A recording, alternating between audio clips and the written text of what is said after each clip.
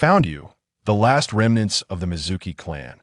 Having just crossed the borders of the Land of Fire, not far ahead lay a coastline, amidst a dense forest reminiscent of an untouched wilderness. A group of individuals donned in animal masks traversed the branches, leaving only faint footprints in their wake. The leader, concealed behind a mask, emitted a muffled sound as he gazed down at a somewhat dilapidated carriage below. Swish! A shuriken was swiftly hurled, striking the anxious driver of the carriage, who then fell with a cry, startling countless birds that had been resting within the trees. The grandson of Mizuki Kazai, the clan leader of the Mizuki clan. That old fool still dares to send their secrets to Konoha. Fortunately, Lord Mizukage discovered this in time. These abominations with bloodline limits must be purged. With a cold snort, the masked leader signaled, and in an instant, the other masked figures appeared at the sides of the carriage, surrounding it completely. But is this the end? I never imagined this would be my ultimate fate. Mizuki Yi sat within the carriage, listening to the commotion outside, and let out a soft sigh. After being inexplicably transported to the world of Naruto and becoming the grandson of the Mizuki clan leader, he had anticipated this day would come, though he had not expected it to arrive so swiftly. Merely 6 years of age, he had only recently begun to refine his chakra, and the ice release, a pride of the Mizuki clan, had yet to awaken within him. Now, the third great ninja war was nearing its conclusion, with only a few scattered skirmishes remaining. Uchihamadura. Mizuki Yi repeatedly murmured this name, which struck terror into the hearts of all in the ninja world. It was this very individual who had manipulated the current Mizukage, transforming him into a harbinger of dreadful blood mist. As for Obito, he must have only recently been rescued, for the Mizukage was not yet Yagura. If I can survive, this great favor shall one day be repaid. Though Mizuki Yi understood that his chances of survival were perhaps only 1 in 1,000, he refused to relinquish hope. Before he was sent into the Land of Fire, his grandfather had transmitted a message to the third Hokage. If all went as anticipated, help from Konoha would soon arrive. As the village with the most bloodline limits, Konoha had long coveted the ice release of the Mizuki clan. Now that Mizuki Yi had voluntarily approached them, Konoha would undoubtedly accord him significant attention. What was most unexpected, however, was the Mizukage's profound hatred for the Mizuki clan. Despite having crossed into the Land of Fire, an assassination squad had been dispatched to pursue them. A mere child, not even a genin, pitted against a dozen or so members of the Chunin-level Mistumbu. How absurd! Mizuki Yi let out a bitter laugh, striving to steady his breathing, just as he resolved to abandon all thoughts of life and death. A strange mechanical voice suddenly resonated in his mind. Upon discerning the content of the voice, he was left momentarily stunned. Beep. Dimensional card system activated. Binding program in progress. Please wait. Program binding complete. Card shop open. Beep. Congratulations, player. You have received a novice gift pack. Please recharge as soon as possible to unlock more premium services. Player. Mizuki Yoru. Character card. None. Pet card. None. Artifact card. None. Slot count. 6. Slots opened. 3 note. Only 1 pet card and 1 artifact card can be equipped at a time. Ding! The player has received a beginner's gift pack. Would you like to open it now? What? Isn't this the mobile game I was playing just before I crossed over?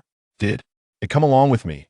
After a brief moment of astonishment, an expression of disbelief flashed across Mizuki's face, and he quickly regained his composure. His capacity for acceptance was remarkably high after all. He had already come to terms with his own crossing over. What could another system possibly mean? Moreover, hailing from a nation where online novels flourished, he was no stranger to such systems. This must be the benefit of being a traveler, right? A beginner's gift pack? Perhaps I might actually survive this ordeal. Without hesitation, Mizuki selected yes.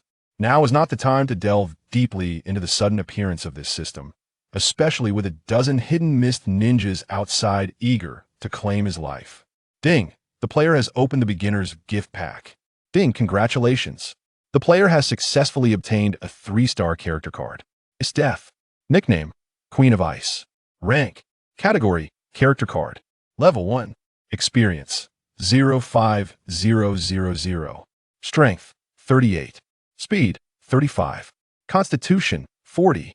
Spirit: 42. Life energy: 550 can perfectly merge with chakra. 3-star character card. Once equipped, the player inherits 30 of the card's attributes and all skills. Skill 1. Ice Spike. Skill 2. Ice Meteor. Hidden Skill 1. Unlocked. Hidden Skill 2. Unlocked. Ding! The player has 3 unequipped slots. Would you like to equip this card? After opening the beginner's gift pack, the voice and images that flooded his mind came to an abrupt halt. Gazing at the mesmerizing visage of Esdeath frozen in his thoughts, Mizunomiya Yoru suddenly fell silent. Tap, tap, tap. I wish to bestow my Sharingan upon you.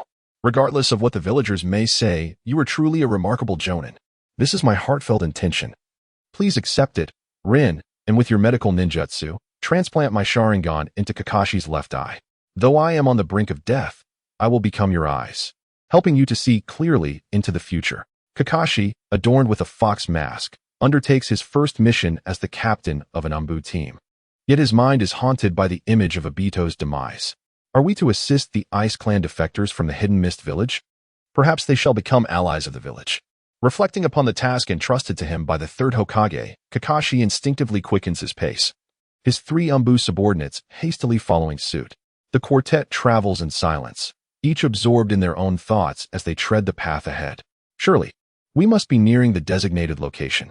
Just as Kakashi silently calculates their route, a sudden exclamation pierces the air from behind. Look! Following the direction indicated by his subordinate's finger, Kakashi gazes skyward, and his expression freezes. A bead of cold sweat trickles down his forehead as he pales. For there, suspended in the air 1,000 meters away, looms an enormous ice sphere, measuring several meters in diameter. Equip.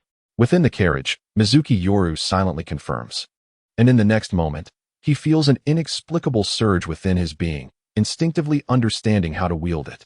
A chilling aura swiftly cascades from beneath his feet, coalescing into a delicate layer of frost upon the carpet. Even the edges of the carriage sprout translucent icicles. What is this? Mizunomiya Yoru gazes in astonishment at the spectacle before him, incredulous. Have I awakened the ice release? No. As he introspects the energy coursing through him, he quickly shakes his head. It is more than a mere awakening of the ice release, another force akin to the power of ice. Surges within me. Could it be the Ice Queen Esdeath? Is this the ability bestowed upon me by this card? White ice spikes, ice meteors. Reflecting on the various skills depicted on the card, Mizunomiya Yoru slowly extends his hands, deep in contemplation. Unwilling to reveal yourself, are you? Surrounding Mizunomiya Yoru's carriage, the leader of the Hidden Mist Anbu exudes an icy aura, a glint of menace flashing in his eyes as he perceives Mizunomiya Yoru's reluctance to emerge. Desperate struggles.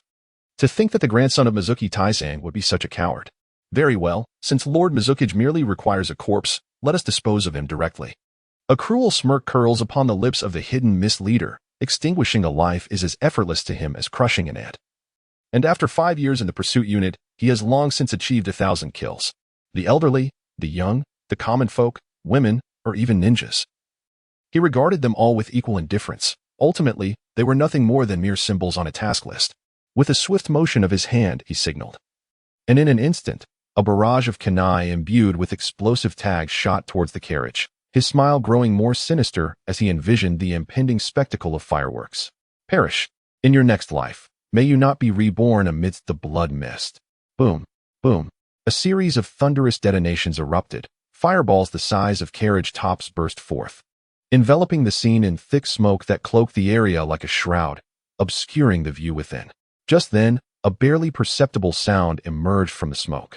Faint as a whisper, yet in the ears of the highly attuned members of the Mist Ninja's assassination unit, it resonated like a clap of thunder.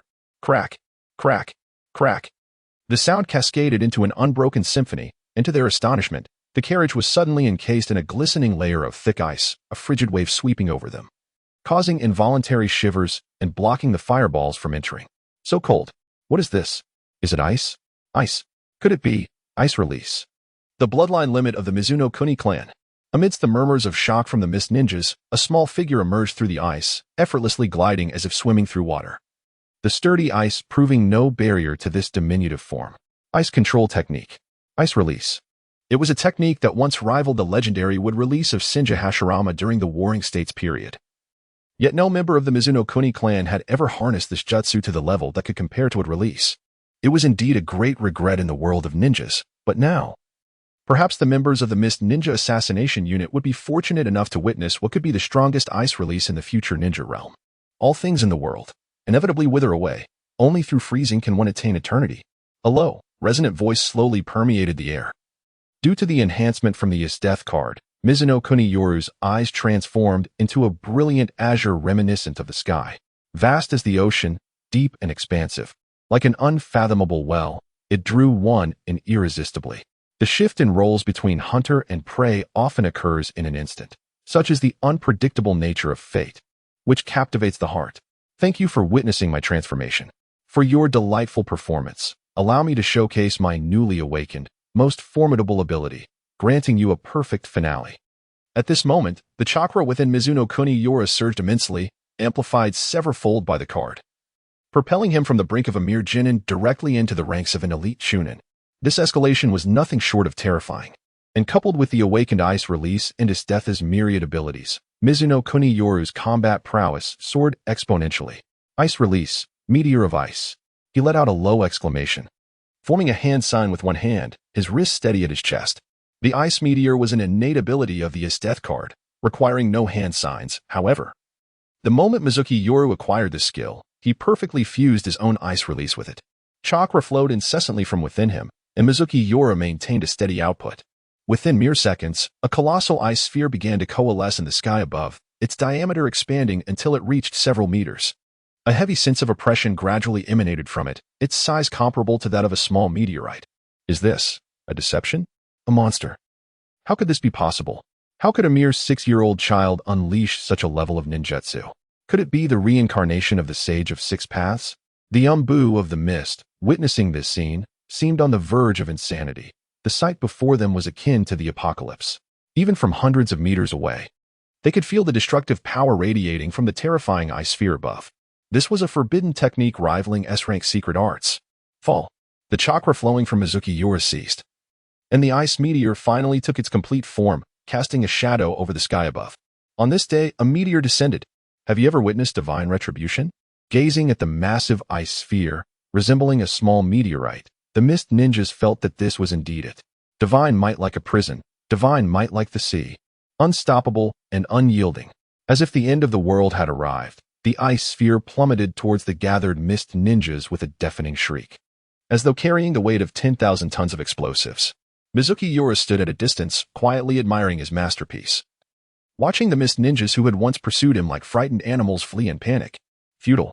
The true power of the ice meteor lay not merely in its descent, but in the immense shockwave it would unleash upon impact. Even those who managed to escape its direct range could not evade its effects. Finally, as Mizunomiya Yoru softly chanted, the ice sphere struck the ground, and in that moment, time seemed to freeze. Waves of raging air surged forth, seemingly endless, as the ground was stripped away, countless stones and debris scattering in all directions. A swirling cloud of dust spiraled into the sky, resembling a celestial staircase. When all was said and done, a massive funnel-shaped crater appeared on the ground. And at its core, the fallen ice sphere lay embedded like a gem in a crown, positioned at the center. As for the Umbu of the Mist who had pursued Mizunomiya Yoru, they had all vanished without a trace. Ding. Collecting battle data. Collection complete. Congratulations, player. You have gained a substantial amount of experience, which can be used to upgrade equipped cards. Ding. Congratulations, player, on completing your first battle achievement and receiving your first battle reward. Ding. Automatically claimed. Congratulations, player, on successfully acquiring a 2-star pet card. Please check your backpack. Phew. On a misty night, Mizuki gazed upon the desolate scene of the fallen mist shinobi, finally exhaling a sigh of relief. He murmured to himself, should be safe for the time being, before shifting his focus to the mechanical voice echoing in his mind.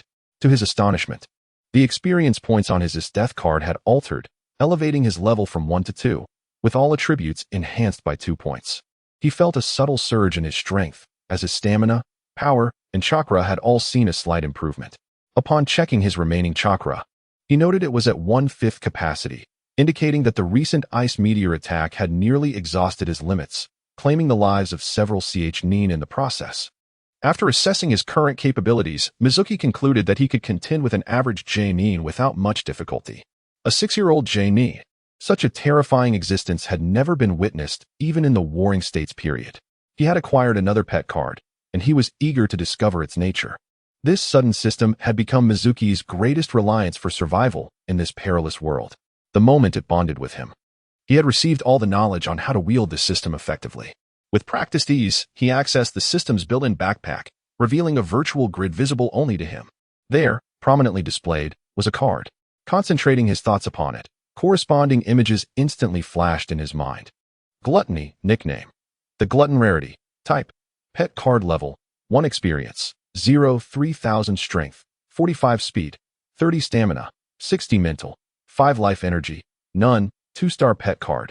Upon equipping, the player can summon the corresponding pet projection, which possesses 40 of the card's attributes and all skills.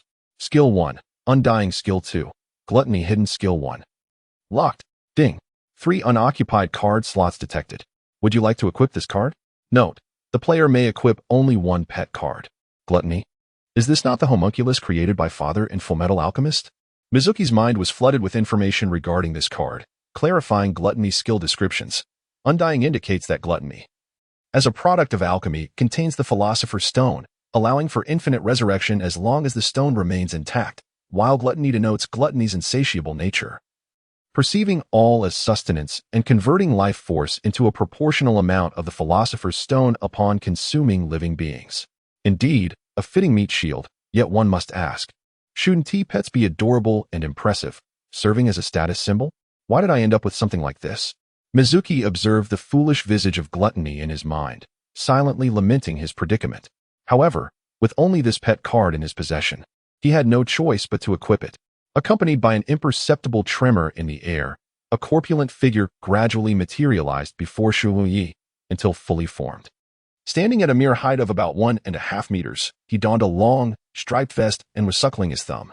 Gazing at Shuyi with an expression of blissful ignorance, his eyes filled with dependency. Knight, I am so hungry. Observing the silly little chubby figure before him, Shuyi felt a flicker of kinship as he tugged at the corners of his mouth. Suddenly, Shuyi's demeanor shifted. He sensed the sound of branches being disturbed. Someone was approaching. Could it be another pursuer from the Mist Village? No.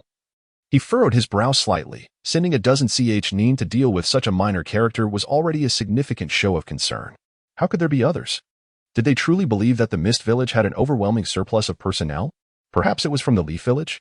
Shuyi contemplated that this was the most plausible assumption. The Leaf Village? His gaze flickered uncertainly as he swiftly arrived at a decision. Captain, we have arrived at the site where the ice orb fell. The team dispersed immediately to assess the situation. Understood. Kakashi gazed incredulously at the ravaged terrain before him, horrified by the sight. The funnel-shaped crater resembled a conspicuous scar on the forest floor, one that would take countless years to heal. Was it ice release? Crouching at the edge of the crater, Kakashi scrutinized the ice orb embedded at its deepest point, his expression contemplative. The power exhibited was already within the realm of S-rank ninjutsu and held considerable strategic significance.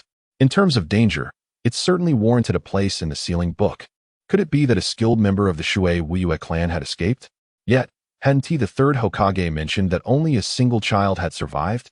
The Mizukage, or perhaps Uchiha Madara, had long plotted the extermination of the Hyōrinmaru clan, undoubtedly preparing for every eventuality.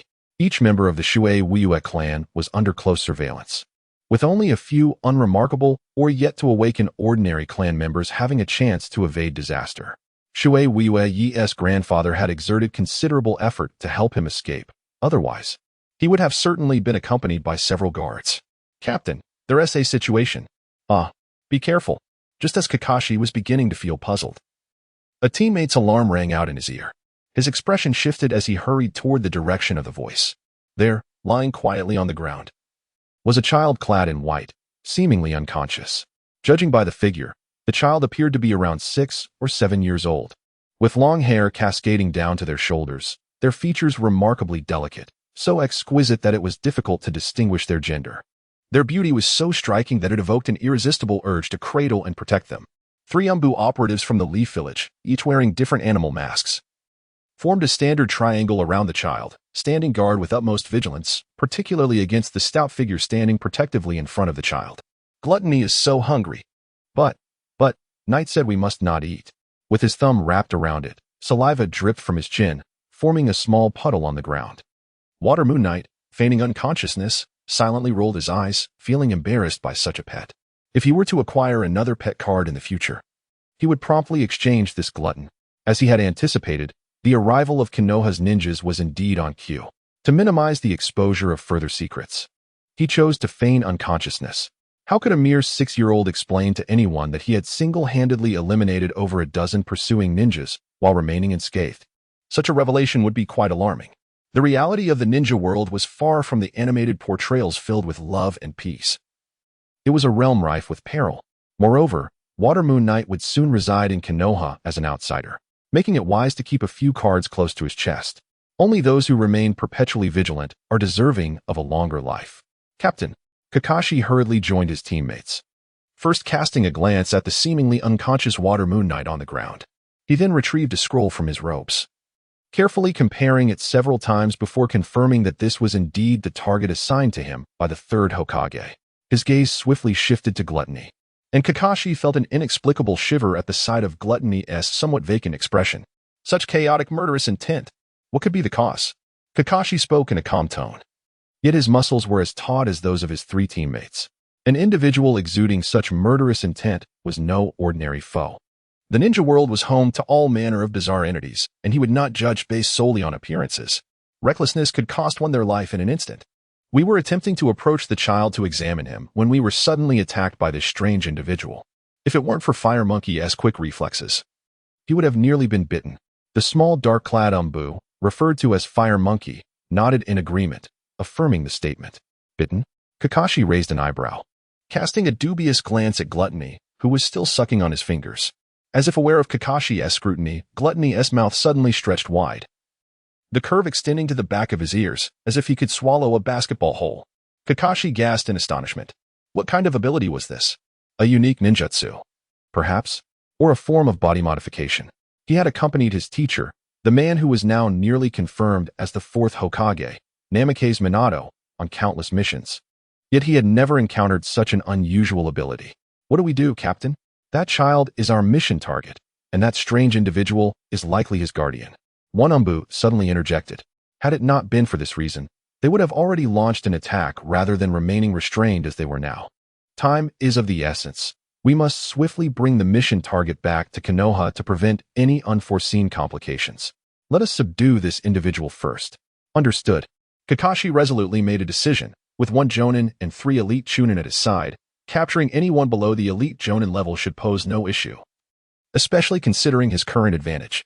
He touched his tightly shut left eye, just as the 4 Umbu ninjas, led by Kakashi, exchanged knowing glances and prepared to take action. Mizunomiya Yoru, who had been lying on the ground and waiting for the opportune moment, suddenly let out a soft groan. He feigned awakening and slowly opened his eyes, holding his forehead as he sat up, gazing around in bewilderment. Who are you? A hint of confusion mingled with his dazed expression, and in that moment, Mizunomiya Yoru silently gave himself 32 thumbs up for his acting skills. In the forest, several figures swiftly leaped from branch to branch. Mizunomiya Yoru lay languidly on Gratoni's back, appearing utterly drained. So, you suddenly awakened the unique bloodline limit of the Mizuki clan and then fell unconscious? The strange phenomenon at that time was likely a special manifestation of your bloodline's eruption, coupled with your perilous situation, which may have caused some exhaustion, resulting in your current state. Kakashi assessed the situation seriously as they made their way back to Konoha, glancing at Mizunomiya Yoru sprawled on Gratoni's back. Mizunomiya Yoru nodded in agreement on the surface. Yet internally, he was astounded, for he had not anticipated that Kakashi would be the one to come to his aid. This man, affectionately dubbed 50-50 by Naruto fans, had once been one of his favorite characters. As for how he recognized Mizunomiya Yoru, naturally, it was Kakashi's distinctive white hair and his closed left eye that betrayed him. Captain Hawk, Umbu ninjas are prohibited from using their real names. This is a standard across all ninja villages, and thus, they are known by their code names, with Hawk being Kakashi's. Mizunomiya Yoru suddenly spoke to Kakashi. I wonder how Konoha will arrange for someone like me, who has no home. I'm afraid that question is best directed to Lord Hokage when the time comes.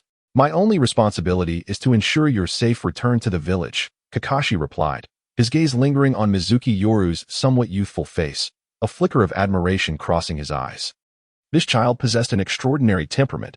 Despite suffering the calamity of his clan's destruction, he exhibited a composure that surpassed that of many adults. Most would either be overwhelmed with grief or consumed by a thirst for vengeance.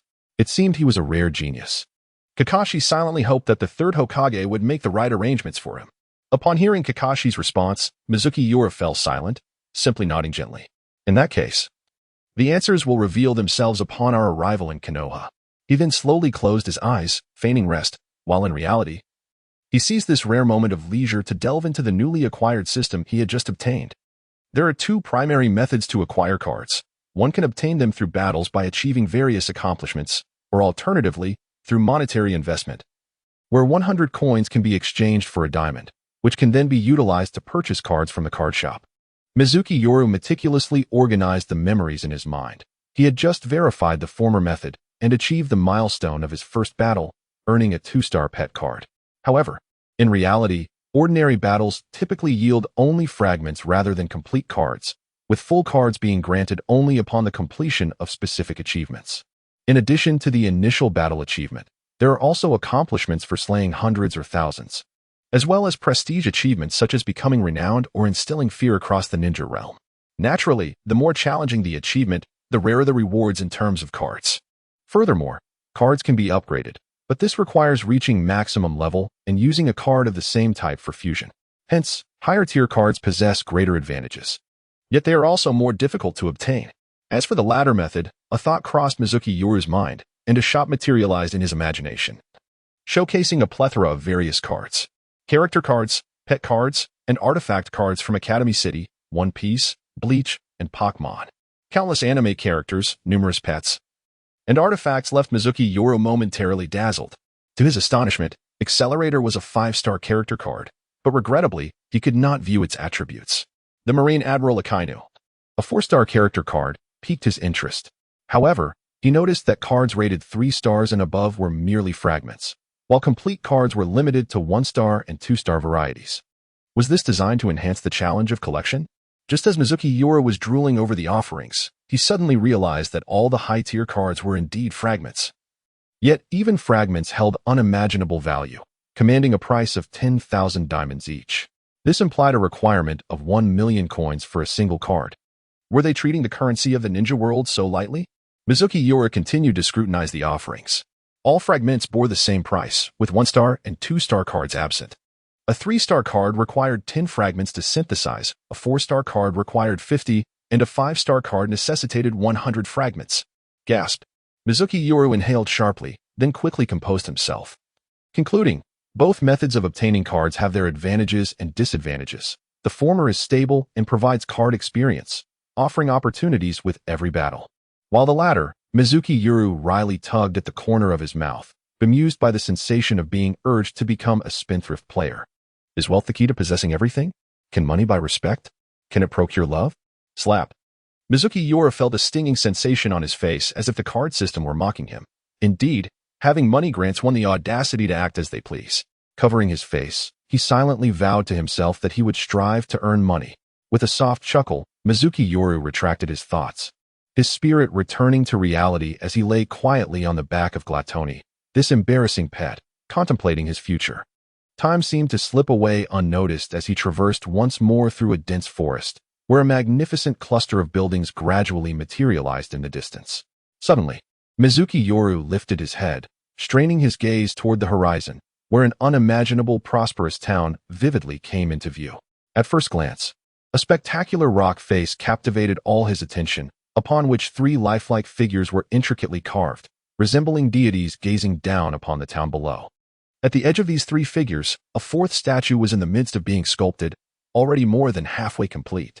The statues depicted the legendary Hashirama Senju, the creator of countless forbidden techniques, Tobarama Senju, the formidable ninja Hiruzen Sarutobi, and the golden-flashed Minato Namikaze. Mizuki Yoru murmured in a voice only he could hear, as if a grand tapestry unfurled before him, illustrating an era of immense grandeur. How intriguing, extraordinarily intriguing. From this moment forth, it is the era of Mizuki Yoru. Finally, he had arrived. It appeared the mission had been successfully accomplished. Haha, Captain, this is the first A-rank mission I completed with such ease. Almost like a leisurely trip from the village. Indeed, he had finally gathered enough funds to purchase a house. A grand feast awaited him upon returning to the village, a celebration. However, a sudden cacophony of shouts disrupted Mizunomiya Yoru's reverie, causing a few dark lines to form on his forehead. Damn it, this was not an easy task. It was clearly all my merit. An A-rank mission? Surely it should yield at least several 100,000 ryo, and that money should rightfully be mine. Mizunomiya Yoru silently lamented, swallowing his grievances. Although Kakashi and the others were Umbu ninjas, upon witnessing his successful completion of the mission and their newfound safety, they too relaxed, revealing their more human sides.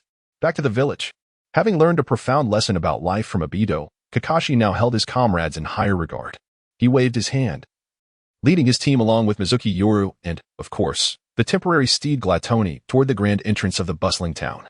With a deft flick of his wrist, a hand order, signed personally by the third Hokage, was affixed at the entrance as he proceeded directly toward the building beneath Hokage Rock. Dismissed. I will take this child to report to Lord Hokage. Stepping onto the land of Konoha for the first time, Mizunomiya Yoru did not garner much attention. Any stares were merely curiosity sparked by unfamiliarity.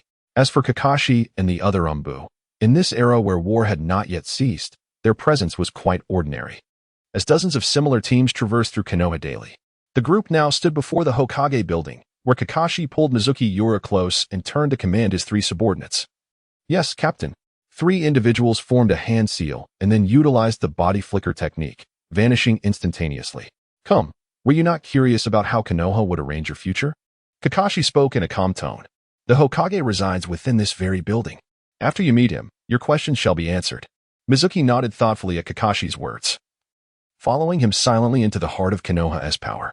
Uncertain of what awaited him, he believed that given time, the world would undoubtedly become his stage.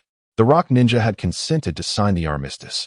The third Raikage had fallen in battle, and the Cloud Village was anticipated to withdraw, entering a countdown. The Mist Village, having quelled its internal strife, had yet to make any significant movement, with reconnaissance still ongoing.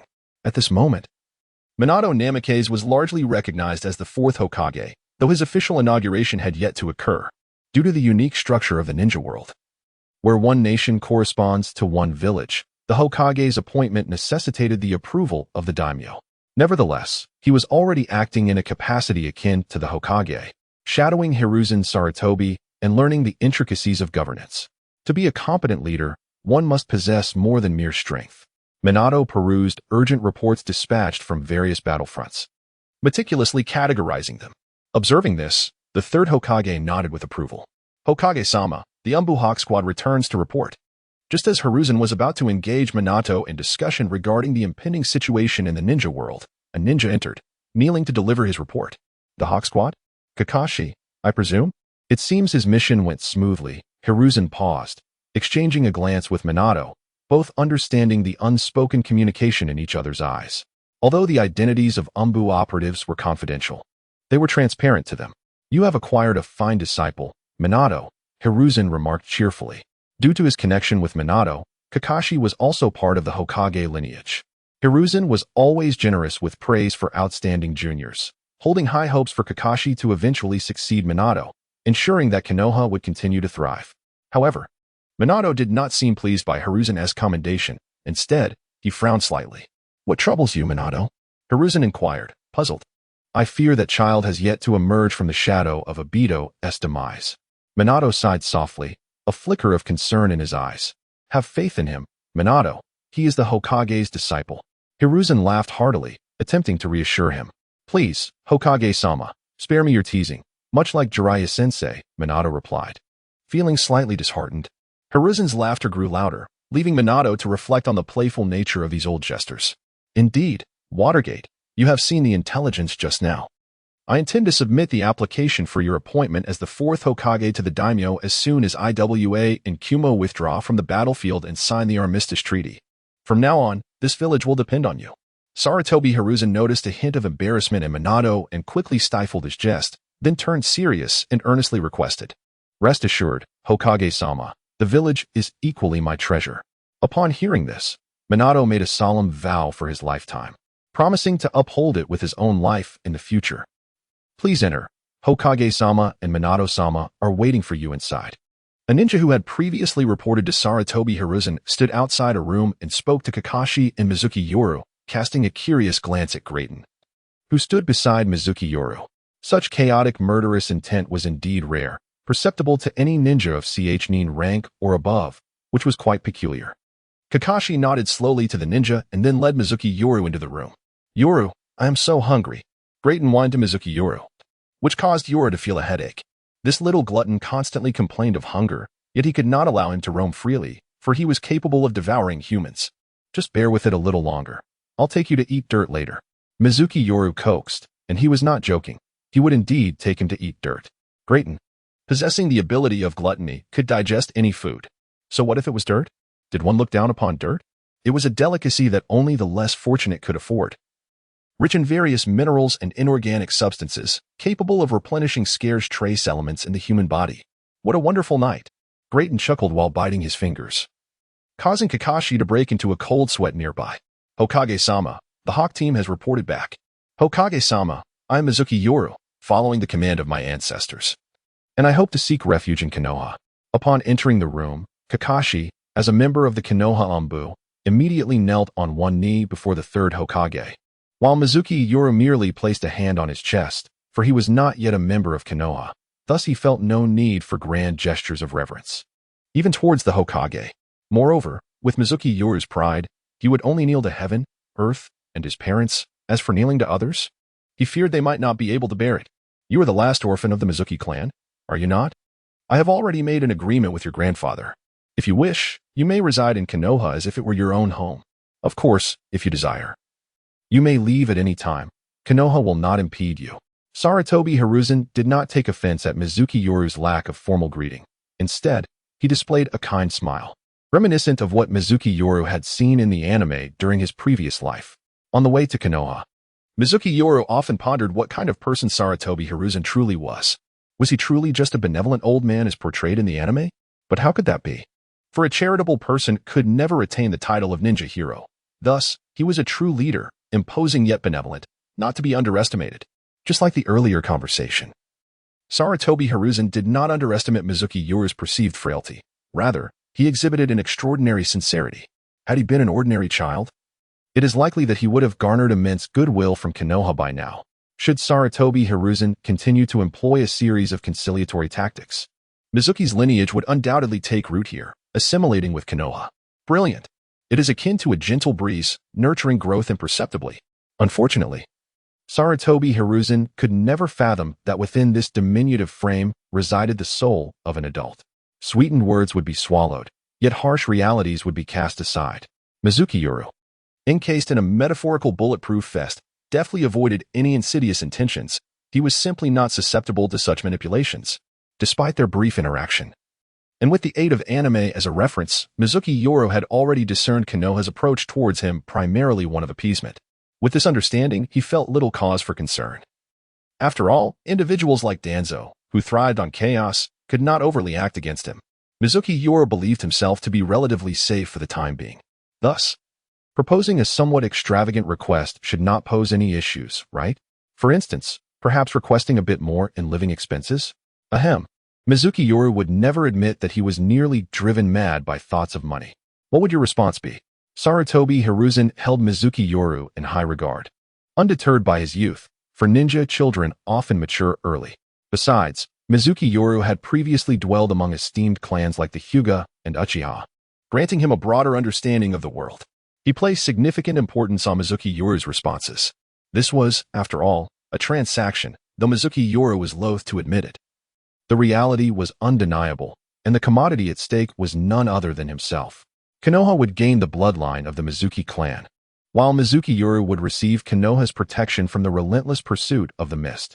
Certainly, given Mizuki Yoru's current capabilities, should he choose to conceal his identity, the vastness of the ninja world would render him untraceable by mist pursuers. Yet, he desired a different outcome. He sought vengeance. Therefore, he required strength, an environment conducive to his stable growth, and he was prepared to pay a certain price for it. The transaction was starkly evident and crystal clear. However, this was merely Mizuki Yoru's interpretation of the deal. For Sarutobi Hiruzen, he sought all of Mizuki Yoru. "I am willing to remain in Konoha." Mizuki Yoru did not keep the occupants of the room waiting long, responding directly. A smile immediately graced Sarutobi Hiruzen's face, and Kakashi, kneeling nearby, breathed a sigh of relief. For he genuinely believed that Mizuki Yoru was destined for greatness. Furthermore, Minato Namikaze felt elated at the prospect of another bloodline clan emerging in the village. Then we shall be comrades henceforth. I am Namikaze Minato, he stated, nodding, showcasing his radiant warmth, akin to a little sun, with a smile that truly resembled the sun, inspiring a heartfelt desire to befriend him. The legendary golden flash of Konoha, it is an honor. Mizuki Yoru feigned surprise, a glimmer of admiration flashing in his eyes. Captivated by the gaze of Mizuki Yoru, Sarutobi Hiruzen couldn't help but nod in silent admiration, exclaiming, "Truly, you are impressive, Minato." Mizuki Yoru, since you are willing to remain in the village, as Minato has stated, you shall be considered one of our comrades. The village treats its comrades with equal regard, thus. While we sincerely hope you will fully integrate into Konoha and perhaps even become a shinobi, we will not extend any special privileges to you, given your age. The village will provide you with free accommodation and a stipend sufficient for you to live comfortably until adulthood. I hope you do not take offense. Sarutobi spoke calmly, exhibiting his deft leadership, though his intentions were merely to safeguard Mizuki Yoru's dignity. Unbeknownst to him, Mizuki Yoru secretly wished for no such consideration. He would prefer to be overwhelmed with benefits, which would compel him to pledge his allegiance to Konoha without hesitation. You jest, but I am indeed eager to become a shinobi of Konoha. To be frank, I have already awakened the ice release of the Mizuki clan, Mizuki Yoru suddenly declared, extending his hand. Before their eyes, several hexagonal ice crystals began to form in his palm, exuding a chill. Since Kakashi was already aware of his awakening, he thought it best to showcase his abilities now, in hopes of garnering greater recognition. Indeed, both Sarutobi Hiruzen and Namikaze Minato were momentarily taken aback by the spectacle. Exchanging glances with Kakashi, who nodded slightly, they gasped in astonishment. Had this child truly awakened ice release at the tender age of 6? He possessed the potential to become a formidable shinobi. Initially, Sarutobi Hiruzen had intended to treat Mizuki Yoru as merely a breeding asset, yet he found himself unexpectedly intrigued. In the post-warring state's ninja world, what held the utmost importance? Talent. To stoke the flames of the will of fire. It was essential to have countless strong individuals to carry the torch. Should I consider enhancing this boy's treatment? Perhaps persuading him to genuinely become a shinobi of Konoha? Sarutobi's inner thoughts revealed his true intentions. He cared little whether Mizuki Yoru desired to be a shinobi, as long as he was willing to settle in Konoha and contribute to its future. However, he now found himself harboring greater expectations. Lord Hokage, if you could increase my stipend tenfold, I would be willing to immediately apply for the genin examination.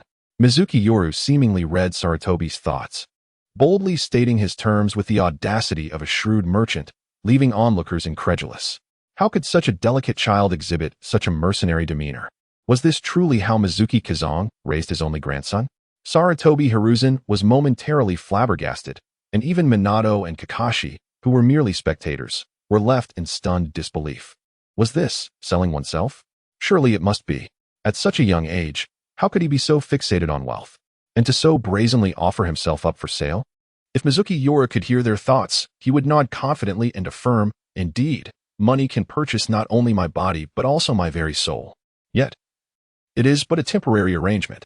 Upon discovering that monetary resources could enhance his own prowess, Mizuki Yoru felt certain that he could forge a genuine friendship with Kakuzu. Sarutobi Azashi remarked that he had never encountered anyone so brazenly forthright in their requests. After a moment of bewilderment, he regained his composure and, gazing at the eager Mizuki Yoru, nodded with some difficulty. Very well, he conceded. Thus, a contract was established. Mizuki Yoru temporarily sold himself to Konohagakure, securing not only a sanctuary to cultivate his abilities but also a generous stipend of 50,000 ryo per month. Silently calculating, he realized that in 2 months he could purchase a complete 1-star card, and in a year and a half, a 2-star card. At that point, he would certainly need to replace this pet. All right, let us find a suitable time to conduct a test. Allow me to commence my duties. Trust me, Hokage-sama. My skills are more than adequate for the position of a genin, Mizuki Yoru declared boldly. It was not good for a child to be overly somber. He noted that he was becoming increasingly adept at acting, although he could easily eliminate a dozen chunin. He feigned that he was only fit for the role of a genin, concealing his true capabilities with great depth. It was akin to wearing a mask, ensuring that no one could discern the truth. Genin? No. Yoru, while you may have awakened the ice release, being a true ninja is not as simple as you might believe. Even if you possess strength comparable to a Jinin, Sarutobi Hizashi suddenly shook his head, his expression laden with significance. What do you mean? Mizuki Yoru furrowed his brow in confusion. Rest assured, I have my own plans, Hizashi replied. And just as Mizuki Yoru had begun to understand him, Hizashi too became more familiar with Mizuki Yoru through their interactions. Human connections are invariably forged through communication, leading to a certain resonance.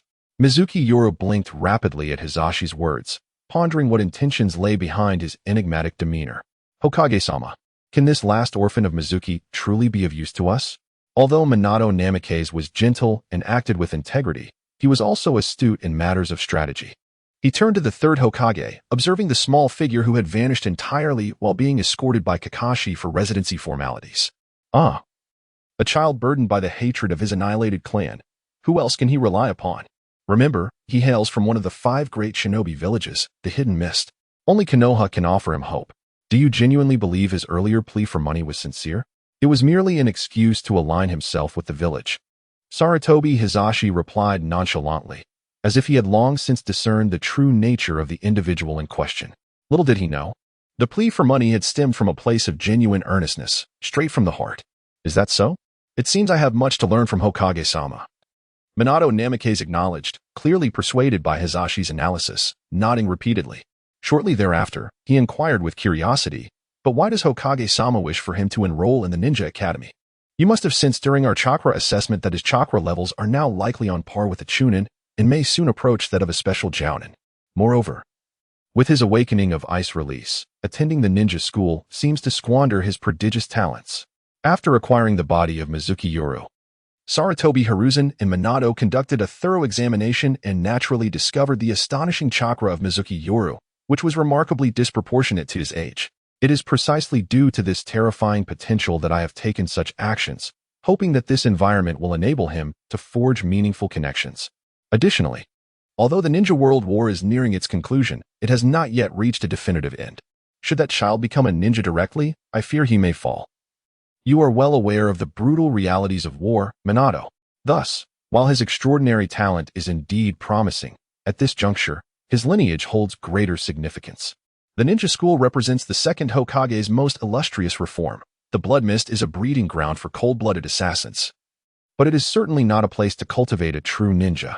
One must admit, Sarutobi Hiruzen truly deserves the title of the strongest Hokage throughout the ages.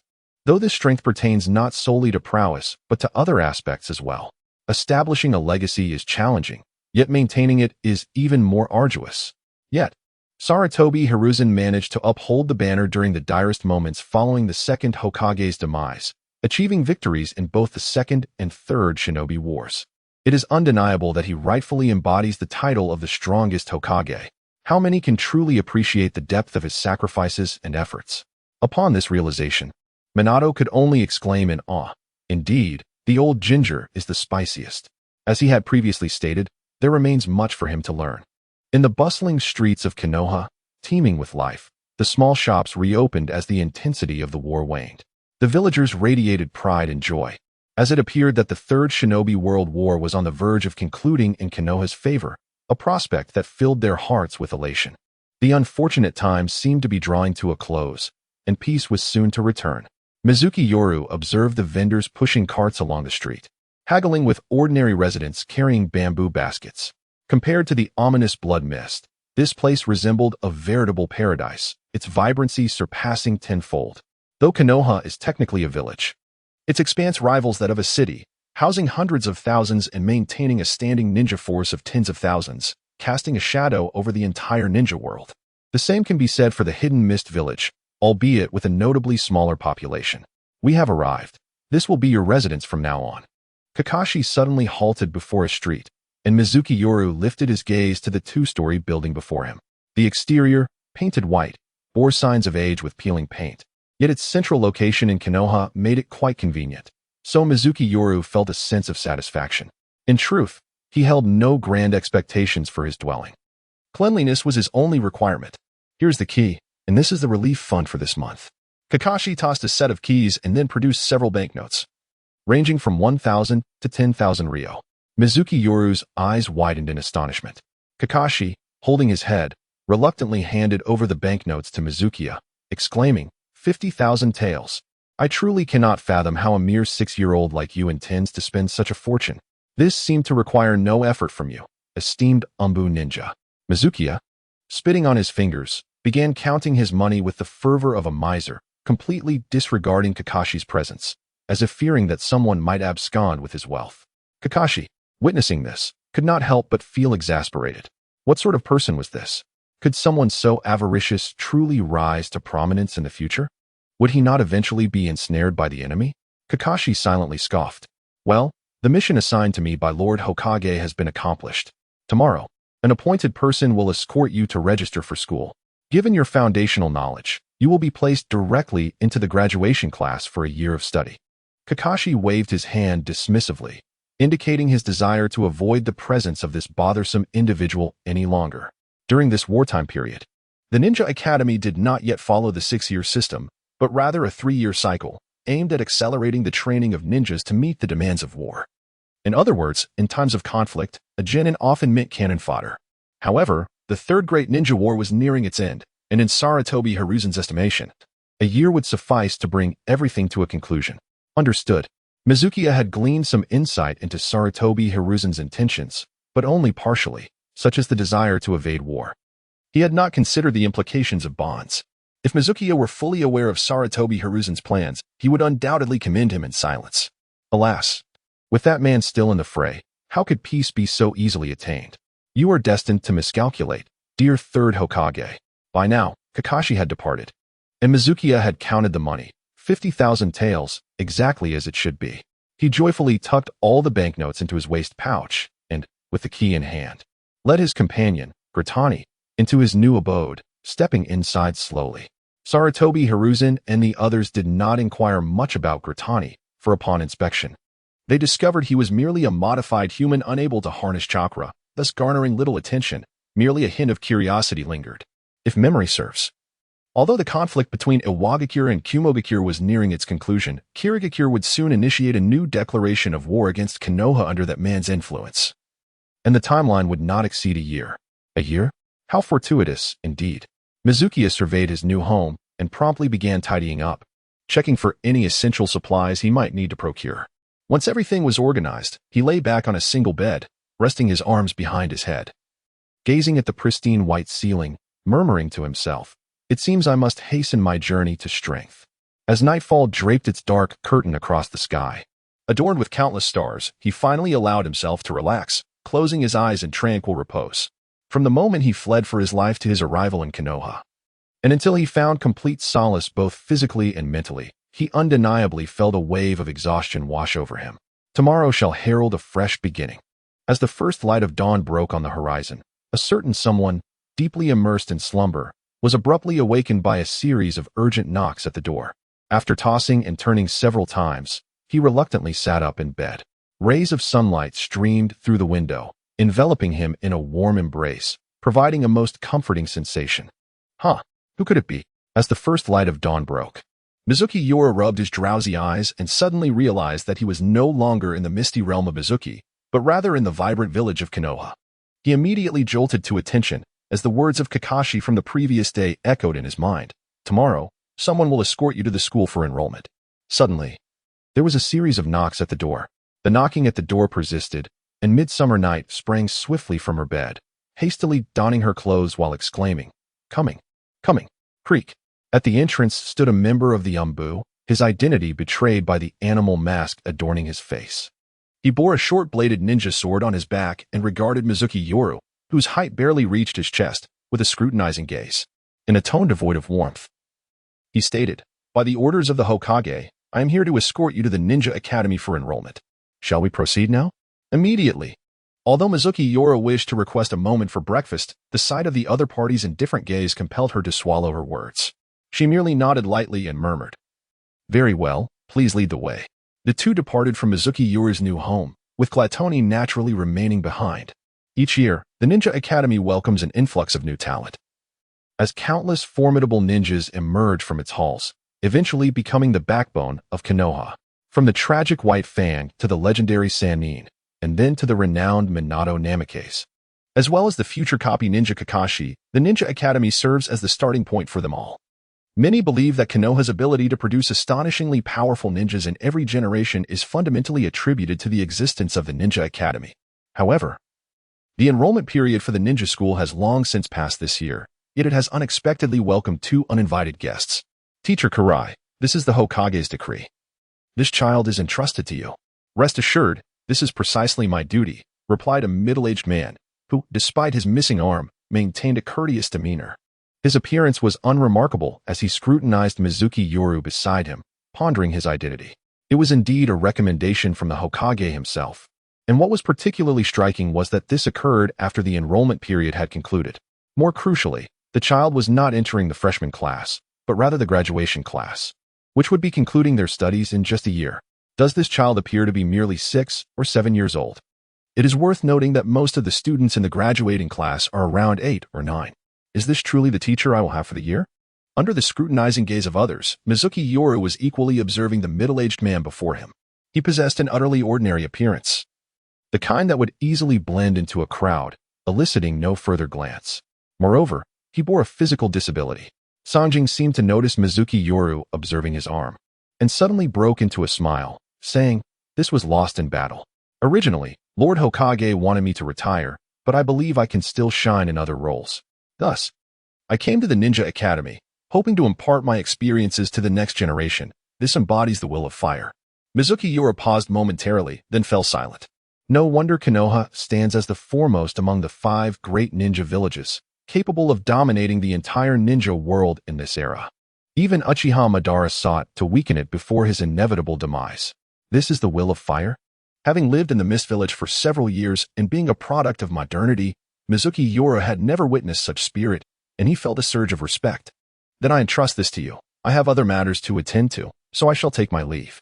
The Umbu ninja who had escorted Mizuki Yoru nodded gently, then formed a hand seal and vanished from sight. "Come, I will first take you to your class." Watching the Umbu ninja depart, the middle-aged man known as Sanjing bowed slightly to Mizuki Yoru and led the way, with Mizuki Yoru closely following behind. This is it. In no time, they arrived at the door of a classroom, and Sanjing ushered Mizuki Yoru inside. The noisy classroom immediately fell silent, and Mizuki Yoru felt dozens of gazes converge upon him in an instant. "Wow, so beautiful. I want him to be my girlfriend. His skin is so fair.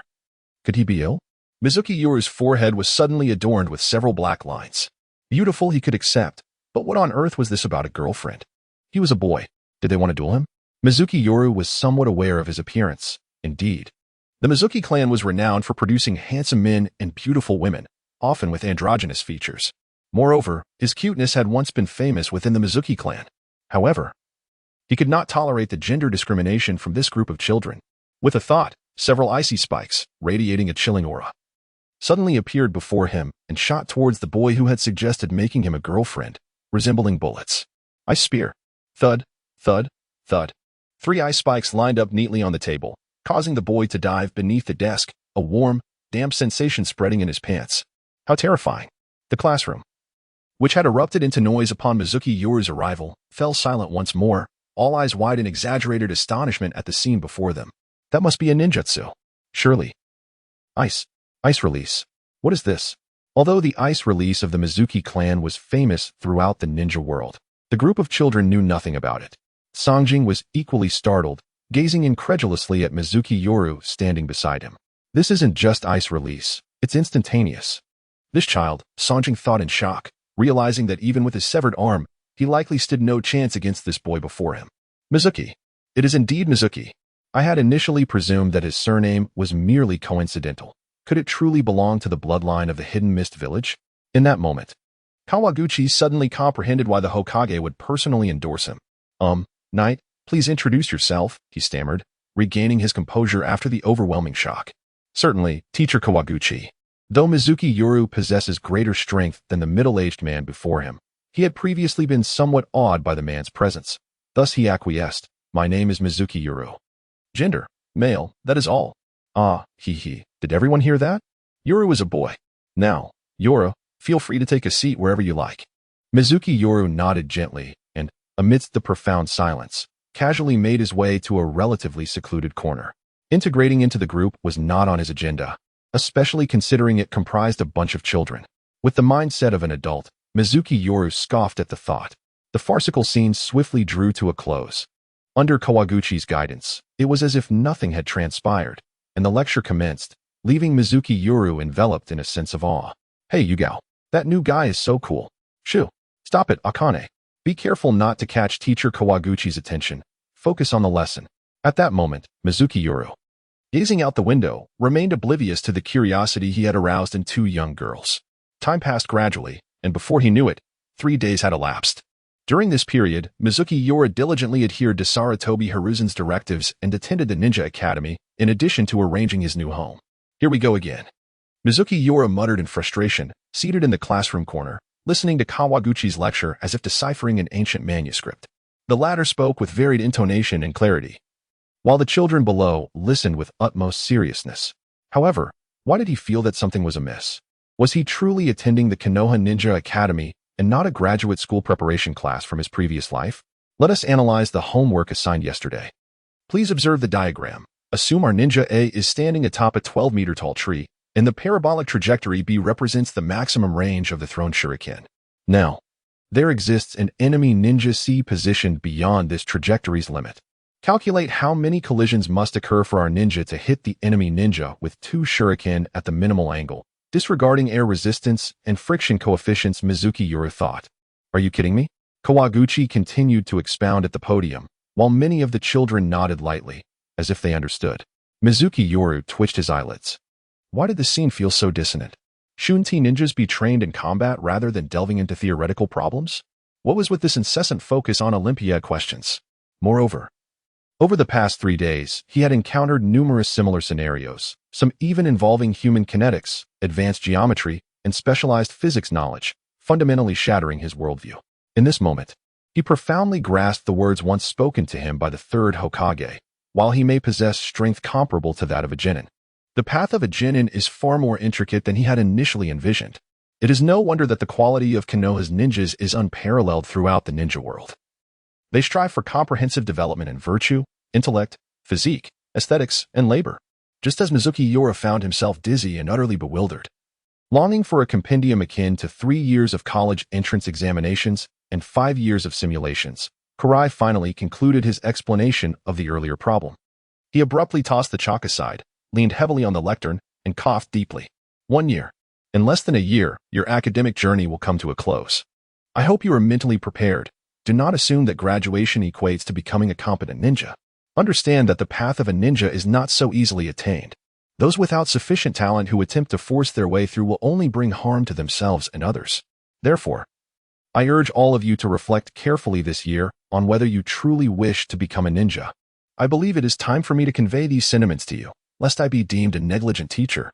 Karai's gaze deepened, as if recalling some unforgettable past experiences. Perhaps some children might not fully comprehend the implications of his words, but he firmly believed that one day they would understand and make choices suited to themselves. To harm oneself and others? Konoha's teaching methods are truly gentle. If it were in the land of mist. Mizuki Yoru suddenly recalled the legend of the demon man he had heard while escaping from the hidden mist village. It seemed that only one student from that cohort had managed to graduate successfully, and if memory served correctly, that individual should be Zabuza Momochi. Well, that concludes today's lesson.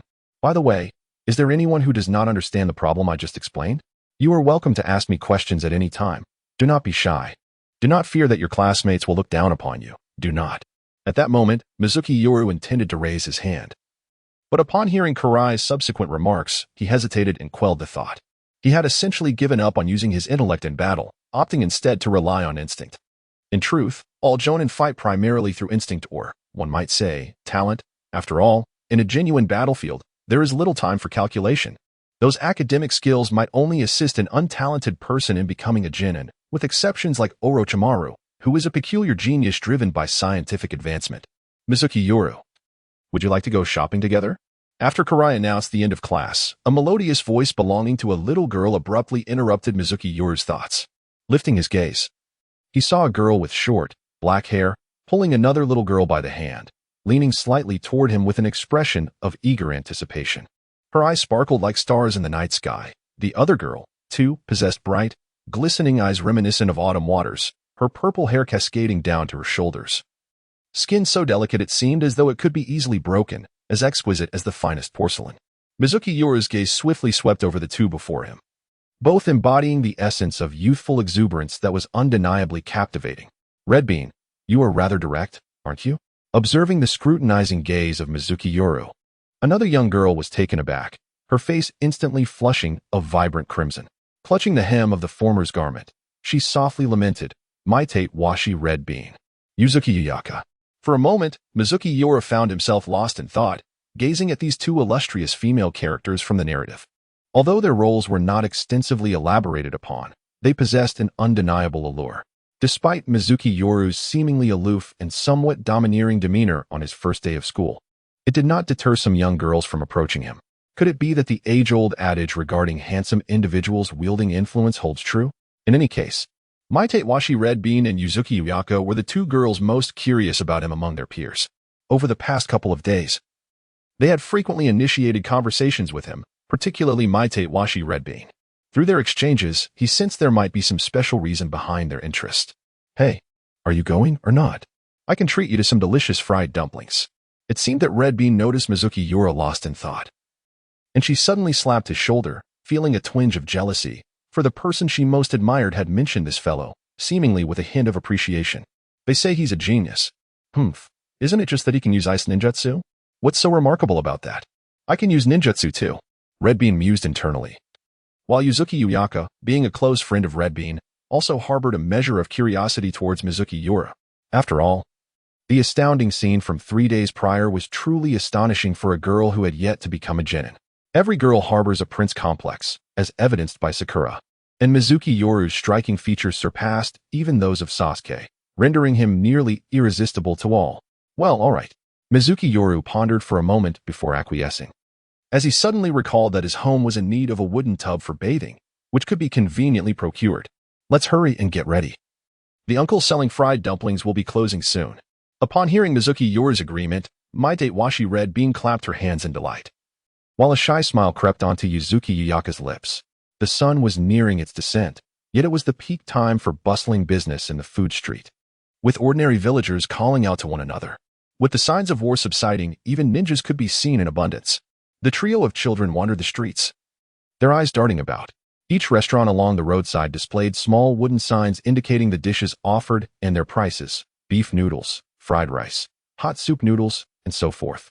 However, the prices were rather steep. Even the most affordable hot soup noodles cost 40 ryo per bowl. One cannot help but wonder if the currency in the world of shinobi was inspired by some long-lost island nation. Mizuki Yoru, did you really come from the Mist Village? What is it like there? Is it as lively as Konoha?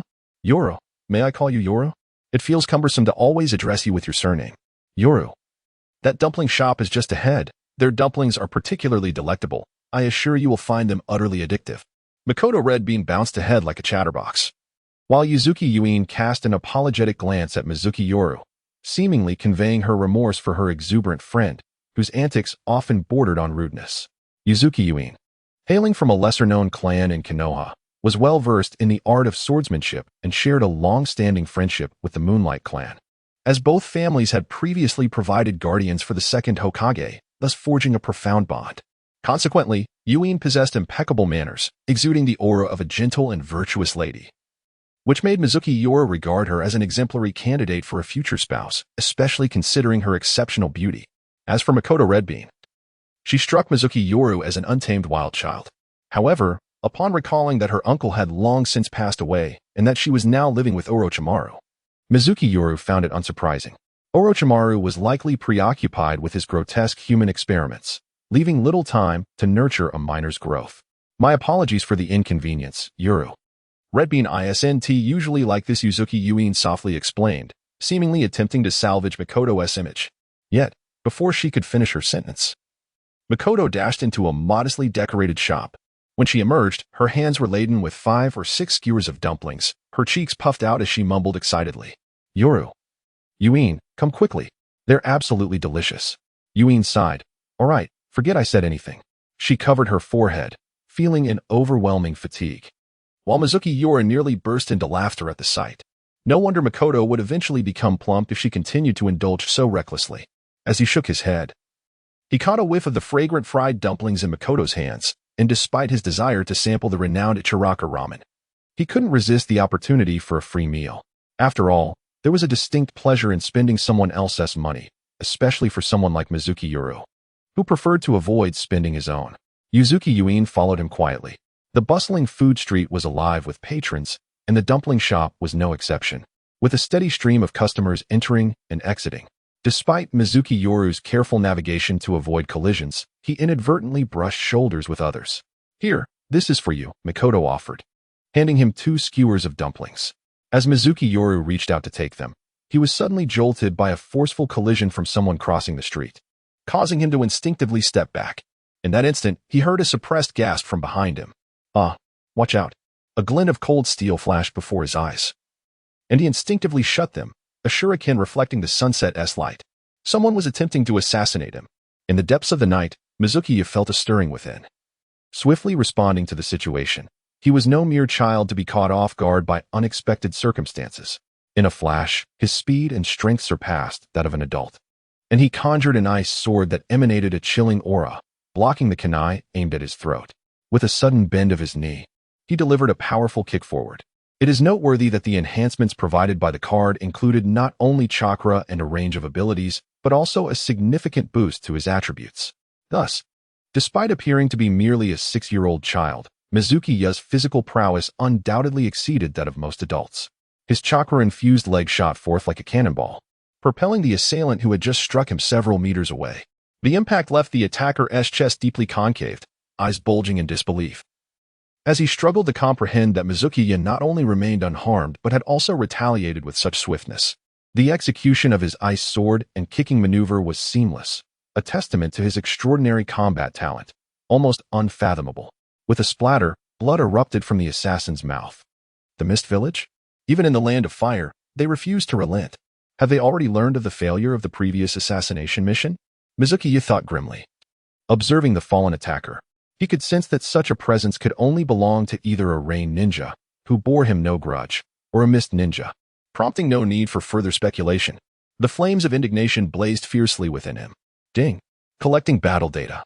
Collection complete. Congratulations, player, you have gained a small amount of experience, which can be used to upgrade equipped cards. Ding. Congratulations, player, you have acquired a fragment of a random 4-star character card. In the moment the assassin lost his combat capacity, a 4-star card fragment appeared within Mizuki Yu's possession, depicting a wanderer wielding a long blade. Yasuo, the Wind Blade Master from League of Legends? Mizuki Yu cast a fleeting glance before quickly dismissing it. After all, it was merely a fragment. A complete 4-star card required 50 fragments for redemption, and with only one in hand, it seemed of little use. However, he noticed a significant increase in the experience points of the Esdeath card, nearing the threshold for upgrading to level 3, which promised greater attributes. Suddenly, chaos erupted in the street, a cacophony of gasps and screams resonating throughout. In plain sight, someone had fallen, bloodied and on the verge of death. Murder. Someone has been killed. Run. Villagers cried out in alarm, and amidst the turmoil, the flustered face of Yuzuki Yuin flushed red with urgency, while Mitsuhashi Anko rubbed her eyes, seemingly in disbelief of the unfolding events. Murder, a life taken. This marked the first occasion for Mitsuhashi Azuki to witness such a horrific act before her eyes, committed by none other than a fellow classmate. The shock was immense, and her gaze towards Mizuki Yoru was tinged with a hint of evasion. It was a profound reverence for life, intertwined with an innate fear of death. No, it was not as it seemed. That individual sought to assassinate Yoru. Yoru was merely acting in self-defense. Utsuki Yuin vehemently countered, and in that moment, Azuki realized the truth, hastily echoing Yuin's words. After all, she had been a witness to the entire scene since hearing Yuin's exclamation. The streets remained in turmoil, with ninjas already taking note of the nearby chaos and glancing in this direction. Suddenly, several gusts of wind swept through, and 3 figures appeared as if teleporting beside Mizuki Yoru, encircling him. Concurrently, whirlwinds continued to rise, heralding the arrival of other Konoha ninjas. Konoha Guard, clear the area. The first trio of figures emerged, and the one in the center glanced around with authority, commanding all to step aside upon hearing the identity of the Konoha Guard. I am Uchiha Kiyomi. Please accompany us. At this pronouncement, Yoru's brow furrowed slightly. It was indeed the Konoha Guard overseen by the Uchiha clan. He pondered how many in Konoha were privy to his circumstances, if he were to be placed in a situation where he could not explain himself on foreign ground. After a brief moment of hesitation, though he wished to refuse, Yoru ultimately nodded. After all, a murder had occurred in plain sight, and certain protocols must be observed. Yet he resolved to safeguard himself. Take him away, and bring the body as well, whether due to severe injuries or an act of suicide. The assassin who had just attempted to kill Mizuki Yoru was already dead, under Uchiha Kiyomi's orders. A fellow Konoha guard ninja hoisted the assassin's body onto his shoulder and prepared to escort Yoru away. Please convey my regards to the third Hokage. In the fleeting moment as he brushed past Azuki and Yuin, Yoru whispered swiftly into their ears. A few minutes later, watching Yoru's retreating figure as he was taken by the Konoha guard, Azuki and Yuin exchanged a glance and hurriedly made their way towards the Hokage's office. In the detention room of the Konoha guard, in an effort to undermine the power of the Uchiha clan without provoking their resistance, the Konoha guard had been under Uchiha control since the era of the second Hokage. Consequently, the vast majority of ninjas within the Konoha guard were members of the Uchiha clan. At this moment, Mizuki Yoru stood quietly in a corner of the detention room, observing as a guard repeatedly examined the corpse he had dispatched with a single kick. As the body bore no items to ascertain its identity and was not a registered villager of Konoha, the guard could only make rough judgments based on the corpse's skin tone, the fabric of its clothing, the calluses on its hands, and the scars present on its body. The other two members of the security team who had escorted him began to interrogate his residency. Learning that he had joined Konoha 3 days prior and was currently attending the Ninja Academy. As a result, their demeanor towards him softened considerably.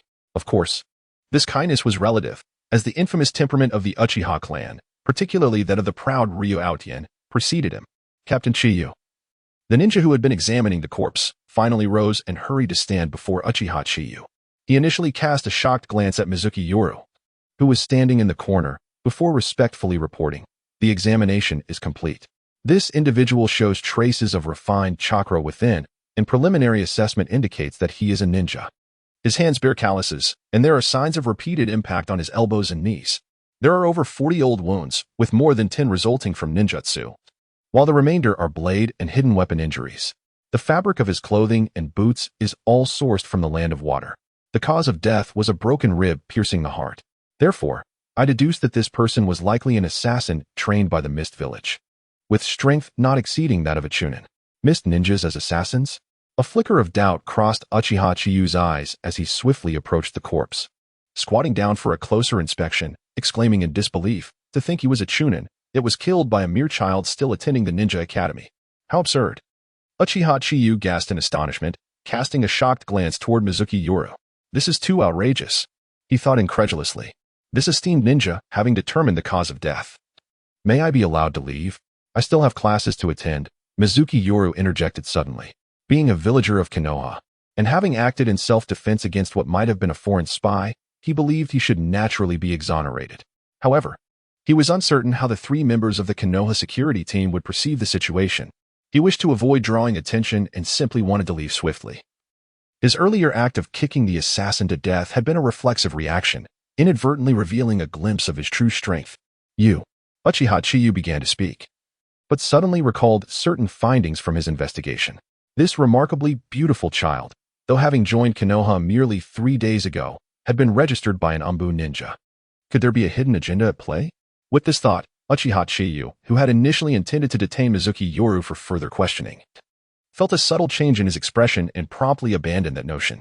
He shifted his tone, nodding, "Very well, Shinzu, escort this young one away.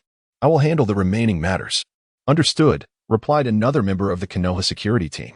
Upon hearing this, Mizuki Yoru exhaled a quiet sigh of relief. Sensing that no unusual circumstances had arisen, he hurried to follow Shinzu, just as a shadow suddenly emerged on his right side.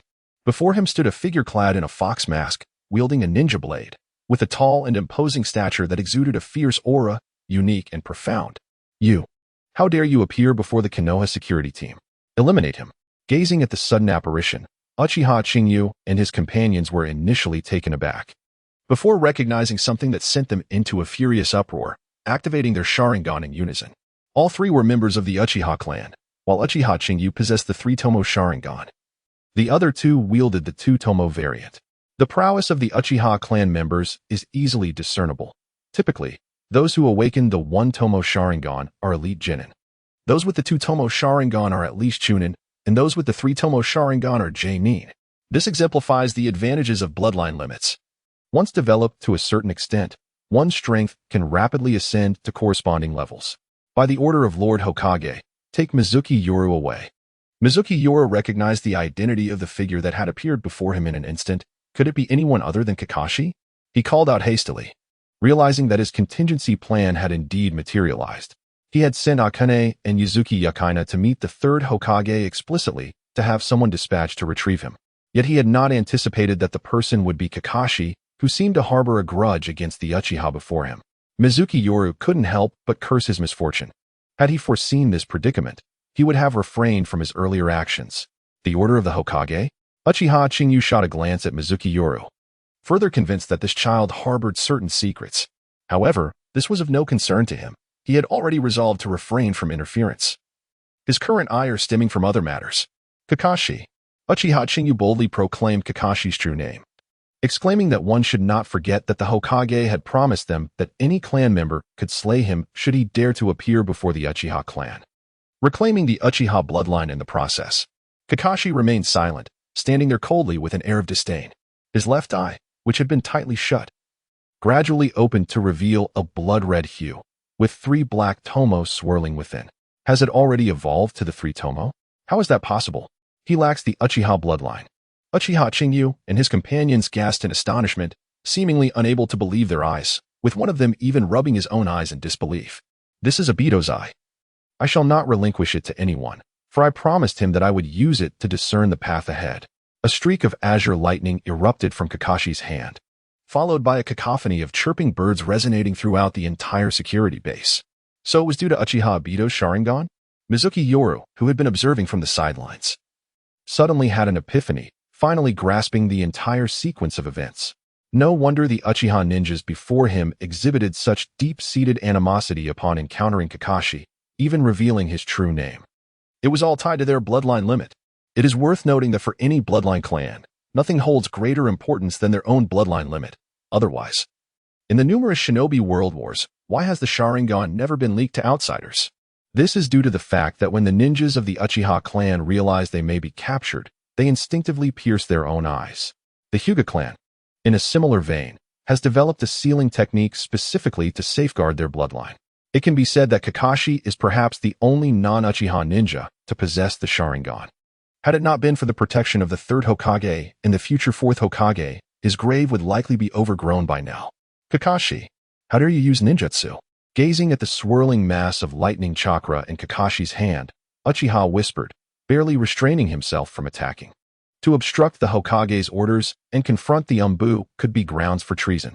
If you do not withdraw at once, I shall have no choice but to take lethal action. Kakashi retorted without hesitation, as a large number of ninjas stationed at the security base were drawn to the scene, predominantly from the Uchiha clan. Upon recognizing Kakashi, they quickly surrounded the detention room, their hostility palpable. However, upon hearing Kakashi's words, their expressions momentarily faltered, revealing a hint of fear.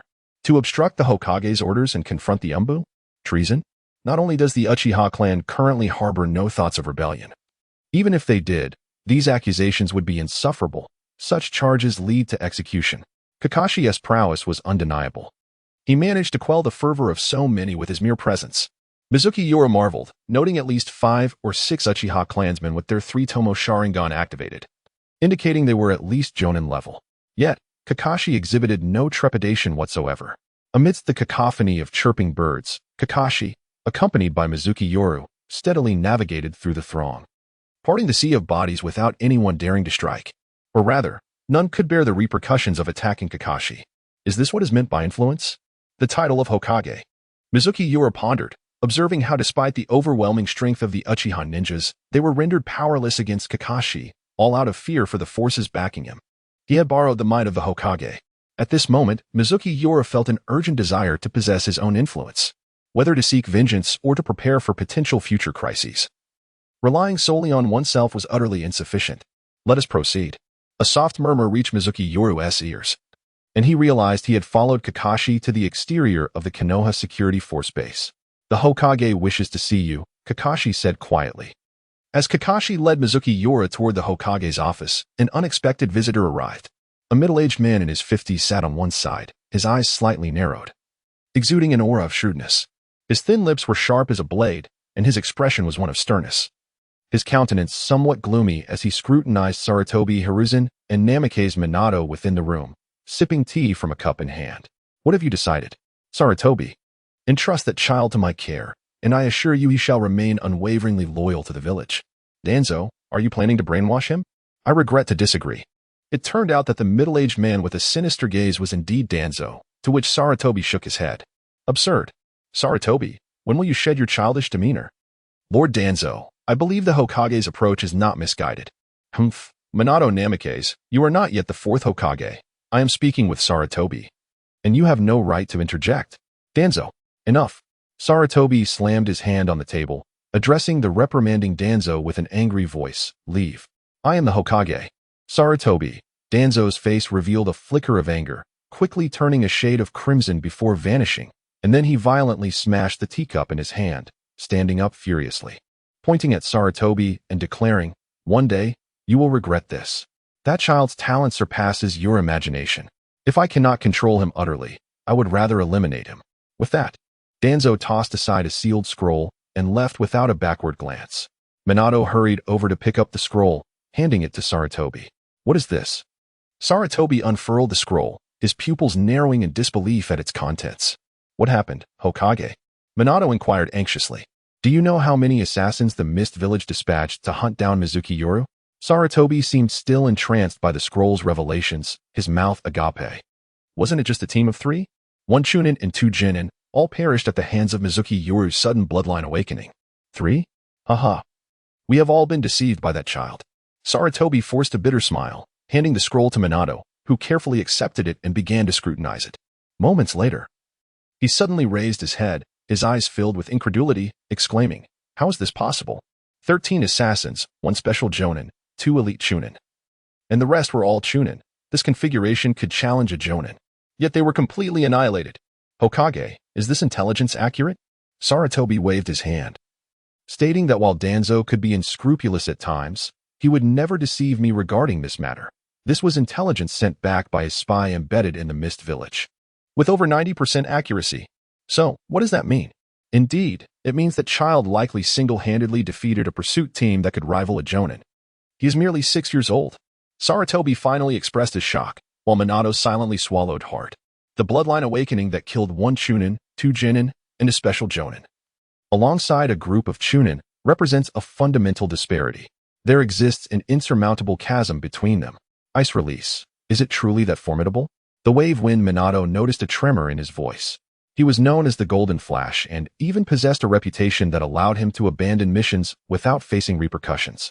Yet, what was he doing at the age of 6? It seemed he had not yet refined his chakra. Despite the various advantages of a bloodline ninja, this situation felt exaggerated, almost akin to listening to legends of the Sage of 6 Paths. Uncertain, he reflected that although he had once crossed paths with the ninjas of the Mizuki clan, perhaps only that child could be the exception. After all, in the lore, ice release was said to rival the wood release of the first Hokage. What are your intentions now? Do you plan to acquiesce to Danzo's demands? Minato felt a sense of urgency. Hiruzen Sarutobi hesitated. Although Danzo's sudden revelation was somewhat alarming, he was not prepared to alter his decision. Each ninja aspiring to become a Kage had their own ninja way, akin to a person's original intent, which could not be easily swayed. As a distinguished figure among Kage-level warriors, Hiruzen would not adopt Danzo's approach of pursuing pure self-interest at any cost. He adhered to his own principles, although Danzo called this approach antiquated. No, Minato, rest assured, I will not comply with him. However, what? We may need to pay more attention to that child. The will of fire binds us, Hiruzen murmured, seemingly lost in thought. Someone attempted to assassinate me in the food district. I suspect it was a ninja sent by the Mist Village. The security team arrived shortly after Mizuki Yoru explained briefly to Hiruzen, accompanied by Kakashi. Outrageous. It seems the Mist Village is not yet ready to give up on you. Daring to send ninjas into Konoha to kill. Hiruzen slammed his hand on the table, appearing even more enraged than Mizuki Yoru, his small tuft of beard bristling with indignation. Why does the atmosphere today feel somewhat off? Mizuki Yoru pondered, feeling perplexed. He had sensed something amiss upon entering the room. Not only Hiruzen, But also Minato gazed at him with an unusual intensity. Though they masked it well, he noticed. This disquiet was not born of hostility, but rather, how should he put it? Mizuki Yoru subtly furrowed his brow. It must be astonishment, as if he had encountered a ghost. This made him feel somewhat uneasy. Had they discovered something? Yoru, what are you muttering about? Just as Mizuki Yoru's suspicions grew, Minato suddenly placed a reassuring hand on his shoulder, his expression filled with genuine concern. Mizuki Yoru quickly gathered his thoughts, shaking his head in denial. Perhaps I am overthinking it? Mizuki Yoru bit his lip. Do not worry about today's events. You acted in self-defense and are therefore innocent, Sarutobi Hiruzen stated, suddenly pointing at Kakashi, who stood nearby. To prevent such incidents from recurring, I shall assign you a few guards over the course of the next month, tasked with ensuring your safety until we can ascertain that no further attempts on your life will be made. Hawk, this duty falls to you. Yes, Lord Hokage, Kakashi replied, his expression obscured by his mask. Mizuki Yoru paused momentarily, offering no objection. Protection? Or rather surveillance? Perhaps it encompasses both. Nonetheless, he found himself quite admiring the straightforwardness of Sarutobi Hiruzen and his associates. Even their underhanded dealings were laid bare, a frankness he appreciated. Then I shall rely on you. Lord Hawk, Mizuki Yoru remarked with a smile, to which Kakashi nodded lightly. After engaging in some trivial conversation, Mizuki Yoru expressed his gratitude once more for the assistance rendered by Sarutobi Hiruzen and his companions before taking his leave. Kakashi immediately formed a hand seal, and a gust of wind swirled through the room, signaling his transition into a state of readiness for the mission, as he began to covertly safeguard Mizuki Yoru's well-being. Upon exiting the Hokage building, Mizuki Yoru made a stop at the flea market to procure a wooden tub for bathing, then proceeded homeward. As he neared his doorstep, he picked up a large bag of wet soil from downstairs. Kakashi, concealed in the shadows, couldn't help but smirk at the scene, recalling Mizuki Yoru's words from days prior. Surely he wouldn't feed that peculiar little rotund creature dirt, would he? No, impossible. Kakashi vigorously shook his head, convinced that the soil was destined for planting flowers. Indeed. Little did he know, Mizuki Yoru's motto was a word given is a deed done. Of course, selectively so. Upon unlocking the door, a ravenous gluttony leaped at Mizuki Yoru, extending a tongue longer than a dog's, aiming to lick his face. In response, Mizuki Yoru delivered a swift kick, sending gluttony tumbling aside, before hastily tossing the bag of wet soil away. At the moment Mizuki Yoru closed the door, Kakashi caught a glimpse through the crack of gluttony gleefully shoveling the wet soil into his mouth. Kakashi thought to himself, well, in this vast ninja world, there truly is no shortage of oddities. As day turned to night, Mizuki Yoru returned home, and soon the sky was adorned with countless stars. Time flowed gently, and as the sun rose once more, a new day quietly dawned. As usual, Mizuki Yoru appeared unaffected by recent assassination attempts, nor had he taken a life. He tidied his belongings and stepped out towards the ninja academy, reminding Gluttony firmly not to venture outside or gnaw on the furniture. Is he truly incapable of sensing this? Truly remarkable, this elite Umbu shinobi. On the night of Suigetsu, he concentrated all his attention on perceiving his surroundings, yet he failed to detect Kakashi, dispatched by the third Hokage, standing by his side. A sense of discouragement washed over him. It appeared his strength was still lacking. Night Lord. Night. As Suigetsu was lost in thought, two delighted voices suddenly called out from behind him. Turning around, he found Akatsuki and Yuzuki standing before him, their eyes shimmering with relief upon seeing him unharmed. Suigetsu was momentarily taken aback, then waved his hand, recalling something and hurriedly expressing his gratitude. Thank you for yesterday. By the way, I hope I didn't scare you. Not at all. I aspire to be a powerful kunoichi like Lady Tsunade. How could I be frightened by such trivial matters? Akatsuki exclaimed, shaking her delicate fists as though her dignity had been challenged, ready to confront Suigetsu. Yuzuki, however, stifled a giggle, clearly remembering how Akatsuki had panicked last night, dropping her dumplings and chattering incessantly along the way. Night Lord, about yesterday. Everything is all right now, right? Yuzuki, with her gentle disposition, inquired with concern. Suigetsu felt warmth in his heart at her words. Rest assured, everything is fine now. This was directly conveyed to me by the Hokage himself. Yuzuki did not press for further details, and Suigetsu merely nodded, invoking the name of Sarutobi Hiruzen, which indeed had its effect, alleviating her worries completely. Under Suigetsu's gaze, a faint blush began to grace her cheeks. Yuzuki, what's wrong? Your face is so red. You're not ill, are you? The straightforward Akatsuki, witnessing this scene, quickly reached out to feel her friend's forehead, puzzled. However, she failed to notice that Yuzuki's complexion had grown even more radiant, akin to a ripe red apple, tempting to the eye. What nonsense are you talking about, Akatsuki? Yuzuki, perplexed by her sudden emotions of embarrassment and joy, stamped her foot in frustration, as though trying to escape from an unseen monster. Akatsuki, observing her retreat, muttered softly, "What is going on? Could she really be ill?" Suigetsu chuckled to himself. He was no novice in matters of the heart. He recognized Yuzuki's earlier state. It was indeed astonishing how mature the girls in the Hokage world were, at merely 9 years old, already grasping the concept of affection between the opposite sexes. Let it flow naturally. Suigetsu had no penchant for collecting beautiful women, nor would he force matters of the heart. After all, he had far more pressing concerns awaiting his attention. The pursuit of strength, revenge, standing atop the ninja world, and living a life of boundless excitement. Before him lay the vast expanse of stars and seas. He could not afford to squander his life once more. Half a year later, in recent days, good news had been consistently arriving from the front lines. The Hidden Leaf Village had signed a ceasefire agreement with the Hidden Stone Village, and the Hidden Stone Village had also reached a cessation of hostilities with the Hidden Cloud Village. As long as Konoha Village signs a truce with the Hidden Cloud Village, the Third Shinobi World War will be irrevocably concluded. The long-awaited peace shall return. 2 months ago, upon the assurance that no more assassins from the Hidden Mist Village would pursue them, Kakashi ceased to provide protection for Mizunomiya Yoru, resuming his various missions. Now a figure of considerable rank within the Umbu. Meanwhile, Mizunomiya Yoru. Thud, thud, thud. The sound of 3 shurikens striking the target echoed, each hitting the bullseye from 50 meters away.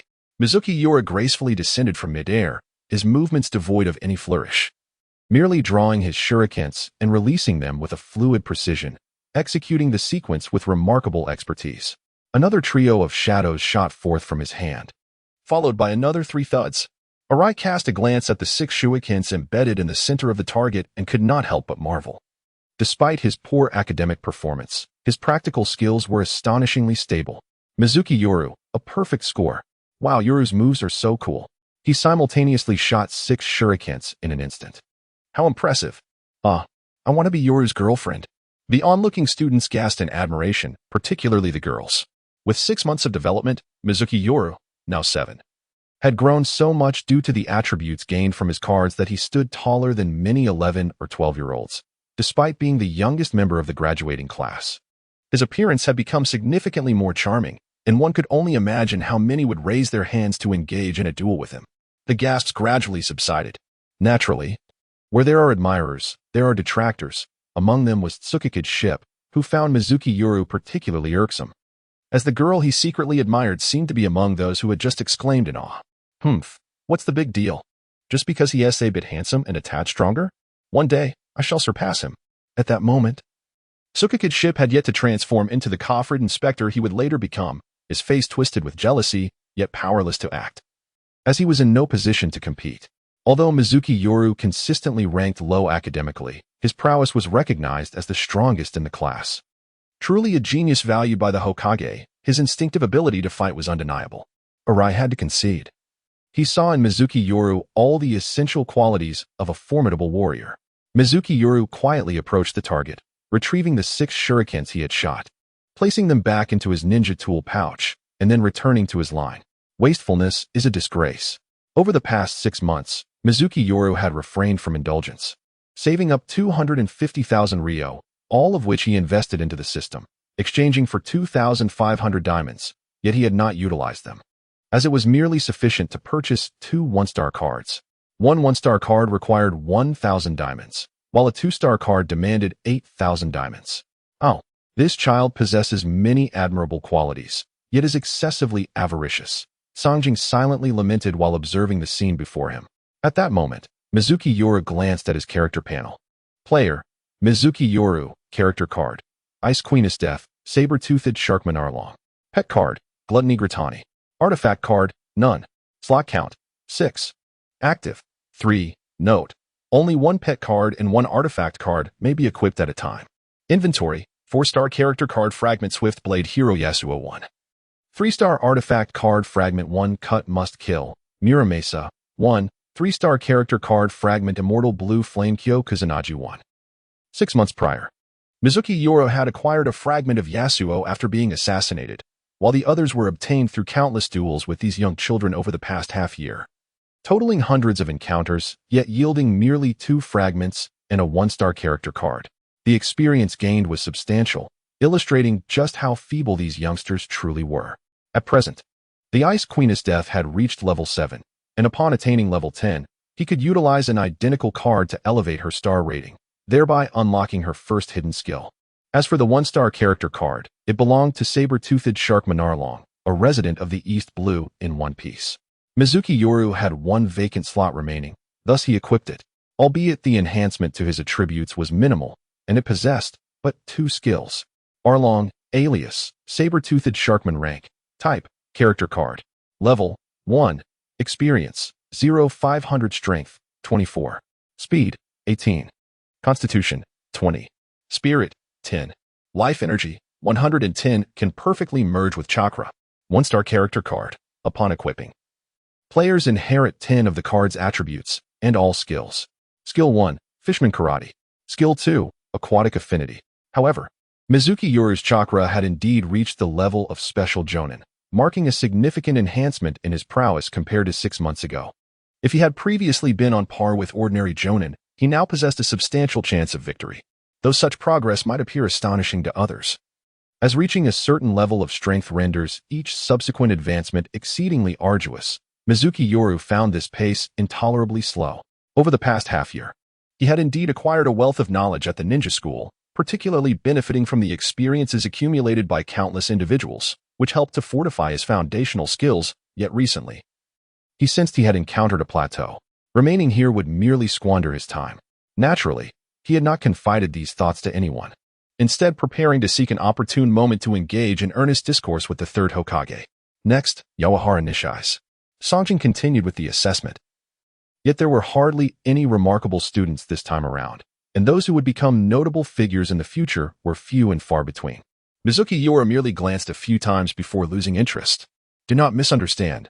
By remarkable, Mizuki Yoru referred to those who might at least touch the threshold of Jonin. As for those below Jonin, alas, in Mizuki Yoru's eyes, they scarcely qualified as mere cannon fodder. With the conclusion of the assessment came the end of class. Songjin meticulously recorded the final results in his notebook, carefully noting his evaluations of each individual. One must not underestimate these records, for even the Hokage pays close attention to the graduating class. These scores and evaluations will ultimately find their way onto the Hokage's desk. Hey, Yoru, let us go have some fried meatballs, Red Bean exclaimed, pulling Yuzuki Yuko along. After 6 months of camaraderie, the bond among the three had grown more familiar and harmonious. Although Mizuki Yoru harbored no particular thoughts, he was still inclined to foster good relations with 2 future beauties. After all, who would prefer to spend their days in the company of those less than appealing? How infuriating! This was the voice of a certain thwarted youth, his teeth grinding in frustration.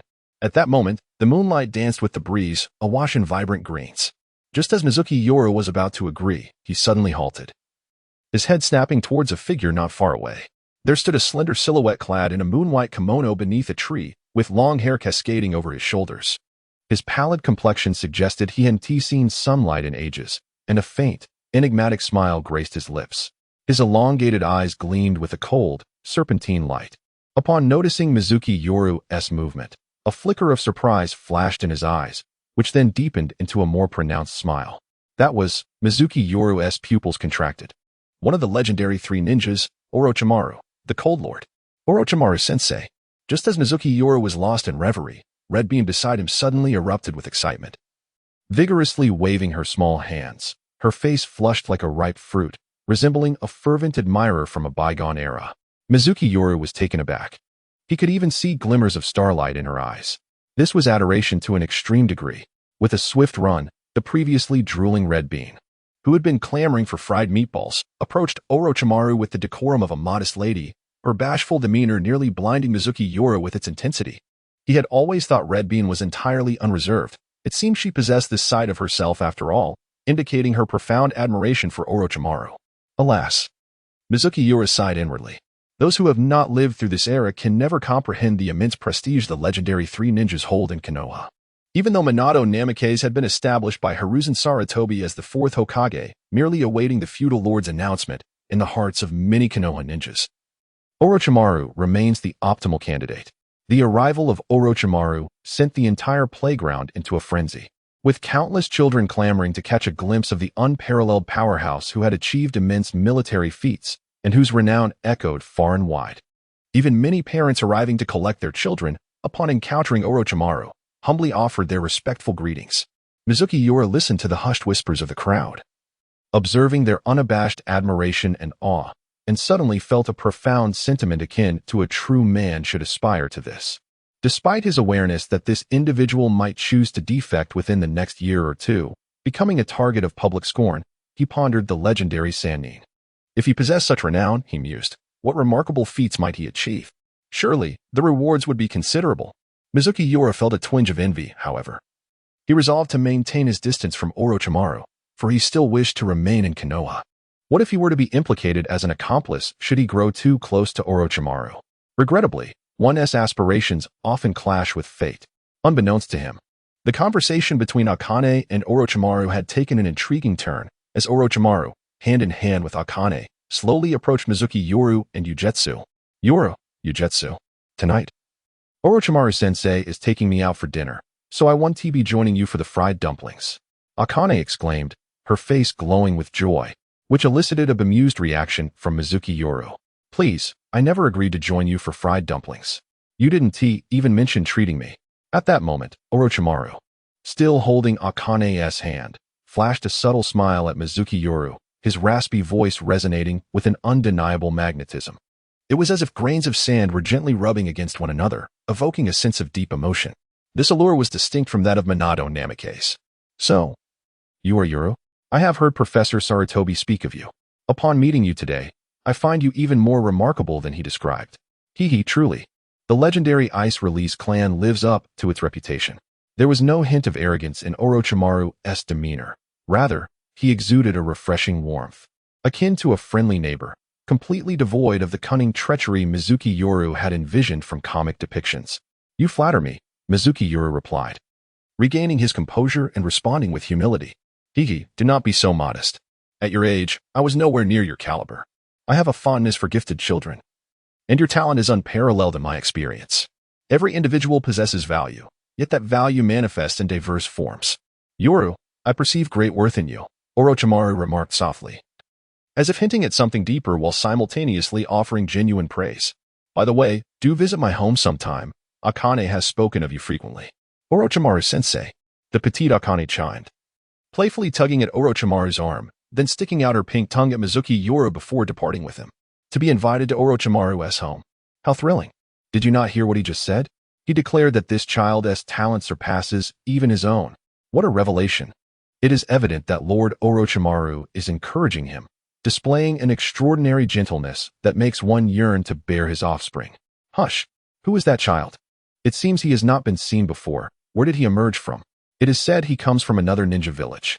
With Orochimaru's departure, it was as if a bomb had detonated within the crowd. Everyone cast envious glances towards Mizuki Yoru, for it was unmistakable from the earlier scene that this blue-eyed child had garnered the attention of Orochimaru. Such an honor is unimaginable, even for seasoned ninjas. Yet it has unexpectedly fallen upon a mere student who is yet to graduate from the Ninja Academy. It is simply astonishing. Though Mizuki Yoru has performed admirably, his lackluster academic performance has kept him from attaining widespread recognition. Now, however, with a mere word from Orochimaru, Mizuki Yoru's reputation is destined to flourish.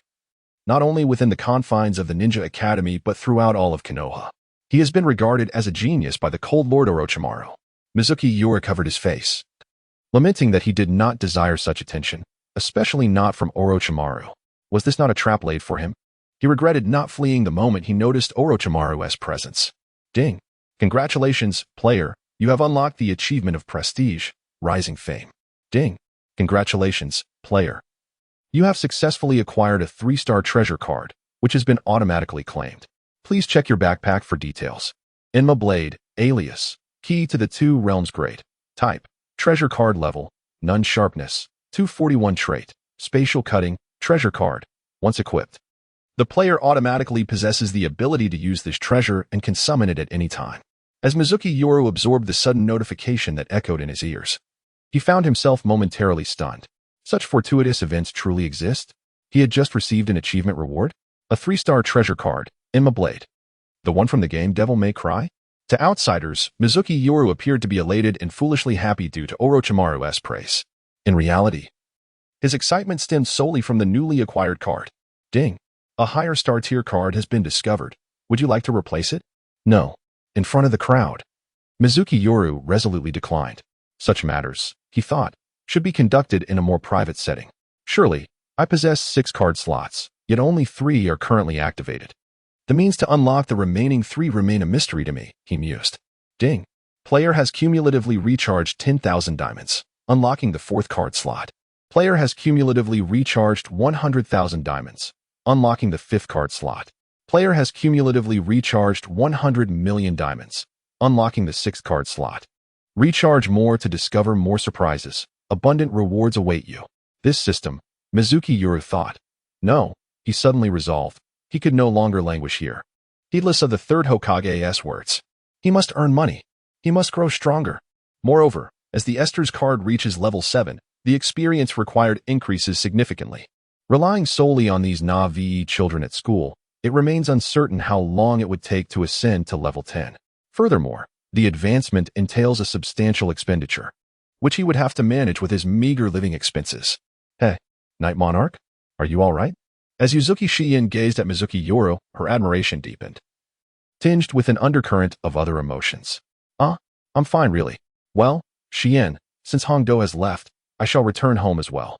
Mizunomiya Yoru was eager to delve into the newly acquired treasure card. Observing this, Yuzuki Shiin's eyes flickered with a hint of disappointment. She had hoped for some private moments with someone special today. Well, all right, see you tomorrow. Attempting to appear nonchalant, Shiin waved goodbye with a smile. Mizunomiya Yoru, lost in his thoughts, failed to notice anything amiss and waved farewell in kind before swiftly vanishing into the crowd amidst the murmurs of onlookers. Nevertheless, the reputation of Mizunomiya Yoru as a prodigy quietly spread. Returning home with an unbearable excitement, Mizunomiya Yoru kicked aside the approaching Glatoni, who was acting cute. For heaven's sake.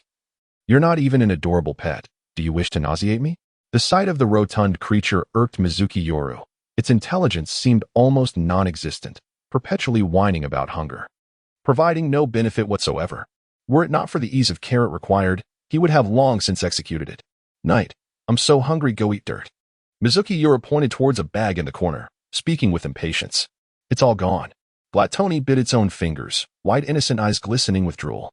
Seeing this, Mizunomiya Yoru reluctantly picked up the bag, stepped outside, and filled it with dirt before dismissing Glatoni. Phew, finally some peace. The second 3-star card, the Yama Demon Blade. Here I come. Rubbing his hands together, Mizunomiya Yoru summoned the system, selecting to replace the lower tier card with a higher grade one. In the next moment, a flash of light swept across the character panel, and the saber-toothed shark Minarlong vanished, transforming into a slender, elegant katana. The 3-star character card Ice Queen Esther's had brought about a transformative quality, and it was reasonable to believe that Yama Demon Blade, also a 3-star card, would not fall short. This would undoubtedly enhance his strength considerably. However, after the card replacement, Mizunomiya Yoru sensed a slight diminishment in his physical attributes and realized that his chakra nearly dipped below the special Jounin threshold. Fortunately, Arlong's character card offered minimal attributes, resulting in negligible impact. This is. At that moment, Mizunomiya Yoru's expression shifted. He slowly extended his hand, feeling a sudden disturbance in the space above his palm. A slender, elegant katana flickered into visibility, ultimately materializing. The touch was icy, as if his hand had submerged in water, even through the black scabbard. Mizunomiya Yoru could perceive an ominous chill emanating from it, as the blade, approaching the height of its wielder, traced a graceful arc. The octagonal blade was adorned with a myriad of intricate scales. The golden hilt bore inscriptions of unknown incantations, seemingly hinting at some profound mystery. The Enma Blade, within the realm of Devil May Cry, it is said to be a divine artifact capable of severing the realms of humans and demons. With a resonant clang, Mizunomiya Yoru unsheathed the blade, illuminating the entire room as if a sudden brilliance had engulfed it. The delicate, gossamer-like blade appeared to flow with a pool of autumn water, amplifying the chilling aura previously sensed. Gazing upon the edge of the blade instilled a spine-tingling apprehension. Drawing a deep breath, Mizunomiya Yoru's expression turned grave. for only weapons of utmost sharpness could evoke such a fleeting illusion. Rising slowly, he stood before the dining table, gripping the Enma blade. With a gentle stroke, he sliced through the corner of the century-old pine table, feeling no resistance whatsoever, far easier than cutting through tofu. Next came the iron kunai and shuriken, followed by the ice weapons he had conjured, as resilient as tempered steel. All fell as effortlessly as the table's corner. Spatial slicing. At that moment, Mizuki Yoru's eyes sparkled with an epiphany, murmuring to himself, "If I am not mistaken, the extraordinary sharpness of this blade does not stem from its material, but rather from its inherent attributes." Spatial slicing. It harnesses the power of space itself. Truly, a divine artifact from Devil May Cry.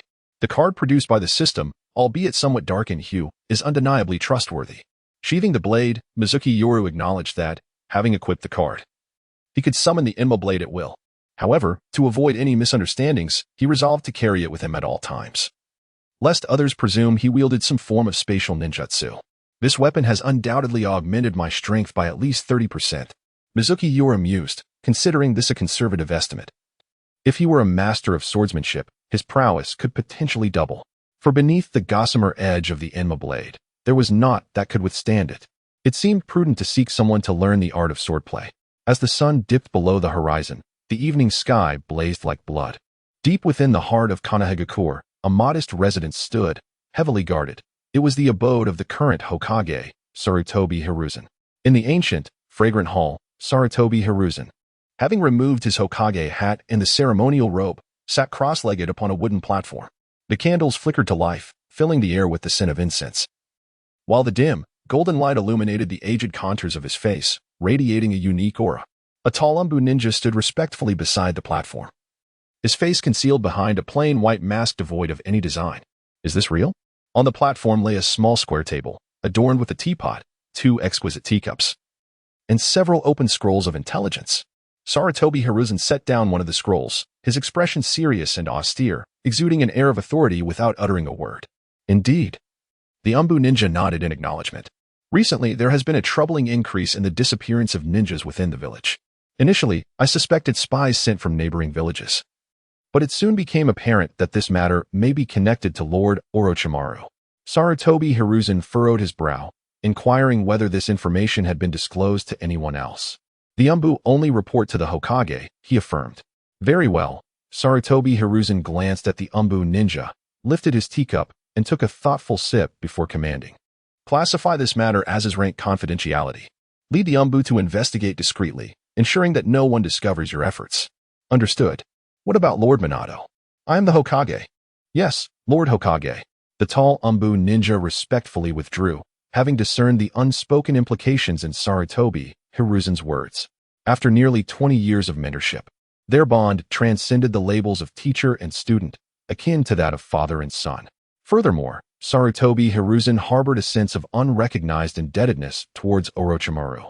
For the stability of Konoha, the fourth Hokage must originate from a civilian background. The once great ninja has grown old. The Umbu ninja felt a twinge of melancholy. Even if time were to rewind 5 years, it was unlikely that a certain individual would have made such a lenient decision. Rather, they would have opted for immediate action and interrogation.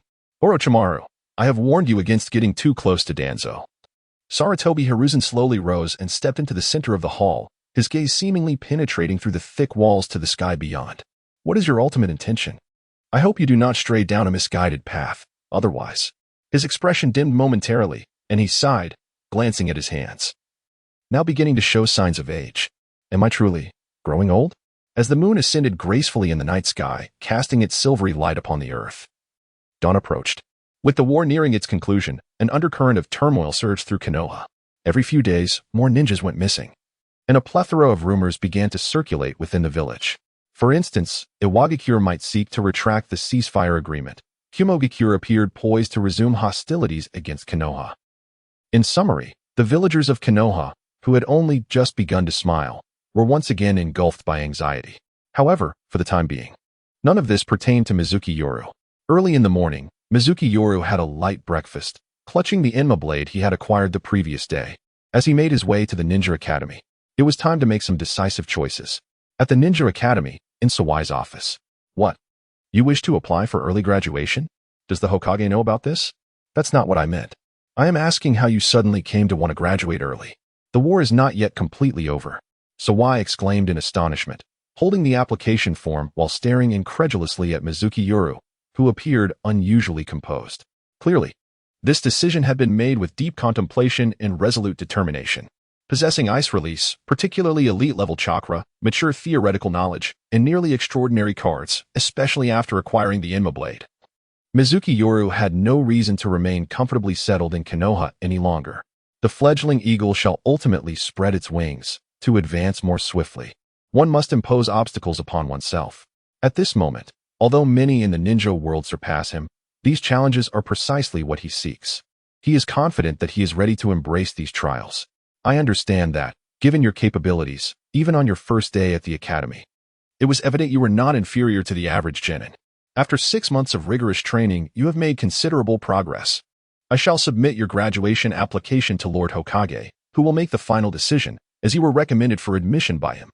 Kawai carefully tucked away the application form and patted Mizuki Yoru's shoulder, wishing him success. Mizuki Yoru bowed deeply. Although Kawai's strength was negligible, he had imparted much knowledge, and thus he regarded him as a mentor, deserving of utmost respect. I appreciate your assistance, Teacher Kawai. In the classroom, the cheerful Akane hummed a tune, buoyed by her delightful dinner with Orochimaru the previous evening. Meanwhile, Yuzuki Yukinari gazed with concern at an empty seat in the corner, her eyes filled with perplexity. Akane. Why is Yoru so late? Is he unwell? At that moment, Akane noticed that Mizuki Yoru, who had never been tardy, was indeed absent today. With wide, bright eyes, she exclaimed, could it be? He is so formidable, capable of kicking someone to death. How could he possibly fall ill? However, before Yuzuki Yukinari could further debate, Kawai entered the classroom, clutching some books, and leaned against the podium, stating directly, class is commencing. The bell rang in synchrony with his command. Teacher. Akane raised her hand, pointing to Mizuki Yoru's vacant seat, exclaiming loudly, someone is still missing. At this moment, Yoru's admirers in the classroom also realized his absence, and a clamor arose. Quiet down. Everyone. Yoru has been summoned by Lord Hokage, Kawai continued after a brief pause. Of course, it's also possible that he may never return to class henceforth. What? A chorus of astonished voices erupted, and while some wished to inquire further, Kawai refused to divulge any more information, transitioning directly into the day's lesson. Yuzuki Yukinari and Akane exchanged glances, each reflecting confusion in their eyes. What has happened to Yoru? In the Hokage building, Sarutobi Hiruzen puffed on his pipe, releasing rings of smoke, a recent indulgence of his. Kawai has briefed me on your situation. In principle, I have no grounds for refusal, but are you truly prepared for this? Over the past 6 months, Sarutobi's interest in this young individual had only intensified, bolstered by Kawai's reports filled with commendations. Despite poor performance in academic subjects, his sharp intellect and creativity shone brightly. His proficiency with ninja tools had transformed from being at the bottom to now ranking among the best. He possessed a unique talent for hand seals, mastering even single-handed seals with remarkable finesse, surpassing even Kawai, a ch-nin. If previously Sarutobi Hiruzen valued Mizuki Yoru for his formidable ice release techniques, now, even though Mizuki Yoru is merely a civilian ninja, he might still achieve miracles akin to those of Minato Namikaze. To quote the experienced instructor Kurai, he perceives in Mizuki Yoru all the essential qualities required to become a formidable ninja. Indeed, he is a born ninja. Yes, Hokage-sama. I have exhausted all that I could learn at the Ninja Academy. Mizuki Yoru unabashedly revealed his ambitions. He yearns to become even stronger. Sarutobi Hiruzen felt a shiver run through him as he sensed Mizuki Yoru's relentless pursuit of power. I understand. Sarutobi Hiruzen nodded. He was not Danzo, and his heart was undoubtedly more accommodating. Perhaps it was precisely this quality that led Senju Tobarama to ultimately entrust Konoha to him. 3 days later, at Training Ground No. 40, although Mizuki Yoru was graduating early, the assessments would be even more stringent, incorporating genuine combat scenarios. Sarutobi Hiruzen stated that the standard graduation assessments involved only the 3 basic techniques and fundamental ninjutsu applications. However, early graduation symbolized the mark of a genius, and every early graduating ninja would inevitably attract discussion. Among them, the youngest record holder was Mizuki Yoru, who had encountered Kakashi Hatake several times. Understood. Mizuki Yoru seemed to have anticipated Sarutobi Hiruzen's agreement, thus displaying no excessive excitement, for the forthcoming was his true objective. Hokage-sama, should I successfully pass my assessments, might I be permitted to join the Umbu? There are no peers of my age with whom I can form a team. This was indeed Mizuki Yoru's desire. Only by entering the Umbu could he gain further training. Merely becoming a regular genin was not within his plans. You wish to join the Umbu? Sarutobi Hiruzen was taken aback. Konoha had never had a freshly graduated genin ascend to the ranks of Umbu. It is essential to note that Umbu operatives must be the elite among their peers. Only the most exceptional are qualified to join and undertake the village's most arduous missions. However, recalling the intelligence Danzo had shown him 6 months prior, Sarutobi Hiruzen's gaze flickered, and he unexpectedly acquiesced. We shall see your performance. Mizuki Yoru instantly comprehended Sarutobi Hiruzen's implication. If he performed poorly during the assessments or merely passed, it was unlikely Sarutobi Hiruzen would easily relent. Thus, it seemed he must showcase his true capabilities. Mizuki Yoru took his leave, returning to prepare, realizing it was time to make a more pronounced impression. The weather was clear, a vast expanse of blue overhead, with birds chirping merrily among the branches. Warm sunlight streamed through the classroom windows, harmonizing with Kurai's rhythmic lecture. As if composing a captivating melody, the entire graduating class felt somewhat listless, for they were aware of Mizuki Yoru's application for the early graduation examination. And today was indeed the day of the assessment. Despite the eagerness of certain individuals to cheer at Training Ground 40, they must dutifully attend classes instead. One cannot help but wonder how Yurikuin is faring. If he were to graduate early, he would no longer be assigned to the same team as him, would he? Surely. He cannot pass. A student who has skipped a grade seeking early graduation? It seems implausible. While some are lost in their musings of joy and sorrow, reality remains unaffected by anyone's whims, relying solely on Mizuki Yoru to determine his fate. Today, the weather is splendid. Mizuki Yoru basks in the gentle sunlight, feeling a warm embrace enveloping him. Although he is yet unaware of the assessment that Sarutobi Hizashi will assign him, he is confident in his ability to succeed. The only thought occupying his mind is the manner in which he should achieve this. Training Ground 40 lies on the outskirts of Konoha, which boasts a total of 44 training grounds. The higher the number, the further it distances itself from the center, yet conversely, the expanse increases. The 44th training ground is nothing short of a vast forest. However, Training Ground 40 is less extravagant, merely a spacious clearing devoid of any remarkable features. At this moment, Konoha cannot compare to its future self. Although the conclusion of the Third Shinobi World War is imminent, the financial situation remains precarious, leaving no funds to squander on such luxuries as training grounds. As Mizuki Yoru enters the training ground, carrying the Inma blade, he finds only 4 individuals awaiting him. Sarutobi Hizashi, Namikaze Minato, and a middle-aged man clad in a black kimono, his face shrouded in shadows, Shimura Danzo. Mizuki Yoru instantly recognizes the man, despite the absence of bandages adorning his body. As for the last individual, Mizuki Yoru's gaze flickers. The boy appears to be around 14 or 15 years old. Donned in the standard Konoha vest, his expression brimming with fervor, eyes fixated unwaveringly on Sarutobi Hizashi and the others, a mixture of admiration and excitement evident on his face. If his instincts serve him right, this youth may very well be one of the subjects of his assessment, undoubtedly possessing strength surpassing that of a Chunin. Having been in Konoha for half a year, Mizuki Yoru understands well that only those of Chunin rank are entitled to wear such official vests. You've arrived? Yurikuin. Give it your all. Upon Mizuki Yoru's arrival, Sarutobi Hizashi and Namikaze Minato speak in unison, while Danzo slowly lifts his gaze, a fleeting glimmer of sharpness flickering within his eyes.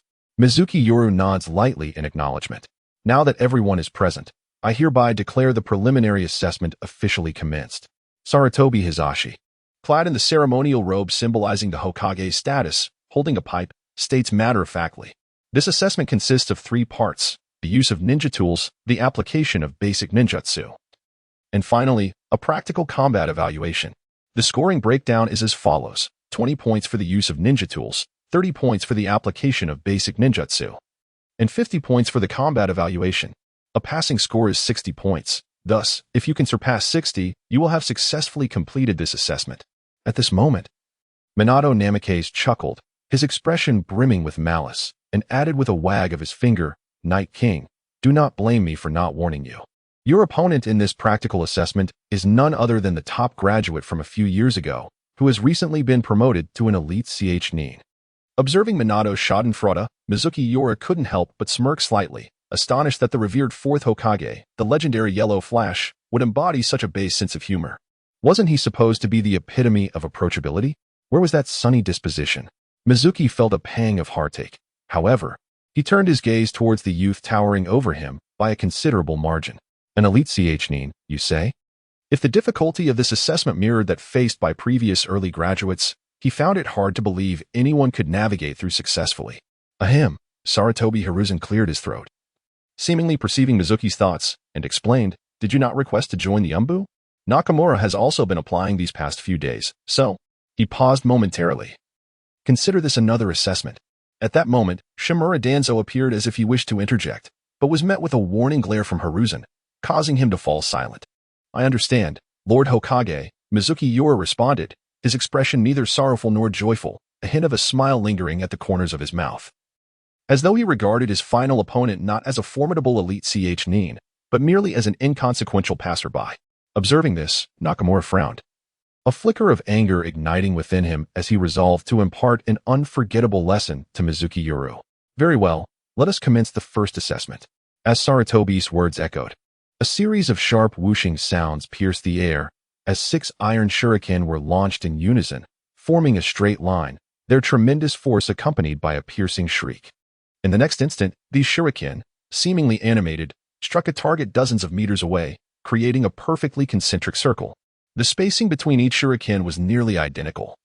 With a margin of error imperceptible to the naked eye, this was no mere demonstration of precise weaponry throwing, but a masterful control over subtle forces.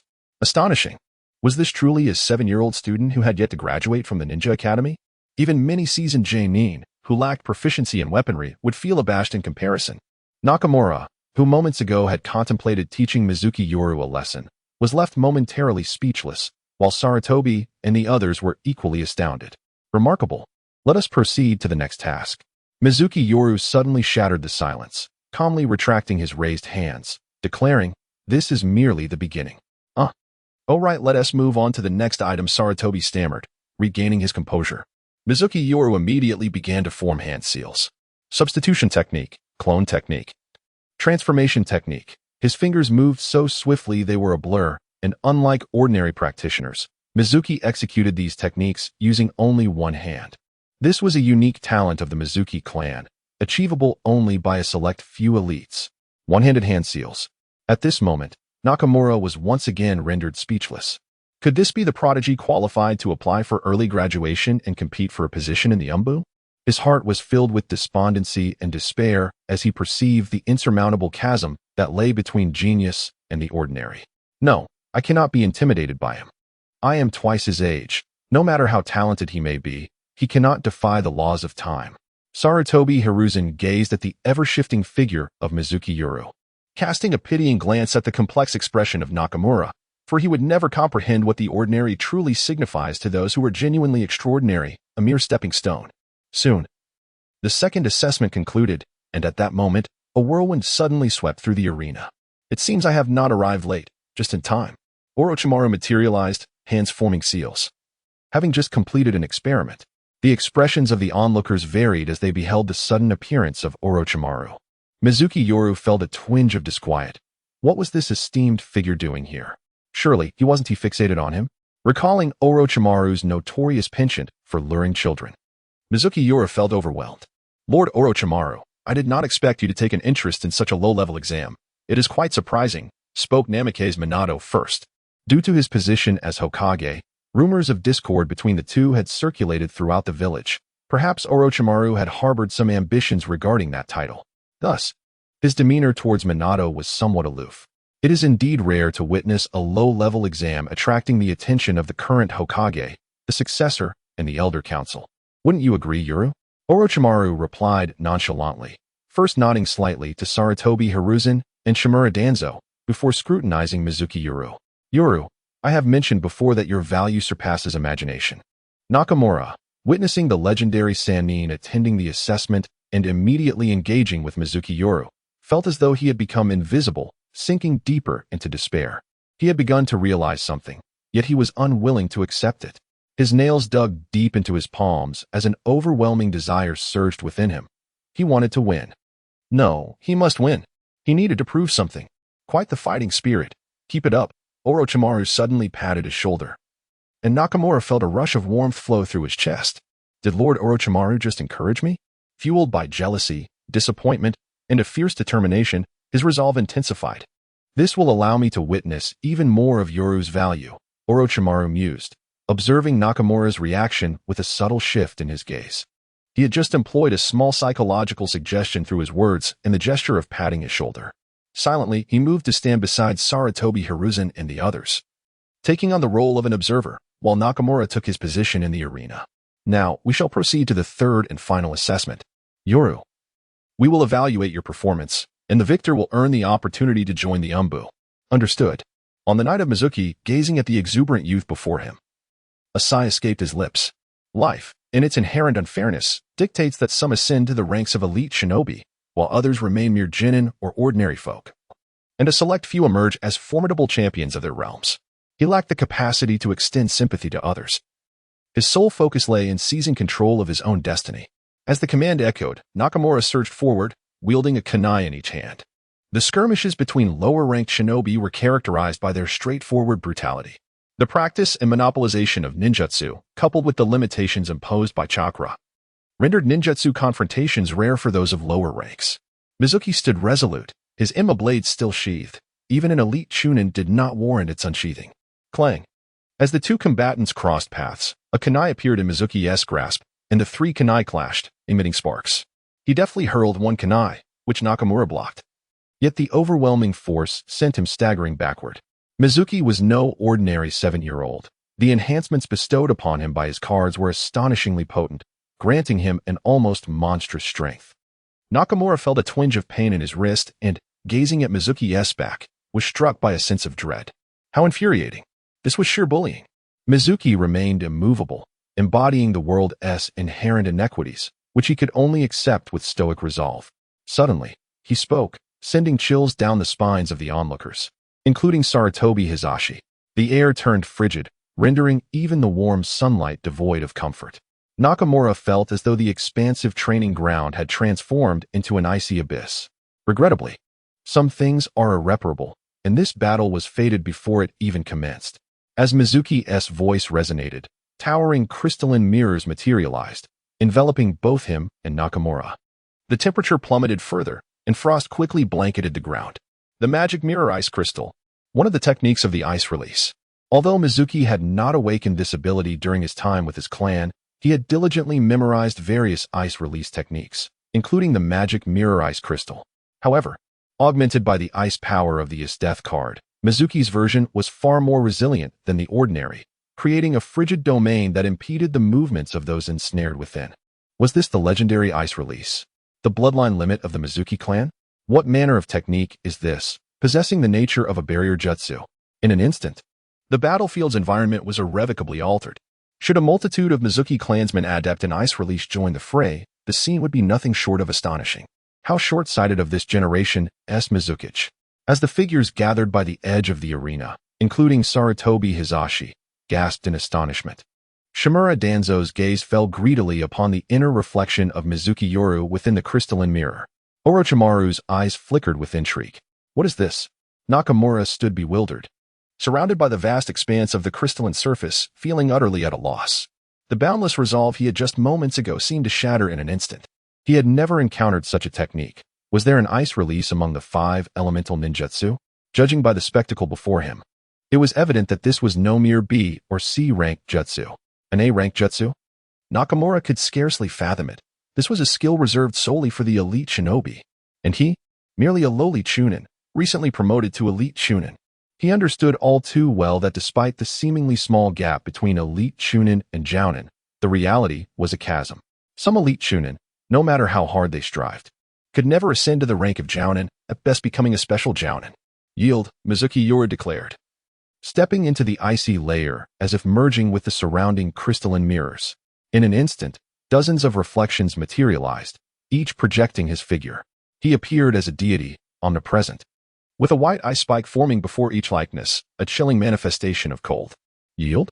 Nakamura managed a bitter smile. Indeed, he had no choice but to concede.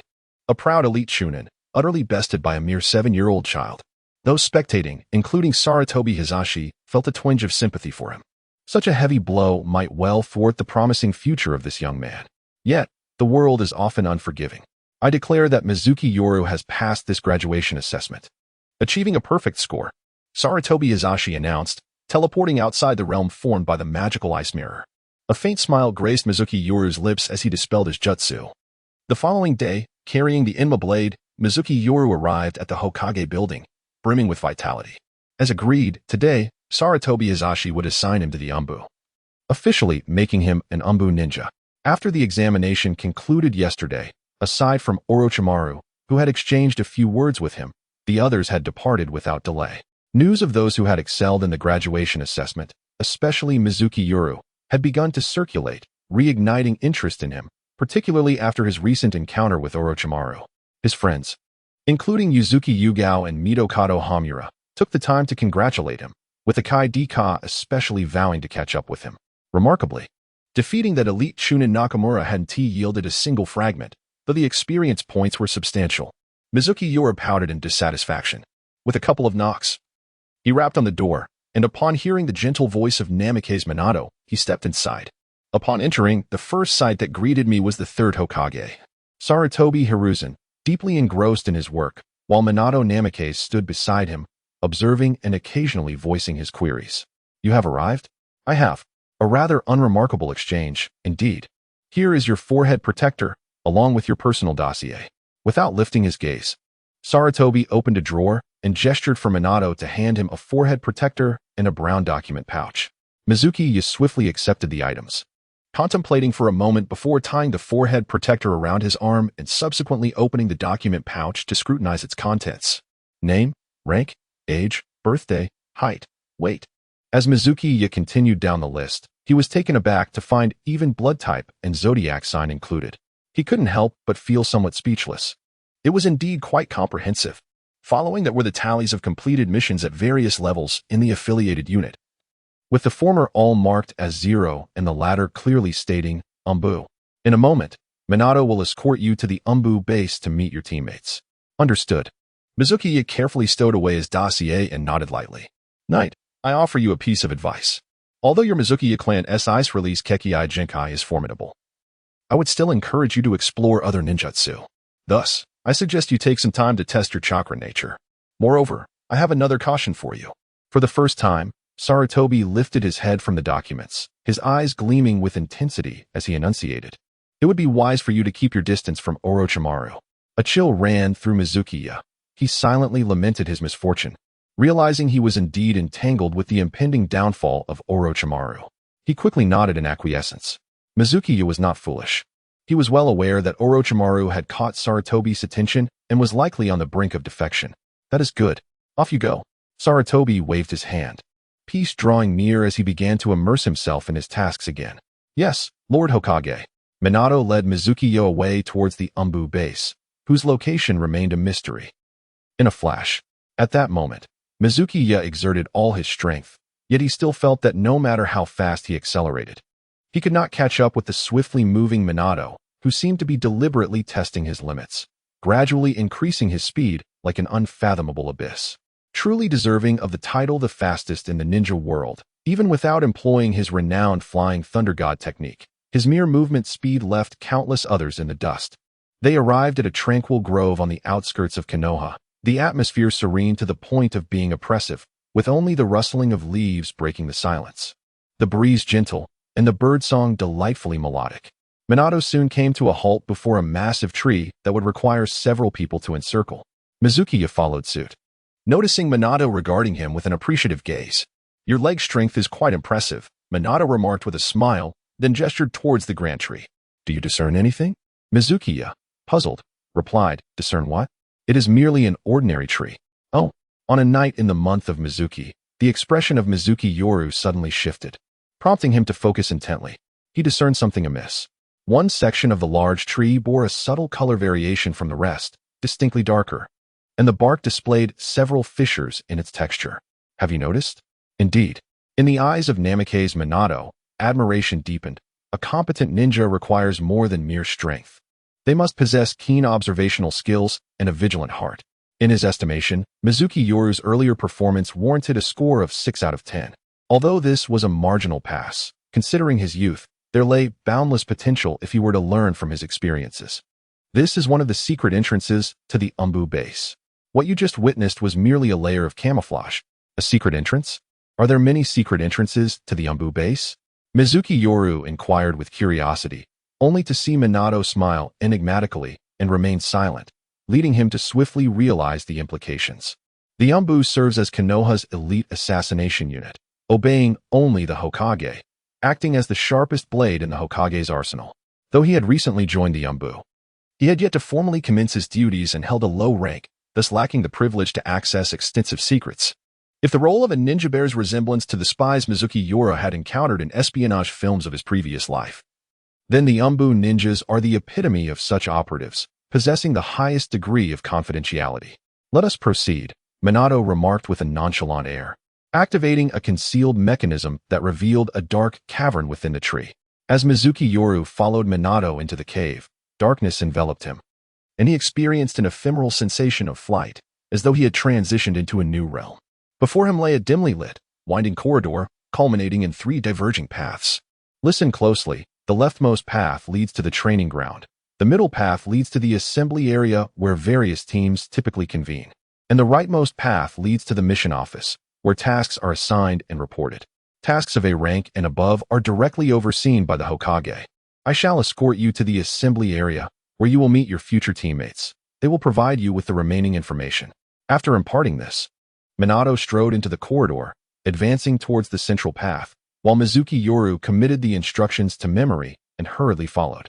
In a lounge, the team leader, Eagle, inquired, "Do you know who our new teammate assigned from above is? What is their strength? Are they a martial arts type or a ninjutsu type?" Do not forget the Umbu's regulations. Inquiring about a comrade's information is a serious taboo. TCH, I did not ask you. You agree, don't you, Captain? Kakashi stood quietly to the side, resembling a statue, enveloped in an aura of profound stillness. Many who had spent considerable time in the Umbu developed such an atmosphere, unless they removed their masks. His gaze appeared distant, lost in thought, seemingly oblivious to the debate among his teammates, staring into the distance. At that moment, a sudden sound of footsteps echoed softly, drawing Kakashi's attention back to reality. Outside the designated lounge for Team Kakashi, footsteps approached, and soon someone pushed the door open. Upon recognizing the identity of the visitor, Kakashi and the others quickly rose to pay their respects. Lord Minato, please, everyone take a seat. Allow me to introduce your new teammate. Minato brought Mizuki Yoru forward. Upon seeing Kakashi's familiar mask, Mizuki Yoru immediately grasped the nature of his assignment. Realizing he had been placed in Kakashi's team, having dealt with Kakashi on several occasions, they were, in a sense, acquaintances. It's you. Kakashi's pupils contracted beneath his mask, seemingly unable to believe the sight before him. The child he had brought back 6 months prior was now his new teammate? Was this a joke? Had Hokage-sama succumbed to senility, or had his teacher, Minato, also lost his mind? If memory served, this child appeared to be merely 7 years old, a 7-year-old Umbu ninja? Although Kakashi had always held high hopes for Mizuki Yoru, he couldn't shake the feeling that this severely challenged his worldview. Wow, he looked so young. At most 11 or 12, right? Indeed, he was quite small, yet one of Kakashi's teammates remarked, "But I feel like I've seen him somewhere before." However, unlike Kakashi, they did not immediately recognize Mizuki Yoru's identity. The past 6 months had seen quite an exaggerated development in him, and had Kakashi not had more time with him, he too might not have been able to confirm. Eagle, I leave him in your hands. I have other matters to attend to, so I shall take my leave. Minato delivered the introduction and turned away without a second glance at Mizuki Yoru. From the moment he entered the room, he had not looked at Mizuki Yoru even once. This was his professional demeanor, distinguishing between public and private matters. Take care, Lord Minato, Kakashi, and the others echoed in unison, watching Minato's graceful departure. Mizuki Yoru finally had the chance to observe Kakashi and the others. If memory served, this team was supposed to consist of 4 members. Yet he was surprised to find that only 3 remained after merely 6 months. Moreover, apart from Kakashi, he only recognized one of the remaining members. This implied that within such a short span, Kakashi's team had seen at least 2 replacements. Is this what being in the Umbu entails? Even at the tail end of a war, such a staggering attrition rate was evident. Mizuki Yoru couldn't help but marvel. Understanding that the fate of those who had been replaced was all too predictable, They either perished in missions or were gravely injured and retired. Furthermore, Kakashi's aura was undoubtedly more profound than when they last met. At that moment, Kakashi and the others were intently gazing at him, with Kakashi still reeling from shock, while the other two appeared quite curious. Mizuki Yoru took a slow breath, exhaling a cloud of tension, then coughed heavily a couple of times. After all, these were his future teammates, and he deemed it prudent to make a simple introduction. Due to the regulations of the Umbu, my name must remain confidential. As for my age, I am 7 years old and skilled in ninjutsu. I hope to receive your guidance moving forward. That is all. Oh, skilled in ninjutsu? Are you a ninjutsu-type ninja? Indeed, a tall Umbu ninja clapped his hands, but soon realized something was amiss and exclaimed, "Wait, how old did you just say you are?" 7, Mizuki Yoru replied innocently. 7 years old. The tall Umbu ninja's mouth hung open as if it could accommodate an apple. At that moment, another Umbu ninja, who found Mizuki Yoru familiar, suddenly recalled, primarily due to the striking impression of Mizuki Yoru's azure eyes. "Captain Hawk, who is he?" Kakashi nodded slightly. And with a resounding crash, another person's worldview shattered. Much like the tall Umbu ninja, the jaw of the other Umbu ninja seemed ready to drop to his chest. "You must be joking." "Enough. You too, silence. This is a direct assignment from the Hokage. But no buts. He is merely a 7-year-old child. What does he understand? He could endanger us." "Silence. That is an order." After the initial shock, a brief quarrel ensued. The Umbu typically undertook the most perilous missions: assassinations, intelligence gathering, and deep infiltration. A 7-year-old teammate? This was tantamount to inviting disaster. Though under Kakashi's firm suppression, the other two Umbu ninjas had no choice but to comply. Yet they regarded Mizuki Yoru with palpable hostility.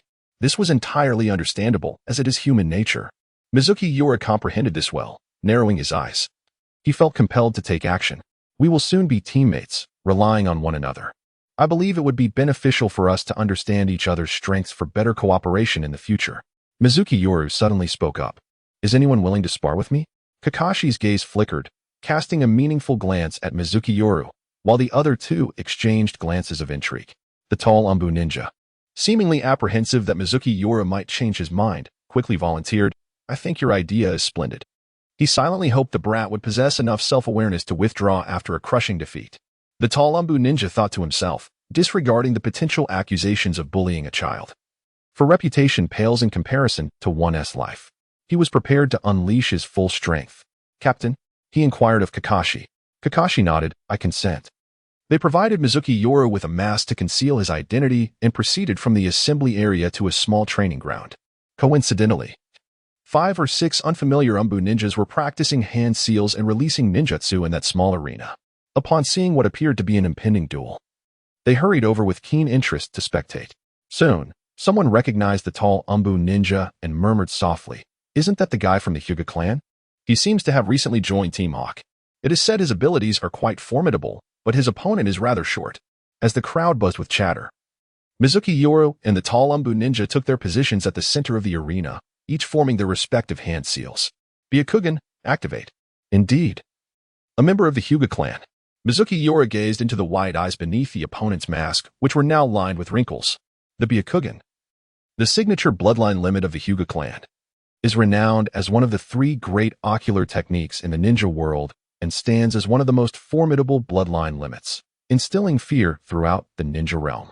So swift. The ninjas of the Hyōga clan are exceptionally adept in taijutsu. Mizuki Yoru observed as the opponent swiftly formed a seal and vanished from sight. Whoosh! A gust of wind howled. A pair of powerful hands struck towards Mizuki Yoru's back, just as the onlookers believed Mizuki Yoru would be hit. The temperature in the arena suddenly plummeted. A cloud of white frost enveloped the area. Bang! The tall Umbu ninja realized that, unbeknownst to him, a thick ice wall had materialized before him. Ice shards scattered everywhere. The Umbu ninja's expression shifted slightly. The hardness was astounding. His chakra-infused strikes could easily shatter rock. Yet now, when they collided with the unexpectedly materialized ice wall, they merely produced a few fragments. Moreover, was this ice? Ice release ninjutsu? Could it be a bloodline limit? He had not seen any seals being formed moments ago. The spectators erupted in amazement. Ice release ninjutsu. It was nothing short of eye-opening for everyone present. The Umbu ninja, engaged in battle with Mizuki Yoru, hastily withdrew, narrowly evading two kunai hurled by Mizuki Yoru. Who would have thought this young lad? Setting aside his previous disdain, he began to acknowledge Mizuki Yoru's prowess. Kakashi, observing from the sidelines, narrowed his eyes. One's strength can be discerned from various aspects. Mizuki Yoru's recent performance had astonished him, whether it be his reactions, movements, or the kunai he had just thrown. All exhibited a solid foundation. Was this the advantage of a bloodline ninja? In just half a year, one could attain such power. Kakashi touched the Sharingan left to him by Obito, feeling a deep sense of affinity. Kid, I find myself somewhat impressed by you. However, if this is all you are capable of, you still lack the qualifications to be my teammate. The tall Umbu ninja became serious, his hands drawing a circular motion as he assumed a peculiar stance. Mizuki Yoru felt an instinctual shiver, as if being preyed upon by a ferocious beast. What was that stance? The secret taijutsu of the Hyuga clan. Why was that short one still standing there foolishly? Did he not realize he was already within the absolute domain of that technique? It was over. Kakashi sighed. Although this teammate had joined Team Hawk less than 2 months ago, anyone struck by that technique was doomed to defeat. Such was the terrifying nature of the Hyuga clan.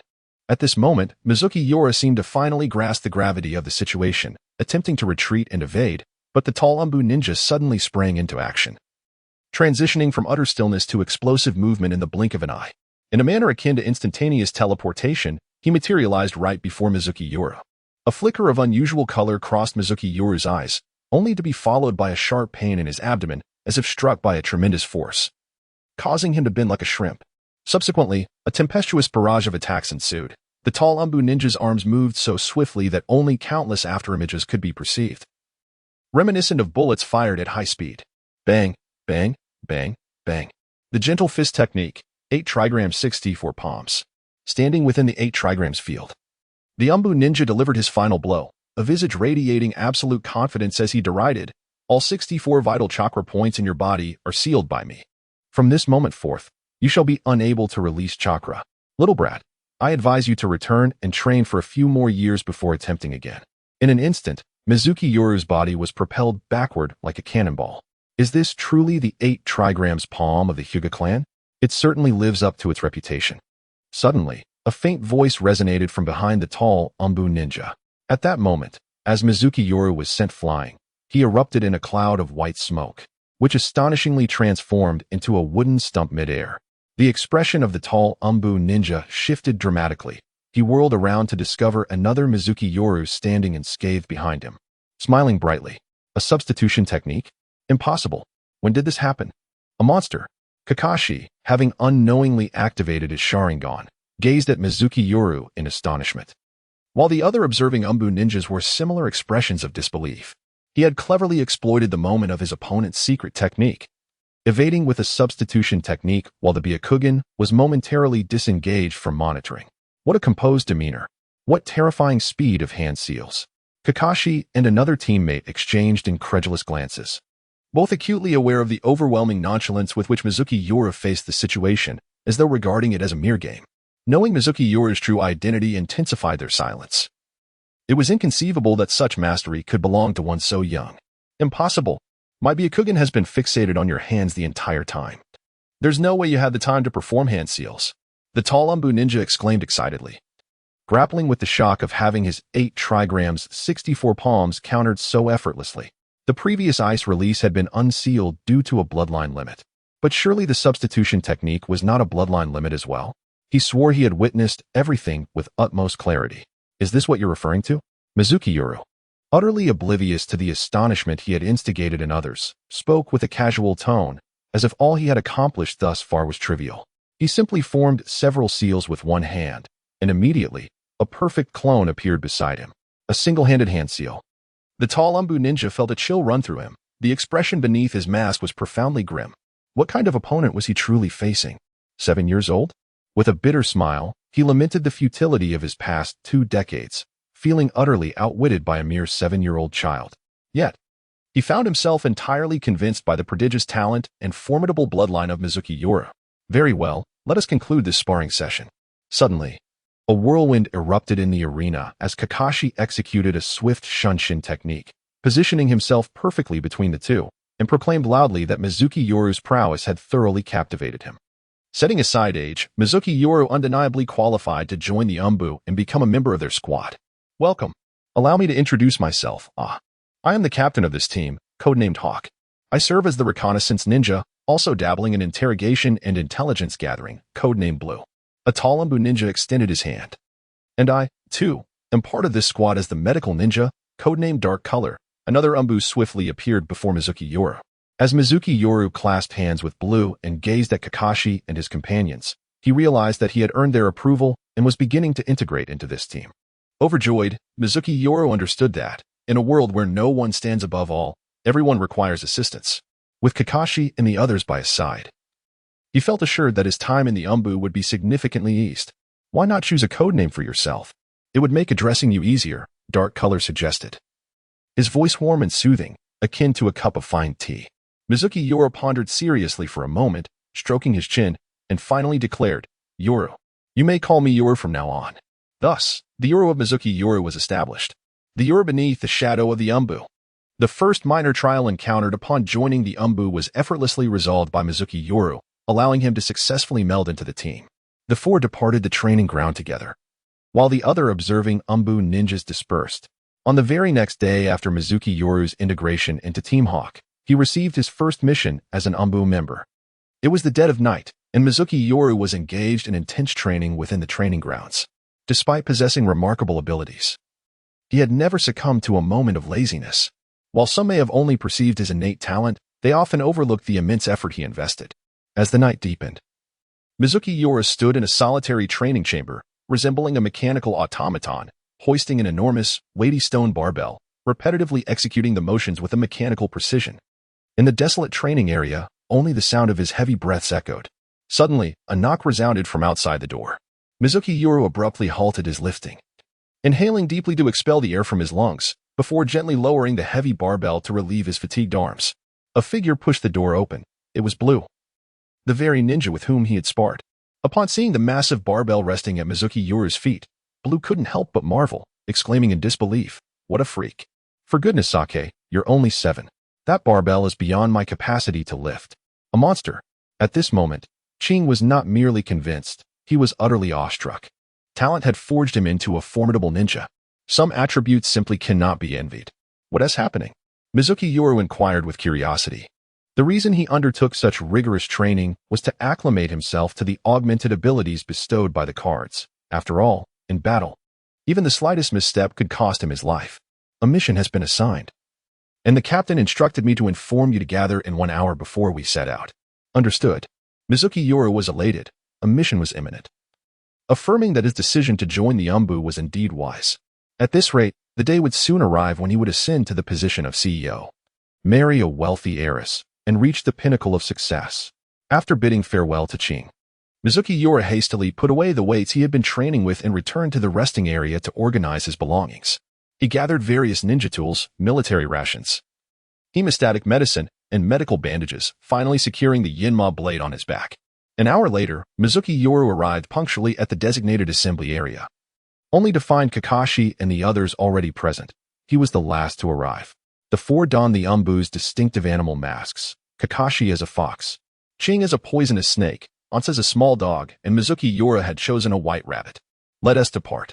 Once everyone was gathered, Kakashi spoke in a cold tone, and the others also adopted a detached demeanor. This was the nature of Umbu ninjas. During missions, they instinctively shed their humanity. This was precisely why they wore masks, serving as a barrier that separated their true selves from their identities. Being a ninja is undoubtedly a high-pressure vocation, and Umbu ninjas endure an unimaginable level of stress, as they are constantly exposed to the darkest facets of the world. Consequently, Umbu ninjas often have a limited tenure, typically departing within 3 to 5 years, lest they succumb to psychological afflictions. After all, humans are emotional beings, save for a few who are inherently disturbed.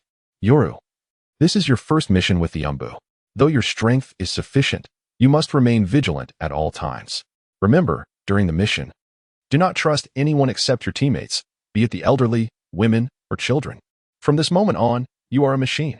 Kakashi led the 3 out of the Umbu base, heading towards the village outskirts, where he affixed a village exit permit at the gate.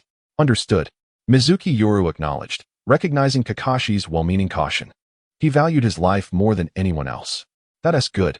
This mission is quite urgent, so we will discuss further details on the way. Now let us set out. Yes, the three of them replied in unison. Suddenly, waves of energy rippled through the air at the village entrance, and the figures of the four vanished without a trace. Whoosh, whoosh, whoosh, whoosh. The four silhouettes swiftly leaped through the woods, their speed allowing only fleeting glimpses of shadowy forms, agile as monkeys. Each leap covering a distance of several meters. A nighttime march commenced. After a day of acquaintance, Mizunomiya Yoru and the others gained a deeper understanding of one another. Kakashi, not needing further introduction, was at this moment not yet the solely ninjutsu-reliant figure he would become before the onset of future events. Perhaps due to a lack of chakra, he still leaned heavily on his short blade.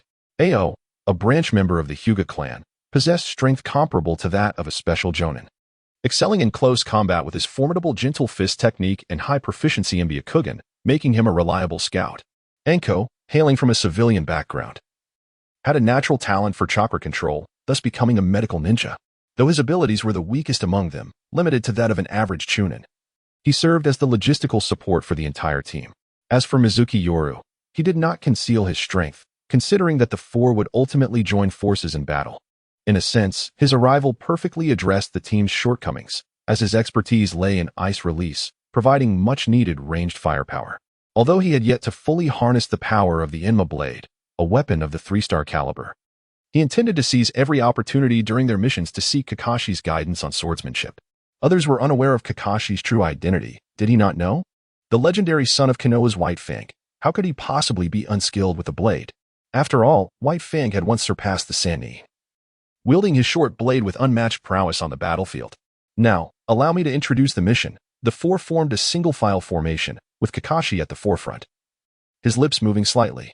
Anko was shielded in the center, while Ao and Mizunomiya Yoru brought up the rear, maximizing their defense against potential ambushes. This was a retrieval mission, the destination being the borders of the Cloud Village. The recent situation must have been clear to all of you, as we were to meet a delegation dispatched by the Cloud Village, making this mission of utmost importance. Failure was not an option. The Cloud Village delegation? Upon hearing Kakashi's deep voice, Mizunomiya Yoru's expression shifted. Could it be for peace talks? After all, even the Stone Village had signed a ceasefire agreement with Konoha. No. Mizunomiya Yoru thought, a flicker of realization crossing his eyes as he recalled fragments of future events. If memory served him correctly, the Cloud Village had only signed a ceasefire after the Ninetales incident. But if the Cloud Village was not coming to negotiate peace, why would they send a delegation? Something felt amiss. Mizunomiya Yoru continued to listen intently as Kakashi elaborated on the mission's particulars, all the while keeping a watchful eye. Ao and Anko nodded in agreement, indicating they had committed the details to memory. After a while, Kakashi fell silent, and the air once again grew heavy with silence as the four maintained their formation, sprinting towards the border. The following morning, Mizunomiya Yoru and his companions arrived at a border outpost. During the outbreak of war, this location had served as one of Konoha's offensive launching pads, having once endured fierce clashes with the Cloud Village. Remnants of the devastation were still visible, with damaged structures scattered about. As the war gradually approached a state of tranquility, the atmosphere here became considerably more relaxed than before. Coupled with the recent rumors that the hidden Cloud Village was about to cease hostilities with Konoha, the station ninja forces within the stronghold were exceedingly pleased by the arrival of Mizunomiya Yoru and his companions. It was they who first received the visitation letter from the hidden Cloud Village, which was then reported to Konoha. Thus they were well aware of the purpose behind Mizunomiya Yoru's visit. Kakashi was evidently a frequent visitor to this stronghold, greeting the guarding ninjas with familiarity before being led to the living quarters, where a multitude of wooden houses lay scattered in disarray. I will first report to the command center and return shortly to meet up with you all. There are vacant houses here. Feel free to choose anyone, Kakashi stated thoughtfully before vanishing in an instant. Mizunomiya Yoru and the others then selected their preferred houses to rest. After a day of intense marching at night, both their spirits and physical strength were nearing their limits, causing their movements to sway unsteadily. Mizunomiya Yoru, enhanced by his card attributes, appeared somewhat stronger than the two. Yet he too was utterly fatigued.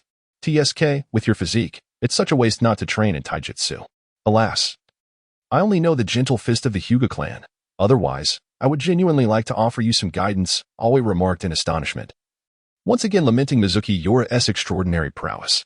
Despite being merely 7 years old, he appeared to be 11 or 12, with a physique more formidable than that of Aoi, a 20-year-old youth. Mizuki Yoru shrugged in a playful manner.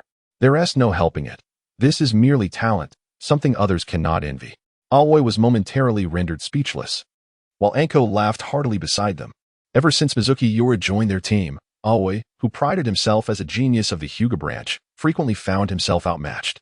"You little brat, absolutely insufferable," Aoi exclaimed, retreating to a corner to sulk while drawing circles. Unfazed, Mizuki Yoru's expression shifted, and he slowly approached the two, half in curiosity and half in speculation. "What do you think the Hidden Cloud Village S delegation is here for? Do you suppose they wish to negotiate a truce with us? That seems likely. The war has dragged on for this long. What remains now is merely a stalemate. Moreover, the newly appointed Fourth Raikage has already suffered defeat at the hands of Lord Minato. What further resources do they possess to continue fighting? Not to mention, the Hidden Stone Village has already begun recuperating. The animosity the Hidden Cloud Village harbors towards them surpasses that which they hold against us," Aoi responded, seemingly invigorated by the prospect of finally having a point over Mizuki Yoru. Upon hearing this, Mizuki Yoru nodded in agreement, as if acknowledging the validity of Aoi's reasoning. The Third Great Ninja War had persisted for several years now, long past the most opportune moment to reap significant victories. Konoha was engaged in a three-front battle, yet no ninja village had managed to penetrate the heart of the Land of Fire. However, despite Konoha's illustrious achievements, the losses were equally devastating. Not only was there a severe depletion of lower-ranked ninjas, but two of the legendary three had also departed, leaving only Orochimaru, who had failed in his bid for the Hokage position. Fortunately, the emergence of Minato Namikaze, the Yellow Flash, turned the tide, establishing himself as the most dazzling figure of the current era. It is likely that the third Hokage and his predecessors harbored similar thoughts, which led to the dispatch of Kakashi, a direct descendant of the Hokage lineage, to undertake this mission. Mizuki Yoru pondered quietly, recognizing that his current strength was nearly revealed, comparable to that of a Jonin. Kakashi, being an elite Jonin, and Ao, a special Jonin, were both formidable shinobi, especially given Ao's lineage from the Hyuga clan. Such a formidable assembly, complemented by an exceptional medical ninja, constituted a team of unparalleled prowess, even amidst the elite ranks of the Umbu. Executing a retrieval mission would be more than sufficient. Kakashi must have received specific instructions from the third Hokage or his mentor, Minato Namikaze. Suddenly, the sound of the door creaking open interrupted his thoughts. Kakashi, who had departed not long ago, stepped inside, seemingly having completed his report. Observing Mizuki Yoru and the others engaged in conversation, he immediately lowered his voice. "Why aren't you all preparing for sleep? We depart in 2 hours." Yes. Mizuki Yoru and the others hurriedly apologized, quickly donning their sleeping attire. Before long, the room was filled only with the rhythmic sound of breathing.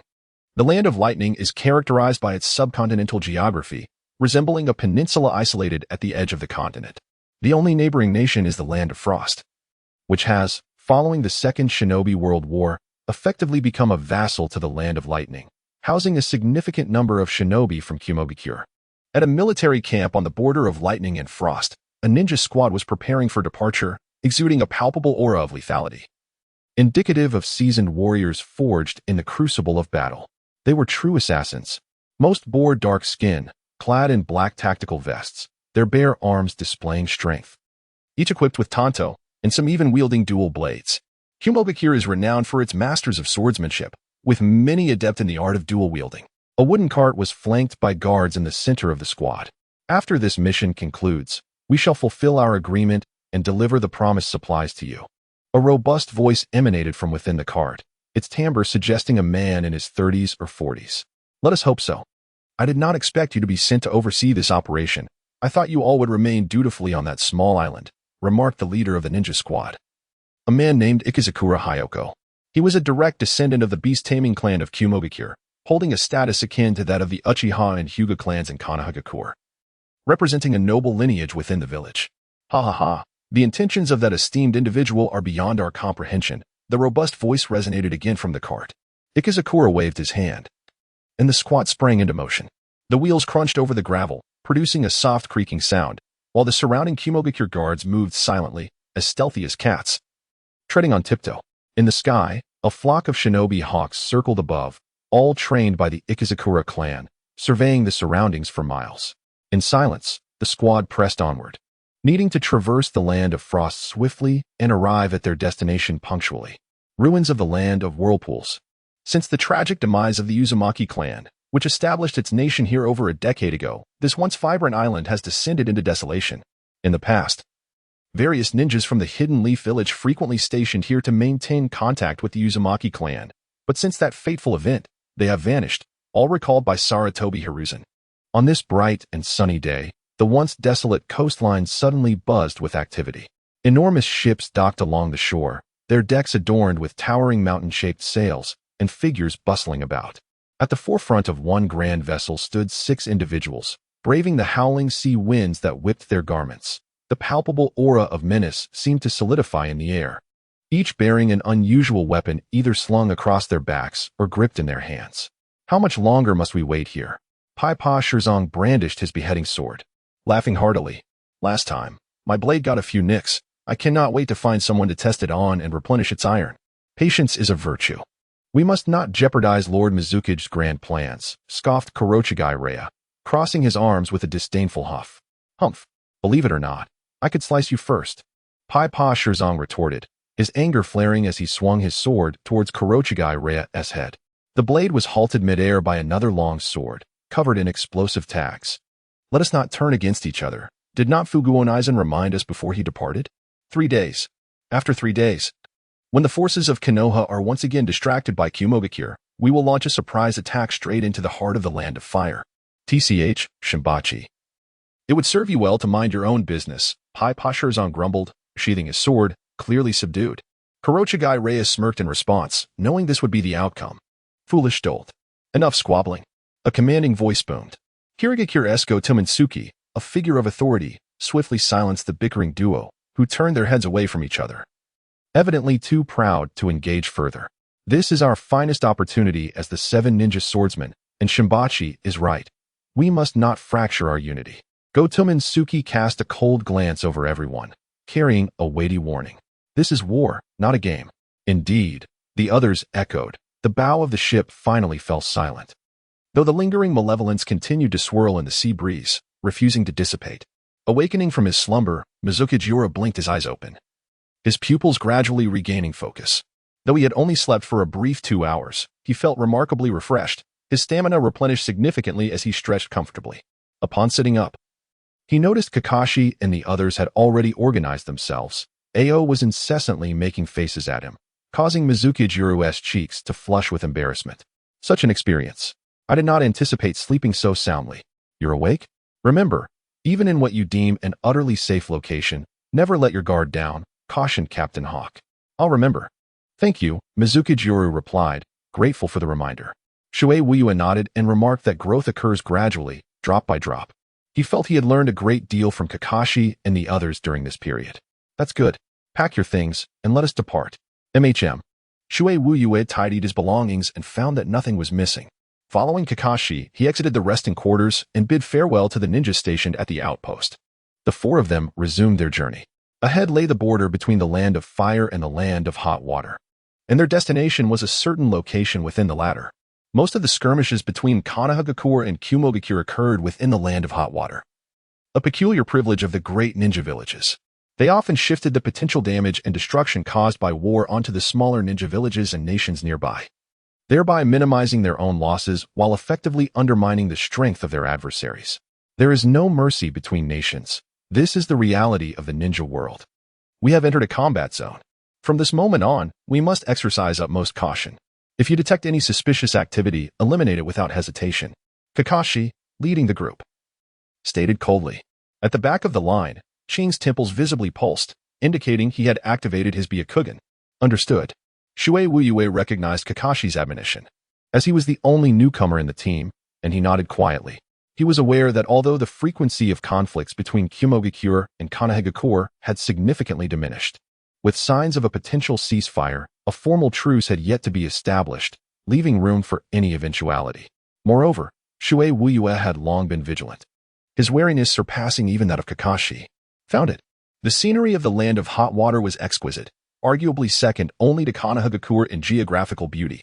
Open-air hot springs, Emitting steam were ubiquitous, enticing one to indulge in a soothing bath to wash away fatigue.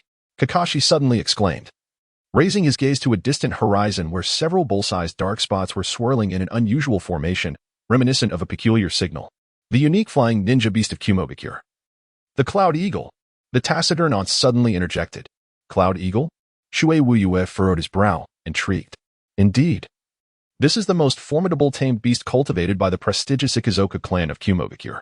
It is said to possess strength second only to summoning beasts and exhibits a basic level of intelligence, once elucidated. Summoning beasts are rare resources, with few ninjas in the entire ninja world possessing them.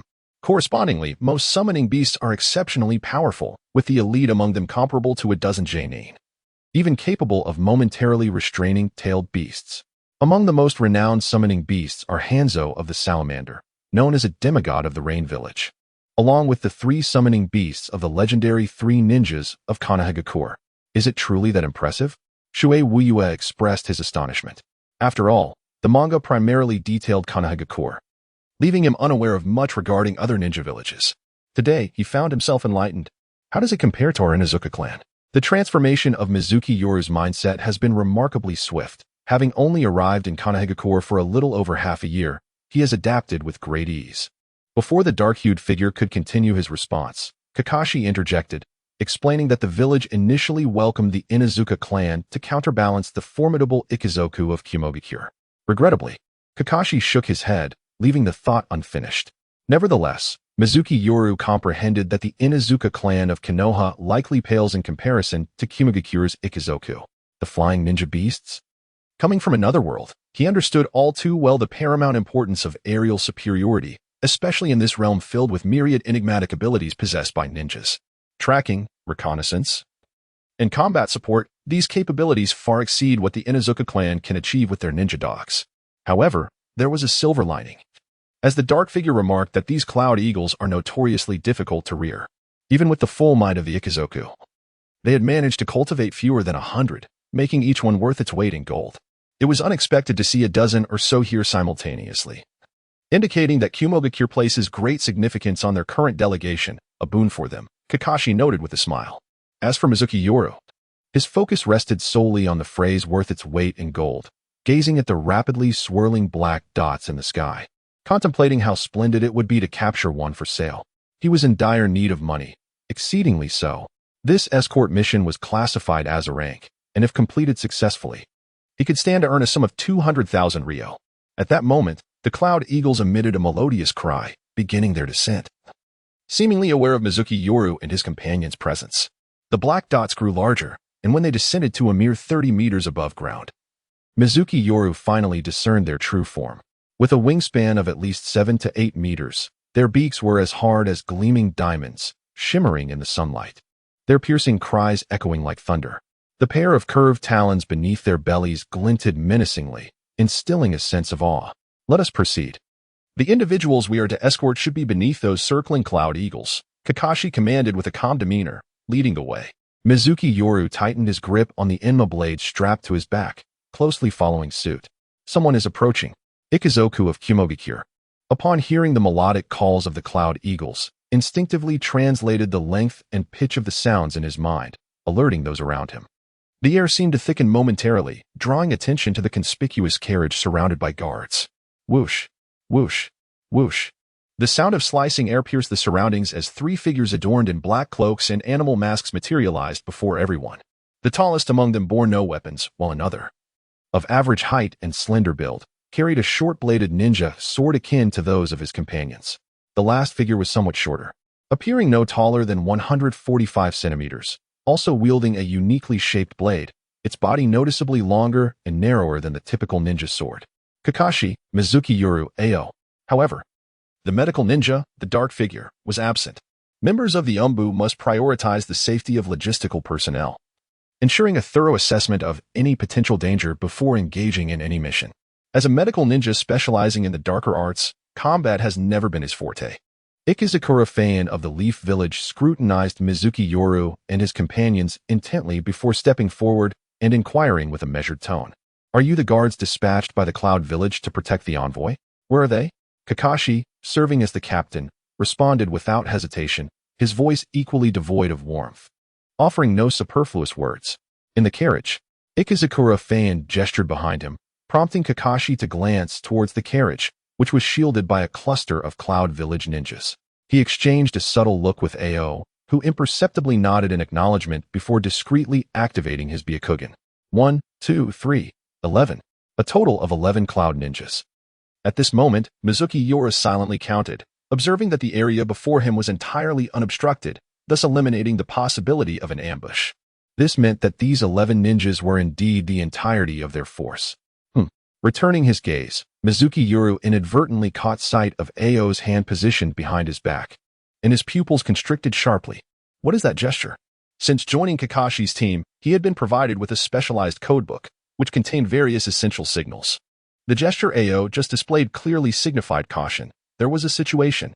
Mizunomiya Yoru's brow furrowed slightly, but the mask he wore concealed his expression from others.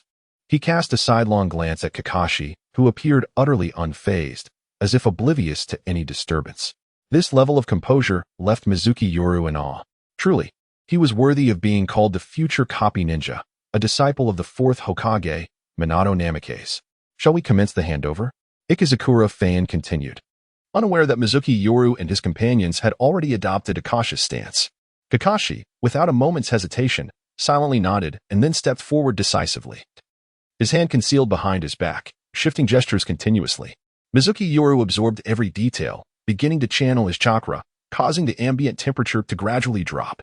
After Kakashi took his first step, he continued onward, and Ikizukura Fan's eyes glimmered with intent as he cleared a path, fully exposing the carriage behind him to Kakashi, signaling him to take it away.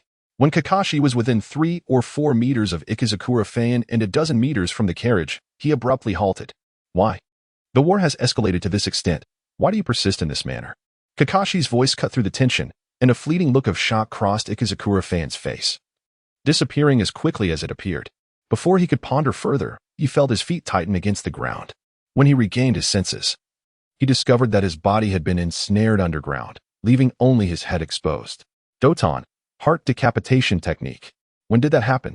The sudden turn of events ignited chaos. The Cloud Ninjas, witnessing their leader's unexpected assault, rushed forward to provide aid. However, at that moment, a surge of electricity erupted from Kakashi, who was not far from them, swiftly weaving into a vast electric net that enveloped them entirely. Raitun, Reikage Bunshin. From the very beginning, accompanying Mizunomiya Yoru was merely a clone of lightning, while Kakashi's true self had long since employed earth transformation techniques to conceal himself beneath the convoy, preparing for any potential eventuality. The brilliance of Ao's Byakugan proved invaluable as he discerned that those seated within the carriage were not members of the hidden Cloud Village, but rather a burly man adorned with the forehead protector of the hidden Mist Village. A conspiracy was afoot. Recognizing that a fierce battle was inevitable, Kakashi resolved to strike preemptively. A chilling scream echoed from the dozen or so ninjas of the hidden Cloud Village as their bodies succumbed to paralysis. The duration of this paralysis varied with individual strength, yet even the longest lasted but 2 or 3 fleeting seconds. What can be achieved in 2 or 3 seconds? A morsel of food? A sip of water? Or perhaps a few breaths of fresh air? Mizunomiya Yoru would assert that in those precious seconds, an elite jonin could be slain. Such is the might of teamwork. With a resounding thud, the beheading technique, albeit a mere C-rank earth jutsu, was executed with the intent of dragging the opponent underground, lacking in direct harm but rich in subterfuge. It was precisely this element of surprise that allowed Kakashi to ensnare Ikizukura Kakeru. Yet, being a formidable warrior from the hidden Cloud Village, he swiftly emerged from the earth the moment he was ensnared, only to be met with a devastating blow slicing through the air. Soft fist technique, 8 trigrams air palm. Ao's voice resonated. Though I know not how you discovered us, you shall all perish here. Ikizukura Kakeru swiftly unsheathed the ninja blade from his back, enveloping it in a layer of lightning chakra. Coldly grinning, he faced the oncoming chakra shockwave, executing a windswept slash that disrupted Ao's 8 trigrams air palm, showcasing extraordinary prowess. You will be the one to die. A glint of cold light flickered in Mizunomiya Yoru's eyes. This was a meticulously crafted trap devised by the 3 of them, with Kakashi creating the opportunity and Ao providing the opening, aiming to neutralize the most troublesome adversary among them. At the very least, they sought to injure the leader of the Cloud Ninja. Yet, Mizunomiya Yoru desired even more. Before him, A shimmering light reminiscent of autumn waters flashed as Ikizukura Kakeru, drained of old strength and yet to regain new, found Mizuki Yoru drawing forth the Enma blade. Upon witnessing the slender blade slicing toward him, Ikizukura felt an unshakable chill coursing through him, a primal instinct honed over years of ninja experience. Do you wish to kill me? Then perish. Ikizukura Kakeru let out a sinister laugh, his body flickering with a blue hue, and the speed with which he sheathed his blade doubled, transforming the previously launched strike into an instantaneous barrier across his chest, akin to an immovable mountain. Troubling news, it is a secret body technique of the hidden cloud village. Ao exclaimed in astonishment, helplessly watching as Mizuki Yoru's long blade clashed with Ikizukura Kakeru's ninja knife. A light sound, akin to the buzz of a mosquito, resonated, leaving all present in a state of stunned disbelief at the unfolding events. The blade forged from fine iron by Akinakura Hinata shattered upon a mere touch. A massive headsword into the air, immediately followed by a fountain of blood. Witnessing this scene, everyone fell into an involuntary silence. What a remarkably sharp sword. At that moment, the paralysis that had gripped the cloud shinobi had dissipated, leaving them utterly incredulous at the sight before them.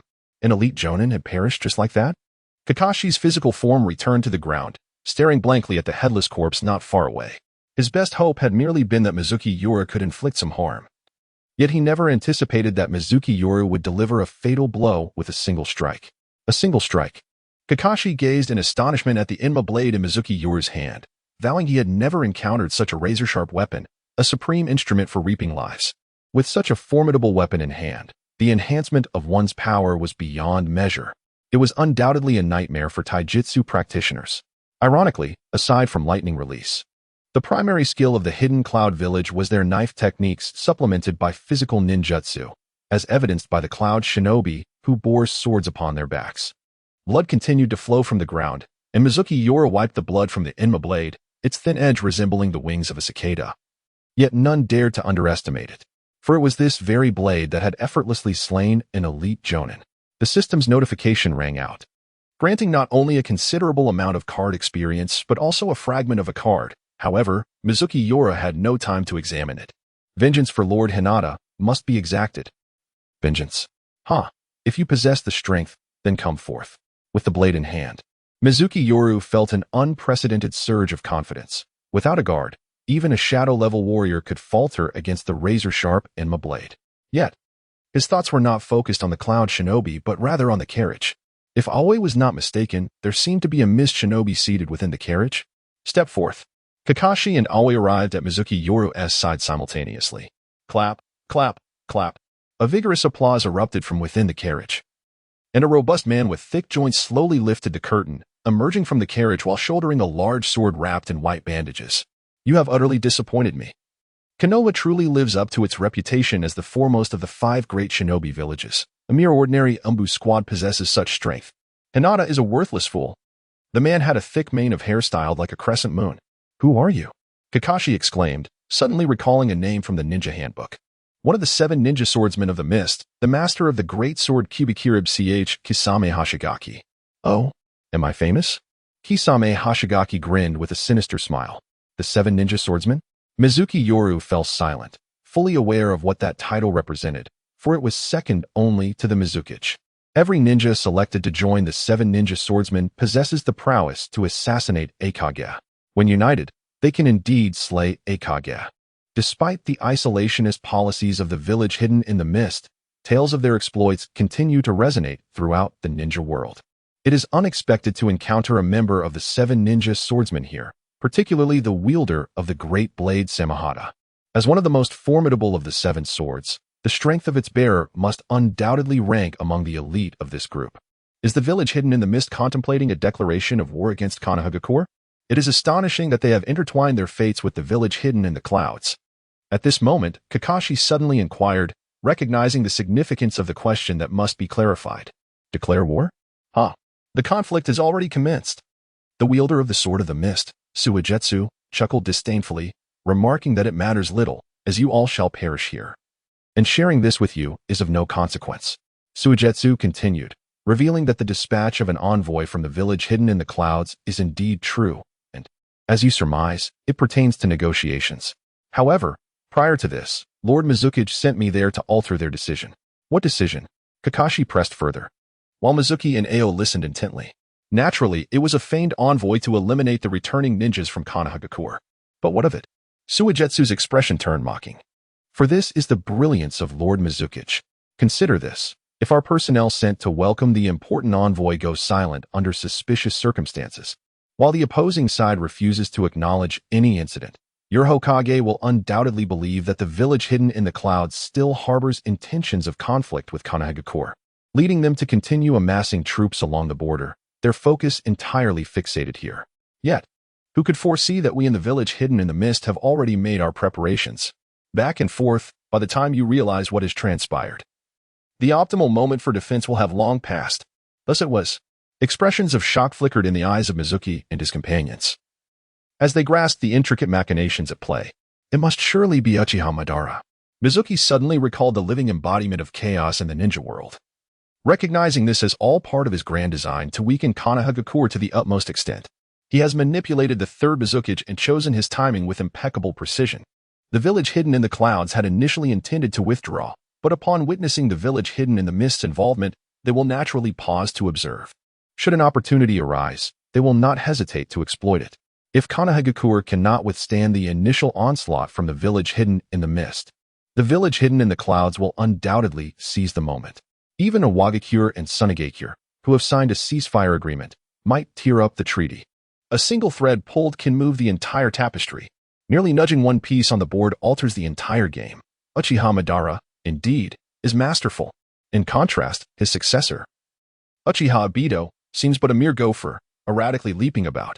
I never anticipated that the timeline would unfold earlier than I had envisioned.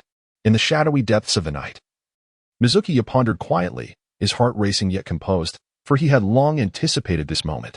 His mind was a reservoir of knowledge, foreseeing the events of the next 2 decades. With a vantage point above, he perceived all.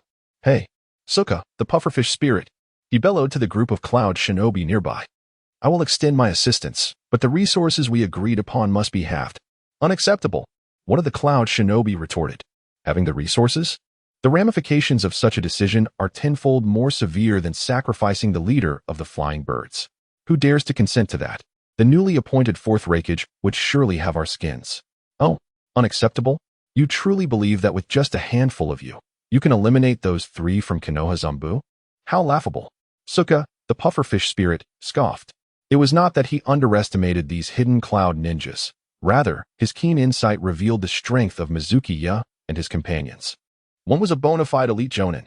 Another was comparable to an elite jonin, especially with the formidable long blade in his grasp, whose terrifying sharpness was a rarity in the world, truly a weapon of unparalleled caliber.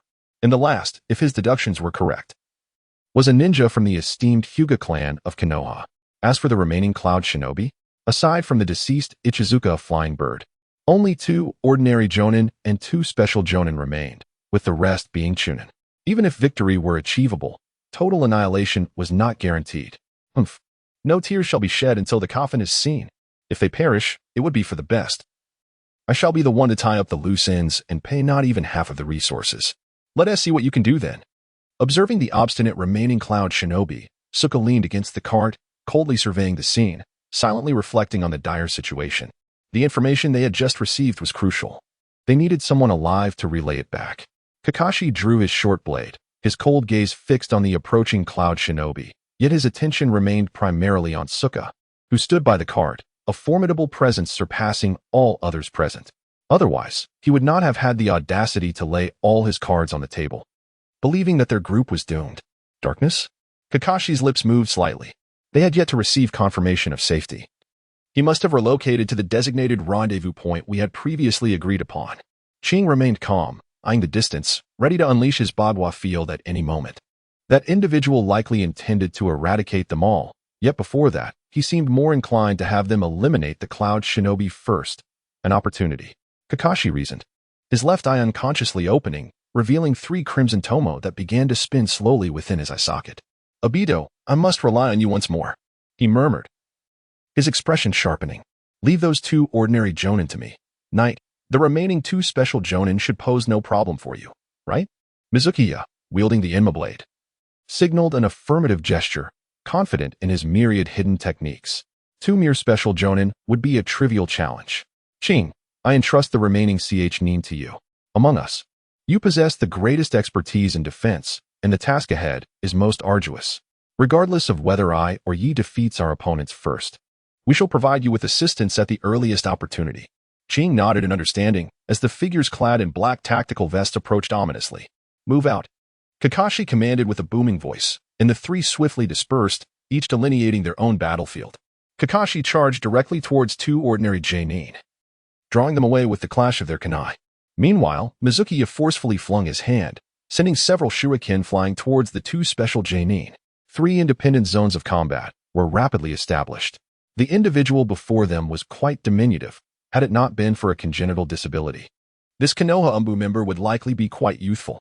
The two special Jonin from the Land of Lightning bore the characteristic dark skin, a result of prolonged exposure to the harsh mountain winds that tanned those who dwelled in such climates. One of them swiftly wielded his kunai, forming an intricate web of blades that deflected all of Mizunomiya's shuriken with a cacophony of metallic clinks, reminiscent of rain striking a banana leaf.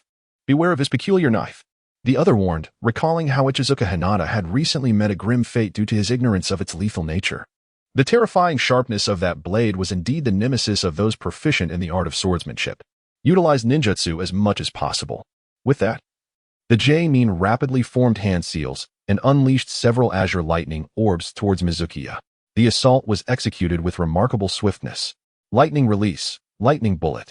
The sharp crackling of electricity resonated, and the air became thick with static, creating a stifling atmosphere. Lightning release ninjutsu is among the most balanced of the 5 elemental techniques, possessing speed comparable to wind release and destructive power rivaling fire release, all while incorporating a paralyzing effect. Even when countered by wind release, its efficacy remains less diminished than other elements. Mizunomiya deftly sidestepped, and in that fleeting moment, he extended his unarmed left hand towards the Jonin who had just launched the lightning orbs, snorting coldly, "What I spike?" The icy spires conjured from his fingertips were harder than stone, boasting a sharpness that surpassed even that of standard iron kunai. The ice spikes shot forth with the velocity of a bullet, each possessing enough destructive force to pierce through bone. Is this ice release? A bloodline limit? The sound of the spikes, akin to a giant crossbow being unleashed, rang out as the targeted Jonin, caught off guard, was impaled by the white ice from the waist up. Ramuai. Before Mizunomiya could confirm the elimination of his adversary and advance for a finishing blow, a low voice rang in his ear, followed by a sudden surge of electricity beneath his feet. Lightning release, ground walk. His body went numb, muscles ached, and his movements became sluggish. What impeccable timing! Mizunomiya was taken aback. His encounters with formidable foes had been scarce, and in each instance, he had triumphed through sheer power, leaving him somewhat lacking in practical experience. Moreover, he had not anticipated that merely 2 special Jonin could exhibit such remarkable synergy. Ultimately, it stemmed from his previous battles, where he had triumphed with relative ease, coupled with the acquisition of the 3-star Yinma blade, which had led to a sense of complacency. Suddenly, he recalled a piece of wisdom imparted by Kai during their lessons. Among those who can become ninjas, there are no weaklings. Anything can transpire on the battlefield, and one must never underestimate any adversary. Mizunomiya Yoru now comprehended the profound essence of this statement, etching it deeply into his heart. My early application to graduate and join the Umbu was indeed justified. It is only through practical experience that one can achieve rapid growth. Before Mizunomiya Yoru could ponder further, a shadow suddenly emerged from the ground behind him like a specter. A chilling aura of lethal intent surged through him, as the cloud ninja he had just pierced with his white ice spike transformed into a puff of white smoke. A clone. Mizunomiya Yoru's heart quivered. Yet a faint smile graced his lips. How intriguing, truly fascinating. It was as if a portal to a new world had opened before him. Commendable indeed. But it was too late. The figure behind him revealed a bloodthirsty sneer, the ninja blade glistening with a layer of lightning chakra, descending for a strike. Towering over Mizunomiya Yoru, the assailant aimed to cleave him in two. Lightning release, sonic thunderblade. The icy blade energy sliced through the air, cascading downward. Shimmering with a cold gleam, the rapid vibrations resounding like a summons from the depths of hell, akin to the scythe of the Grim Reaper. At that moment, Kakashi caught sight of the dire situation confronting Mizunomiya Yoru and was struck with horror. How could this be possible? How could a ninja of comparable strength to a Jonin, even an elite Jonin, be cornered by 2 special Jonin in so brief a span? He soon deduced the reason: age and experience. Damn it, why now of all times? Just as Kakashi gazed on in despair, the lightning blade descended. This was a moment capable of dictating their fate. In the next instant, only astonishment remained in Kakashi's eyes. Ah! A chilling wail abruptly echoed throughout the arena, yet the voice did not belong to Mizunomiya Yoru, who was on the brink of despair in Kakashi's eyes, but rather to the cloud ninja behind him. That was, Kakashi's pupils constricted as he beheld a foolish-looking chubby boy suddenly appear, Gluttony Gritani. At the very moment the cloud ninja's lightning blade was about to strike Mizunomiya Yoru, Gritani, who had been miles away in Konoha, unexpectedly materialized just in the nick of time. He had intercepted the seemingly inevitable blow meant for Mizunomiya Yoru. His body was nearly cleaved in two. Yet Gritani's form immediately radiated a blood-like crimson light, resembling rippling water patterns, continually undulating. Under the illumination of this sanguine glow, Gritani astonishingly restored his original state in the blink of an eye. The immortal body of an alchemical homunculus. This impossible. The cloud ninja's eyes twitched slightly, nearly dropping the kunai in his hand, unable to believe the bizarre scene unfolding before him. Who could elucidate the sudden appearance of this rotund figure? Moreover, how could one be cleaved in two yet still revive? Was it an illusion? His complexion shifted, suppressing the terror within. He performed the hand signs to dispel Jinjutsu, only to lift his gaze once more and find the little chubby figure still blocking his path, staring blankly at him. That gaze sparked a flicker of recognition. He felt he had seen it before. Ah, yes. It was during their last encounter when this fellow had proposed treating his companions to barbecue, wearing a similarly perplexed expression. Knight, may I devour him? He inflicted such pain upon me.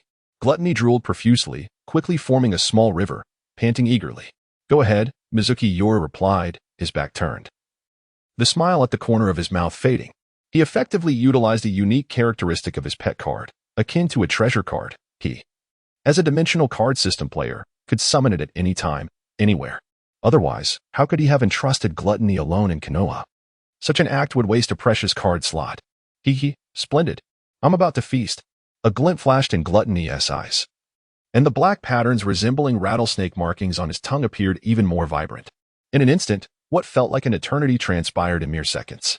Gluttony suddenly flung his mouth wide open, the corners of his lips stretching back to his ears, resembling the abyssal maw of a legendary beast. His body lunging forward like a bullet. Crack! The cloud ninja had no time to react as half his body was engulfed by gluttony, intestines and entrails spilling forth, painting the scene in a grotesque spectacle of gore. Consuming the living?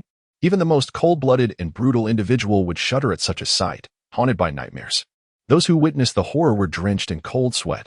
Kakashi, in particular, swallowed repeatedly, finally grasping why the little chubby companion of Mizunomiya Yoru had always emanated an eerie feeling, the source of that chaotic, murderous intent becoming clear. Furthermore, he understood at last why Mizunomiya Yoru had fed him dirt, a monster. The remaining special jonin was left dumbfounded, although ninjas typically possessed formidable mental fortitude. The spectacle of consuming a living person was too horrifying. Throughout the ninja world, there had never been accounts of such cannibalistic horrors, let alone witnessing it firsthand. Even the watermelon mountain pufferfish demon, known for its countless atrocities, nearly retched in disgust. Can that one be eaten too? Gluttony devoured the cloud ninja entirely, leaving not a bone behind, wiping his lips and greedily gazing at another cloud ninja. As one of the 7 deadly sins, gluttony's appetite could never be satiated. Indeed, compared to a diet of dirt, consuming flesh proved far more exhilarating. Of course it can. As Mizunomiya Yoru turned around, he reflected on the invaluable lesson imparted by the individual before him. In return, he felt compelled to express his gratitude. Otherwise, would his 9 years of compulsory education not be in vain? Perhaps he should repay them by allowing Gritani to devour them instead. Oh, Yoru, how splendid you are. Gritani was moved to tears, uncertain whether he wept for his liberation from the constant consumption of dirt or for Yoru's benevolence. I shall feast. Without waiting for Mizunomiya Yoru to give the command, Gritani eagerly lunged at the remaining cloud ninja, moving with the ferocity of an untamed beast, his limbs striking the ground with primal force, excitement gleaming in his walnut-sized eyes. Even without the augmentation of special energy, his sheer physical prowess allowed him to move with astonishing speed, rivaling that of elite chunin. Moreover, Gritani's strength lay not in speed alone, but in his tenacious immortality and his insatiable gluttony that could consume any object. Furthermore, Yoru stood nearby. Do not come any closer. The remaining cloud ninja, having witnessed the brutal demise of a comrade, was determined to avoid a similar fate. He shouted in panic and swiftly retreated toward the area where Ao was located. White ice spikes. Just as he prepared to move, he found the passages around him completely sealed off. Any attempt to flee would result in being impaled by numerous white ice spikes. Then I shall kill you. The Cloud Ninja, resolved to abandon his escape, raised his kunai and aimed for Gratani's neck, refusing to believe in the existence of an immortal being. His face drained of color, eyes bloodshot. He channeled a massive amount of lightning chakra into his weapon. Yet, Gratani stood his ground, unflinching. With a sickening thud, a head soared into the air, the gushing blood staining the sky crimson. Ha, ha, ha. I knew it. You can be killed. The Cloud Ninja erupted into maniacal laughter at the sight of Gratani's headless corpse, seemingly releasing some pent-up tension. However, before he could savor his victory, a flash of crimson light ignited once more. Crack. In an instant, a violent crunching sound echoed, and Gratani's headless body miraculously revived once again. Two special jonin had fallen. Silence enveloped the scene, an eerie stillness prevailing. What manner of individual had Konoha recruited? Kakashi pondered in shock. While Ao could scarcely believe that two special jonin, comparable to himself, had perished without even stirring a ripple. And who was that portly figure who had suddenly appeared? Devouring human flesh? As others stood in astonishment or dread, Mizuki Yoru noticed that Estelle's card had leveled up once more. The threshold to reach level 10 and advance had drawn closer, and he had also acquired 2 additional fragments. Yoru, quickly go assist Ao.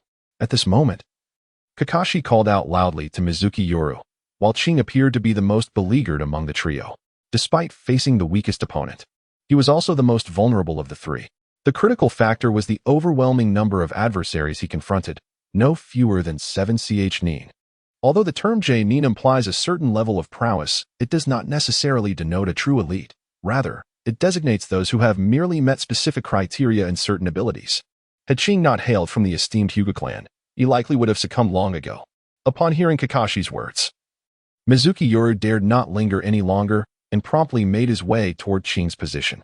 Just as he was about to move, he suddenly sensed a shift in the atmosphere and instinctively withdrew. Swish! A multitude of sunbon plunged into the ground where he had just stood.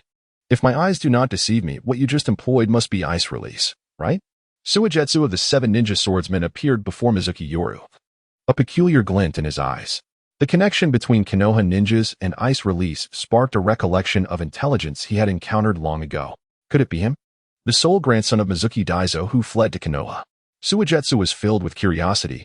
If that were indeed the case, it would be nothing short of astonishing, for he recalled that the boy should have only been 7 years old at that time. In response to Suigetsu's intrigue, Mizuki Yoru remained enveloped in silence. Are you unwilling to speak, or perhaps too afraid? Unfortunately, Suigetsu's mask obscured any insight into Mizuki Yoru's thoughts, prompting him to playfully probe further. Gratoni, assist that individual. As for the others, you may handle them at your discretion, Mizuki Yoru instructed Gratoni. Given Suigetsu's presence, he found himself unable to support Ching directly and thus entrusted the task to Gratoni.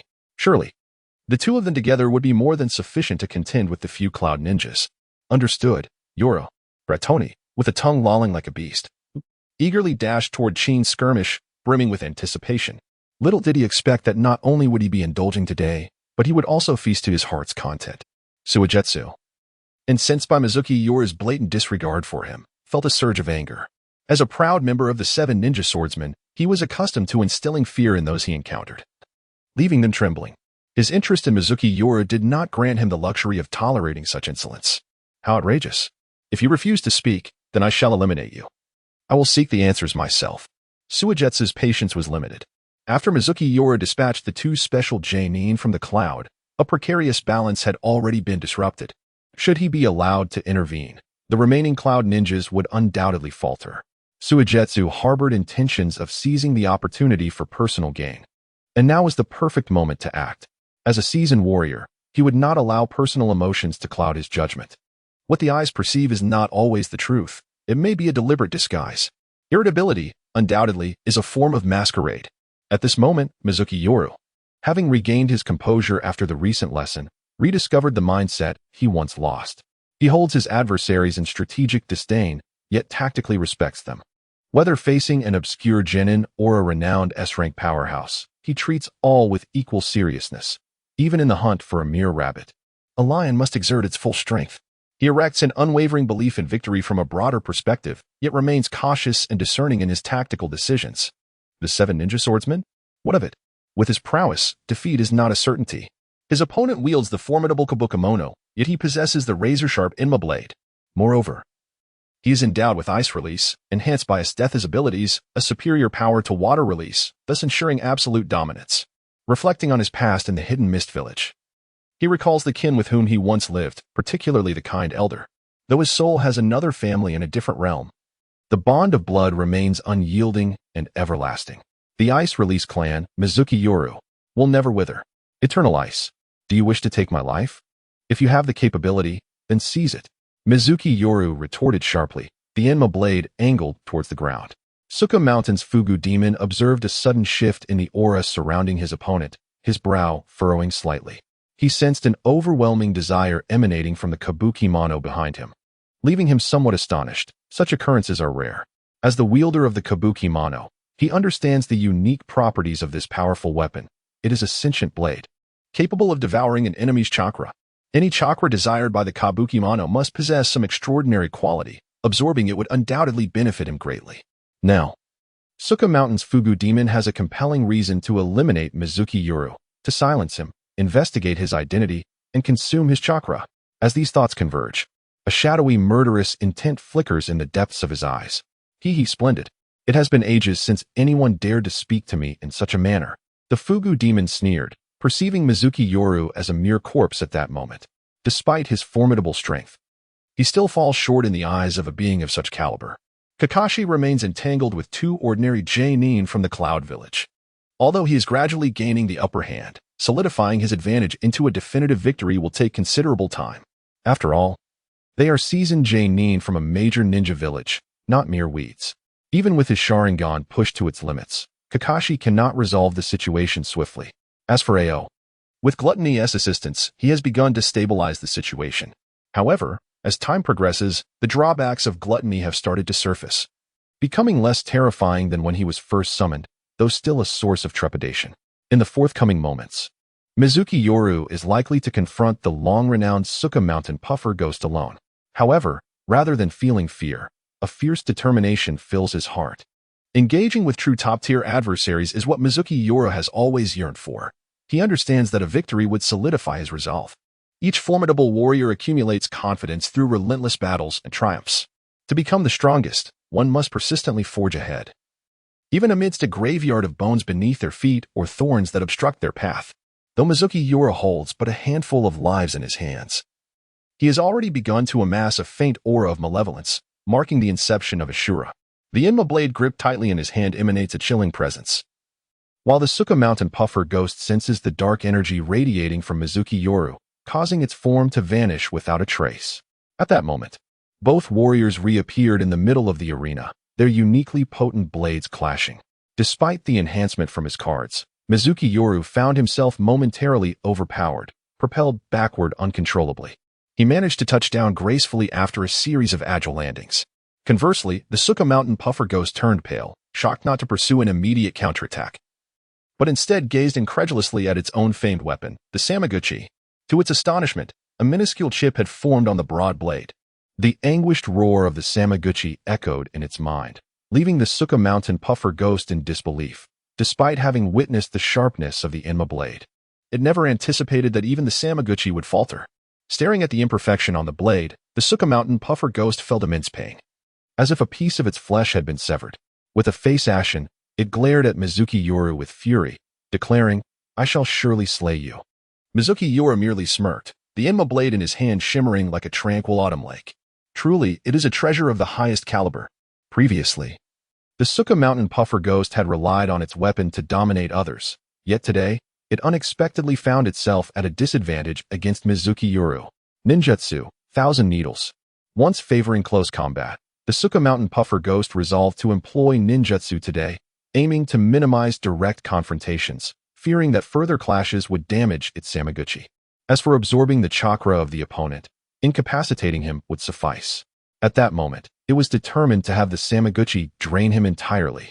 Without hesitation, the Suka Mountain Puffer Ghost began forming seals. Instantly, its flowing orange hair, infused with chakra, transformed into an incredibly resilient mass, resembling countless fine steel needles. Launching towards Mizuki Yoru. Mizuki Yoru, reacting with astonishing speed, dispersed swiftly, unleashing a battle cry as he wielded the Inma blade in a flurry of slashes, severing the needle-like strands of hair. Yet, the hair of the Suka Mountain Puffer Ghost seemed to proliferate uncontrollably, endlessly. This ninjutsu evoked memories of Jiraiya's needle Kazashi, sharing a striking similarity in the infusion of chakra into one's hair. To achieve this, one must possess an exceptional mastery of chakra control. Indeed, Mizuki Yoru moved with the agility of a monkey, his arms flailing like a whirlwind of phantoms, yet the countless needles pursuing him remained relentless.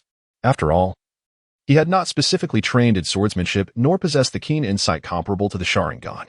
Ultimately, the longer he held his ground, the more likely he was to falter. And he was finally struck in the left leg by one of the needles. This marked the first time Mizuki Yoru had sustained injury. It is not common for an individual to wield an A-rank ninjutsu with such finesse from the outset.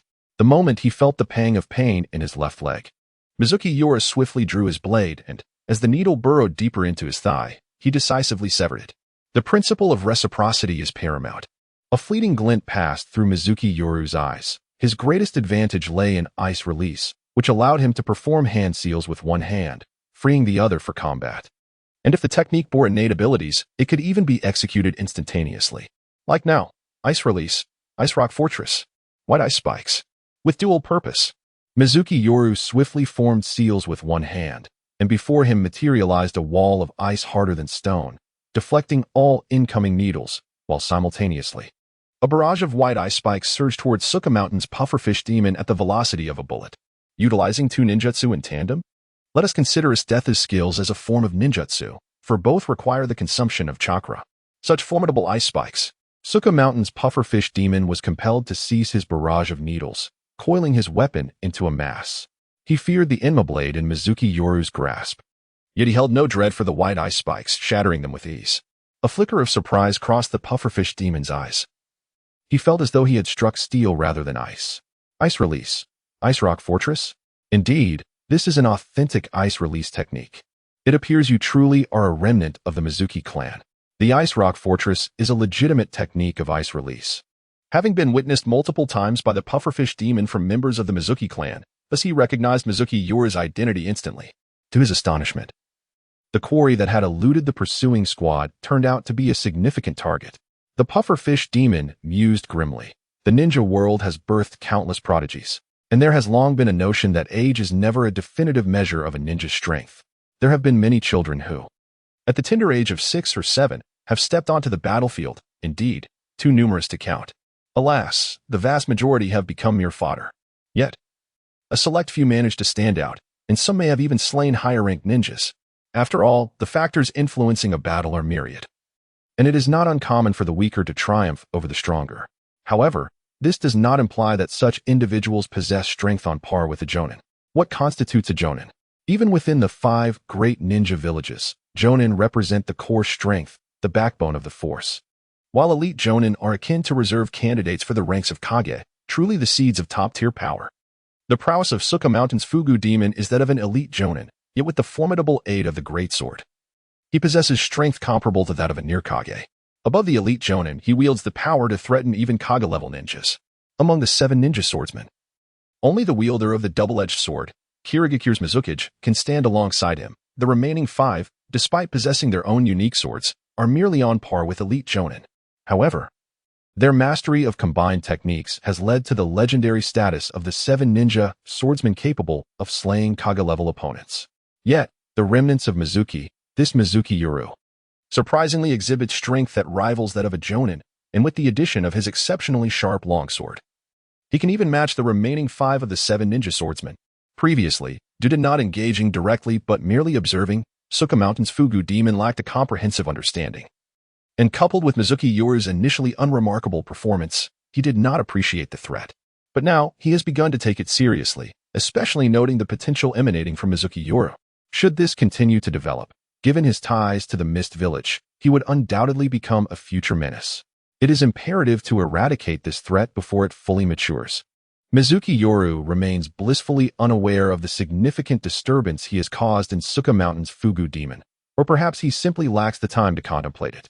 After Suka Mountain's Fugu demon ceased his ninjutsu, Mizunomiya Yoru leapt out from behind the protective ice wall, ready to form hand seals with one hand. He is acutely aware of his advantages, yet he also comprehends the strengths of his opponent. In terms of stamina, experience, power, and the comprehension and application of ninjutsu, he undoubtedly falls short. What to do? He possesses the card of Esdeath. This is his greatest trump card, the Ice Meteor. So far, Mizunomiya Yoru's most potent ability has only been employed once, particularly enhanced by the dual amplification of Ice Release, granting it the power akin to Forbidden Jutsu, albeit at a considerable chakra cost. Even though Mizunomiya Yoru's chakra has nearly doubled since the last time he used it, it remains insufficient. This skill's potency scales with the amount of chakra he invests. After assessing his remaining chakra, Mizunomiya Yoru is certain that he possesses significantly more than during his initial use. He intends to catch his opponent off guard, delivering a decisive blow. At the moment when Suka Mountain's Fugu demon's murderous intent intensifies, and Kakashi and Ao are engaged in their respective battles, a shadow suddenly descends overhead, casting the sky into darkness and sending a chill through the air. Everyone instinctively looks up, witnessing a massive ice sphere that has appeared in midair. Kakashi's expression shifts dramatically, clearly recognizing the nature of the ice sphere. It seems even larger than the one he encountered previously. All combat ceases as they gaze at this awe-inspiring sight, and Kakashi murmurs, only for his expression to shift again as if recalling something, hastily retreating in a state of panic, his back a picture of distress. The others swiftly react, beginning their escape, yet Suka Mountain's Fugu demon remains frozen in shock, sensing that he has been locked onto. There is nowhere to evade. Is this Mizuki's ice release? The sky seemed to hang with two suns. One radiated a golden brilliance, exuding a gentle warmth, while the other was an unadorned azure, emanating a chilling aura. After Waterless Moon Night infused a far greater amount of chakra than before, the diameter of the ice meteorite had astonishingly reached over 20 meters. The watermelon pufferfish demon's expression froze, initially believing the battle would be easily won, only to find his opponent once again surpassing his expectations as he gazed upward at the sky. Now, evasion was futile. He had to move the instant this ninjutsu was unleashed, striving to escape the area of effect as much as possible, feeling a certain energy locking onto him. The watermelon pufferfish demon trembled. Should such a colossal ice sphere fall, even one as formidable as he could not withstand it. This was akin to an S-rank secret ninjutsu. It was here. The watermelon pufferfish demon's eyes gleamed as a powerful ripple of chakra erupted from Waterless Moon Night, clearly signaling the completion of the ninjutsu. Indeed, the enormous ice sphere suspended in the air plummeted like a blue comet, streaking across the sky. Waterless Moon Night formed a single-handed seal before his chest, his expression profoundly solemn. Prepare to face judgment. Suddenly, he leaped backward. The watermelon pufferfish demon's chakra had long entered a state of alert. Upon noticing Waterless Moon Night's movement, several whirlwinds appeared around him. Rapid successive body flicker techniques. This one do. The falling speed was alarmingly swift. The watermelon pufferfish demon gazed up at the sky in horror, the shadow beneath him growing ever larger, his hands quickly forming seals. Water release, exploding water shockwave. Chakra surged forth, a powerful column of water erupting from his mouth, hurtling towards the descending ice meteorite. The impact of the water column abruptly slowed the descent of the ice sphere, filling the watermelon pufferfish demon with relief as he seized the opportunity to retreat even further. In the next instant, the ice meteorite crashed to the ground. The immense ice sphere, over 20 meters in diameter, fell from a height of 100 meters. Carrying an unfathomable force, its own weight was several hundred tons, and under the acceleration of gravity, it was likely to possess a force in the tens of thousands. Finally, the energy concentrated at a single point erupted. In that moment, it seemed as though nothing existed in the world save for a resounding boom. Waves of energy radiated outward.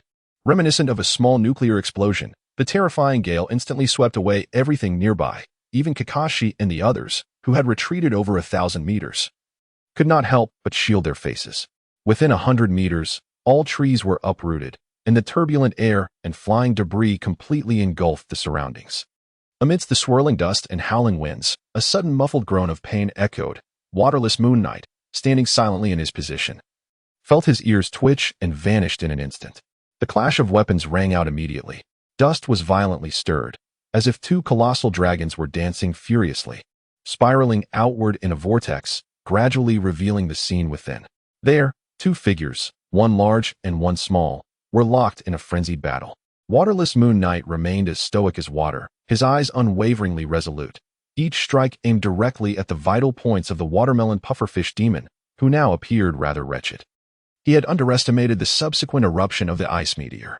Although he managed to escape the most critical area, he still suffered considerable repercussions. Blood oozed slightly from his ears, and his once neat Xianyu hairstyle lay in disarray, leaving him looking disheveled and covered in dirt. One of his arms appeared grotesquely deformed, as if it had been broken by some force. Damn it, he bellowed in fury, feeling a twinge of regret. Had he not initially distanced himself out of fear of damaging his saber, opting instead to engage in combat using ninjutsu, Suigetsu Yoru would never have had the opportunity to unleash the ice meteor. Furthermore, as a member of the 7 ninja swordsmen, his greatest strength lay in close-quarters combat with his sword, yet his arrogance led him to believe he could triumph solely through ninjutsu.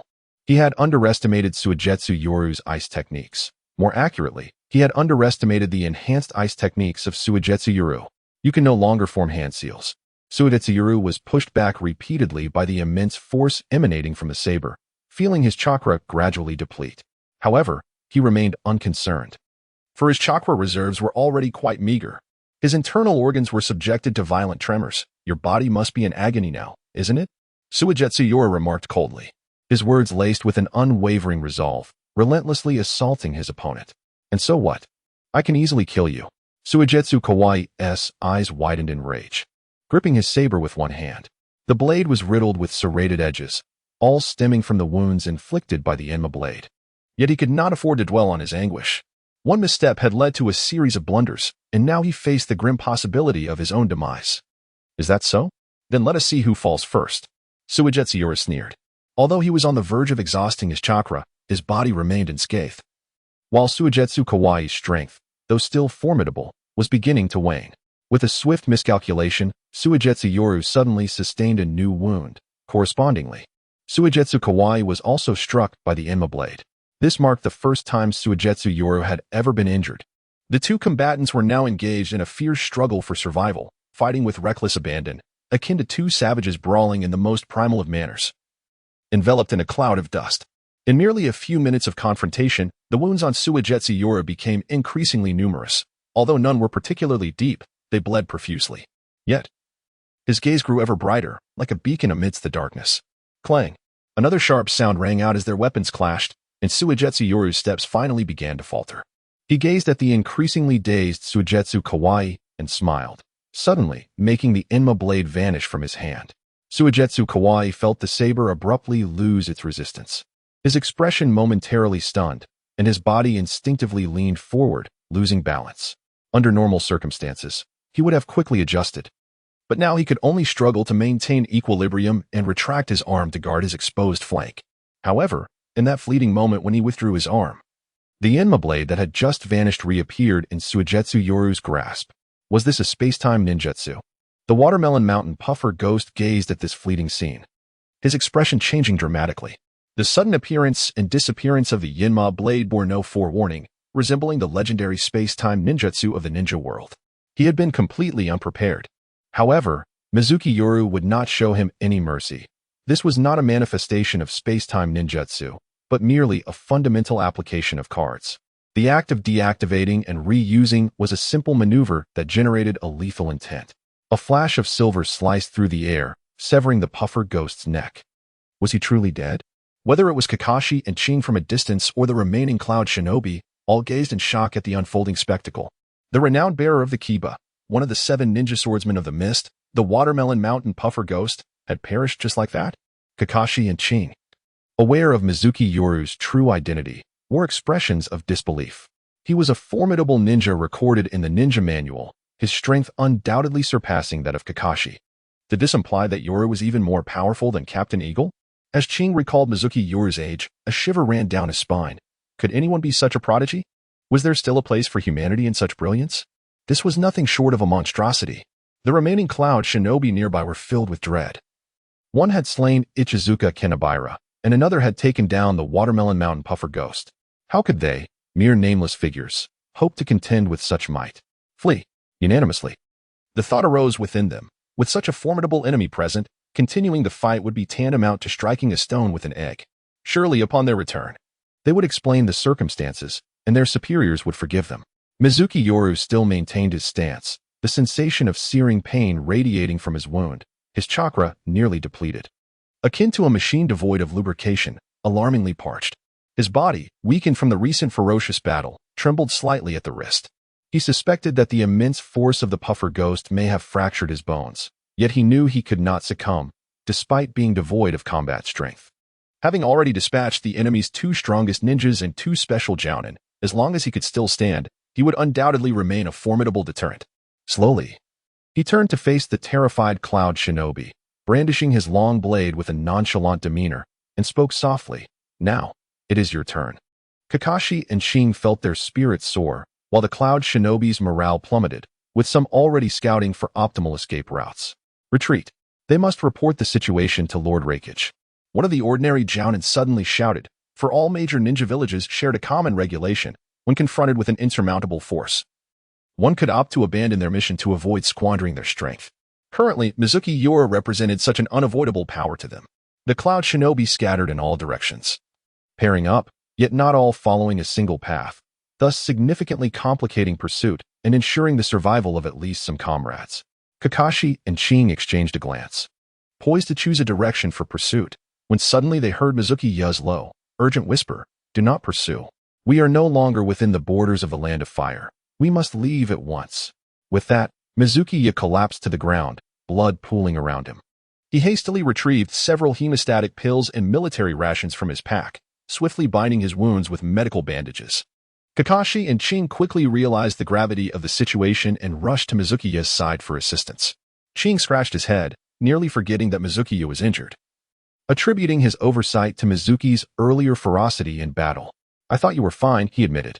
Mizunomiya, somewhat exasperated, noticed Kakashi nodding in agreement, indicating that both shared a similar thought. A vein of frustration appeared on Mizunomiya's forehead. It seemed they truly believed him to be invincible. At that moment, Gluttony, looking rather pitiful, scurried to Mizunomiya's side, lamenting the loss of their feast, yet prioritizing his master's health. Kakashi refrained from inquiring how this gluttonous little fellow had suddenly appeared, perhaps due to some secret technique, for ninjas often harbor secrets. And probing into such matters could easily provoke others' wariness, even to the extent of being regarded as an adversary. Thus, Kakashi chose to keep these questions to himself, content in knowing that Mizunomiya was his comrade in battle. Shing's thoughts mirrored Kakashi's. "You are right. Our immediate priority is to return to Konoha and report everything that has transpired here, especially the intelligence concerning Kirigakure," Kakashi concurred, gradually regaining their composure from the earlier skirmish. The trio swiftly reached a consensus. They must locate Ansed to provide medical aid to Mizunomiya before departing the borders of the Land of Hot Water. Shing picked up the prized skin of the watermelon mountain pufferfish, a rare trophy from their battle, while Gluttony once again transformed into Mizunomiya's steed. The 3 set off in the direction from whence they came, and the battlefield, once filled with chaos, began to reclaim its tranquility. Save for the lingering scent of blood and the sight of several lifeless bodies strewn across the ground.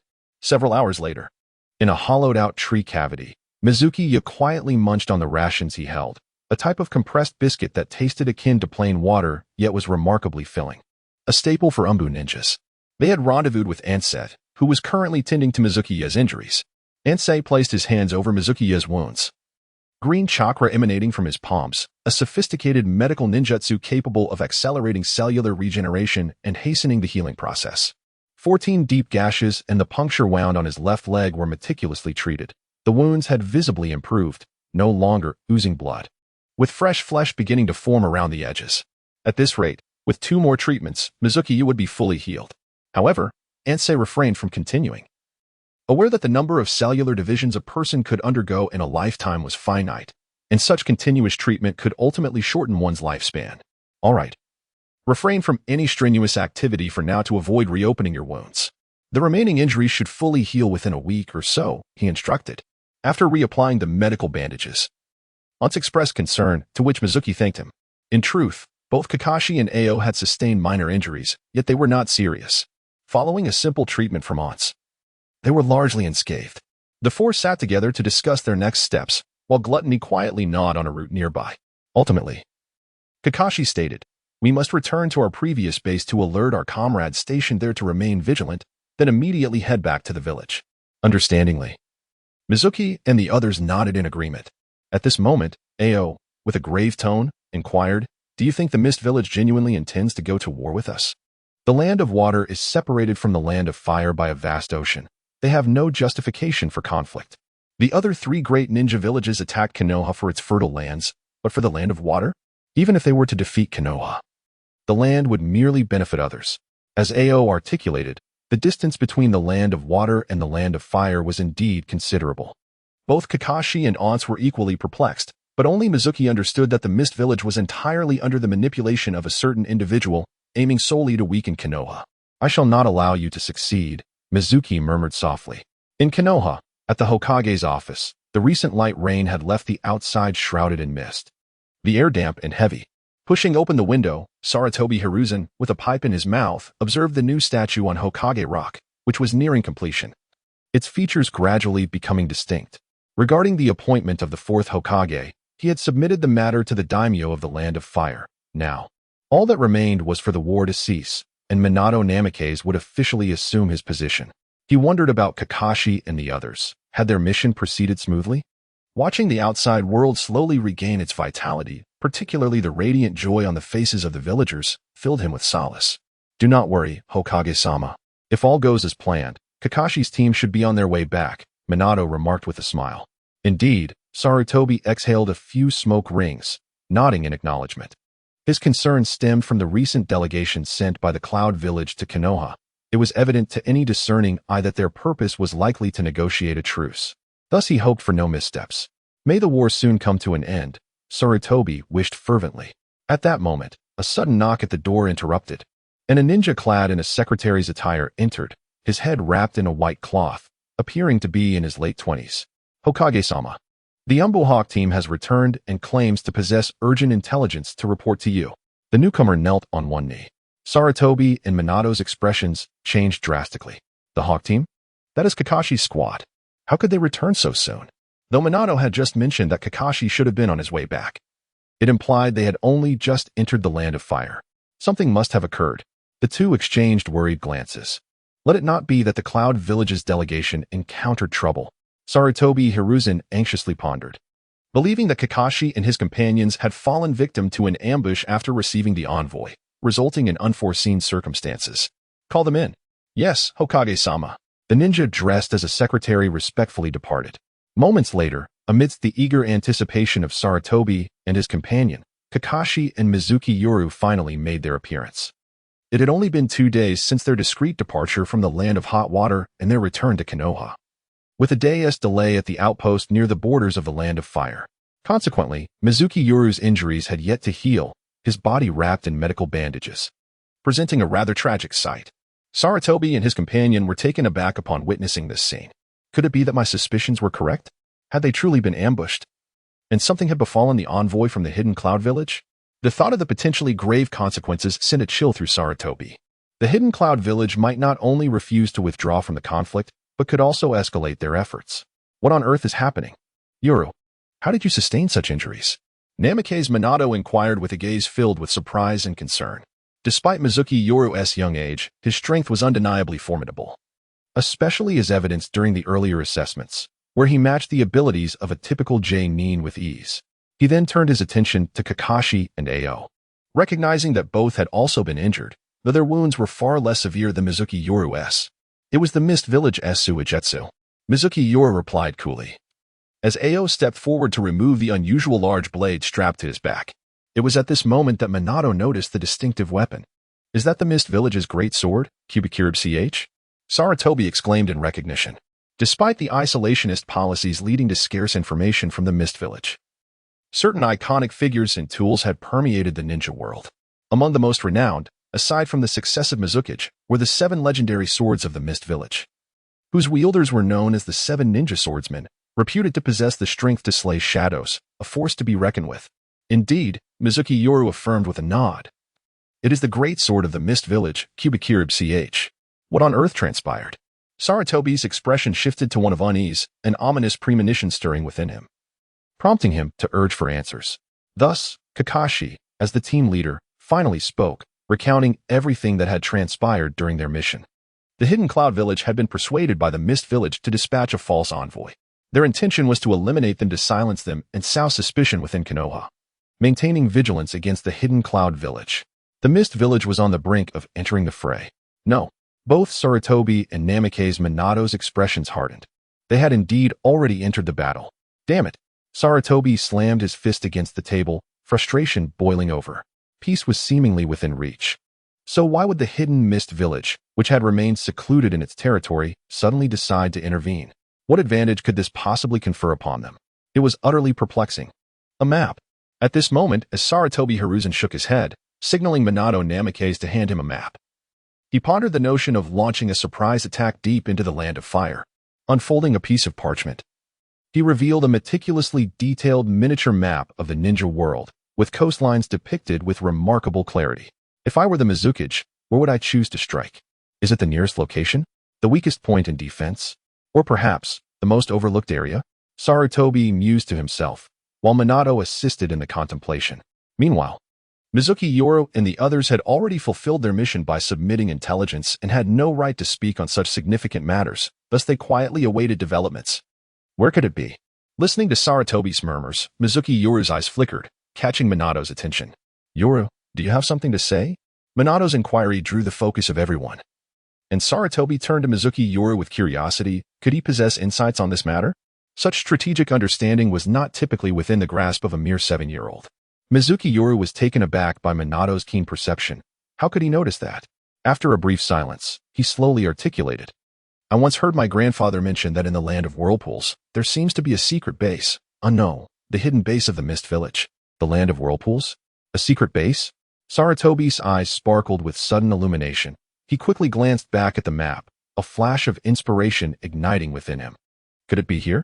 If what Mizunomiya Yoru says is true, this information is undeniably invaluable. Perhaps it can tilt the scales back in favor of Konoha against the already mobilized Mist Village. Although your mission to provide support this time has failed. Considering the special circumstances and the critical intelligence you have retrieved, we shall still regard it as a completed mission. Sarutobi had regained his composure, carefully storing the map away. He promptly dispatched Minato for further reconnaissance towards the Land of Whirlpools, assuming Mizunomiya Yoru's insight was accurate. With the Flying Thunder God technique, renowned as the Golden Flash and the fastest in the ninja world, Minato's mobility was unparalleled, further complemented by his elite strength. Sarutobi continued, apart from Yoru. The rest of you will receive an A-rank mission acknowledgement, while yours shall be elevated to an S-rank and promoted to CH Nin. There was no dissent regarding Sarutobi's decision. For Mizunomiya Yoru's contributions had been paramount in this endeavor. Had he not eliminated 2 special J-Nin, including Ichi's K Torai and Suigetsu H-Suki, their entire team might not have returned alive. Especially noteworthy was Suigetsu H-Suki, a formidable figure in the ninja world, unexpectedly defeated by a 7-year-old child. Kakashi and the others would forever remember the blue meteor that fell from the sky, casting a shadow that instilled fear. Truly remarkable. Even Sarutobi Hiruzen was once again taken aback. From the moment he learned that Mizunomiya Yoru had annihilated an entire pursuit team from the Mist Village, comparable to elite Jonin. He knew that this child would inevitably make a name for himself in the ninja world. However, he never anticipated that this day would arrive so swiftly. Should the news of Mizunomiya Yoru's direct defeat of Suigetsu's formidable foe spread, it would undoubtedly attract the attention of intelligence agencies from various ninja villages. Moreover, if they were to discover Mizunomiya Yoru's actual age, even the leaders of these villages would issue assassination orders. For the ninja world has seldom witnessed such a terrifying prodigy. To describe him as astonishingly brilliant would not be an exaggeration. Even during the Warring States period, the legendary Senju Hashirama and Uchiha Madara, known as the god of shinobi and Konoha's Shura, might not have possessed such prowess at this tender age. Thank you for your generous recognition, Hokage-sama. Mizunomiya Yoru, noticing that others were only credited with an A-rank mission while he was distinguished with an S-rank, felt a twinge of embarrassment at the apparent disparity in treatment and promptly expressed his gratitude. Sarutobi Hiruzen smiled and waved his hand, indicating that this was all deserved. Suddenly, Mizunomiya Yoru's eyes sparkled as he rubbed his hands together. Hokage-sama, I wonder how much bounty is awarded for an S-rank mission? The individuals in the room seemed to perceive a golden symbol glimmering in Mizunomiya Yoru's azure gaze. Here we go again, Kakashi discreetly smirked, nearly forgetting this person's insatiable thirst for riches. Aoi and Enko stared at Mizuki Yoru, wide-eyed as if discovering a new world. It was utterly audacious to directly inquire about the bounty with the Hokage. Wow, impressive. Perhaps this is the essence of genius, so distinctively unconventional. Sarutobi Hiruzen seemed to recall that day when he witnessed a certain someone's unseemly demeanor. Like Kakashi, he felt a twitch at the corner of his mouth. However, since the inquiry was not illegal, he pondered for a moment before responding with resignation. The reward for a standard A-rank mission ranges from 150,000 to 1,000 Rio. The rewards for S-rank missions begin at over 1,000 Rio. Considering the complexity and uniqueness of your task, I can authorize a reward of 3,000 Rio. 3 million Rio? The symbol in Mizuki Yoru's eyes gleamed ever brighter. Based on the exchange rate between the system's currency and the Hokage's currency, he could recharge at least 30,000 diamonds. More importantly, with a recharge of merely 10,000 diamonds, he could unlock a fourth available slot. This was the most significant gain. Once he acquires a powerful card to equip, his strength would soar once again. Indeed, my decision to apply for early graduation and join the Umbu was the right choice. Mizuki Yoru envisioned a bright financial future ahead. However, this sum was still far from sufficient. To purchase a 3-star card from the shop would require at least 100,000 diamonds. Even with a recharge of 30,000, he would still be short by 70,000. Yet, as he contemplated the exorbitant costs associated with acquiring cards, Mizuki Yoru felt disheartened. It was too expensive, and earning it through combat was exceedingly difficult. It truly was a case of being unable to have one's cake and eat it too. Nothing in this world allows for a perfect outcome. On a night when the emotions of Mizuki Yoru fluctuated greatly, Sarutobi Hiruzen suddenly inquired, "What are your intentions with that ninja blade?" "Which one?" Mizuki Yoru, momentarily lost in thought, soon realized, "Are you referring to the great sword, Shark Skin, from Suigakure's pufferfish demon?" Indeed, Sarutobi Hiruzen nodded repeatedly. Since he had already discerned the character of the individual before him, he decided to be forthright. "Name your price. If it's reasonable, I shall procure it on behalf of the village." Upon hearing this, Mizuki Yoru was instantly invigorated, his earlier dejection cast aside. He slowly gestured a sign for 7 million Rio? Have you lost your mind? Why don't you just rob a bank? Sarutobi Hiruzen thundered in outrage. That sum could cover 7 ordinary S-rank missions. To exchange it for a single ninja blade? Did he truly think him a fool? Mizuki Yoru, sensing the tension, chuckled awkwardly, realizing he had perhaps overstepped. He then gestured slowly for 5. Kakashi and the others exchanged amused glances. It had been ages since they witnessed someone provoke the third Hokage to such a degree. Yet, truth be told, they felt a twinge of envy for Mizuki Yoru, who had completed but a single mission and earned money that nearly rivaled their entire lifetimes of toil. Indeed, it was true that comparisons often breed discontent. 3 million Rio, no more. Sarutobi Hiruzen bit out, his determination unwavering. 4 million Rio. This is a renowned divine weapon that can allow one to combat beyond their level, Mizuki Yoru asserted passionately, promoting the merits of Shark Skin as if he were a salesman. As a sentient blade, Shark Skin was currently inclined to cleave Mizuki Yoru in two. 3 million Rio. If that doesn't suffice, then keep it for yourself. Sarutobi Hiruzen implied a finality in his tone, clearly baffled by the obsession of a mere 7-year-old with currency. Can you even spend that much? Very well, Mizuki Yoru acquiesced, securing an additional 3 million, which, combined with the reward from the previous S-rank mission, totaled 6 million Rio. However, he still faced a shortfall of 4 million. A solution must be devised. Mizuki Yoru pondered silently as he examined his status panel. He noticed that Esdeath had already reached level 9, just 1 level shy of promotion, while Gluttony had also ascended 3 to 4 levels after consuming 2 special Jonin and several Chunin. Out of sight, out of mind. After finalizing the transaction and addressing a few matters, Sarutobi Hiruzen promptly ushered Mizuki Yoru and the others out. Noticing the furrowed brow of Mizuki Yoru, Kakashi patted his shoulder. Perplexed, what are you thinking? You just made 6 million. You can't possibly be dissatisfied. Yes, with such a windfall, aren't you planning to treat us? They chimed in. We heard that a new barbecue restaurant opened on East Street, and the decor is particularly lavish. What are you saying? Mizuki Yoru replied, feigning ignorance. Sorry. My ears suddenly seem to be malfunctioning. It must be the injuries acting up. I really must head home to recuperate. See you tomorrow. Treating them? On the night of Mizuki, he feigned ignorance, shaking off Kakashi's hand that patted his shoulder and fled like a rocket. Before the trio could gather their wits, Mizuki had already turned 2 corners, vanishing into the throng. Kakashi. Chin. Once. Damn it, you clearly sustained a knife wound. And it didn't even graze your head. How could your hearing suddenly diminish? This excuse is utterly pathetic. The 3 stood speechless, petrified in front of the Hokage building. Ah. How joyous it is for us common folk today. Finding a deserted alley, Mizuki swiftly changed out of his umbu attire, humming a cheerful tune as he strolled homeward, feeling that the sunlight was particularly radiant today, with the air filled with the sweet melodies of birds and the fragrance of blooming flowers, especially when he felt the ticket tucked in his pocket. A smile spread across his face, unable to contain his delight. At the base of Mizuki's residence, Utsuya and Ugetsu Saigen stood waiting.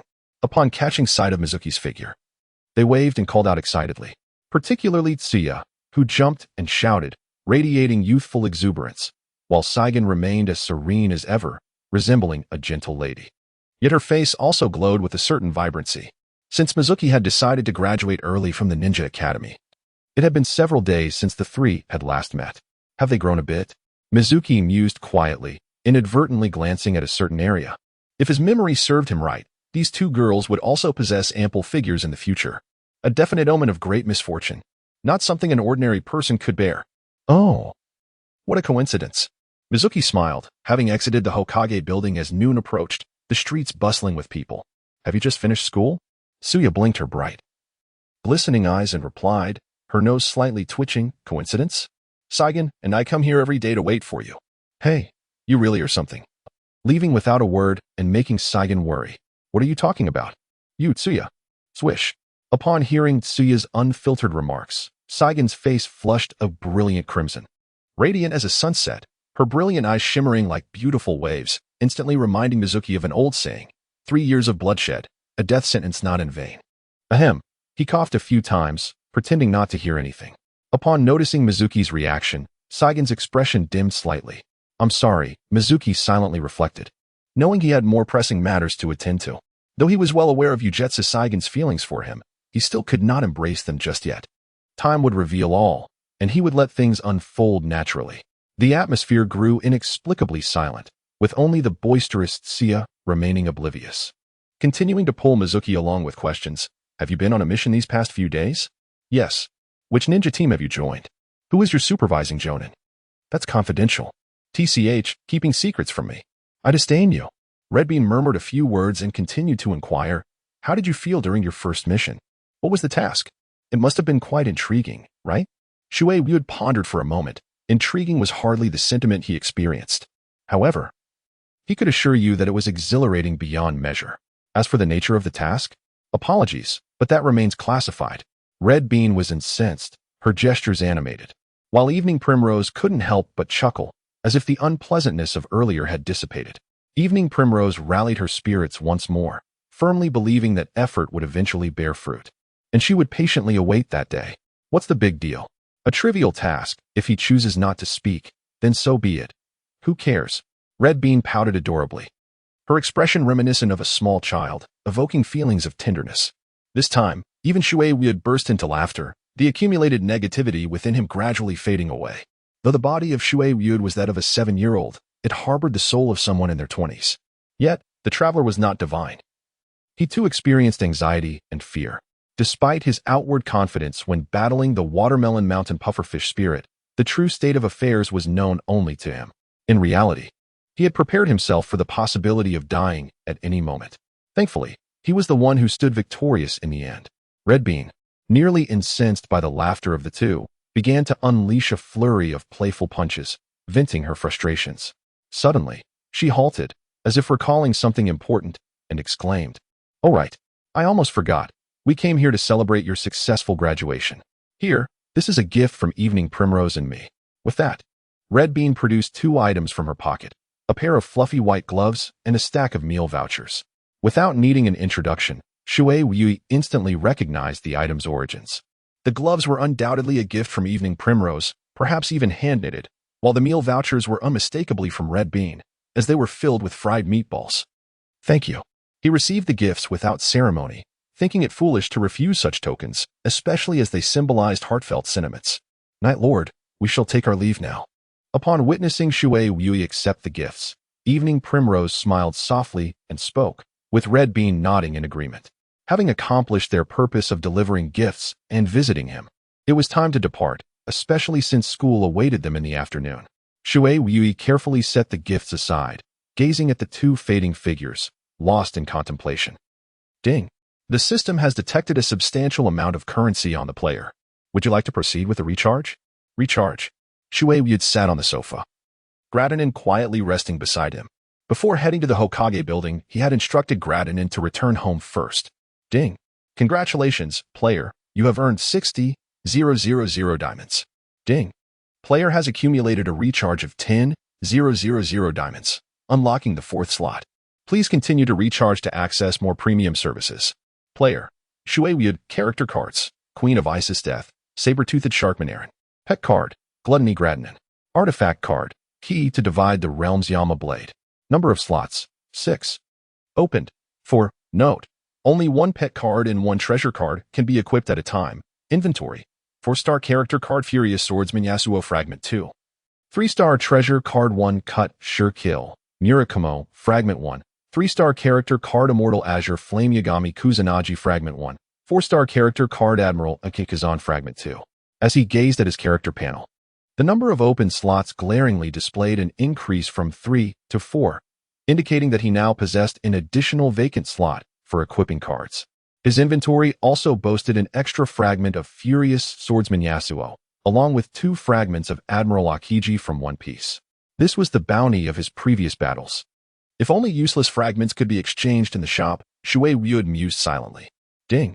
If a player accumulates over 100,000 diamonds, they will unlock basic VIP services, allowing for card fragment exchanges, limited to 10 times per day. It seemed the system had sensed someone's desire, as a notification suddenly rang out. Shui Yui paused momentarily, reflecting on the system's response, thinking, is it truly possible? Money, oh money, 100,000 diamonds. Shui Yui stroked his chin, wearing an expression of deep contemplation. The night was as dark as ink, the heavens cloaked in shadow, with ominous clouds swirling, hiding any trace of moonlight. At times, a gust of wind howled by, stirring the leaves and emitting a piercing cry reminiscent of an owl. It was a night of darkness and danger. A solitary figure stealthily navigated through the woods, donned in a white rabbit mask, with a slender long sword strapped to his back, its black scabbard exuding an air of lethal intent. Before him lay a hidden encampment nestled among the mountains, the very target of his mission. Shui Yui gazed intently at the encampment, carefully observing the scene within.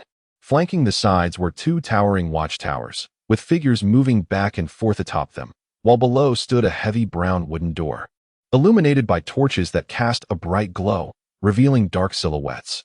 This was a new mission he had independently taken from the Dark Division: eliminate the bandits, classified as level, due to the presence of a rogue ninja among them. In total, Shui Yui had accepted 14 such tasks.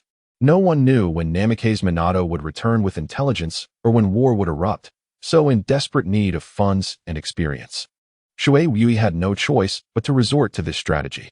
As for why he specifically chose to eliminate bandits among the myriad of tasks available, it was naturally due to a remark made by Saratobi Hiruzen earlier that morning: rob the rich. Indeed, completing the task was secondary, as bandits, would they not possess some savings? He felt no guilt in robbing such individuals, and moreover, he could conveniently accomplish his mission. Why not seize the opportunity? Thus, even though his injuries had not fully healed, Shui Yui pressed on. According to the intelligence gathered, there were 2 ninjas in the encampment, while the rest were mere civilians. Therefore, one must be left alive as a captive. Under the cover of the nocturnal veil, Mizunomiya Yoru stealthily approached the encampment. A formidable ninja who naturally went unnoticed by the ordinary sentinels patrolling the watchtowers. What peculiar weather! Is it about to rain again? Exclaimed a bandit armed with a bow. Glancing up at the overcast sky, his voice tinged with confusion. What on earth has been happening these past few days? Wasn't there a heavy downpour just yesterday? Who knows? Perhaps it is the onset of autumn, another bandit remarked casually, stifling a yawn as a chilling breeze swept past him. Clad only in a light garment, he instinctively shivered. It's so cold. Just as he uttered these words, a layer of azure frost brushed beneath his feet. An intense chill surged through the air, leaving behind two remarkably lifelike ice sculptures in its wake. Moments later, a similar scene unfolded throughout the encampment, from the main gate to the flanking towers, reaching even the innermost recesses. The entire camp, with the passage of time, transformed into a vast cold storage, suffused with a penetrating icy aura. Tiny hexagonal ice crystals began to form in the air, as though winter had arrived prematurely. Mizunomiya Yoru finally reached the summit, where wooden structures nestled against the mountainside. Concealed amidst verdant foliage, there stood two ninjas adorned with forehead protectors, each marked by a distinct scratch across their emblems, accompanied by a throng of ordinary bandits. "Defectors from the Leaf," exclaimed a tall, scarred middle-aged ninja, his voice quivering with disbelief upon catching sight of Mizunomiya Yoru. "Is it truly an Umbu ninja that has come? We have never wronged our village. Why must you pursue us to the bitter end?"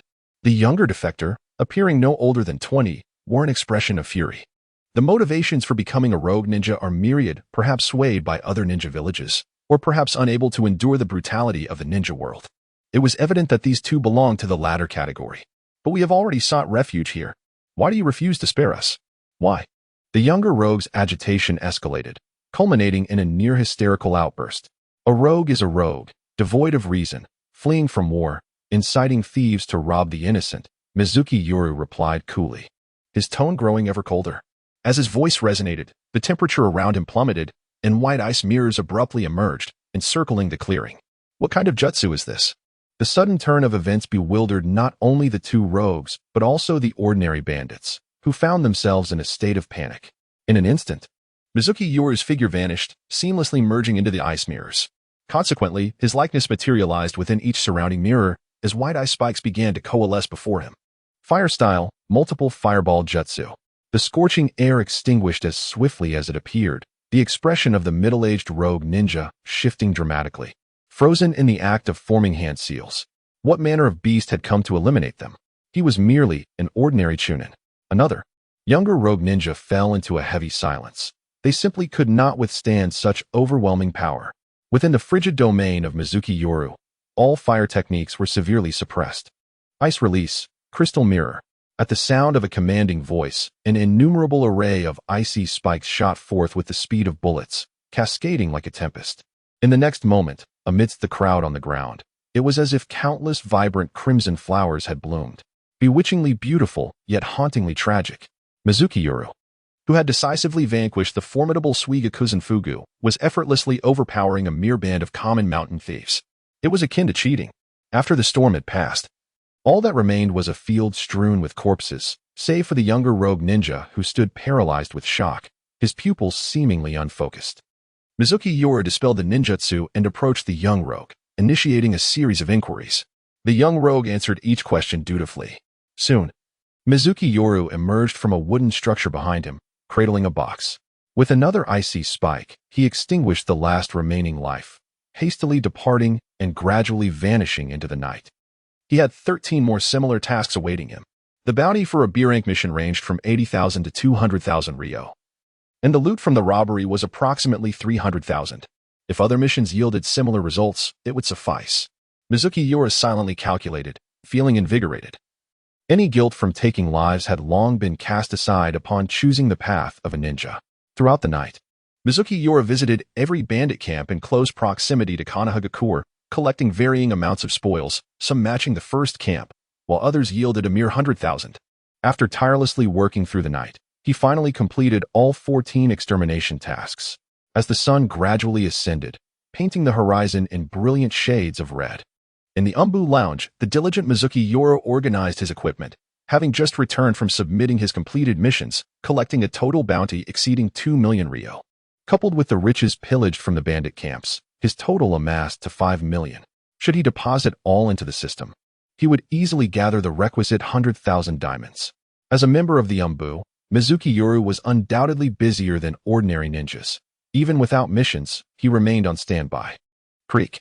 The door opened, and Kakashi and two others entered, their faces obscured by masks. "I heard you accepted a dozen extermination tasks last night and cleaned out the bandit camps surrounding the village?" Aoyuki remarked with a grin, having shared a perilous mission. Mizunomiya Yoru's bond with the trio deepened, and Aoyuki now regarded him as a trustworthy comrade. Impressive. Completing 8 B-rank tasks and 6 C-rank tasks in a single night showcases the hallmark of a task enthusiast. The dark figure praised the fact that in the shadows, very few would willingly take on tasks, as even the normally assigned missions presented an uncertain completion rate. Who would dare to complicate matters further? Kakashi regarded Mizunomiya Yoru with a peculiar gaze. Once upon a time, he too was consumed by such fervor, obsessively devoted to missions. However, ever since Obito's demise, he had seldom felt such zeal. Kakashi pondered the reason behind this child's relentless dedication, suspecting it was linked to his tragic background. He sighed quietly, recognizing the depth of Mizunomiya Yoru's plight, having lost his entire clan. Only a handful of tasks appear manageable, with sufficient rewards. If only there were more bandits lurking around the village, Mizunomiya Yoru lamented, caressing the money in his pocket with an expression of insatiable desire. Kakashi's heart nearly stopped at the sight, his temples throbbing. All right, perhaps I am overthinking this. He covered his face, while Ching and the dark figure beside him chuckled awkwardly. Pray tell, just how greedy can one be? Mizunomiya Yoru smacked his lips, unaware that his reputation was swiftly tarnishing. He disregarded Kakashi and the others, multitasking as he organized his gear while silently reciting in his mind, opening the system interface in his mind. He watched as his originally 60,000 diamonds surged to 100,000. Yet, he found himself once again destitute. At this moment, however, Mizunomiya Yoru cared little for such matters. He had finally amassed enough funds not only to purchase materials for advancement, but also to unlock the basic VIP card exchange shop for dropped cards. Ding! Congratulations, player. Your accumulated recharge has reached 100,000 diamonds, unlocking basic VIP services. Basic VIP allows for card fragment exchanges limited to 10 times per day. 010. The system notification sounded like celestial music to Mizunomiya Yoru, who could hardly contain his joy. His efforts in earning money had indeed borne fruit. With this card fragment benefit, the scattered fragments he had collected from the battlefield finally had a purpose. Upon inspecting his inventory, he discovered a total of 10 fragments, 6 character card fragments, 1 artifact card fragment, and 3 pet card fragments. The additional fragments were those he had tirelessly farmed the night before, defeating over 1,000 bandits, including around 20 ninja-level foes and 2 elite Jonin. The new fragments included 1 3-star character card fragment Oni Musha Kechi Mitsuhide 1 3-star pet card fragment Planet Predator Alien Queen 1, and 2 3-star pet card fragment Super Dangerous Species Caesar Giant Frog 2. Altogether, this amounted to precisely 10 fragments. Mizunomiya Yoru contemplated this, as it perfectly coincided with his daily exchange limit, and fortuitously allowed him to combine them into a complete 3-star card. Originally, the experience level of Queen of Esdeath was merely 9, but after a night of effort, it had now reached a perfect level 10, ready for advancement, with the required material being a matching card, a 3-star card. If I were to exchange fragments for a complete Esdeath card, the remaining 100,000 diamonds could be utilized to procure a new 3-star card, perfectly suited for equipping the 4th vacant card slot. A glint of determination flashed within Mizuki's eyes as he anticipated an imminent battle. It was paramount to enhance his strength to the fullest extent. Although he yearned to save further funds in hopes of acquiring a 4-star or perhaps a 5-star card, time was of the essence. Should conflict arise, Blades would show no mercy. After contemplating for a moment, Mizuki ultimately shook his head, deciding to first exchange fragments for a complete Esdeath card.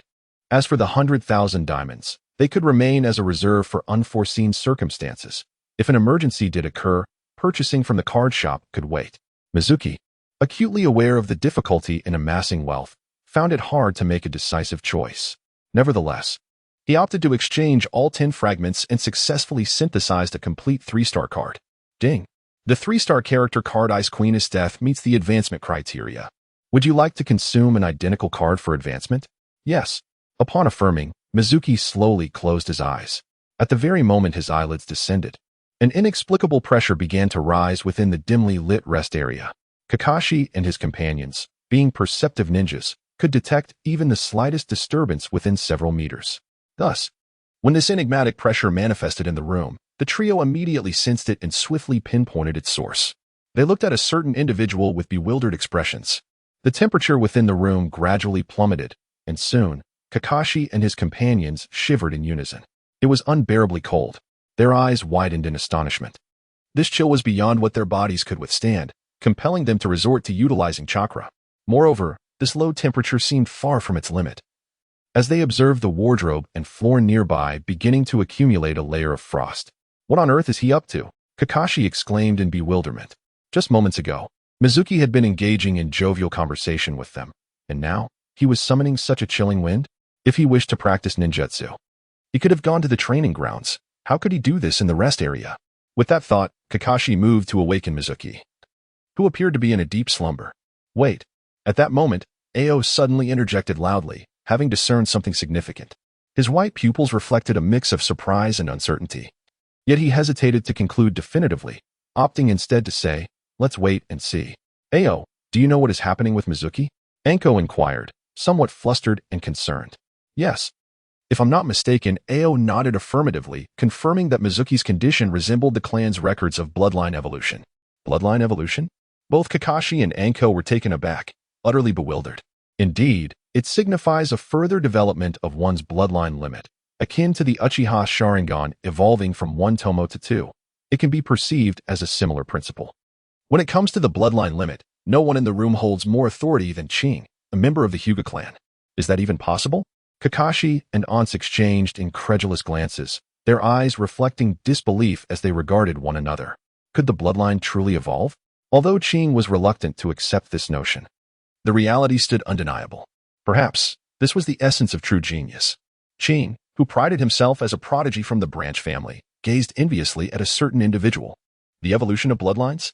Immersed in his own world, Mizuki Yoru remained oblivious to the astonishment and shock of Kakashi and others. He was wholly engrossed in the advancement of his card. The Queen of Ice, Esdeath, initially a mere 3-star card, was nonetheless among the finest of her tier, possessing the potential to ascend to a 5-star card. Each card possesses unique attributes, and even within the same tier, there exists a hierarchy.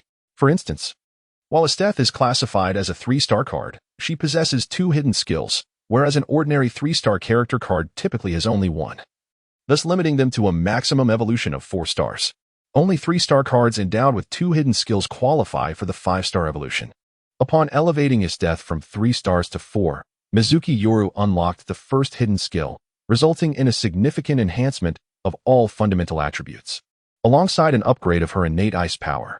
As both of Esdeath's hidden skills pertain to her ice power, Mizuki Yoru, who inherited all of Esdeath's capabilities, naturally experienced an evolution of the ice power he acquired from her card.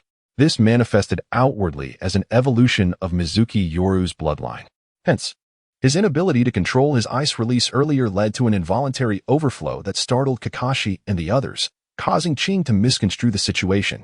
However, it could hardly be termed a misunderstanding, as Mizuki Yoru's control over ice had indeed become significantly stronger. General of the Ice Storm. Esdeath's first hidden skill. Esdeath, nickname, Queen of Ice rank, type, character card level, 10 experience, max strength, 80 speed, 77 constitution, 85 spirit, 95 life force, 2500, can perfectly merge with chakra, 4-star character cards, when equipped. Players inherit 40 of the card's attributes and all skills. Skill 1. White Ice Spike Skill 2. Ice Meteor Hidden Skill 1. General of the Ice Storm Hidden Skill 2. Unlocked. After upgrading to a 4-star card, Mizuki Yoru could inherit 40 of Esdeath's attributes, and with the substantial enhancement of his fundamental attributes, his overall capabilities grew even stronger, especially his chakra, which surged from a special jonin to a true jonin. This implies that even without relying on the bloodline or card skills, Mizuki Yoru's basic qualities alone had reached the level of a jonin. As for his true combat prowess? Elite jonin? Potential shadow? In this moment, Mizuki Yoru felt an overwhelming urge to laugh heartily. After the joy subsided, he redirected his entire focus to the newly acquired hidden skill, a power exclusive to 4-star cards. While other abilities might be likened to mere trifles, the hidden skill represented a true ultimate move, the genuine trump card of every card. The Ice General? Mizuki Yoru murmured, instinctively grasping the full extent of this skill's capabilities. Primarily, it was an area of effect attack, capable of conjuring numerous indomitable ice cavalry from frost, imbued with rudimentary intelligence.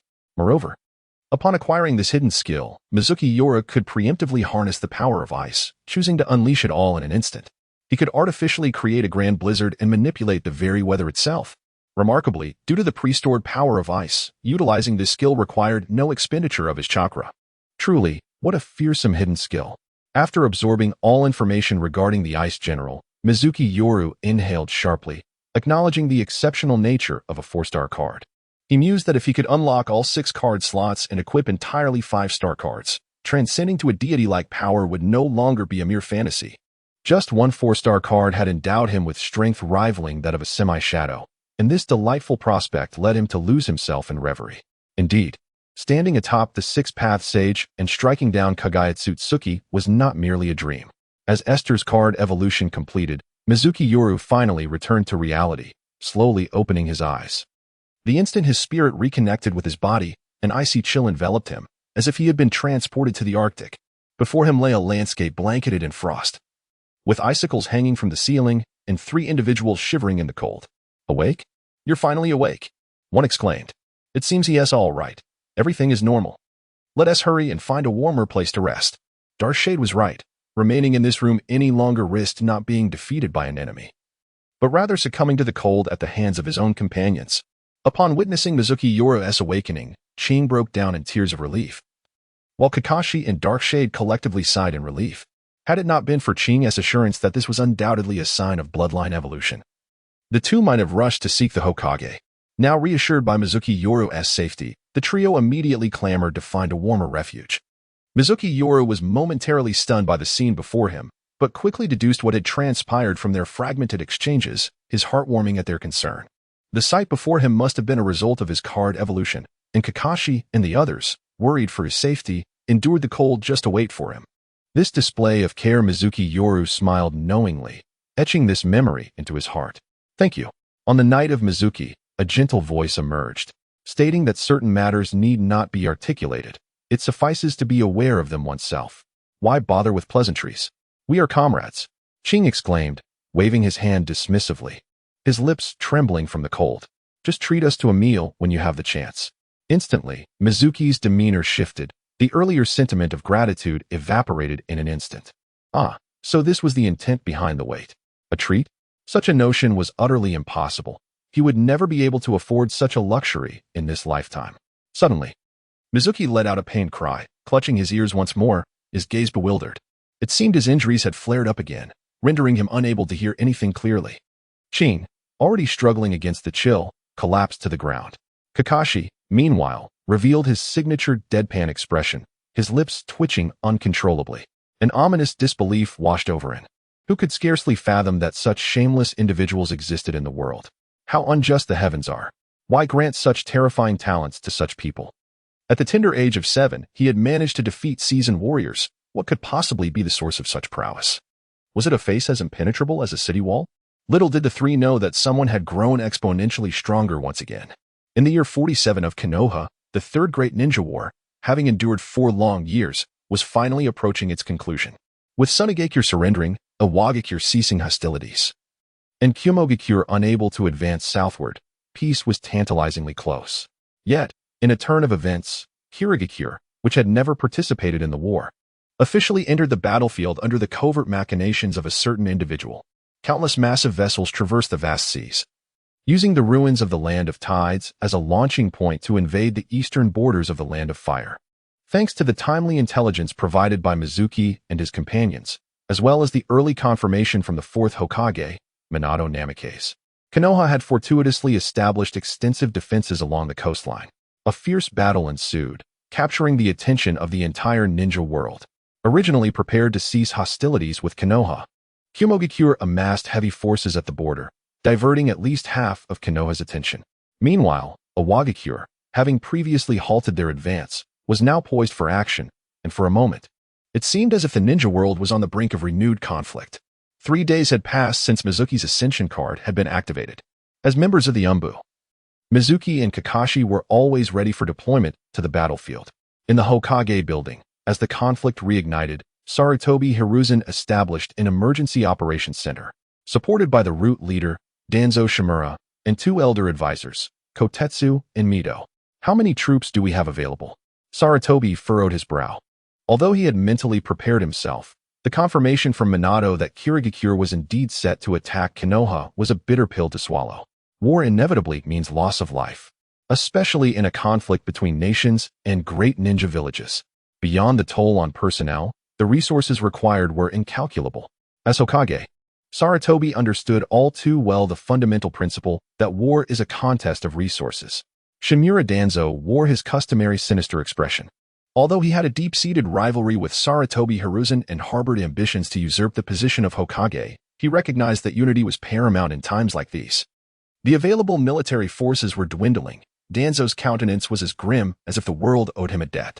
The formal shinobi army numbered fewer than 3,000, with available samurai barely reaching 10,000. How could it be so few? Exclaimed Tsurujin Kamaru, astonished. She, along with Midogate Kaze, had previously been teammates with Saratobi Hiruzen and Shimura Danzo, sharing a close bond as disciples of the second Hokage, Senju Tobarama. Danzo cast a fleeting glance at the astonished Kamaru before elucidating, the majority of our forces are still engaged at the border of the Land of Hot Water, preventing the Cloud Village's ruffians from seizing the opportunity. Additionally, we have stationed 2,000 shinobi at the border with the Rock Village. Upon hearing this, Kamaru nodded in understanding. At that moment, Midogate Kaze, who had remained silent, suddenly spoke. Who will serve as the frontline commander in the battle against the Mist Village? Saratobi, have you already selected a suitable candidate? Both Danzo and Kamaru turned their gaze towards Saratobi Hiruzen, for in warfare, the most crucial element of an army is undoubtedly its commander. Hiruzen nodded in response, stating, Isn't that child, Minato, stationed at the front lines without returning? I have appointed him as the frontline commander for this operation. Minato Namikaze? A pang of distress struck Danzo's heart. He loathed anyone who threatened his ambition for the Hokage position, especially someone as young and well-regarded as Minato. As long as Minato remained, Danzo understood his chances of attaining the title were slim. Should they secure victory against the Mist Village, Minato's renown would undoubtedly reach unprecedented heights. It seemed this was a plan Hiruzen had long devised.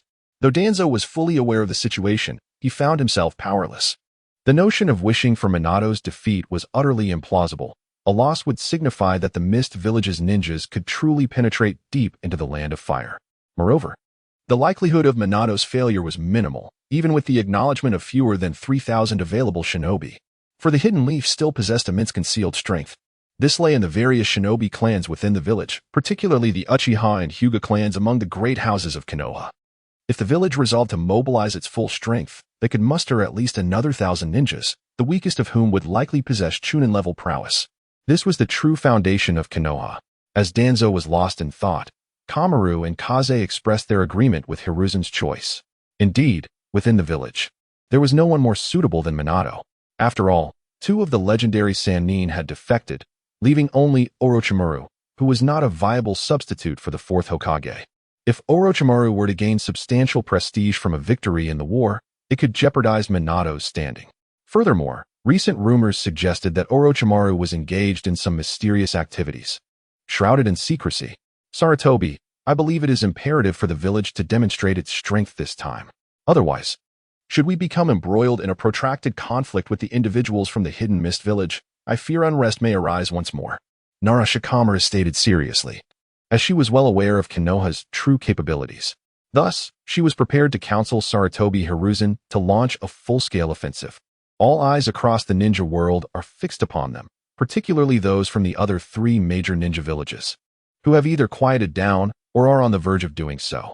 They must not provide any opportunity for these onlookers.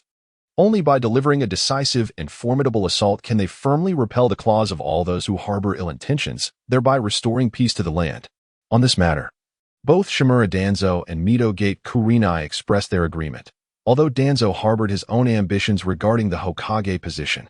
At this moment, Konoha stood at the zenith of its power, even with the fall of the White Fang and the departure of 2 of the legendary Sannin. The emergence of Namikaze Minato ensured that Konoha continued to boast formidable warriors, alongside a plethora of elite shinobi from before the Ninetales incident. The perceived weakness of future Konoha is intricately linked to its subsequent decline.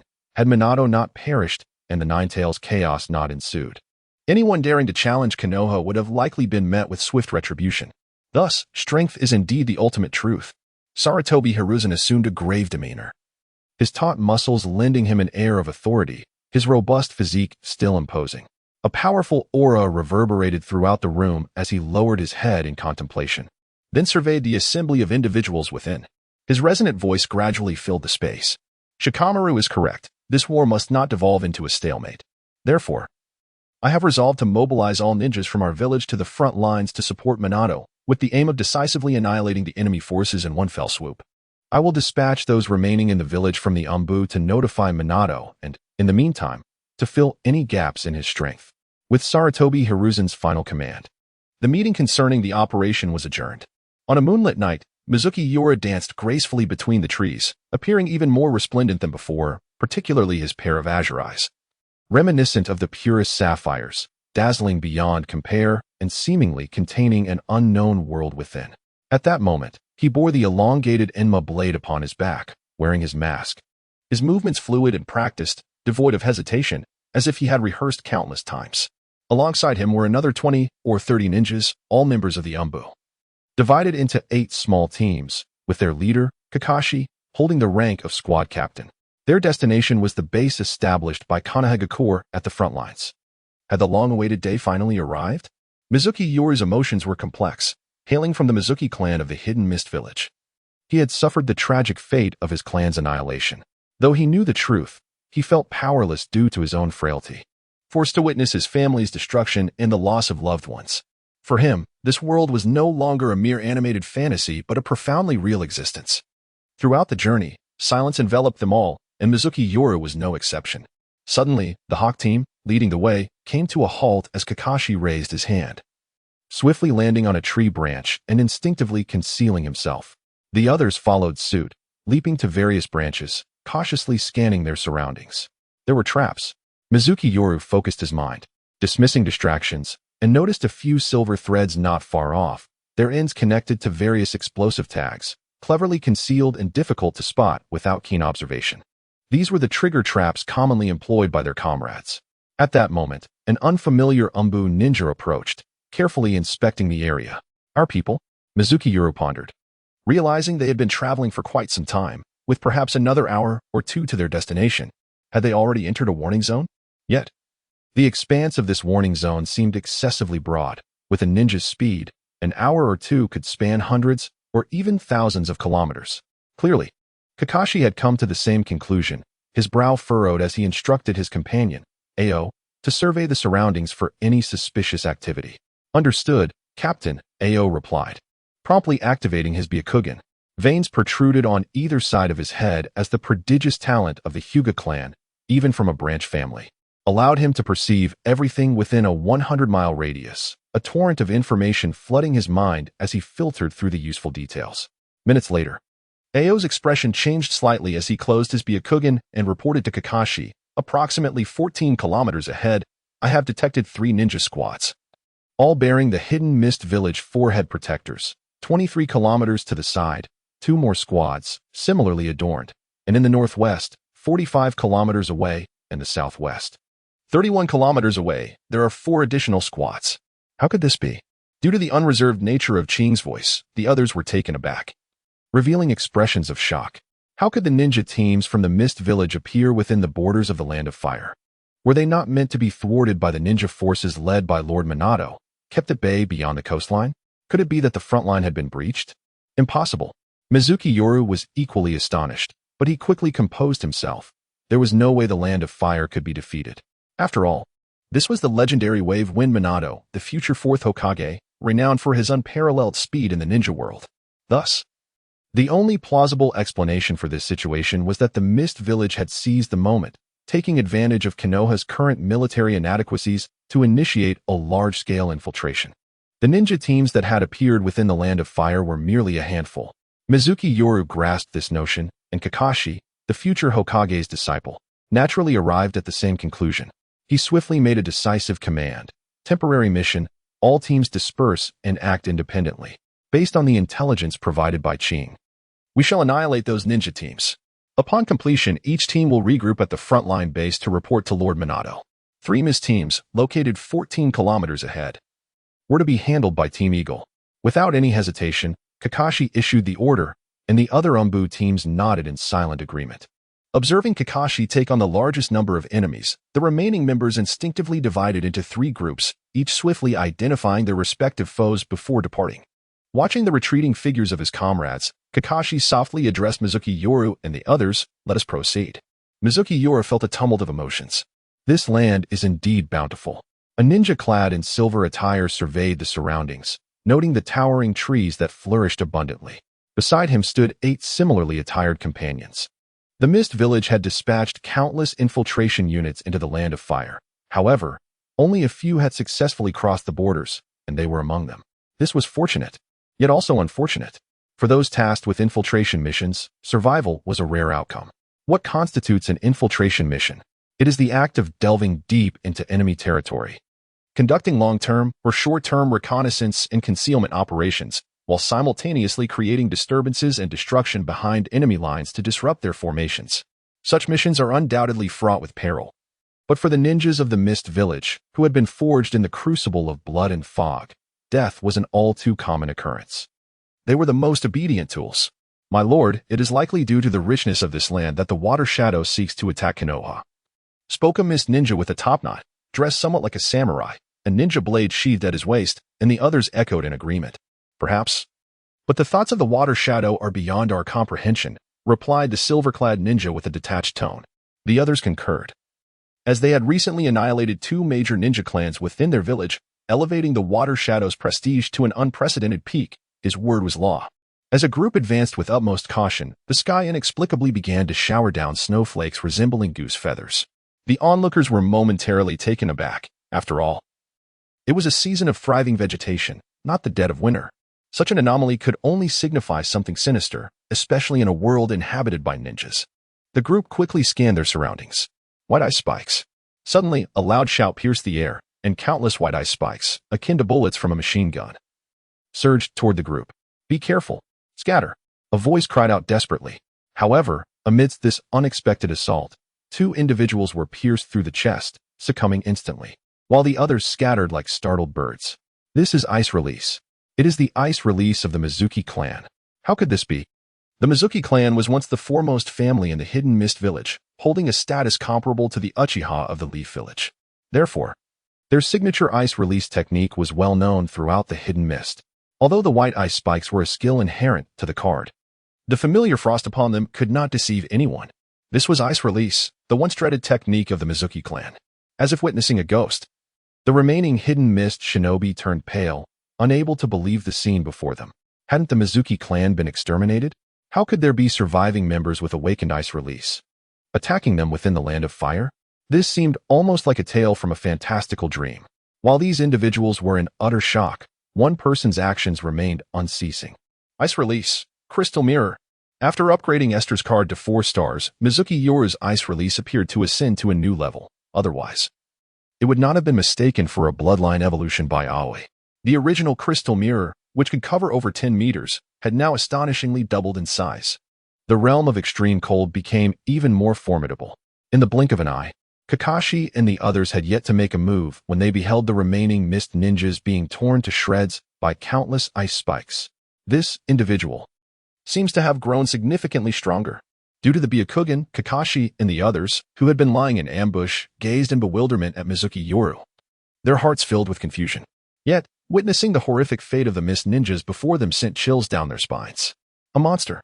Kakashi and his companions felt that this person's prowess could no longer be merely classified as that of a genius.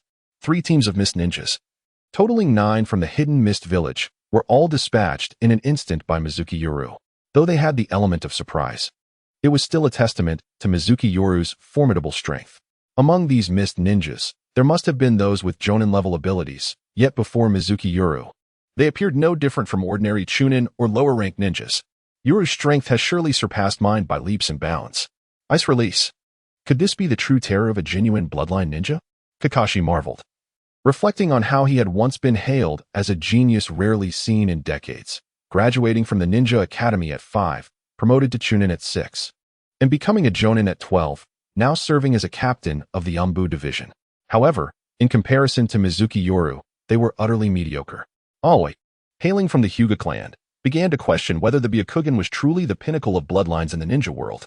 It appeared significantly inferior to someone else's ice techniques. Could it truly be a matter of distinction?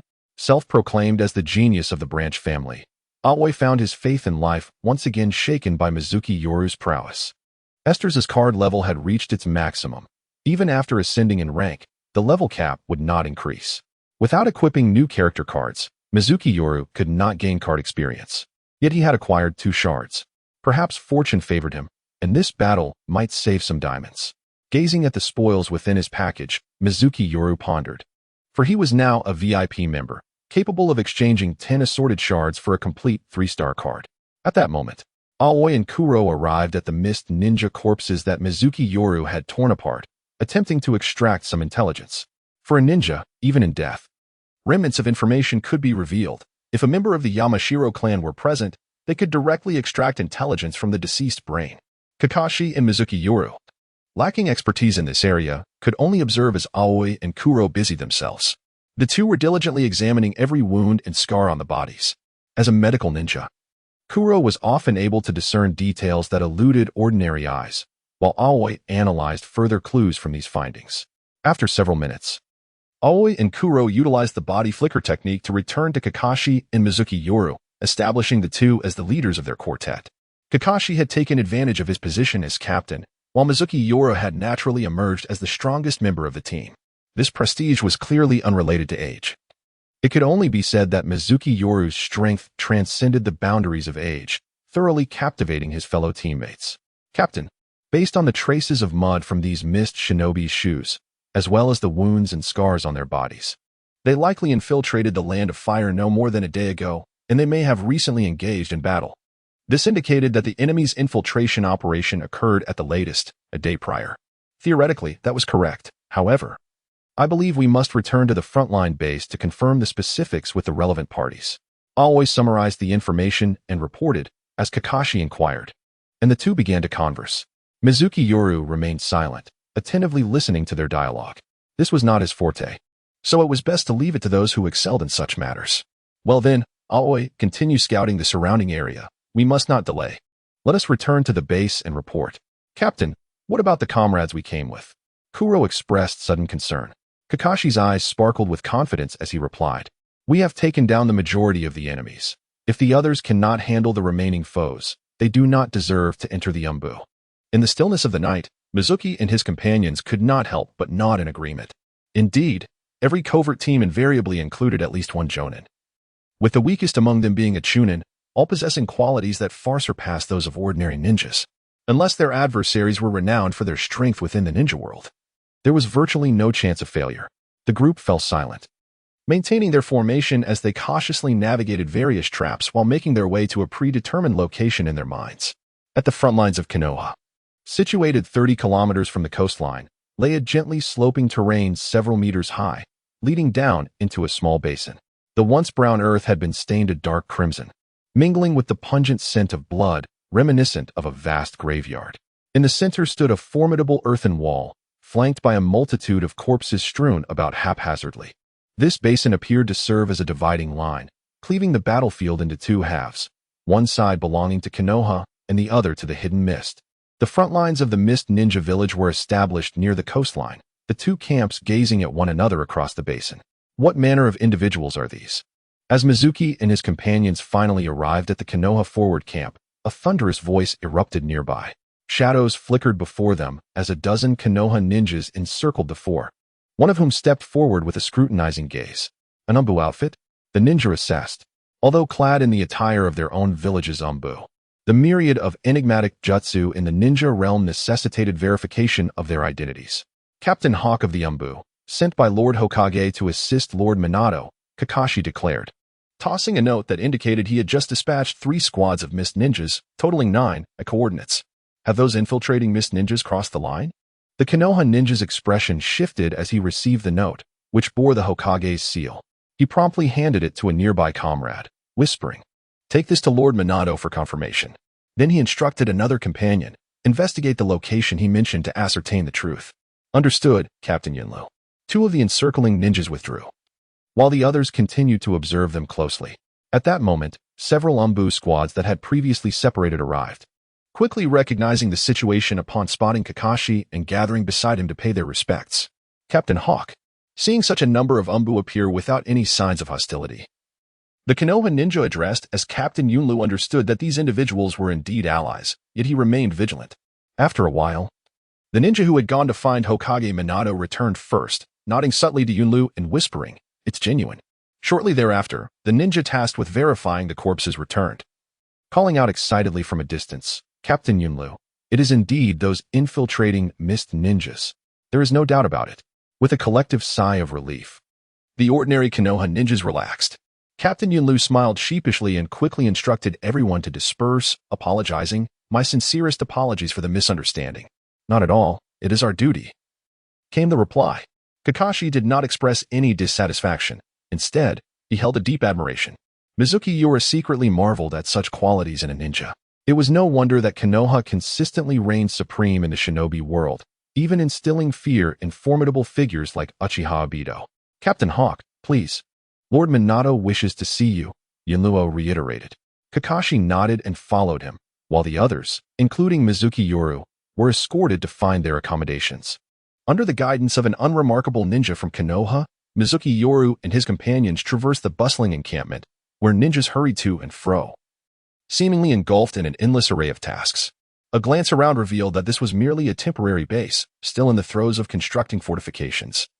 Unlike the fortified stronghold he had previously witnessed at the northwestern border, which had been a well-established miniature fortress, it appeared that the actions of the Mist Village had indeed surpassed the expectations of Sarutobi Hiruzen and his allies. Situated not far from the coastline, with the sea merely 30 kilometers away, this location had never been considered for establishing a stronghold. Additionally, the presence of the Land of Waves had further diminished the necessity for such defenses. Yet now, this barrier, once a safeguard for the Land of Fire, had transformed into a launching pad for the Mist Village's offensive. Leading the group to a row of wooden cabins, the ordinary-looking Konoha ninja smiled and departed. Mizuki Yoru casually selected one to reside in, intending to rest earnestly while awaiting Kakashi. Undoubtedly, in the current unfavorable circumstances, their team of Umbu would prove invaluable. "Lord Minato." Kakashi knelt before his teacher in the heart of the encampment, within a massive tent that served as the command center for the frontline ninja forces. The interior buzzed with activity, filled with high-ranking ninjas clad in standard vests, among whom the Nara clan's ninja with their distinctive topknots were particularly prominent, often appearing as strategists responsible for planning. At that moment, Minato Namikaze donned a military uniform, his golden hair shining like the sun.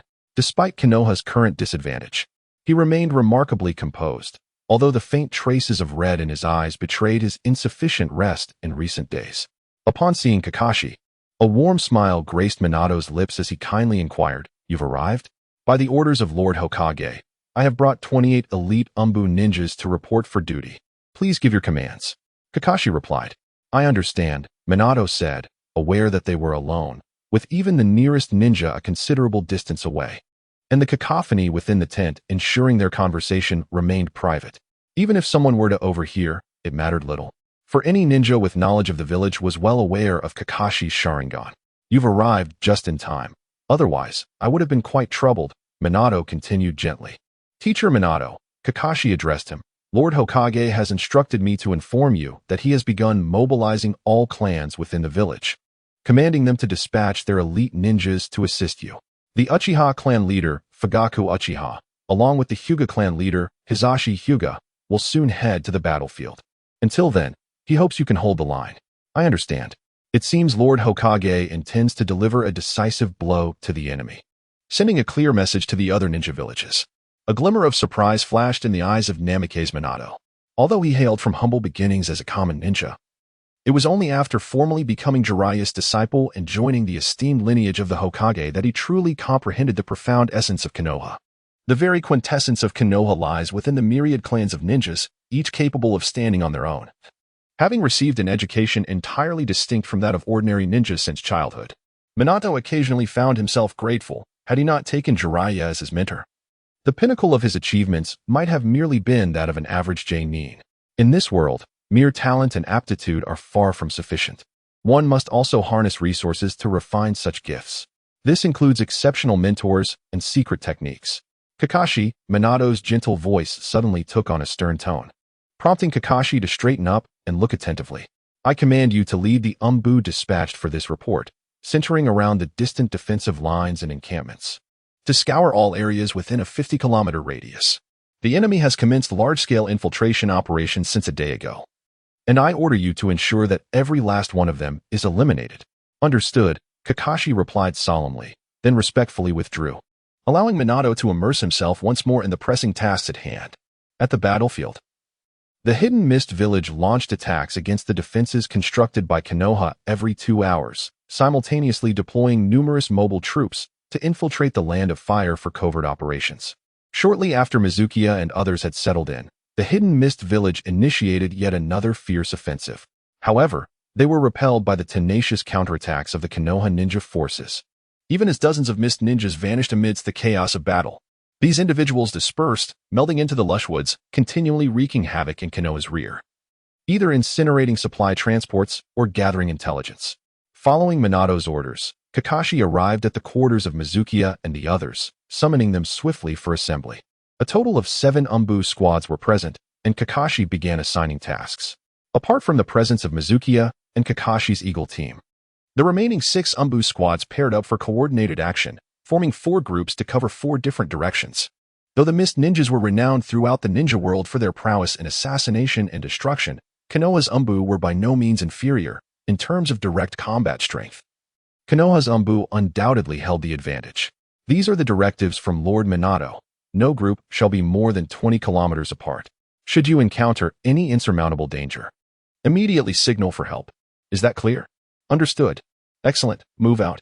Faster than Mizunomiya had anticipated, Kakashi returned shortly with specific operational orders, precisely aimed at the task of eradicating the Mist Ninja infiltration. Was this not the very domain in which the Umbu excelled? Tracking, investigation, and elimination. Moreover, their squad included the presence of Ao, a human radar, whose Byakugan ensured that no enemy could escape detection. Departing from the encampment, the 4 groups swiftly dispersed, each heading in a different direction to commence the hunt.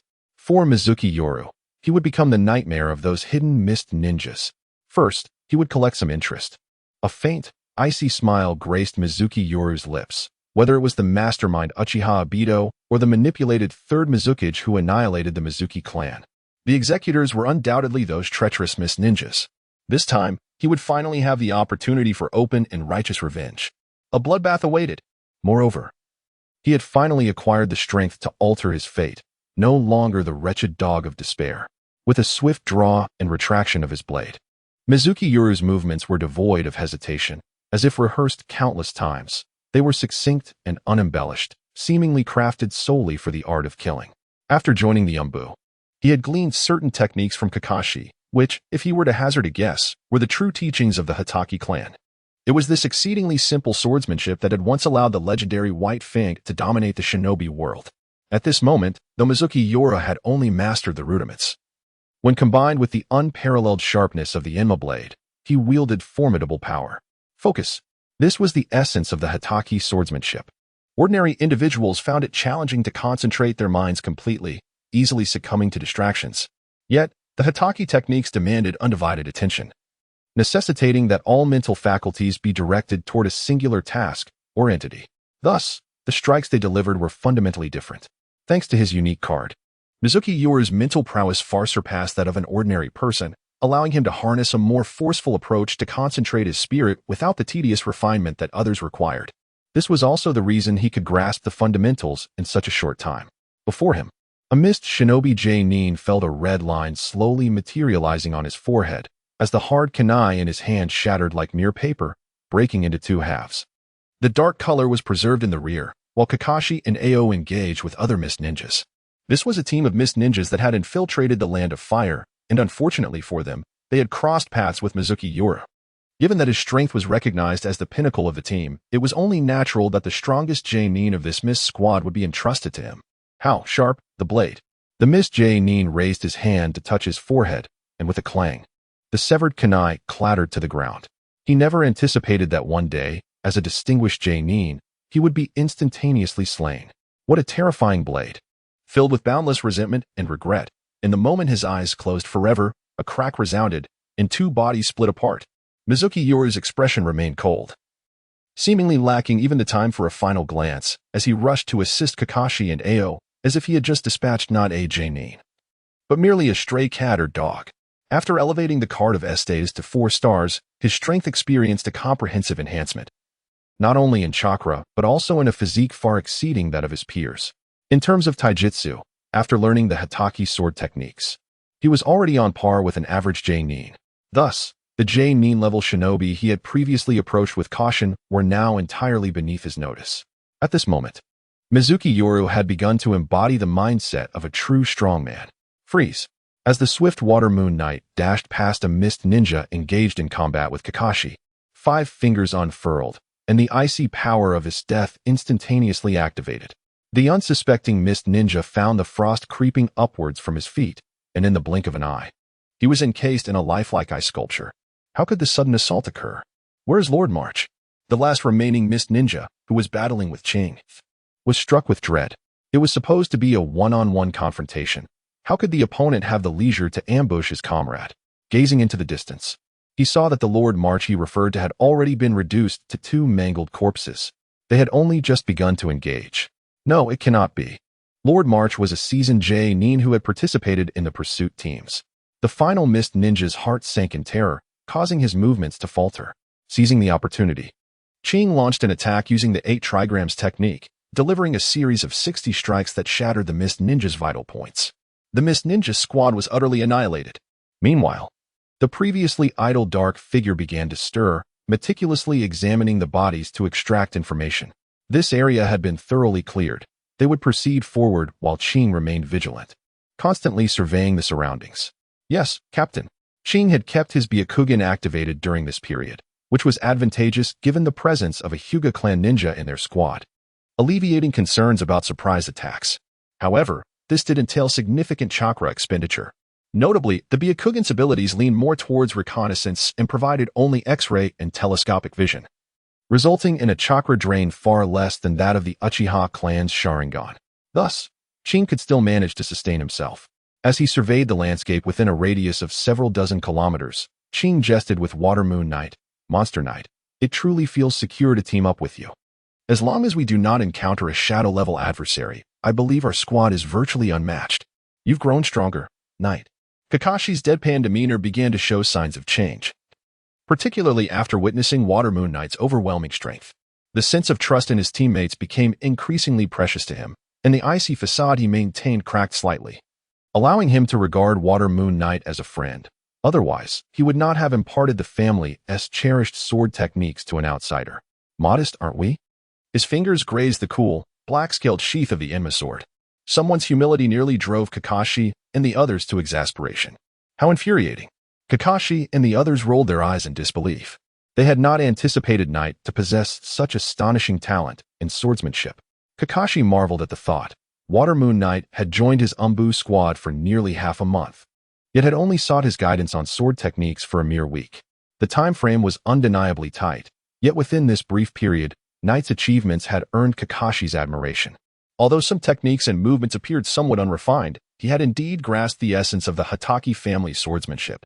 Given more time, surpassing him seemed inevitable. What a truly enviable talent. Kakashi suddenly recalled his days of training with the sword. Alas, as he touched the gift bestowed upon him by Obito, he recognized that his path as a ninja was destined to change with the acquisition of this eye. His swordsmanship, having stagnated for a considerable time due to his familiarity with the Sharingan, could no longer flourish. Perhaps his choice to impart the Suigetsu swordsmanship to Mizuki was motivated by a desire to prevent this art from fading into obscurity. Just then, a series of melodious bird calls resonated from above. Looking up, Kakashi beheld a snow-white messenger pigeon, larger than the average dove, soaring in circles above them. With its talons extended, it released a message tube that fell straight down. Kakashi adeptly caught the tube, opened the cap, and swiftly extracted the paper inside, which was filled with erratic numbers that seemed to correspond to some form of code. Reading with remarkable speed, he handed the note to Mizuki. Unbeknownst to those in the team, Mizuki had unexpectedly risen to the status of the second-in-command within Team Hawk, becoming a stabilizing presence akin to a cornerstone. What many overlooked was that his true age was merely 7 years. As Mizuki scrutinized the contents of the note, his pupils constricted sharply, for he had overlooked a crucial detail. Silently, he passed the note to Ao and Anko, sinking into deep contemplation. The note detailed an ambush on the Haruno team while escorting supplies, resulting in the annihilation of 6 ninjas and 14 samurai, with 32 porters perishing. The team leader, Haruno Rin, was reported missing, suspected to have been abducted by the mist ninjas, with the specific reasons remaining unknown. Their escape route was indicated as the Land of Whirlpool. Anko, who received the note last, quietly read its contents aloud, causing Kakashi's expression to harden as if he were grappling with some profound struggle. It was peculiar. He recalled that Rin, like himself, was a medical ninja. Why had Lord Minato chosen to relay Rin's disappearance specifically to their team, crushing the note to ensure secrecy? Anko frowned and spoke. Mizuki, who understood the implications, pressed his lips together in thought. It was evident that any ninja who had interacted with Kakashi in the Umbu would likely deduce his identity. Given the unmistakable Sharingan and Kakashi's prior reputation as one of Konoha's foremost geniuses. However, Rin was different. Her past partnership with Kakashi did not draw the same attention. And thus few recognized the intricate bonds of friendship and love that intertwined between her, Kakashi, and Obito. Following Obito's demise, Kakashi had chosen to retreat into the shadows of the Umbu, while Rin had joined the medical corps, leaving both with unspoken emotional scars. Mizuki understood that this seemingly trivial information was not merely intended for their team, but was particularly aimed at Kakashi. What a remarkable mentor, he mused, attempting to guide his wayward disciple towards redemption through such a rescue. Mizuki reflected upon Konoha's unique essence, which he believed stemmed from its profound sense of human connection. Indeed, the people of Konoha often referred to this human connection as bonds. Master and disciple, father and son, brothers, companions. Friendship, kinship, love. Where do my bonds lie? Ever since I traversed into the world of Naruto, vivid scenes have been flashing through Mizuki Ye's mind like a revolving lantern, from his adoptive grandfather, Mizuki Kazai, to Kakashi, the third Hokage, finally settling on the radiant faces of two enchanting women. Captain, what's wrong? Due to her role in reconnaissance, Ching, possessing a keen sense of perception, quickly noticed Kakashi's unusual demeanor and inquired, puzzled. Both she and Ans were perplexed as to why a Chunin-level medical ninja would specifically notify their elite Umbu squad. The loss of supplies was unfortunate, but they could seek vengeance for their fallen comrades. After all, such circumstances had become frequent since the Mist Ninjas decided to execute infiltration operations. Kakashi remained silent, and Mizuki Yi recognized that he was likely embroiled in an internal conflict. Having a highly esteemed teacher certainly had its advantages. One might wonder if Minato Namikaze was abusing his position. Mizuki Yi silently mused, understanding that Minato had presented Kakashi with a dilemma that had long influenced Kakashi's choices. Task or comrade? It appeared that the time for action had arrived. Mizuki Yi chuckled softly. Indeed, Kakashi's gaze shifted from turmoil to tranquility, ultimately transforming into resolute determination. In the world of ninjas, those who disregard rules and regulations are deemed worthless. However, those who do not cherish the lives of their comrades are even less than worthless. Kakashi murmured, his eyes growing brighter as he suddenly turned to Mizuki Yi and the others. I apologize, but there is something I must attend to, or I shall regret it for the rest of my life. Huh. Aside from Mizuki Yi, who was composed, Ching and Ans were utterly bewildered, struggling to comprehend Kakashi's words, their expressions reflecting their confusion. At this moment, Mizuki Yi interjected, Are you planning to go to the Land of Whirlpools? That is the rear of the Mist Ninjas. It has become their territory. What? Captain, you intend to go to the Land of Whirlpools? Have you lost your mind? Is it because of the information we just received?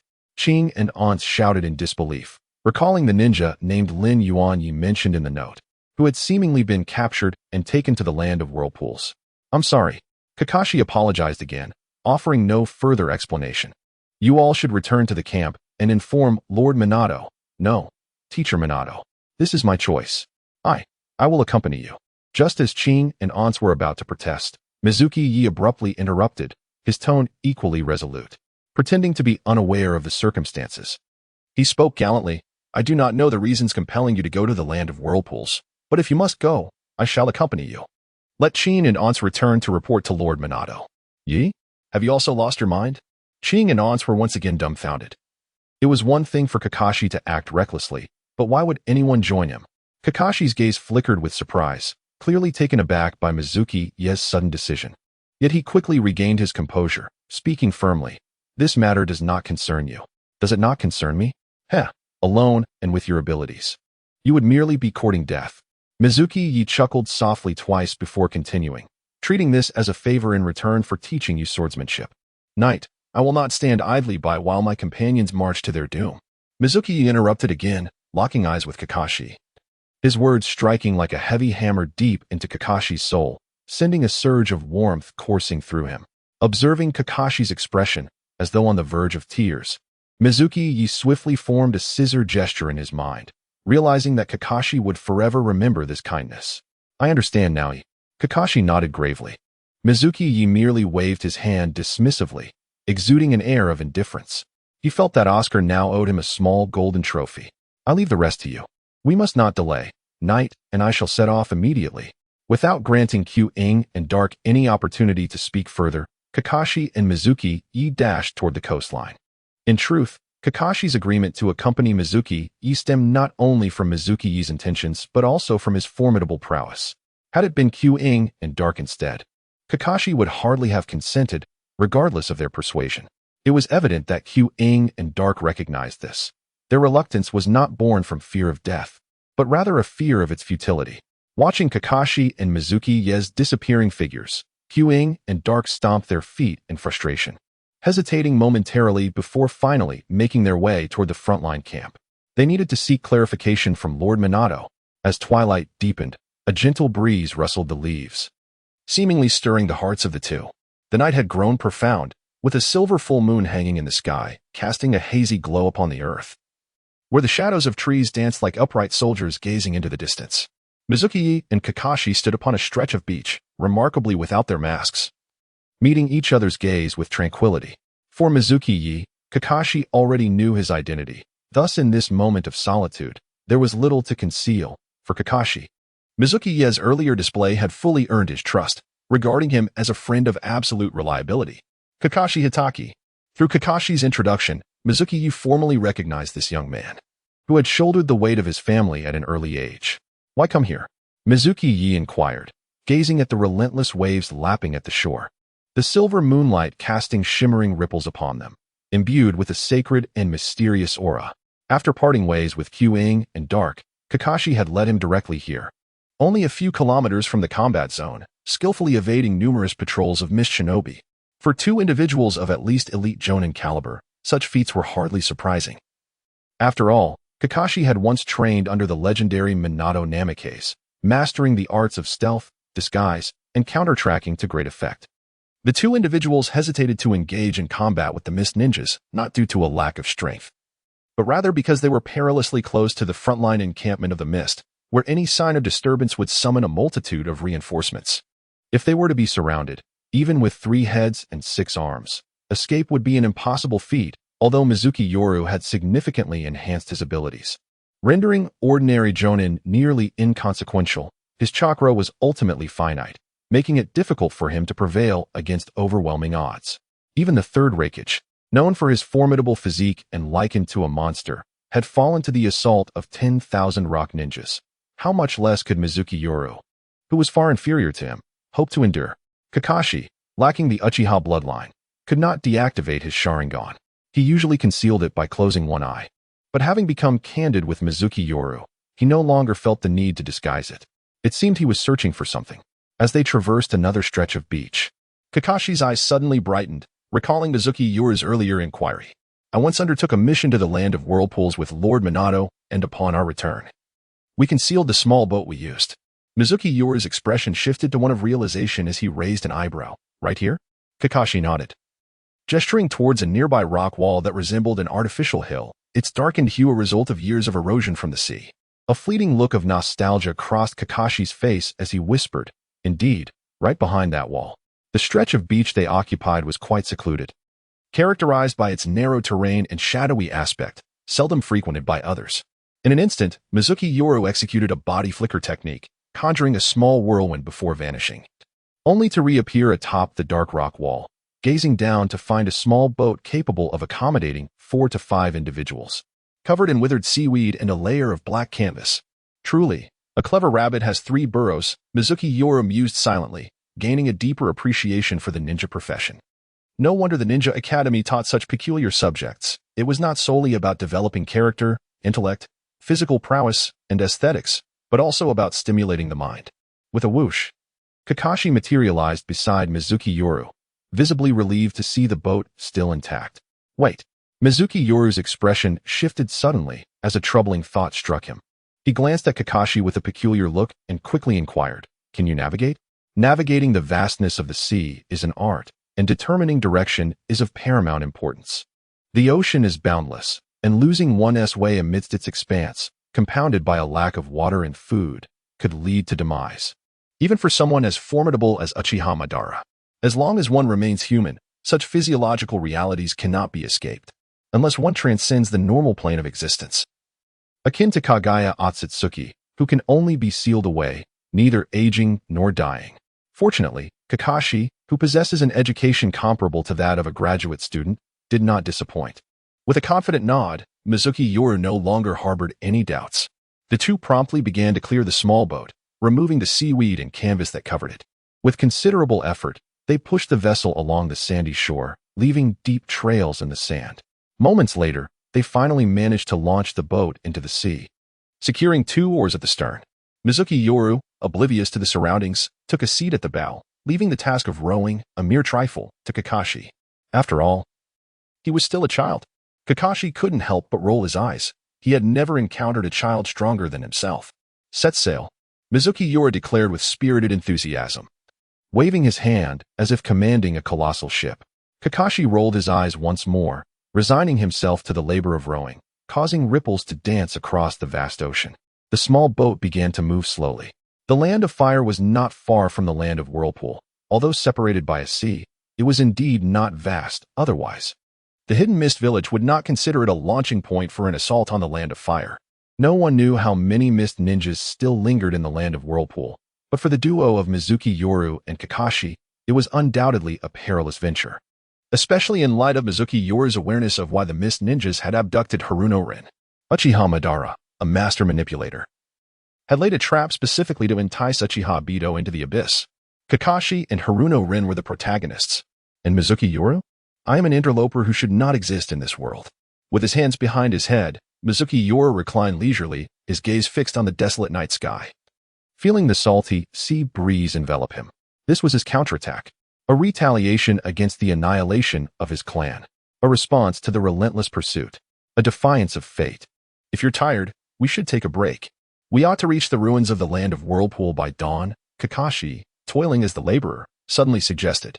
Mizunomiya Yoru did not object. He indeed deserved to rest, for tomorrow would mark the true beginning. Gradually closing his eyes, Mizunomiya Yoru's breathing became steady. The moonlight spilling across the horizon seemed to drape him in a silvery veil. Kakashi stood like a statue at the stern. The only sounds that remained were the gentle splashes of the oars cutting through the water. Neither of them spoke again. Hours later, the sky began to lighten, and the rising sun appeared to tint the sea crimson, revealing the outline of a massive island gradually emerging from the depths. On a serene night in the month of Mizuki, the young man slept soundly, reassured by the presence of Kakashi. He drifted into a vivid dream. In this dream, he wielded 6 powerful slots of divine equipment, vanquishing gods and Buddhas alike, delivering fierce kicks to Uchiha Obito and striking blows against Kagaya Otsutsuki, instilling fear throughout the ninja realm. Suddenly, he felt the sky begin to sway. Mizunomiya Yoru abruptly opened his eyes, and through the haze, he discerned a pair of hands shaking his shoulders. Kakashi stared with his dead fish eyes, feeling a tinge of regret for having agreed to let this little imp accompany him. They are daring to infiltrate the enemy's stronghold, venturing into the lion's den.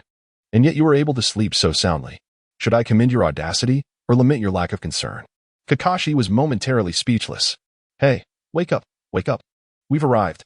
With a resigned growl, Kakashi lowered his voice as if wary of being overheard. A cool sea breeze swept by, and as Mizunomiya Yoru gradually regained consciousness, he jolted upright, memories of the previous day slowly resurfacing. Noticing Kakashi's expression of helplessness, Mizunomiya Yoru murmured to himself, "Have we arrived?" Immediately, I raised my head and gazed into the distance. Indeed, before me lay the silhouette of a vast island, its coastline faintly discernible, accompanied by numerous dark specks nearby. Above, a dozen white seagulls circled gracefully in the sky. What could that be? On the night of the month of midsummer, Shiyu gazed thoughtfully at those pitch-black specks and spoke. "It is a ship. It is a colossal, deep-water vessel that can only be constructed by the Water Nation, said to accommodate hundreds of individuals." Kakashi interjected, stating that although the long-range capability of his Sharingan pales in comparison to that of the Byakugan, he can still discern objects several kilometers away. A colossal ship, submerged in the depths. In an instant, Mizunomiya Yoru transitioned from haziness to a state of alertness. Her drowsy eyes sharpened with intensity as she leaned over the bow of the boat, continuing to inquire, "How many are there in total?" Kakashi replied directly. "There are 26 ships, among which 2 are flagship vessels. Each colossal ship is manned by members of the Hidden Mist Village, alongside regular soldiers and warriors from the Land of Water." Mizunomiya Yoru nodded subtly. "What are your intentions?" "Abandon the ships."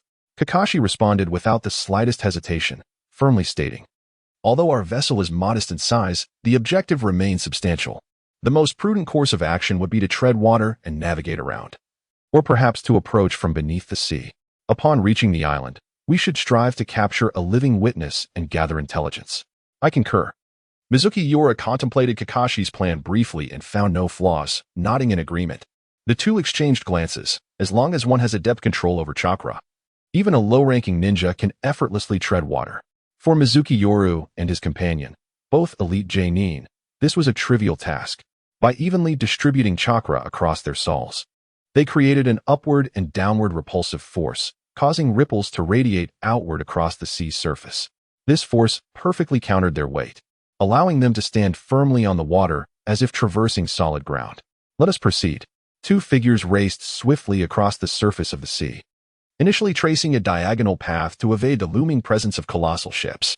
As the outline of the island gradually crystallized into view, they plunged into the water in unison when they were still about a kilometer away. Their silhouettes flickered beneath the surface, propelling themselves rapidly towards the shore.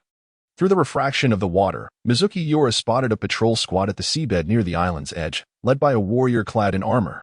What to do? Mizunomiya Yoru exchanged a silent glance with Kakashi. Kakashi raised his right hand, slicing it swiftly across his neck in a gesture of caution, and Mizunomiya Yoru immediately understood. Forming a simple hand seal with one hand, positioning it before his chest. "Do not slack off, maintain vigilance, or risk being discovered by the esteemed ninjas, who will sever your heads," bellowed the armored warrior at the shore. The dozen or so ordinary warriors behind him assumed a focused stance, gripping their weapons tightly. As a strategic base for the Mist Ninja Village, supplies from the Land of Water destined for the front lines passed through this location. However, most ninja-level personnel had been dispatched to the front lines, leaving the Land of Whirlpools relatively secure, manned primarily by ordinary warriors and soldiers sent from the Land of Water. Nevertheless, due to the significance of the Land of Whirlpools at this time, 2,000 formal Mist Ninjas were stationed there. "Yes, my lord." The warriors behind the armored leader chorused. At that moment, a young ordinary warrior spoke up. "My lord, do you believe we will be victorious in this great battle?" The fame of the Leaf Village of the Land of Fire loomed large, revered as the foremost of the 5 great ninja villages, leaving these ordinary warriors with lingering doubts. The armored warrior's expression darkened, and he replied curtly, "That is not for you to discuss." However, he paused, shifting his tone. "An exception can be made. This time, the Land of Water will surely triumph.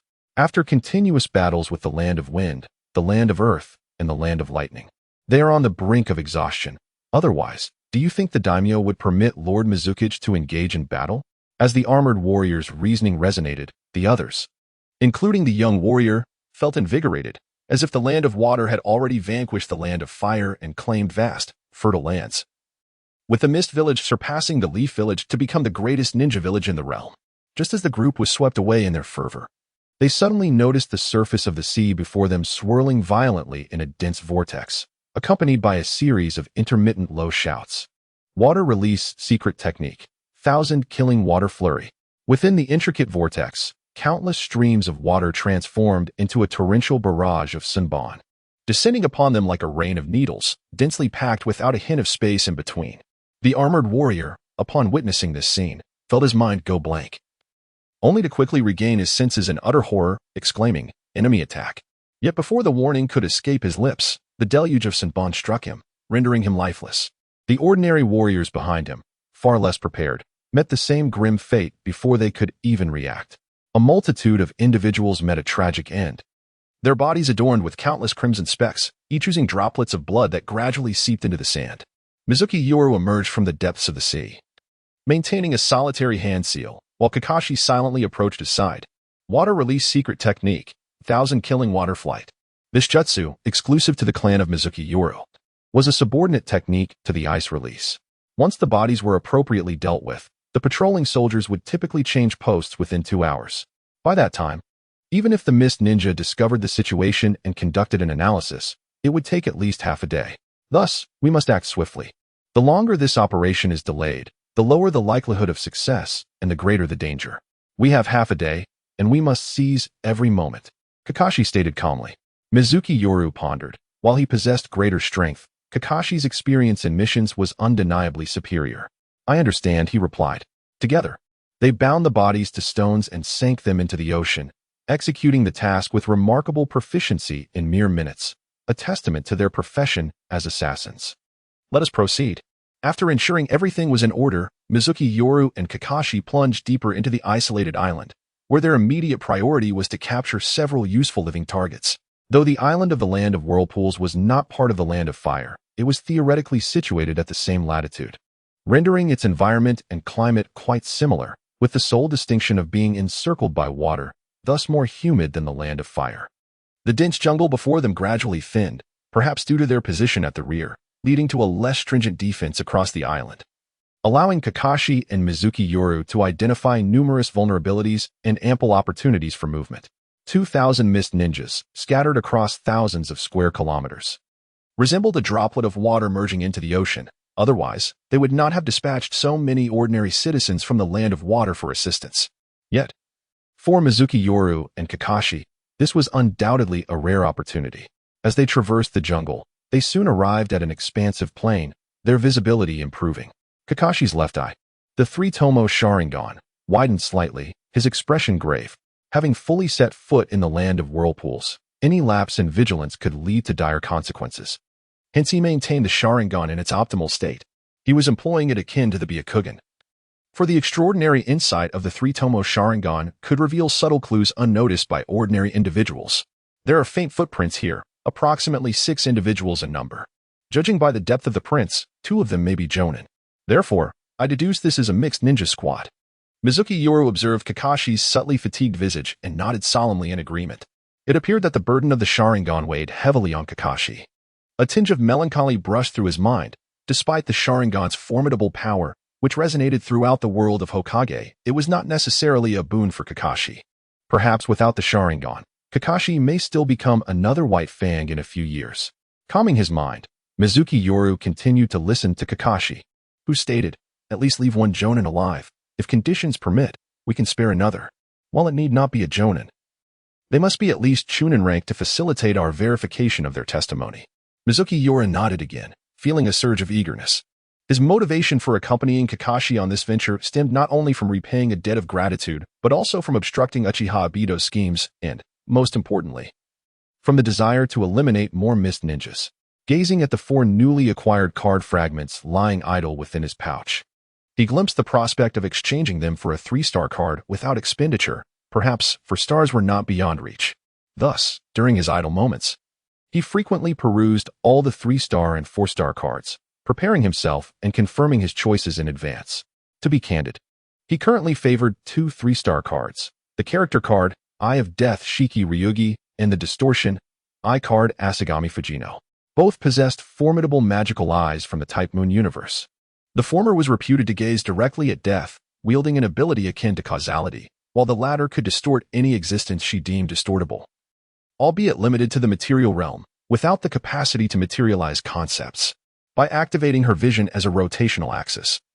With the left eye turning left and the right eye turning right, she could simultaneously manipulate both axes on the same object, capable of severing it at the intersection with astonishing force. Each magical eye possessed its unique strengths and weaknesses. As for the 4-star cards, he had a particular affinity for 3 of them, 2 of which could be combined. In Mizuki Yoru's view, these 2 cards might unleash power comparable to that of a 5-star card. The 4-star character card 10th Division Captain Hitsugaya Toshiro and the 4-star treasure card Zanpakuto Hyōrinmaru. The Zanpakuto Hyōrinmaru had usage restrictions, necessitating the player to equip Hitsugaya Toshiro's character card for unfettered access. Hence, Mizuki Yoru regarded them as a cohesive set. The remaining 4-star card was a 4-star character card, the Admiral Aokiji Kuzan, of which Mizuki Yoru had previously obtained 2 fragments. It was evident that Mizuki Yoru's choices were quite deliberate, whether it was Shiki Ryugi's Eye of Death or Asagami Fujino's Distortion Eye. Both were exceptionally powerful ocular abilities, while Hitsugaya Tushiru and Kuzan provided an additional enhancement to his ice release techniques. He recognized his strengths and acknowledged his current deficiencies. To acquire these enhancements, Mizunomiya Yoru understood that there were only two paths: boundless wealth and countless battles. Thus, he felt a compelling eagerness to engage. Moreover, given his current prowess, confronting a mixed squad of ninjas was surely within his grasp, especially with Kakashi's support. This adaptation stemmed from his continuous victories over adversaries, a testament to his rising strength, akin to a spiritual purification that would ultimately render him fearless in the face of all challenges. Kakashi gazed at the subtle aura emanating from Mizunomiya Yoru, feeling a sense of admiration. This aura was something he had only encountered in a select few individuals, such as his father, the Leaf's White Fang, the third Hokage, Hiruzen Sarutobi, and his mentor, the Yellow Flash, Minato Namikaze. It was the essence of a true warrior. Although the aura that Mizunomiya Yoru exuded was but a faint trace, it was already beginning to reveal its potential. Coupled with Mizunomiya Yoru's age, Kakashi couldn't help but feel that the years he had spent honing his skills were in vain. With such a formidable teammate, he felt a sense of pressure. However, Kakashi formed a series of hand seals and slowly sank into the earth, a slight smile gracing his lips. It was a comforting thought. Mizunomiya Yoru's figure swiftly vanished from sight, and several half-yellow leaves drifted down from the treetops. Autumn was approaching. Was the harsh winter far behind? In a patch of grass taller than the knee, 6 ninjas adorned with the Mist Village forehead protectors were traversing through the underbrush. The age disparity among them was striking. The eldest bore wrinkles on his face, appearing to be in his 40s, while the youngest seemed scarcely older than Mizunomiya Yoru, likely not exceeding 10 years. As Kakashi had noted, this was a mixed ninja squad. Suddenly, the oldest Mist Ninja's expression shifted, and he discreetly exchanged glances with his companions. 2 of the Mist Ninjas slightly hesitated, falling significantly behind their peers. Not far behind, the grass began to stir as if something lay concealed beneath, rapidly approaching. One Mist Ninja maintained a hand seal position, while another swiftly drew a shuriken from his equipment pouch, launching it without hesitation towards the rustling grass. It flew like a streak of black lightning, swift as thunder.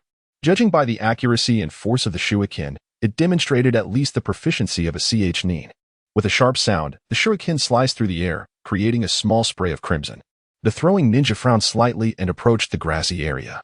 Upon glimpsing the scene within, his expression momentarily froze before gradually relaxing into a light chuckle.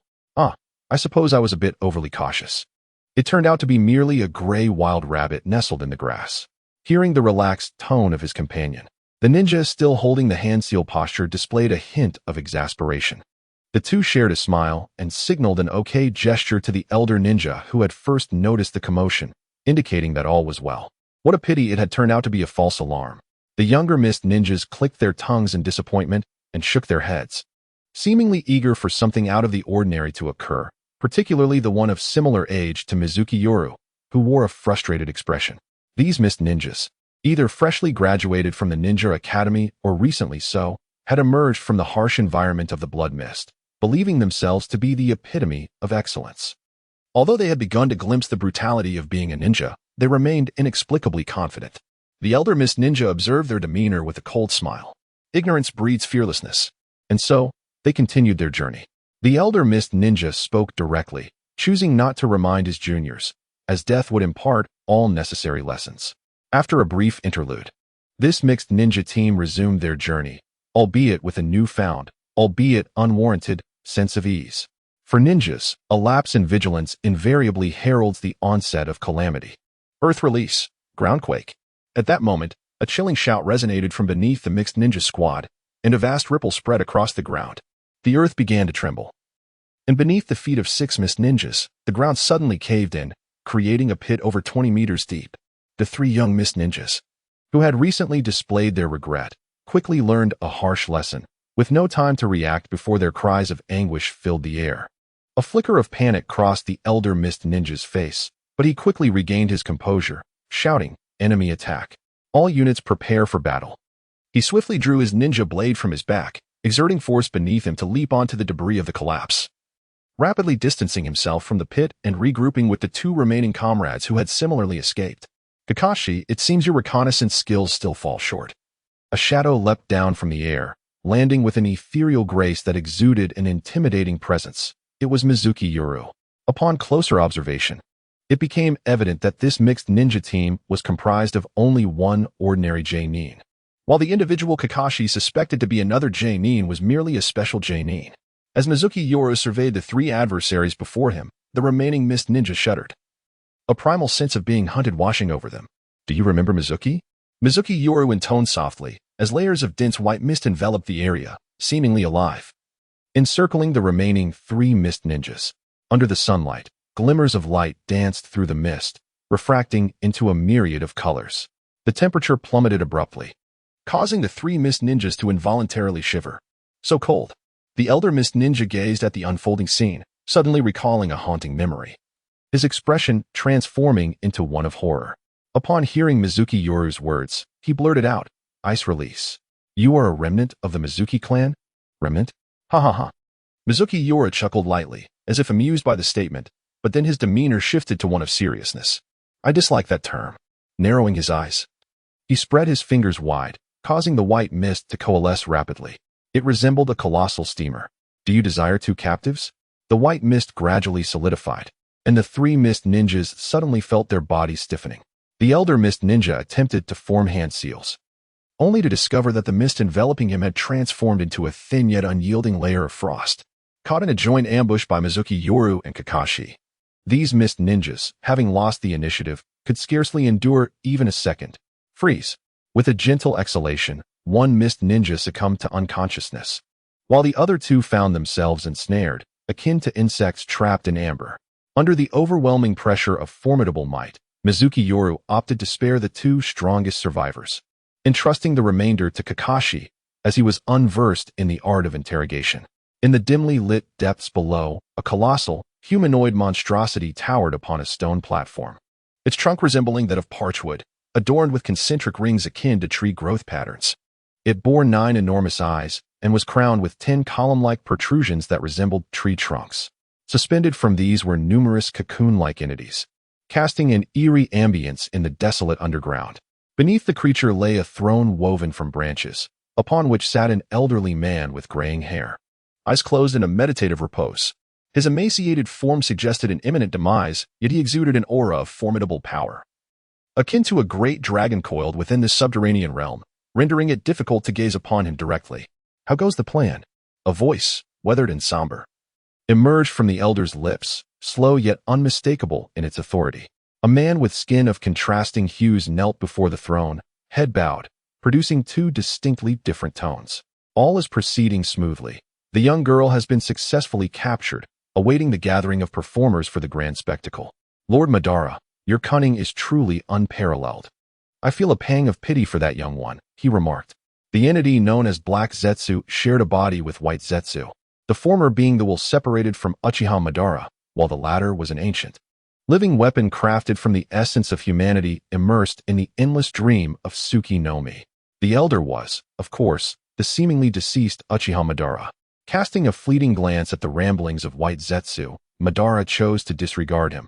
He had long since grown accustomed to White Zetsu's intermittent eccentricities, and his extensive age and experience allowed him to remain unperturbed by such trivialities. "Excellent," Madara nodded, acknowledging that events were unfolding according to his anticipated trajectory. Aware that his remaining lifespan was dwindling, he recognized the necessity for a successor to fulfill the preparations he had initiated. This successor had already been chosen, albeit still falling short of his envisioned standard, prompting him to decide to extend a helping hand. Only through witnessing despair can one truly comprehend what constitutes genuine hope. Madara murmured. "Lord Madara, it is time for Black Zetsu to acquire a small golden figure." Black Zetsu interjected. "I have one more matter to report." "Proceed," Madara replied, his lips parting slightly. "Do you recall the Mizuki clan?" Black Zetsu inquired, while White Zetsu entertained himself nearby. "Mizuki? The Ice Release clan from the Hidden Mist Village? Were they not eradicated?" Madara recalled, as he had orchestrated the third Mizuki's actions during the Blood Mist era. Hearing the name again from Black Zetsu piqued his interest. Indeed. However, during that time, a direct descendant of the Mizuki clan escaped to Konoha, accompanying Kakashi to the land of whirlpools. "Oh." Uchiha Madara opened his eyes, revealing a pair of 3 Tomo Sharingan nestled within their sockets. Despite clinging to life in a pitiful manner, he had ventured to the land of whirlpools. Was this an act of vengeance? Such foolish and laughable audacity. For an imbecile so intent on courting death, there is no need to report to me again. Yes, Lord Madara, Black Zetsu replied, bowing respectfully. As if losing interest once more, Uchiha Madara shut his eyes again, leaning back in his seat, appearing to drift into slumber. The desolate and eerie underground returned to tranquility. At that moment, a youth, his body bound in white bandages, appeared in the land of whirlpools, filled with joy and longing. The sun tilted slightly toward the south, and Mizuki Yoru, with a blade of green grass clenched between his lips, stood lazily in the shade of a tree. Attentively observing his surroundings as he awaited Kakashi, who was interrogating a captive off to the side. After approximately half an hour, Kakashi appeared beside Mizuki Yoru. His expression one of deep conflict. What is the situation? Any leads? Mizuki Yoru inquired earnestly upon seeing Kakashi's troubled demeanor. A little. But the circumstances are far more dire than we anticipated. However, I have roughly deduced the location of Rin, Kakashi replied. According to the testimony of a missed Jonin. A day ago, a team of Jonin escorted a sealed long pouch from the front lines. Judging by its shape, it likely contains a person. I suspect that is Rin. Upon hearing this, Mizuki Yoru furrowed his brows and asked again, why? Kakashi's eyes gleamed with intensity as he pondered. First, the timing coincides closely with Rin's abduction. Second, I have been puzzled as to why the Miss Shinobi killed all the escorting personnel during the ambush on the supply team where Rin was, yet left her alive. After all, she is merely an ordinary medical chunin without any special status, indicating some hidden significance we are not aware of. Consequently, the Miss Shinobi must place considerable importance on Rin's existence, warranting an entire team of Jonin for her escort. Third, perhaps it's intuition. Upon learning this information, I felt a strong premonition that it must be Rin. Mizuki Yoru listened attentively to the first two reasons, even feeling a hint of admiration for Kakashi's reasoning. However, upon hearing the last point, his expression suddenly fell. He had not expected Kakashi to be a proponent of intuition. Intuition, Mizuki Yoru silently scoffed, finding it rather uncanny. Yet, considering the inertia of the plot and the entangled fates of Kakashi, Noara Rin, and Obito, he ceased to harbor doubts. Perhaps this was fate. As if an unseen hand were subtly orchestrating everything. Sometimes, a simple intuition can outweigh countless rational arguments. What do you plan to do next? Mizuki Yoru asked earnestly. Kakashi immediately displayed a troubled expression, pondering as he spoke. I fear something may happen to Rin. In matters of rescue, every second of delay could lead to unforeseen circumstances. So I intend to forcefully save her. Forcefully save her? In the stillness of the evening, Mizuki Yoru licked his lips, while Kakashi nodded solemnly, his expression revealing an increasing sense of difficulty.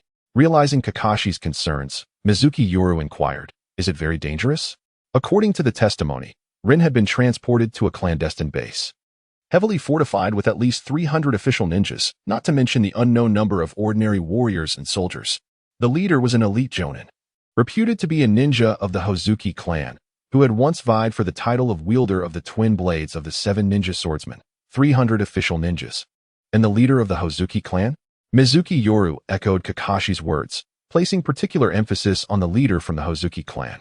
If the Mizuki clan had once been the most formidable bloodline family in the village hidden in the mist, the Hozuki clan was undoubtedly the most powerful family of secret techniques, boasting a unique, unparalleled water-based transformation jutsu that could rival, if not surpass, bloodline abilities.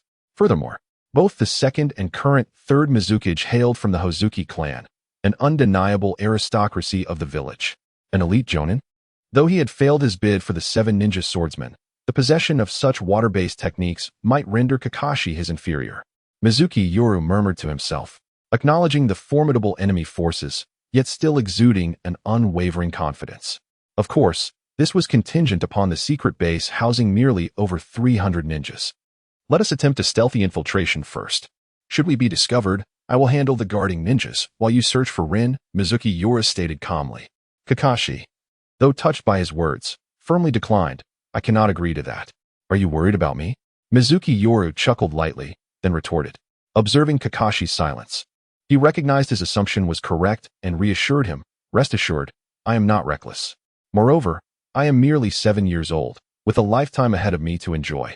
Why would I willingly throw it away? Seeing Kakashi remaining silent, Mizuki Yoru confidently asserted, trust me, I am capable. But that is 300 ninjas. Kakashi interjected, Unable to contain himself, Mizunomiya Yoru flicked his sleeve, an inexplicable aura intensifying around him, casting his small figure in shadow, yet making him appear remarkably formidable. The stark contrast induced a momentary daze, as Kakashi seemingly glimpsed a golden silhouette reminiscent of someone extraordinary. "Trust me," Mizunomiya Yoru reiterated, his voice now resolute and unyielding. "All right. If such a situation arises, I will first locate Rin, ensure her safety, and then return for you. To live and die together?" Hearing Kakashi's equally unwavering tone, Mizunomiya Yoru unknowingly smiled. Though he was not inclined towards such sentiments, the feeling was undeniably pleasant. "It is settled then." Under the moonlit night, Mizuki swiftly formed a hand sign, and a sudden whirlwind erupted beneath his feet.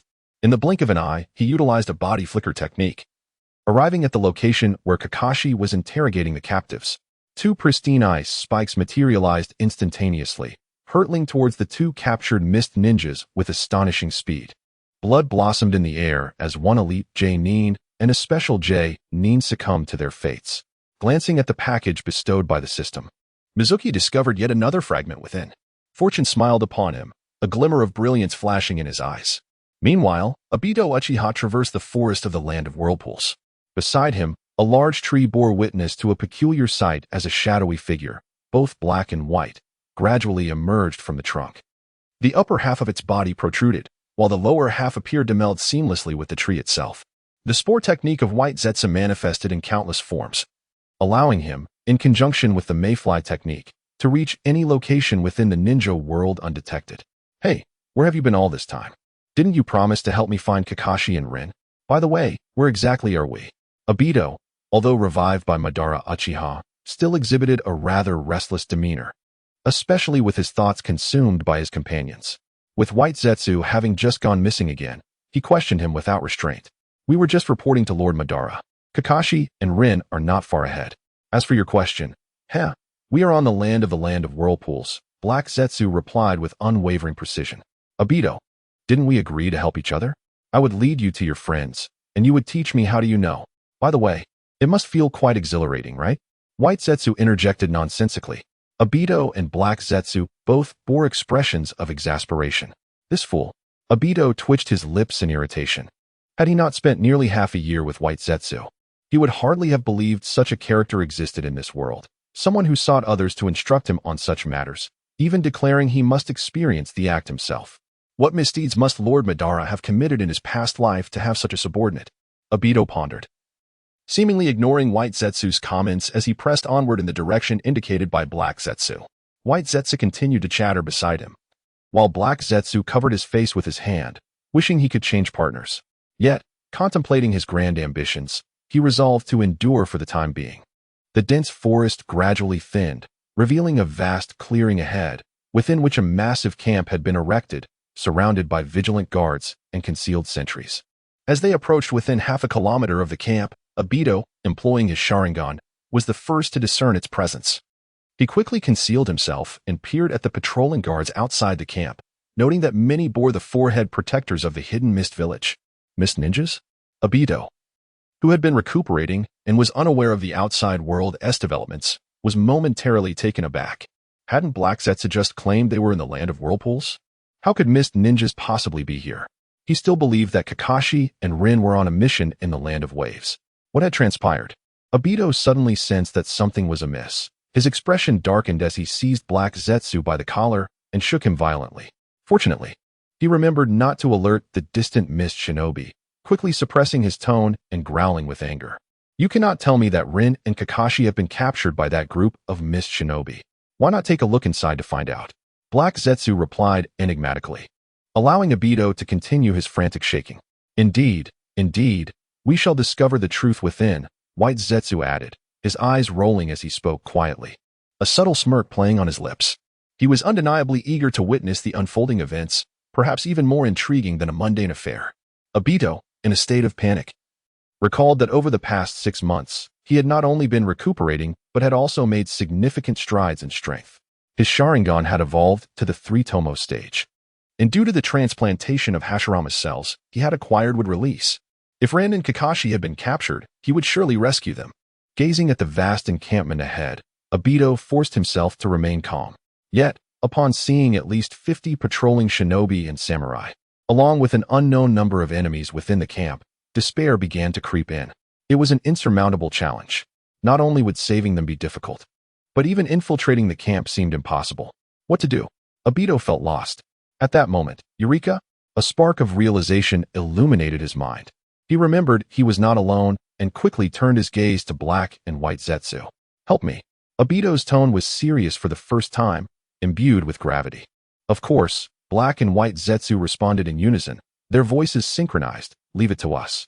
The ground beneath them gradually softened as white Zetsu utilized the insect technique to carry Obito downwards, slowly sinking into the earth as if a droplet of water merging with the ocean, blending seamlessly with the land while masking their chakra fluctuations, leaving no trace until they vanished from sight.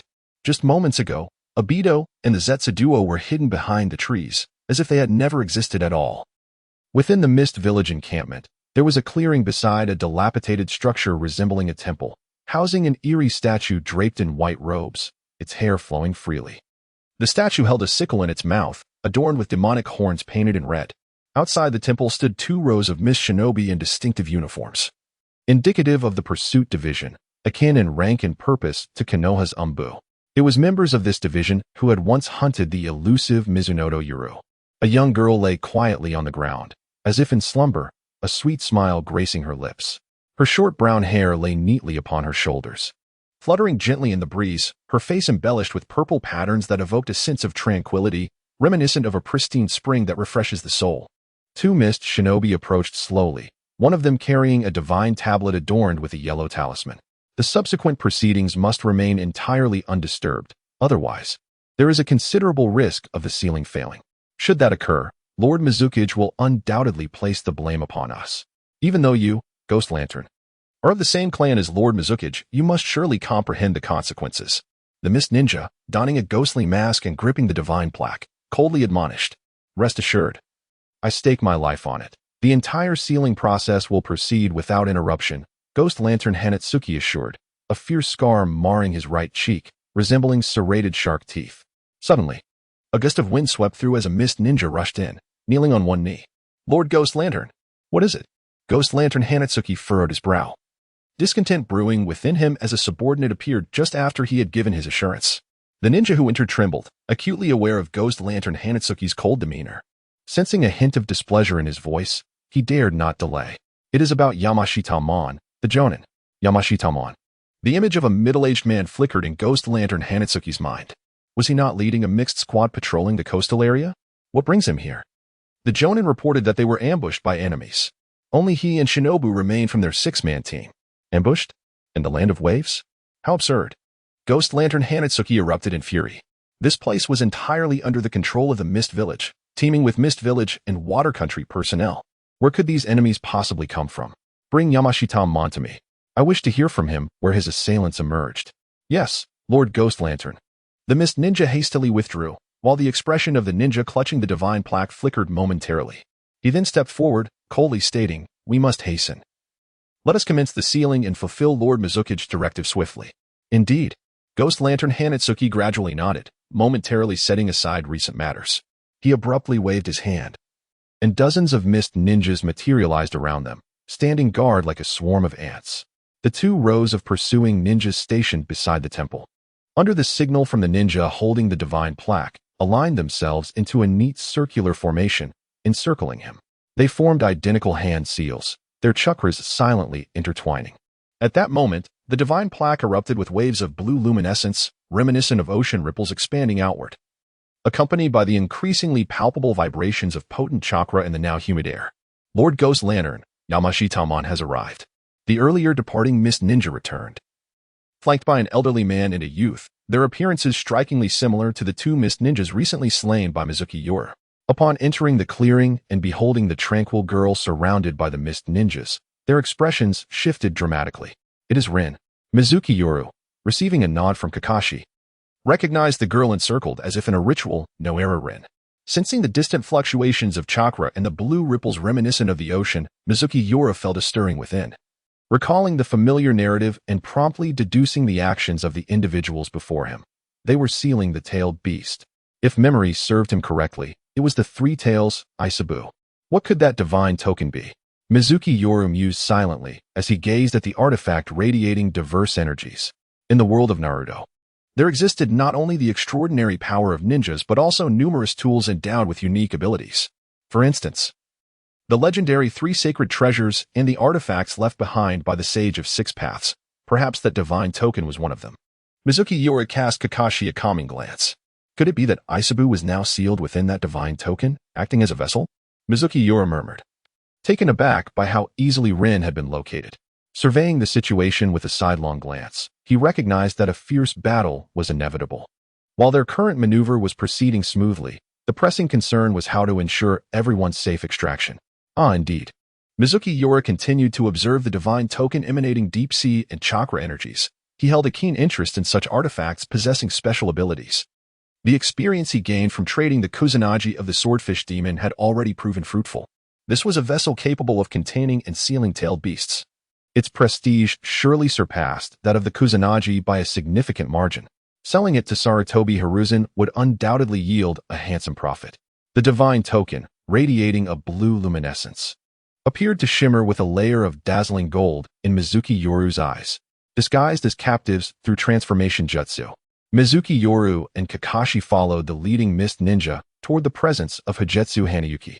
Though both were engulfed in a myriad of thoughts, their expressions remained inscrutable. Yamanaka Gate. If you cannot furnish me with a satisfactory explanation, even as a jonin, I retain the right to execute you on the spot. As a formidable member of the Higetsu clan, Higetsu Hanayuki wielded considerable authority within the hidden mist village. Otherwise, he would not have been entrusted with overseeing such a base and providing protection for the plan to seal the Three Tails Jinchuriki. Hanayuki harbored no doubts regarding Mizuki Yoru and Kakashi's impersonation of Yamanaka Gate and Shinobu, for only a fool would venture alone into such a perilous locale. To wreak havoc here? Only if Lord Mizuki were to appear in person. If the Jonin represented a watershed moment among ninjas, then the shadowy figures of the Kage signified an even more profound transformation. The reason a Kage remains a Kage is that they cannot be vanquished merely by ordinary strength.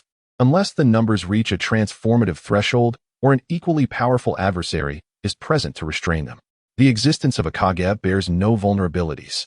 Whether it be physical prowess, Jinjutsu, or ninjutsu, there exists only a preference for certain disciplines, yet more importantly, the chakra of a Kage undergoes a qualitative transformation. As an elite jonin nearing the threshold of quasi-Kage status, Higetsu Hanayuki was particularly cognizant of this, as his chakra had already begun to graze the precipice of such a transformation. During the process of transformation, one becomes a quasi-Kage. Upon completion, one attains the status of Kage. Within the entire ninja realm, the number of true shadow-level ninjas is lamentably scarce, even among the 5 great ninja villages. There may exist individuals who have yet to attain such a rank, as the title of shadow often serves merely as a symbol of status and identity. Presently, the base under his command houses 300 official ninjas, the vast majority of whom are elite Genin or CH Nin, with only a handful of J-Nin. Among these, even the elite J-Nin of equal standing number merely 2. This represents a formidable force. When placed upon a battlefield, it could rival a well-equipped regular ninja army. Not far away, the sealing ritual continues, the sound of crashing waves reverberating increasingly in the open space, while the fluctuations of chakra rise steadily, seemingly without end. The once gentle blue light now appears almost blinding. Suddenly, a beastly roar, powerful enough to shatter stone, erupts, and from the divine tablet, a dazzling blue light coalesces into a small monstrous form. Its turtle-like body, adorned with a shell reminiscent of rock, has short limbs, and though it hovers in mid-air, it seems to be swimming through the sea, continuously propelling itself forward. Its crystalline eyes flash with a spark of human-like intelligence, filled with fury and resentment. The sealing has commenced. Mizukiya, disguised as the special J-Nin named Shinobu, has been quietly standing beside Kakashi, but upon witnessing the sudden scene before him, he furrows his brow. It must be stopped. There is no time to delay. The sealing cannot succeed. Concealing his hand by the side of his pants to obscure the view of others, Mizukiya discreetly signals Kakashi with a series of hand gestures. Strive to severely injure or eliminate the looming threat of Akatsuki's Hashman, then swiftly rescue Noera Rin. The rest I shall handle. Although Kakashi is oblivious to the fact that the scene before them involves the sealing of a tailed beast, an instinctual unease washes over him, especially given the recent upheaval. Thus, he unconsciously loses focus at Hashiman's previous inquiry. However, upon noticing the gestures made by Mizunomiya, he pauses momentarily, then subtly nods in acknowledgement. Are you deaf, Yamamoto? Or are you simply lying? Speak. What has transpired? Where are your other subordinates? Providing false reports of the enemy is a grave offense. Hashiman, face pale with fury, bellows at Kakashi, who remains silent for an extended moment. Employing a transformation technique, Kakashi, now bearing an entirely different visage, seems to snap back to reality. His body trembling as if shaken like chaff, beads of sweat instantly covering his forehead, portraying an expression of panic. With a thud, Kakashi suddenly kneels, adopting a beseeching demeanor as he stammers, Lord Hashiman, please allow me to explain. We were truly ambushed by the enemy on the plains 10 kilometers away. Ambushed? Huh. You dare to lie. The land of water is entirely isolated at this moment. We are currently engaged solely with Konoha. Are you suggesting that it was Konoha's ninjas who ambushed you? Absurd. They can hardly protect themselves, let alone spare forces to infiltrate here for a death wish. Hashiman, enraged to the point of laughter, grows even more livid. Lord Hashiman, how could I ever deceive you? I swear upon my life. Kakashi was seen gliding on his knees, tears streaming down his face as he crawled towards the figure of Hozuki Mangetsu, his head aligning perfectly with the latter's waist. Is that so? Then tell me, how many are there lying in wait to ambush you? What are their identities? Their strengths? Their characteristics? Where are they now? Kakashi's visage turned ashen, his eyes seemingly vacant as he murmured, There. Hozuki Mangetsu's lips curled into a cruel smirk, his gaze upon the seemingly soulless Kakashi growing increasingly malevolent, the jagged teeth in his mouth lightly grinding against each other, producing a chilling sound that reeked of blood. Here, suddenly, amidst the heavy atmosphere, a sinister voice reverberated through the air. Bang! It was the white smoke that emerged only when a transformation technique was dispelled. A blade gleaming like autumn dew, dazzling like fireworks in the astonished eyes of Hozuki Mangetsu. On the night of Mizuki, Shimizu tightly gripped the ominous Enma blade, conjured as if from the void. The blade gleamed with an autumnal radiance, illuminating his focused gaze, each subtle motion imbued with a reverence that spoke of devotion to oneself, to the blade, and to the sanctity of life. Yet, within this devotion lingered the taste of death. The blade, a weapon of slaughter, existed solely for the purpose of taking life. At that moment, Gato Hanbatsu was ensnared by the profound essence of the blade's intent, his eyes instinctively reflecting terror. He instinctively bellowed, preparing to form seals to evade, when suddenly he felt a weight descend upon his lower body, as if clad in a heavy suit of iron.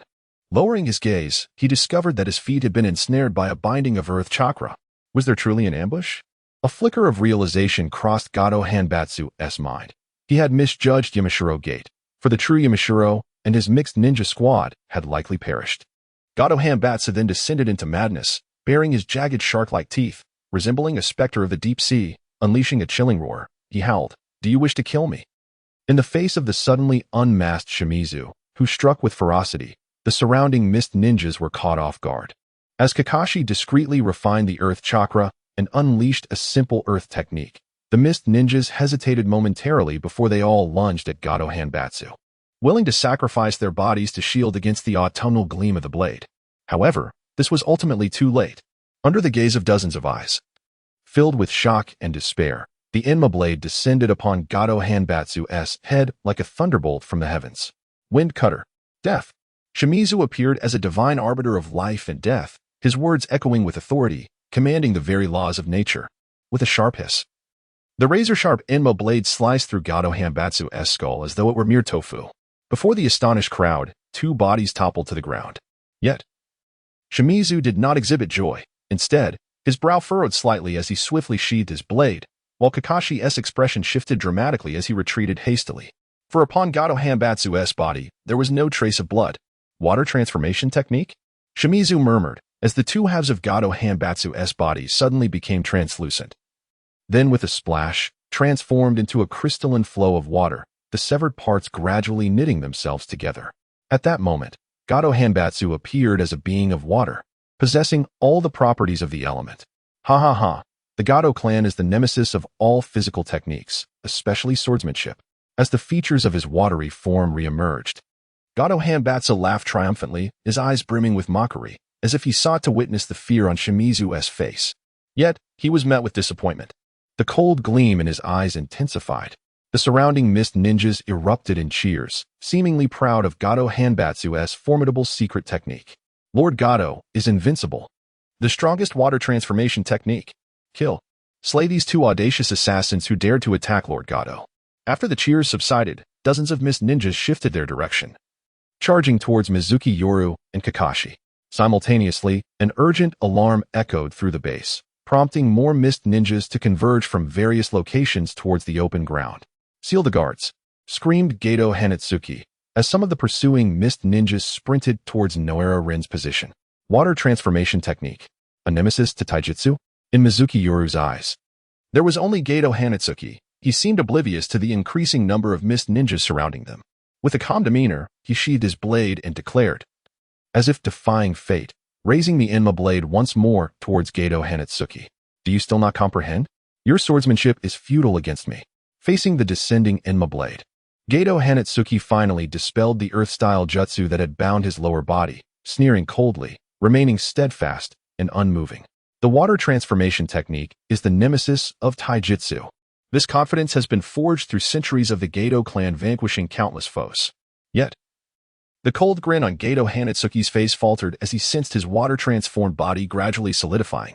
The mist ninjas rushing in were horrified to discover that a thick layer of frost seemed to have formed on the surface of Gato Hanatsuki's body, emanating a chilling aura.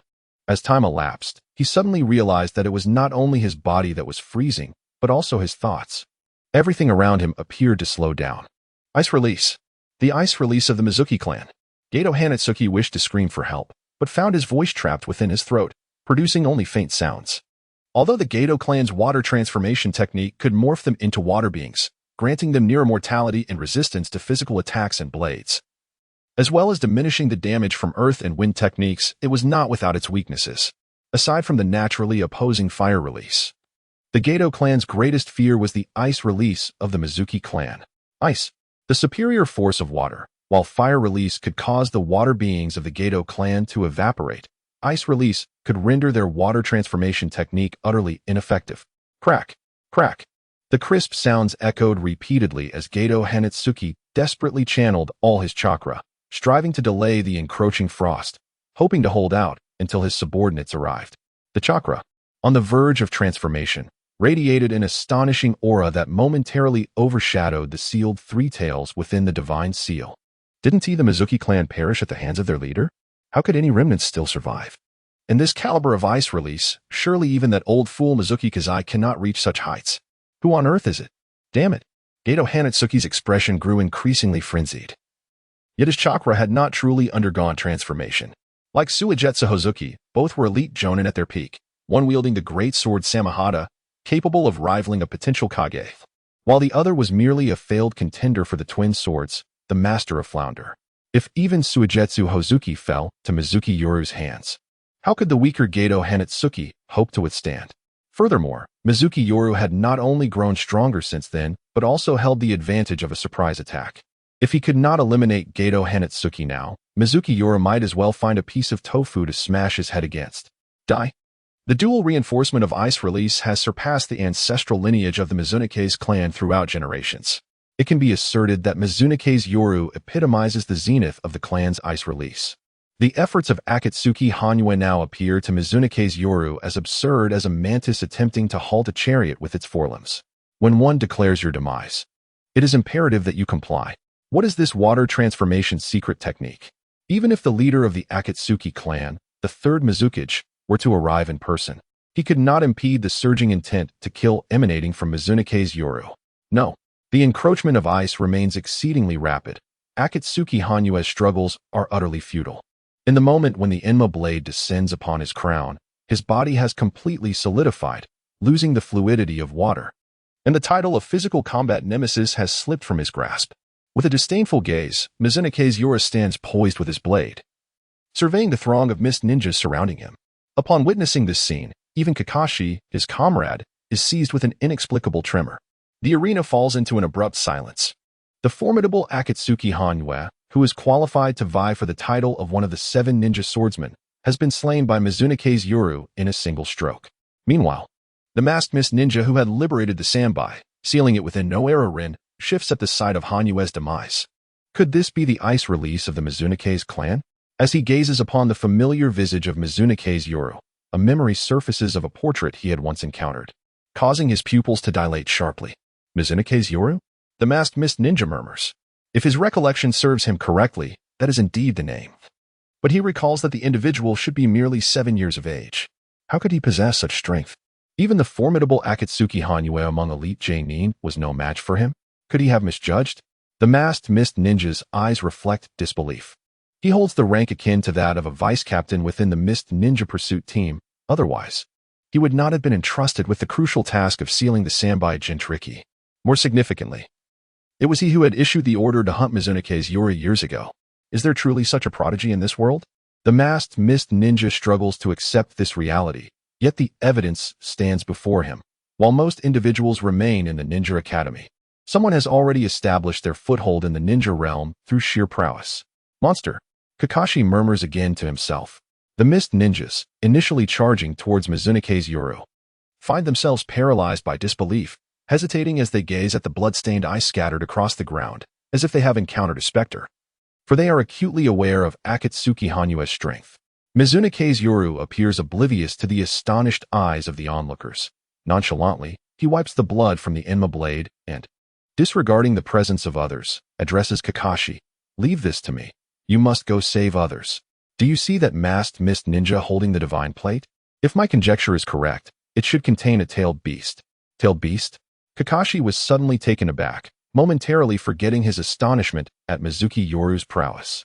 He quickly turned his gaze towards the source of the sound, sensing the chakra fluctuations and an oceanic aura emanating from that direction.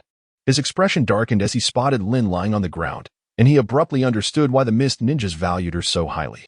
Could it be that they intended to turn her into a Jinchuriki? The thought startled Kakashi. While it seemed implausible, after all, Lin was a ninja from Konoha. Had the people of Kirigakure lost their minds, attempting to seal the most vital tailed beast within a foreign ninja? Yet, given the current circumstances, was there a more plausible explanation? The answer was no. The mere thought of Lin potentially becoming a Jinchuriki sent Kakashi spiraling into a frenzy. No, he absolutely could not allow this to happen. Yoru, please. Kakashi ceased his dramatics and solemnly addressed Mizuki Yoru. Yoru, however, waved his hand dismissively, as if to say that such trivial matters posed no issue, while his heart simmered with killing intent at the sight of the ever-increasing number of mist ninjas surrounding them. He pondered how much experience and cards he might acquire after this grand battle. The terror wrought by the death of Higetsu Hangitsu had gradually dissipated with the passage of time. The remaining 2 elite jonin within the base had assumed command. Although the masked mist ninja, serving as the deputy of the assassination unit, wished to assist, he found himself unable to intervene and could only calmly issue orders, eliminate them. Lord Mizuki's plan must not encounter any unforeseen complications. The previous fear, now transformed into anger within the hearts of countless mist ninjas, fueled their desire to tear Mizuki Yoru to shreds. As for Kakashi, he immediately activated the body flicker technique and sped toward Lin after completing his exchange with Yoru. "Stop him!" shouted an elite jonin clad in a black headscarf, as several mist ninjas prepared to intercept Kakashi with their own body flicker techniques. A figure suddenly appeared as if teleporting directly in front of them. "Apologies, but I am your opponent," Mizuki Yoru stated coolly, swinging his Enma blade horizontally. Instantly, a crimson line appeared at the waist of several mist ninjas. With a swift motion, their upper bodies separated from their lower halves, their innards spilling onto the ground. Mizuki Yoru deftly avoided the splattering blood, his gaze unwavering. The elite jonin who had shouted earlier was momentarily stunned. "Bastard!" he cursed. Though he acknowledged Mizuki Yoru's strength in slaying Higetsu Hangitsu, his demeanor was excessively arrogant. This was the territory of Kirigakure, surrounded by 300 well-trained elite ninjas. Seeking death. Kill. As his temples throbbed, several water blades, sharp as swords, surged toward Mizuki Yoru. Water release. Water blade. As Mizuki Yoru dodged the other projectiles launched by the mist ninjas, he extended his left hand, unleashing a white chill that enveloped the water blades like a dense fog. With a series of cracking sounds, the razor-sharp water blades solidified into ice, only to shatter violently. Attacking an ice user with water ninjutsu? How naive. Truly. It was a wonder how you managed to become an elite jonin. On the night of the lunar month, the corners of Mizuki's mouth curled into a sardonic smile. If one were to consider the most restrained of the 5 elemental ninjutsu, it would undoubtedly be the water release technique. This implies that any ninja proficient in water release, when facing him, would find their combat prowess diminished by 30% even before the battle commenced. Perhaps Uchiha Madara could effortlessly command the 3rd Mizukage to eliminate Mizuki, but this is also due to the overwhelming strength of ice release within the Hidden Mist Village, where most ninjas specialize in water release. No one desires to possess an inherent nemesis from birth. Mizuki was continuously intercepting the mist ninjas attempting to hinder Kakashi when he overheard someone ask mockery. An elite J-nin seethed with the desire to confront Mizuki directly, yet regrettably, he lacked the courage, fully aware of his inferiority. However, weren't they numerous? Thus, it was better to engage in a collective assault. The elite J-nin shouted once more, resolutely ignoring Kakashi, and decided to concentrate their efforts against Mizuki. For he clearly recognized Kakashi's capabilities. Although not weak, he was far less troublesome than Mizuki. They could easily eliminate Mizuki first and then deal with Kakashi afterward.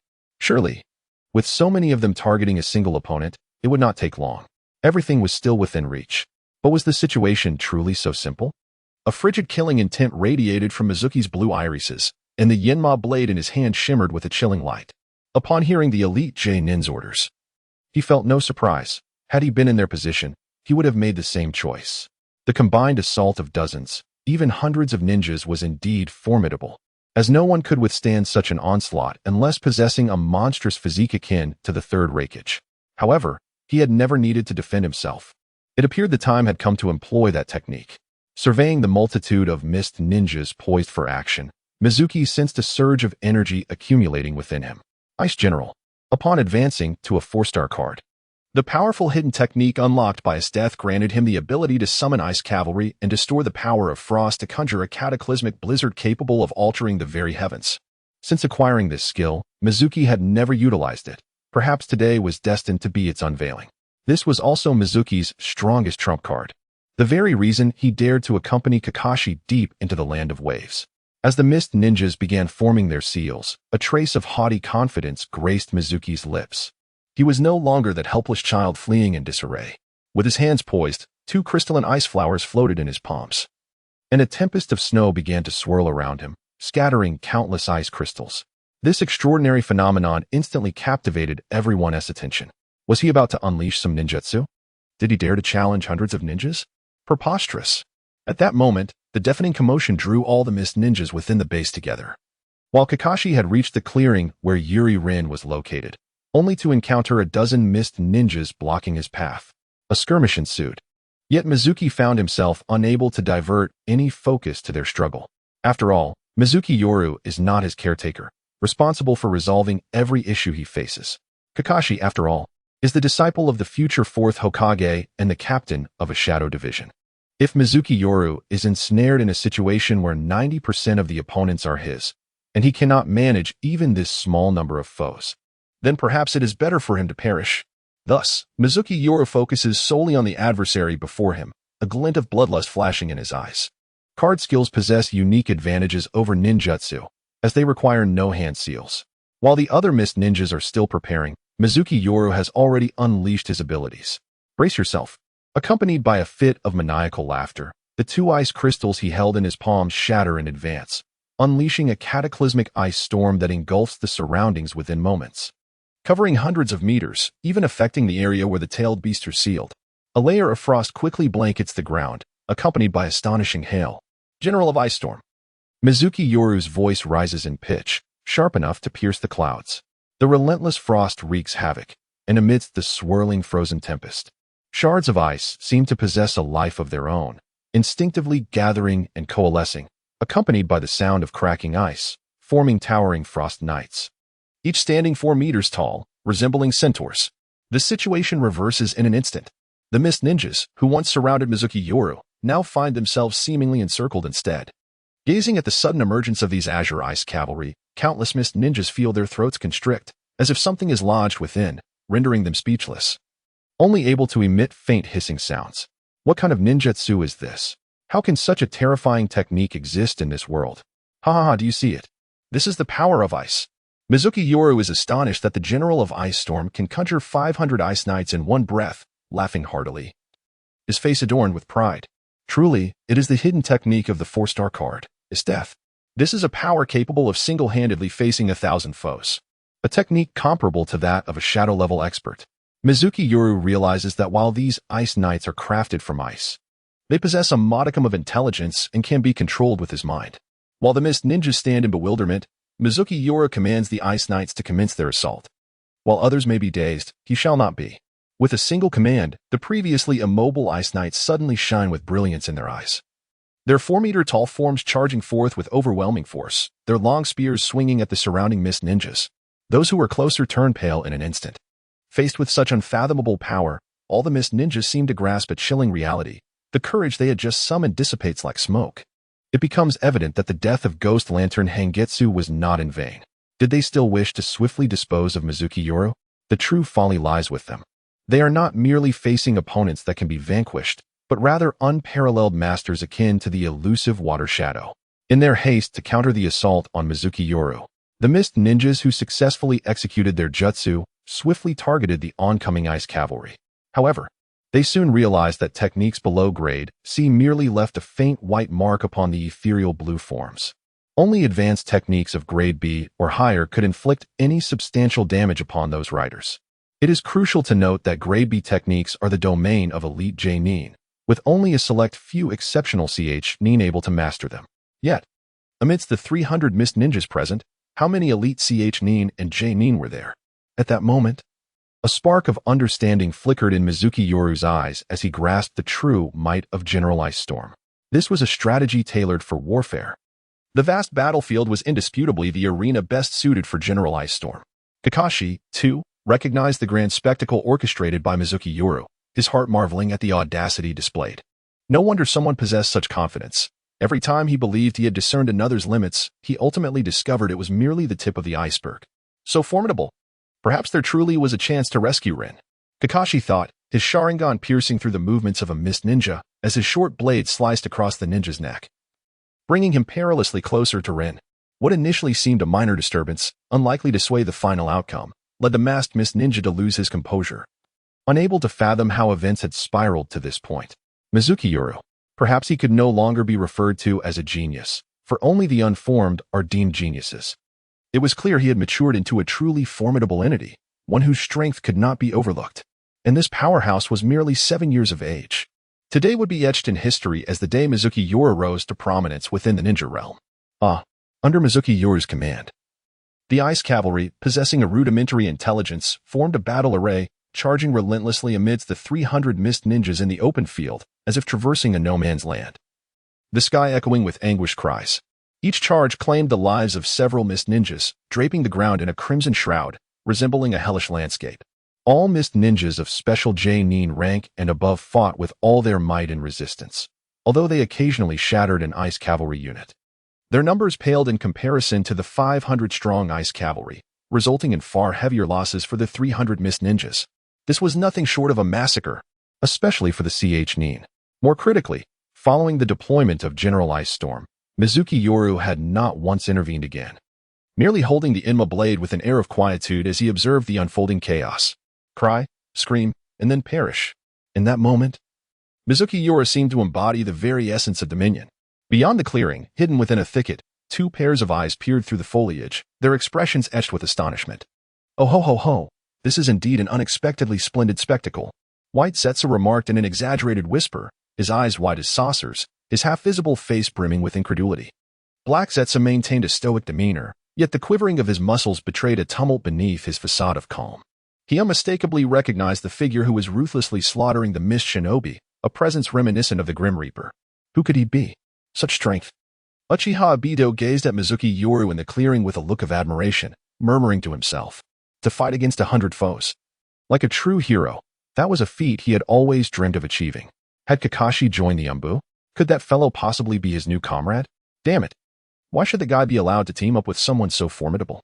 Obito mumbled under his breath, yet a smile lingered at the corners of his mouth. He and Black Zetsu had been hidden in the thicket for several minutes. He had initially been pondering how to rescue Rin, only to be taken aback by Kakashi's sudden appearance. Then, he witnessed the awe-inspiring prowess of Mizunomiya Yoru. It seemed even Lord Madara had underestimated this situation. White Zetsu spoke with a tone of schadenfreude, uttering words Obito could not comprehend, before bursting into laughter, lost in his own thoughts. Mizunomiya Yoru. Black Zetsu gazed in astonishment at the towering ice knight before him. As a manifestation of Kaguya Otsutsuki's will, differentiated over a millennium ago. He was undoubtedly an artifact of the shinobi world, an ancient relic. He had witnessed the renown of the Mizunomiya clan on multiple occasions during the Warring States period. While Ice Release was indeed formidable, he had not anticipated it reaching such heights. Moreover, he realized he had never encountered techniques of this caliber before. Unlike White Zetsu, who remained unfazed, Black Zetsu was fervently invested in the success of Uchiha Madara's plan. What he had initially thought to be a foolproof operation had unexpectedly encountered complications. And this variable, neither he nor the distant Uchiha Madara had ever truly regarded as significant. What was once perceived as an inconsequential insect had unleashed such astonishing power. This was already comparable to an aspiring Kage, possessing the potential to threaten Kage-level strength. Who would have thought Ice Release held such latent capabilities? Was it a mutation of the bloodline that had transcended its very origins? Black Zetsu swiftly navigated through multiple thoughts, maintaining an outward composure. Yet he understood that the situation could not be allowed to deteriorate further. If Kakashi were to rescue Noerin, it would undoubtedly skew the plans he and Uchiha Madara had meticulously laid out. Obito was a crucial pawn in the execution of the ultimate scheme. What should he do? Black Zetsu pondered, recognizing that he was merely a manifestation of will. Although he possessed some peculiar abilities, his strength was not overwhelming, which was precisely why he depended on Uchiha Madara to fulfill his ambitions.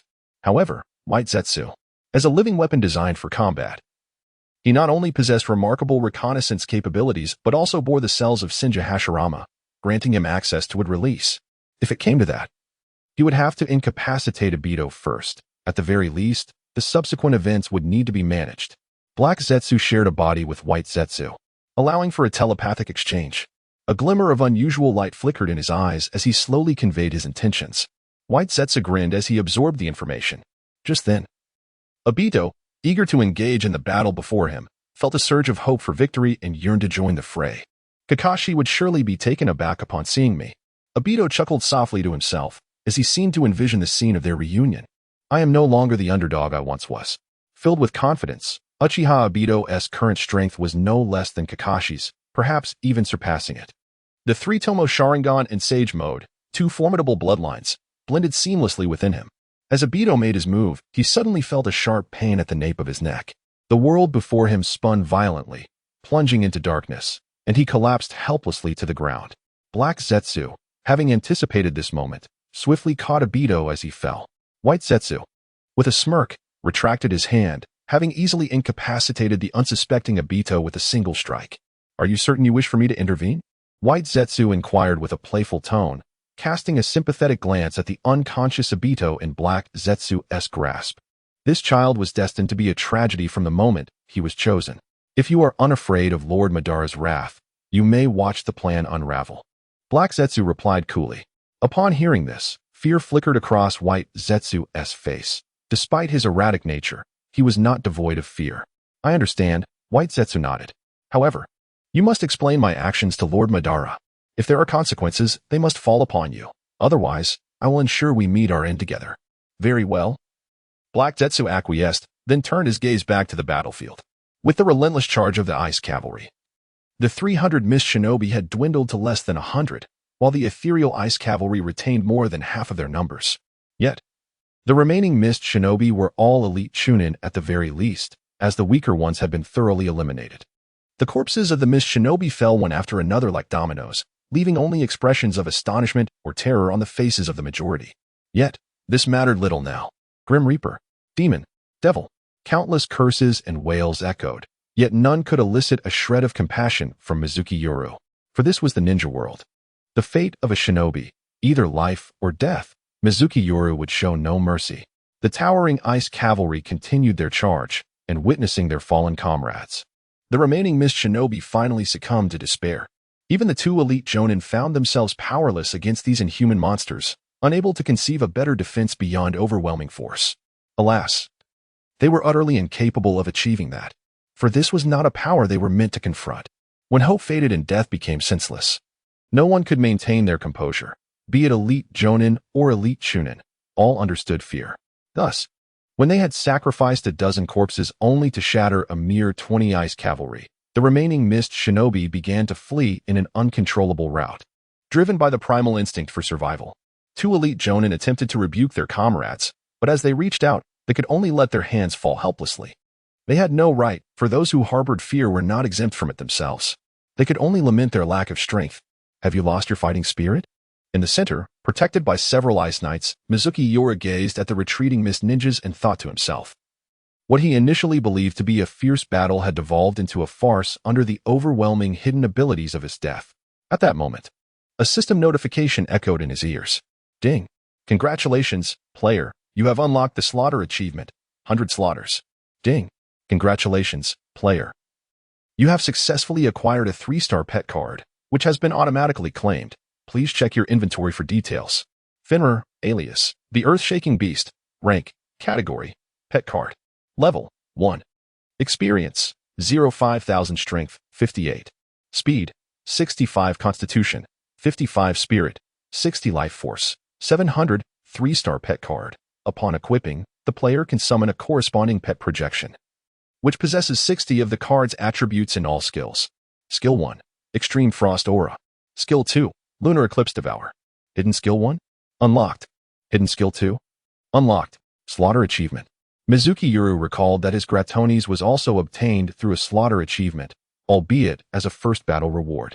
Could it be that all rewards for slaughter achievements are pet cards? If that is the case, then the rewards for reputation achievements must be treasure cards? Nevertheless, he thought, with a dismissive pout, tears welling up in his heart, finally, a more advanced pet card to replace that ugly creature. Finra?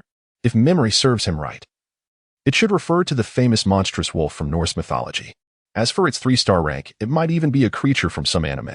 But no matter what, it was certainly superior to Gratonis. Indeed, in both appearance and strength. Ding! A higher-ranked card has been detected in the player's possession. Would you like to proceed with the replacement? Yes. Without hesitation, Mizunomiya Yoru discarded the pudgy creature and embraced the monstrous wolf. At that moment, besides the 3-star pet card, his inventory also contained several shards, all rewards dropped from the recent battle. Out of over 200 mist ninjas, only a handful of shards had fallen. While there were some 1-star and 2-star complete cards, he couldn't be bothered to pay them any mind. Mizunomiya Yoru noticed that as his power grew, defeating low-level ninjas rarely yielded card drops. Only special jonin and above had a higher chance of dropping them, approximately 1 in 10, while regular jonin had a 1 in 5 chance. The scattered chunin probably wouldn't even be able to defeat a genin. At this moment, Mizunomiya Yoru looked at those fleeing figures, resolute not to let them escape. This was not merely for vengeance, but also for the potential rewards that might drop. With the acquisition of a new pet, it was the perfect opportunity to deal with these demoralized mist ninjas and gain some experience in the process. The monstrous wolf Finra, as its name suggested, promised a striking appearance, unlike that ugly Gratonis. He finally possessed a pet that matched his identity. How could he not showcase it? More importantly, from Finra's abilities, it is evident that this is a magical wolf possessing the same ice attributes as he does. With a subtle fluctuation in space, a gigantic white wolf, towering over a person and comparable in size to a calf, materialized from thin air. Its black eyes resembled 2 obsidian gems standing upon a blue hexagram array. With elongated claws as sharp as blades, snowflakes began to swirl in the air once more, encircling the magnificent white wolf. 3-star pet, magical wolf, Finra. Howl. As soon as it appeared, a resounding wolf howl echoed through the heavens. Hearing the howl behind them, a few fleeing mist ninjas couldn't help but glance back. And upon witnessing the extraordinarily majestic Finra, an inexplicable chill surged within them. What manner of beast is this? Is it not enough to summon a battalion of ice cavalry? Now, another colossal wolf has joined the fray, gazing at the hexagram array beneath Finra's feet and the thickening layer of ice on the ground. Everyone immediately realized that this formidable wolf was no trivial adversary. Consequently, they instinctively quickened their pace. However, some remained, such as the 2 elite jonin and a dozen ordinary jonin. My lord, Finra has come to pay homage.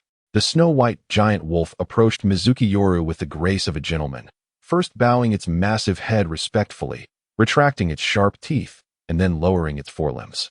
Its tail resembling a steel whip pointed vertically at the ground, signifying submission. Mizunomiya Yoru suddenly smiled.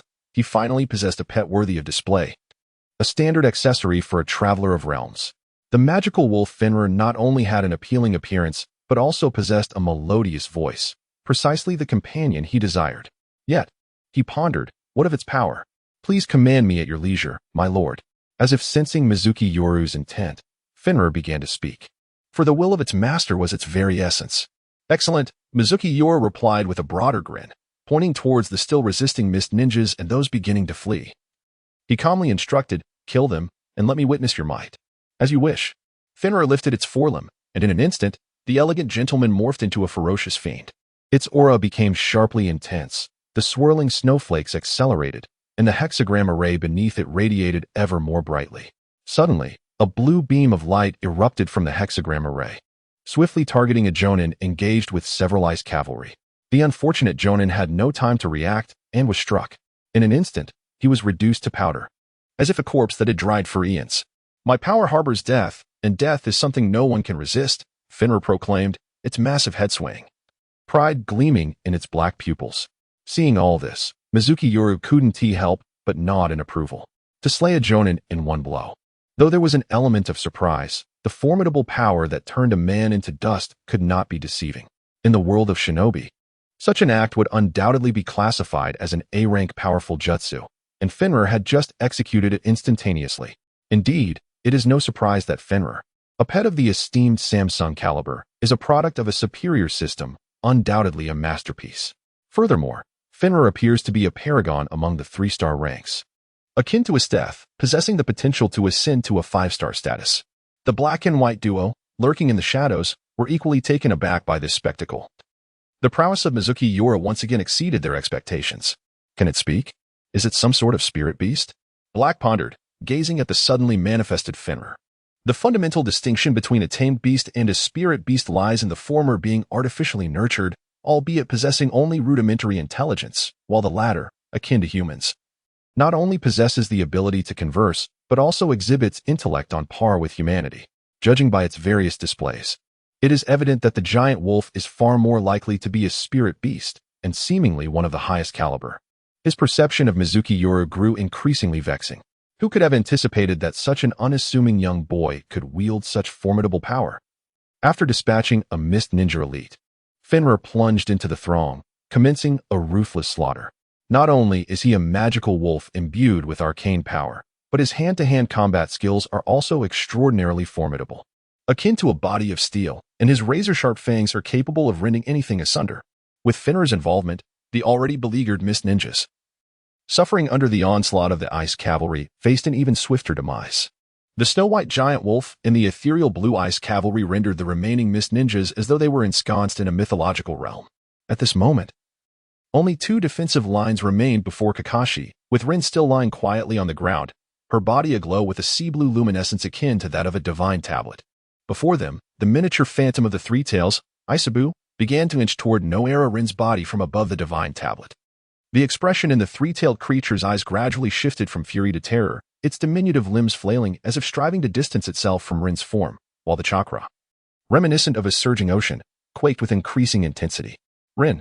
Kakashi, now within a mere 10 meters of Noera Rin, shouted fervently at the unfolding scene, seemingly attempting to rouse her from her stupor, as he swiftly slashed his short blade at a nearby mist ninja while hurling several shuriken. A bunch of inept fools. The masked mist ninja, who governed the ceiling, felt a twinge of panic. He had not anticipated that what had seemed a foregone conclusion would encounter such numerous complications. Even with the protection of hundreds of elite mist ninjas, errors had arisen, especially concerning that little brat from the Mizuki clan, whose strength surpassed his wildest imaginings. He could sense that Mizuki Yoru's chakra had yet to undergo a qualitative transformation, yet that astonishing ice release seemed to entirely bridge the gap, rendering his power comparable to that of a prospective Kaga-level existence. Otherwise, how could he possibly contend against hundreds of ninjas and emerge victorious? He must act swiftly before that individual manages to eliminate the others and complete the ceiling. Otherwise, Lord Mizuki's plan, the masked mist ninja's mind raced. Signaling with his gaze to the 2 pursuing mist ninjas encircling Noera Rin, he commanded, "Strike, white ghost." Before him stood a mist ninja adorned with a thorn-patterned mask and another bearing a ghastly visage. They simultaneously ceased their hand seals, liberating themselves from the chakra restraint binding the 3 tails, Isabu. They exchanged a knowing nod with the masked shinobi, then lunged towards Kakashi, who was perilously close to breaching the final line of defense. Almost there, just 3 more minutes, murmured the masked mist ninja, diverting his attention inward once more. Fully engrossed in the sealing process, with a swift motion, Kakashi slashed a mist ninja's throat with a short blade, just as he intended to employ the body flicker technique. Darkness enveloped his vision. A towering cleaver materialized before him, whipping up a fierce gale as it swung horizontally towards his waist. "Damn it!" Kakashi exclaimed, hastily raising his short blade in defense. He felt an overwhelming force collide with him, propelling him several meters away. In the next instant, the cleaver seemed to follow him relentlessly, cleaving downwards, while 2 water projectiles shot towards his flanks, effectively restricting his escape route and compelling him to brace for impact. With a sharp crack, Kakashi's left eye Sharingan spun rapidly. After being struck once more, he expelled a searing fireball from his mouth. Fire style, Great Fireball Technique. Water style, Water Dragon Bullet. A 3-meter-long water dragon surged towards the blazing fireball Kakashi had unleashed, creating a veil of steamy mist that enveloped the battlefield. Water style, Water Dragon Bullet. The 3 Tomo in Kakashi's eye continued to whirl. In a fleeting moment, he replicated his opponent's jutsu, mere seconds after casting the Great Fireball. Another identical water dragon erupted forth, hurtling toward the first water dragon in a fierce clash. Amidst the steam, Kakashi faintly perceived a chilling scream from his adversary. Time was of the essence. Peering through the thin veil of steam, Kakashi noticed the phantom of the 3 tails inching ever closer to Rin's body. Now merely centimeters away from the 2 newly appeared mist ninjas, a sense of urgency gripped him. While becoming a Jinchuriki conferred immense power, it also posed the risk of losing control. If given the choice, Kakashi yearned to save a normal Rin. "Get away," Kakashi bellowed. Confronting the cleaver that sliced through the steam in his direction, he realized that he could no longer afford to conserve chakra, and the explosive emergence of Mizunomiya Yoru filled him with newfound hope.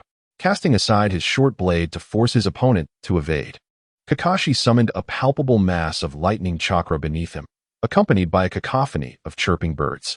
1,000 birds. The 3 Tomo in his left eye spun at a frenetic pace. In this moment, when employing the 1,000 birds technique, Kakashi was at his most formidable. With a swift motion, a blue arc of electricity crackled through the air, and Kakashi's speed reached its zenith. Although he had relinquished his short blade, the sphere of lightning in his grasp had transformed into his sharpest weapon. Before his foe could regain balance from dodging the short blade, Kakashi appeared before him as if teleporting, penetrating his chest directly. Blood and flesh erupted in a gruesome spray, scattering in all directions. At long last, nothing obstructed Kakashi's path. Harnessing the residual power of Chidori, he charged towards the mist shinobi encircling Lin Noera, who had formed a peculiar formation. If he could disrupt their alignment, the ceiling would surely falter. Useless. They are all utterly worthless. The masked mist shinobi's eyes seemed to blaze with fury, for the 2 recently dispatched mist shinobi were already at their limit in containing the 3 tails, and they fell to the enemy within mere minutes. No. The masked shinobi gazed at the Chidori in Kakashi's hand, his heart ablaze with rage. For even as a high-ranking member of the Mist Village, he would face the harshest of punishments due to this failure. It appeared Kakashi was performing quite admirably. Standing at a distance, Mizunomiya Yoru beheld the scene with a faint smile. Indeed, the heroic act of saving a damsel in distress should rest in the hands of the deserving. He resolved to focus on leveling up and collecting fragments instead. With Finner's addition to his ranks, only about 30 Mist Shinobi remained. The number of card fragments in his backpack had reached an astonishing 20. Such wealth was enough to exchange for 2 complete 3-star cards. It was certainly not in vain. Mizunomiya Yoru thought joyfully, but just as he believed everything had culminated perfectly, Lin Noera, who had been quietly lying on the ground, suddenly erupted in a scarlet glow. With a swift motion, she opened her eyes, revealing a pair of crimson Sharingan. Sharingan. Lin Noera gradually rose, causing Kakashi, who was charging forward, to halt abruptly. In the next moment, he felt as though he were bound to an enormous cross, rendered immobile. Kakashi's expression changed drastically, for this was unmistakably the unique Jinjutsu of the Sharingan. Though his consciousness remained clear, he could not move. Everyone was taken aback by this sudden turn of events, whether it was the mist shinobi maintaining the seal, Kakashi, or even Mizunomiya Yoru. What on earth is happening? Fortunately, Lord Madara had anticipated such a contingency. Hidden amidst the bushes, black and white Zetsu suddenly broke into a sinister grin. This was a seed, a preset illusionary seed, which would activate in the host upon the occurrence of specific conditions. The previously despondent masked mist shinobi regained his composure, a wild elation etched on his face. Although he could not comprehend what had just transpired, it did not deter him from seizing the opportunity to complete the sealing. Lin, what is happening? The sudden emergence of the three-tomo Sharingan on Lin had Kakashi struggling against the genjutsu, but the vast disparity in eye power rendered him utterly powerless. Perhaps I know what is unfolding. A faint voice whispered in his ear. Unbeknownst to him, Mizuki Yoru had approached Kakashi's side, taking advantage of the final moments. Mizuki Yoru's ice cavalry and Finra had eradicated the remaining mist shinobi. As if stepping into a different realm, the moment Mizuki Yoru arrived beside Kakashi, a wave of disorientation washed over him, as if a mental dagger were incessantly invading his mind, manipulating his thoughts. This illusion technique is indeed formidable. Mizuki Yoru chuckled lightly, then abruptly shifted his tone, his expression darkening as he declared in a low voice, "But to control me, you are far from capable." With the immense mental fortitude acquired from 2 lifetimes, coupled with the enhancement from the cards, how could one merely wielding a medium hope to dominate me? His form swayed slightly, yet he effortlessly immunized himself against the powerful illusion that could ensnare Kakashi. "Knight!" Kakashi exclaimed with excitement, suddenly feeling a glimmer of hope. Mizuki Yoru extended his hands, determined not to allow that man's plan to succeed. Ice Spear. As long as he destroyed the sealing array, Rin would never become a Jinchuriki. To his surprise, he truly had to take action. "Hey, don't forget to explain this to Lord Madara later." With several ice spikes shooting forth, a mocking voice suddenly echoed through the air. Mizuki Yoru felt the ground beneath him become inexplicably soft, his body tilting as numerous ice spikes transformed into artillery, all missing their target. Suddenly, a face emerged from the ground, half shrouded in leaves. "Ketsu?" Mizuki Yoru instinctively shouted. The black and white entity that had just surfaced froze momentarily. And upon realizing, Mizuki Yoru thought to himself that he had unwittingly called out the intruder's name. "You know me? I have always remained so low-key, never committing any wrongdoing. And certainly not a celebrity." "Fool, that is not the point," Baiju exclaimed, confusion etched on his face, while Kuroju covered his head. A flicker of unusual expression passing through his gaze as he regarded Mizuki Yoru. This little brat, how could he know their names? "Ah, indeed. Does that mean we should silence him?" Baiju said cheerfully, as if conversing with a dear friend. "Not to silence him, but—" Kuroju emanated a trace of murderous intent, grinning wickedly. "Everyone, resolve this quickly, then rearrange the venue." Amidst the unperturbed exchange between the black and white entities, Mizuki Yoru's spirit gradually sank into despair, uncertain if there truly was only one of them, or, yet the murderous intent in his eyes surged uncontrollably. What a tumultuous turn of events. What in the world is this? Beside him, Kakashi's expression changed as he had not anticipated the existence of a third party, aside from the mist shinobi and themselves. Could it be that the strange situation with Noera Rin was the doing of this entity? "Be careful, Kakashi. I will do my utmost to deliver Noera Rin to you shortly. You should take the others and leave for now." With the emergence of Kuro and Baiju, Mizuki Yoru missed the final opportunity to thwart the sealing process. Under the full force of the masked mist shinobi, the entire seal was pushed beyond its limits. The pursuing mist shinobi, unable to bear the strain, collapsed one after another. Even the masked one overseeing the seal was oozing copious amounts of blood from exposed skin. At last, the ethereal manifestation of the three tails penetrated into Noera Rin's being. Faced with the inevitability of the sealing, the priority now shifted to her rescue. The moment the three tails entered Rin, her eyes rolled back, momentarily regaining their original hue, only to succumb once more to unconsciousness. Suddenly, the masked mist ninja coughed up blood, and Kakashi resumed his movements. It was as if this was a signal for Mizuki Yoru to spring into action. With a sharp command, the atmosphere quivered as the distant Finra materialized in an instant. Its jaws gaped wide, coalescing a rapidly spinning vortex of ice flames, which promptly transformed into a towering column of blue ice fire, surging forth like a tidal wave towards Kuro and Shiro. As the luminous column advanced, it unexpectedly bifurcated into several smaller beams, akin to cruise missiles, targeting the masked mist ninja and the remaining pursuers, seizing the moment of their weakened state. Akin to the elite members of the Konoha Umbu, the aim was to obliterate them in a single strike. Particularly, the masked mist ninja bore an aura reminiscent of the formidable Hozuki Mangetsu, perhaps even surpassing him. Boom! The blue flames engulfed everything before them, resembling a torrential flood that froze all it touched. This was Finra's full-powered assault. The Moon Eater, beyond possessing the chill of frost, These flames also bore the capacity to erode flesh and blood. Hee, you truly are a benevolent soul, assisting me in silencing my foes. Yet, I shall not spare you.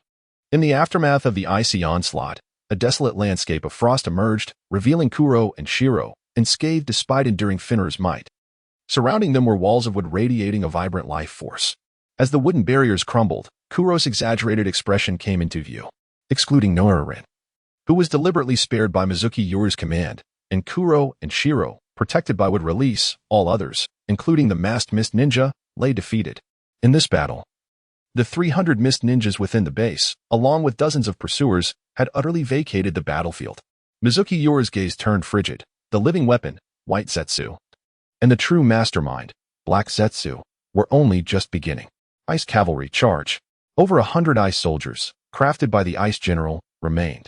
Though this technique possessed formidable strength, it required several days of preparation, rendering Mizuki Yoru incapable of unleashing it again in the near future. These 100 ice soldiers were his entirety. Drawing the Enma sword from its sheath, Mizuki Yoru charged alongside the ice cavalry, shouting to Kakashi, "Follow my earlier instructions. This battle is beyond your intervention. Just moments ago, it was wood. Would release? How could this be?" Kakashi, rooted in place, felt disbelief wash over him as his pupils dilated. The first Hokage's legendary wood release had suddenly manifested in the hands of an unfamiliar figure. Yet, as Mizuki Yoru had articulated, regardless of the circumstances, this was indeed a battle beyond Kakashi's reach. Ice release versus wood release. Rin. Kakashi, no longer hesitating, hurriedly made his way towards the unconscious Rin while the battle between Mizuki Yoru and Kurowazetsu raged on. Wood release. Insertion technique. Ice release. Frozen expanse. One blade style. Quick draw at that moment. Hundreds of wooden spikes shot up into the heavens, tearing through the earth to form a menacing thicket of thorns. In the next instant, all the spikes were suddenly enveloped in a thick layer of frost, only to be shattered by Mizuki Yoru's Enma blade. Kakashi seemed to traverse a battlefield of deities, each step taken with utmost caution, until he finally reached Rin's side. Unbeknownst to anyone, a strange smile flickered across Kurowazetsu's face. "Go ahead. Let us meet at the location we discussed earlier," Mizuki Yoru shouted, his voice piercing through the chaos, and then, in a flash, he swung the Enma blade down towards Kurowazetsu's head. One blade style. Instant strike. The technique employed was one taught to him by Kakashi, the swordsmanship of the Hitaki clan. Though it lacked the wind attribute chakra, the spatial cutting characteristic of the Enma blade rendered it nearly invincible. Meanwhile, Fenrir swiftly maneuvered to Kurowazetsu's rear, lying in wait for the opportune moment. Be careful. Kakashi was acutely aware that the battle before him was beyond his intervention. This was the wood release of the first Hokage. Only his master, the fourth Hokage Minato Namikaze, would be worthy of such a confrontation. With Rin secured upon his back, Kakashi cast a concerned glance at Mizuki Yoru before vanishing in an instant. Seeing Kakashi successfully withdraw from the battlefield, Mizuki Yoru let out a sigh of relief, only to be met with new doubts. Well-versed in the unfolding narrative, Mizuki Yoru understood Rin's significance to Uchiha Obito. She was the most crucial tool in Obito's descent into darkness. How could Kurowazetsu simply allow Kakashi to take her away? Perhaps they were utterly powerless to stop him. Mizuki Yoru reassured himself, then redirected his focus entirely onto the adversaries before him. Faced with the White Zetsu, capable of wood release and possessing unparalleled sensory abilities, and the enigmatic Kurowazetsu, who could be deemed the ultimate hidden boss, Mizuki Yoru dared not let his guard down. This must be the most formidable foe I have ever encountered. The Enma blade flashed like a white lightning bolt, wielded with a unique technique, striking with the swiftness of thunder and the ferocity of lightning. Thus the name Instant Strike was born, so rapid that one could scarcely react. It was the very reliance that allowed the legendary White Fang to dominate the shinobi world with a mere short blade. Swift, precise, and ruthless, the simplest of techniques. Yet they encapsulated the essence of hundreds of years of Hitaki clan swordsmanship, of which Mizuki Yoru had already grasped 3 aspects. What a fierce sword technique, Kurowazetsu remarked, a hint of mockery perpetually lingering at the corners of his mouth. Would release. Iron wall. A surge of vibrant chakra erupted forth, the exaggerated expression on White Zetsu's face remaining intact. Suddenly, a black wooden barrier materialized before Mizuki Yoru. The Enma blade struck down ferociously, penetrating 3 inches into the wood, nearly breaking through. Clang. Although it was a wooden wall, it emitted the sharp sound of metal clashing. Break for me. A fleeting blush illuminated the face of Mizuki Yoru on this moonless night, as the muscles in his arms bulged with an extraordinary strength, far surpassing that of an ordinary person. With a mighty roar, the Yinma blade finally shattered the iron wall of Baiju. In an instant, the blade's tip surged toward the cheek of Heiju. How terrifying! Baiju's seemingly frantic shouts masked his steady poise, as he slid backward as if gliding on ice, deftly avoiding the deadly edge of the Yinma blade. How could there be a ninja blade capable of slicing through iron walls? Baiju exclaimed defiantly, just as Heiju suddenly warned, "Be cautious of your rear." At that moment, as Mizuki Yoru launched his assault, Finra, his loyal companion, pounced in unison. The bond between them was palpable, as if they had been collaborating for decades. Extreme Frost Aura. The demonic wolf roared, and the hexagram beneath its feet blazed with radiance, unleashing a wave of lethal chill that rapidly enveloped a 100-meter radius, akin to a rolling tide that consumed both Hei and Baiju. Within mere seconds, the soil beneath solidified, transforming into a desolate wasteland. This massive canine is equally fearsome. Upon receiving Heiju's warning, Baiju leapt upward, swiftly forming hand seals as two sturdy branches extended from his sleeves, propelling him away from the frozen ground like a pole vaulter. Finra's expression darkened. The mighty creature, known as the earth-shaking demon and the son of giants, was irate at being referred to as a mere dog by a mere mortal. How outrageous! Die! Finra bellowed, pivoting into a blur of white, lunging toward Hei and Baiju with its gaping maw. The remaining ice cavalry had also assembled, forming a charging formation, with no gaps between the towering ice warriors. Hundreds of them surged forth like a relentless tide, an overwhelming force crashing forward. Ice release, mirror ice crystals. With a single hand seal, Mizuki Yoru conjured countless ice crystal mirrors that constructed a palace-like structure, resembling an inverted giant bowl that enveloped everyone within. It felt as though one had stepped into a realm of ice. The colossal white wolf roared, and the ethereal blue cavalry wreaked havoc, while Mizuki Yoru's image was reflected throughout the magnificent palace. This was a torrent of white. This was the pinnacle of Mizuki Yoru's ice release. The mocking smirk at the corner of Heiju's mouth faded unnoticed, and Baiju finally abandoned his exaggerated demeanor. The two suddenly adopted a serious countenance. What a spectacular sight! I never imagined ice release could possess such might. Heiju marveled, while Baiju silently brought his hands together. A chakra fluctuation comparable to the earlier manifestation of the three-tailed phantom surged forth. Would release. Birth of the forest realm? Bang! In response to Mizuki Yoru's ultimate strike, dozens of robust roots erupted from the ground, resembling a multitude of giant serpents, twisting and writhing toward Finra, who was the first to charge. They rapidly sprouted numerous chaotic branches that ensnared Finra like a zongzi, subsequently enveloping the area in a lush, yet ominous, forest that seemed to hunger for prey. Boom, boom, boom, boom. A multitude of ice warriors, towering over 4 meters and resembling centaurs, charged through the forest. Their long halberds swept through branches, cleaving the serpentine roots beneath, while leaves danced chaotically in the air. Countless trees succumbed to their advance, only to be resurrected under the control of the White Absolute. Life persisted, an unending cycle. Soon, however, the ice warriors found themselves ensnared, engulfed by the encroaching vines and trunks, their forms twisted into a chaotic mass, the sound of cracking ice echoing relentlessly. Ultimately, a crystalline palace-like mirror of ice emerged, filling the brown trunks beneath a pallid sky. Yet, our wood release was not to be underestimated. The voice of the Black Absolute resonated once more. Fortunately, your chakra had not undergone a qualitative change, otherwise, bang. The crowded trunks finally breached the apex of the palace, sending countless branches spiraling outward, extending infinitely into the horizon. Mizuki Yoru detached himself from the magical mirror, gazing at the green sprouts that writhed like a multitude of serpents. His gaze as profound as the depths of water. This was the first time his ice release had been forcefully countered. However, what was this qualitative change in chakra? Hearing this unfamiliar term from the Black Absolute, Mizuki Yoru furrowed his brow slightly before suppressing it back into the recesses of his mind.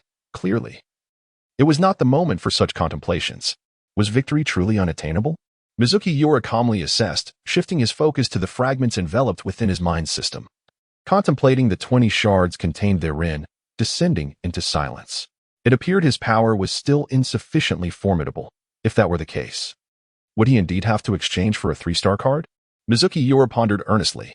He had already identified a suitable candidate among the 3-star cards, each possessing a formidable and peculiar ocular ability. The 3-star character cards, Death, Aishiki Ryugi, and Distortion, Ayasakami Fujino. The former was a weapon of causality, capable of perceiving the death line of any entity, whether it be the void of air or a legendary deity, should it be seen through and severed. It could be instantly annihilated, embodying the power to slay gods, albeit with significant limitations and a taxing burden on the body. The latter wielded an exceedingly terrifying power of distortion, capable of unleashing a powerful twisting force through her eyes, obliterating all tangible matter. Even the hardest steel could be twisted into a spiral in an instant. With minimal restrictions and a lighter physical toll, each of these magical eyes possessed distinct advantages and disadvantages, although Mizunomiya Yoru originally favored the former. He now required immediate combat capability. Thus, would he opt for Distortion, Ayasakami Fujino? There was no time for hesitation as the colossal trees spawned by the tree realm, which could devour chakra, continued their frenzied spread, seemingly poised to engulf him at any moment. He resolutely commanded the system within his mind, exchanged 10 shards of Distortion, Ayasakami Fujino, and fused them directly. In the next instant, the system's inventory diminished by 10 assorted card fragments, replaced by a singular, complete 3-star card. Ding!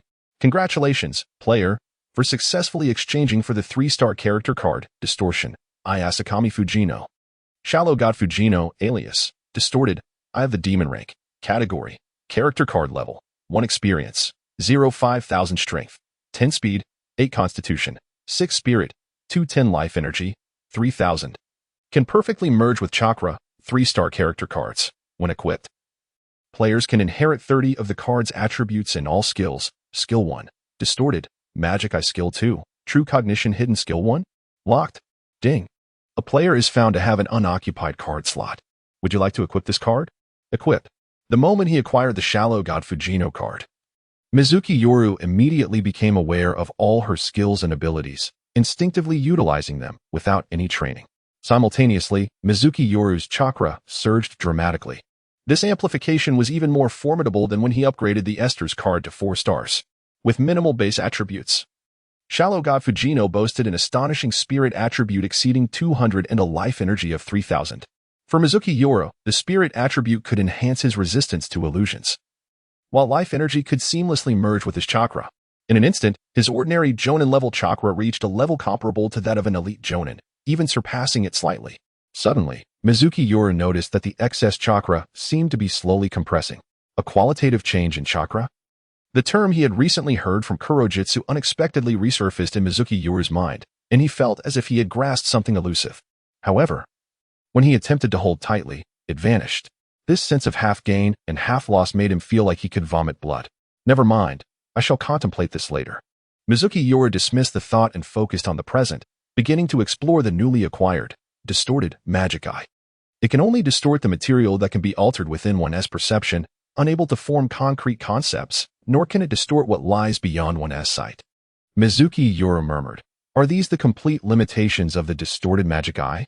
Slowly raising his head, he noticed a hint of crimson seeping into his azure eyes, which gradually shrank to the size of a needle tip, surrounded by a layer of ethereal, shimmering ribbons imbued with an air of mystery. At this moment, the forest was wildly churning under the influence of Hokage chakra, akin to a rampaging dragon, crashing through the clearing and enveloping a radius of 1 kilometer in an instant. Just as Mizunomiya Yoru lifted his gaze, he was confronted with a mass of trees, tightly packed and blocking all his avenues of escape. Do they truly wish to eliminate me? Mizunomiya Yoru's gaze turned cold, the ribbons in his pupils suddenly radiating brilliance as he bellowed, "Distort." Beneath the line of sight, the air along the path suddenly began to dance, as if an invisible pair of colossal hands were forcefully twisting it to the sides. Before the young water moon night, the cluster of trees emitted a sharp crack, violently torn apart under the immense force of distortion. Roots resembling giant serpents followed suit, cracking with a brittle sound. Distortion! Distortion! Distortion! Each chilling cry echoed like the growl of a demon, and in the blink of an eye, all the tree clusters rushing towards Water Moon Night were as if thrown into a meat grinder, reduced to a flurry of wood shavings. This bizarre scene left the ever-watchful Black Zetsu momentarily stunned. Even he, having lived in the shinobi world for so many years, had never witnessed such a peculiar ability. No chakra fluctuations, formless and intangible. Soon, Black Zetsu noticed the abnormality in Water Moon Knight's eyes, exclaiming in astonishment, "Dojutsu." What? Dojutsu? The somewhat impulsive white Zetsu also beheld the magic eyes of Water Moon Knight. The three great dojutsu of the shinobi world, Rinnegan, Sharingan, Byakugan, while there were other rare dojutsu. None appeared as uniquely shaped as that in Water Moon Knight's gaze. Double bloodline. Both black and white Zetsu were momentarily dumbfounded. Water Moon Knight possessed not only the ice release but also another ocular bloodline technique. Moreover, its power seemed to rival that of the ice release, capable of tearing apart the chakra trees created by would release without a trace. What a fearsome little brat. Even Black Zetsu, accustomed to the talents of the shinobi world, was taken aback by Water Moon Knight's prodigious gifts, boasting the strongest ice release in the history of the Water Moon Clan and an equally terrifying dojutsu. Most importantly, he was merely 7 years old. The very thought of the heights Water Moon Knight could attain in the future sent a chill down Black Zetsu's spine. Lord Madara's misjudgment this time was indeed grave. White Zetsu, in a moment of levity, remarked, "He must be eliminated." At that moment, Black Zetsu sensed a threat emanating from Water Moon Knight. Perhaps he could be the one to thwart his plans, and for anyone capable of disrupting his grand design. Black Zetsu always had but one answer: complete obliteration. Distortion. Distortion. Distortion. Ha ha ha. Let it twist. Water Moon Knight shouted wildly as everything within his gaze became ephemeral. Whether it was White Zetsu's would release or the earth and stones beneath, all were mercilessly ground to dust by the twisting power of his magical eyes. He discovered that while the distortion magic eye consumed chakra, the expenditure was minimal. Even if activated continuously, it could last at least an hour. More importantly, the burden on his body was nearly non-existent. After equipping the fourth card, Water Moon Knight's strength surged once more. No matter how sturdy the trees produced by would release were, regardless of their ability to absorb chakra, they were, after all, tangible entities. Under the gaze of Water Moon Knight's distortion, magic eye, they ultimately lost their efficacy. Let it twist. Magic eye. In the midst of a forest of towering trees and twisting shadows, punctuated sporadically by jagged ice pillars, the clandestine stronghold of the Mist Ninjas lay in ruins. The ice cavalry conjured by Mizunomiya Yoru, though born from the abilities of Esdeath, was ultimately sustained by chakra. And under the relentless grasp of the tree realm's entangling absorption, not many remained. As for Fenrir, he had already been dismissed by Mizunomiya Yoru prior to the battle. At this moment, the battlefield had devolved into a singular confrontation between Mizunomiya Yoru and White Zetsu, with Black Zetsu remaining an observer throughout. Mizunomiya Yoru harbored an inkling regarding Black Zetsu's capabilities. It seemed he lacked formidable offensive strength, as a manifestation of Kaguya Otsutsuki's will. Having survived for millennia in the ninja world, his survival instinct appeared unparalleled. Otherwise, he would not have spent centuries weaving intricate plots and relying on the hands of Uchiha Obito to realize his ambitions. I must ensure he does not escape. Black Zetsu hissed ominously into White Zetsu's ear, vowing to eradicate Mizunomiya Yoru entirely. White Zetsu, smirking, mused internally that if Black Zetsu had the prowess, he should take action himself. The crux of the matter was that he could not. His most potent would-release techniques proved utterly ineffective, disintegrating into mere dust before they could even reach Mizunomiya Yoru. Before his eyes, reality warped, amidst the center of the distortion emanating from the cursed eye. Mizunomiya Yoru stood encircled by invisible ripples of energy, his gaze shimmering with a divine radiance. Waves of potent force twisted and expanded around him, an overwhelming display of power. Anything that Mizunomiya Yoru could perceive and that acknowledged the distortion could not escape the devastation wrought by the distortion eye. Within 100 meters, not a single tree crafted from wood release could be found near him. Old Black, it seems prudent for us to retreat and report to Lord Obito. Given this fellow's bizarre ocular techniques, even if I were to employ a more formidable wood golem technique, it would likely yield little effect. Though White Zetsu was not the brightest, he was not foolish. Recognizing that would release was utterly ineffective against Mizunomiya Yoru, he felt a growing desire to withdraw. Continuing the fight would only squander chakra and attract a horde of mist ninjas. As he spoke, White Zetsu continued to conjure a forest to obscure Mizunomiya Yoru's line of sight. From their earlier observations, they had discerned certain mechanisms of the distortion eye. It could only dismantle obstacles within its line of sight. Beyond this secret base, the island harbored numerous logistical outposts and thousands of reserve mist ninjas. The commotion they had stirred was likely detected by scouts scattered across the island, and a substantial contingent of mist ninja forces might already be en route. Black Zetsu's eyes flickered, suppressing the urge to strike and stifling the murderous intent that bubbled within. Reluctantly, he nodded in agreement. For now, we shall proceed thus. Fortunately, Lord Obito has other contingencies in place. A furtive glance was cast towards the thicket where Obito had been incapacitated, now reduced to a barren stretch of land. The unconscious Obito had vanished without a trace. White Zetsu, undeterred, continued to engage while retreating. Let us depart. First, let us ascertain the situation over there. If all goes as anticipated, the seed that Lord Madara implanted within Obito should have already activated, and Lin's heart must have long been ensnared by the preemptive curse. Kurizetsu declared with unwavering conviction that Uchiha Madara had meticulously prepared for any unforeseen circumstances. Originally, this was to guard against the potential emergence of the fourth Hokage, Minato Namikaze. Yet, unexpectedly, a long-forgotten child nearly disrupted their plans. Unbeknownst to them, through the abilities bestowed by the system, Mizuki Yoru has managed to rival Minato. Although he may not possess the so-called fastest in the ninja world, his formidable ice release and enigmatic ocular techniques are sufficient to establish his reputation within the ninja realm. Retreat. Kurizetsu cast a lingering gaze at Mizuki Yoru through the sea of trees, harboring an ominous premonition that this name would soon echo frequently in the future. Shirazetsu had been awaiting Kurizetsu's command, swiftly forming a peculiar hand sign, as his upper body, shrouded in leaves, began to sink into the earth. Possessing the strongest reconnaissance abilities in the ninja world, he could vanish at will, leaving no trace behind. Even Mizuki Yoru, equipped with the fourth card, could not thwart him. For Kurizetsu and Shirazetsu, Mizuki Yoru lacked overwhelming power. Both sides merely maintained a delicate equilibrium, unable to best one another. Unless Mizuki Yoru's chakra could undergo a qualitative transformation as Kurizetsu suggested, enhancing the potency of his ice release. Or if he could elevate Esther's card to 5 stars and equip it with additional ice-based cards, thus achieving a true mastery of freezing all things. Attempting to flee? Mizuki Yoru paused, sensing Shirazetsu's movements. The forest, deprived of Shirazetsu's chakra, ceased its growth, twisting the landscape anew. Mizuki Yoru hastened towards Kurizetsu and Shirazetsu, only to find the yin-yang visage entirely submerged beneath the earth. They truly have departed? Mizuki Yoru cautiously attuned to the surrounding energies, astonished by the abruptness of their retreat. Had they realized that they could not kill him? Or was there another rationale? Contemplating this, Mizuki Yoru felt somewhat constrained in this battle, as he had been perpetually on the defensive against Shirazetsu's would release. If only my distortion, I could twist the unseen realms. Perhaps such an upgrade to a 4-star card is the only way. Mizuki Yoru mused, yet despite his thoughts, he expressed considerable satisfaction with the card's power.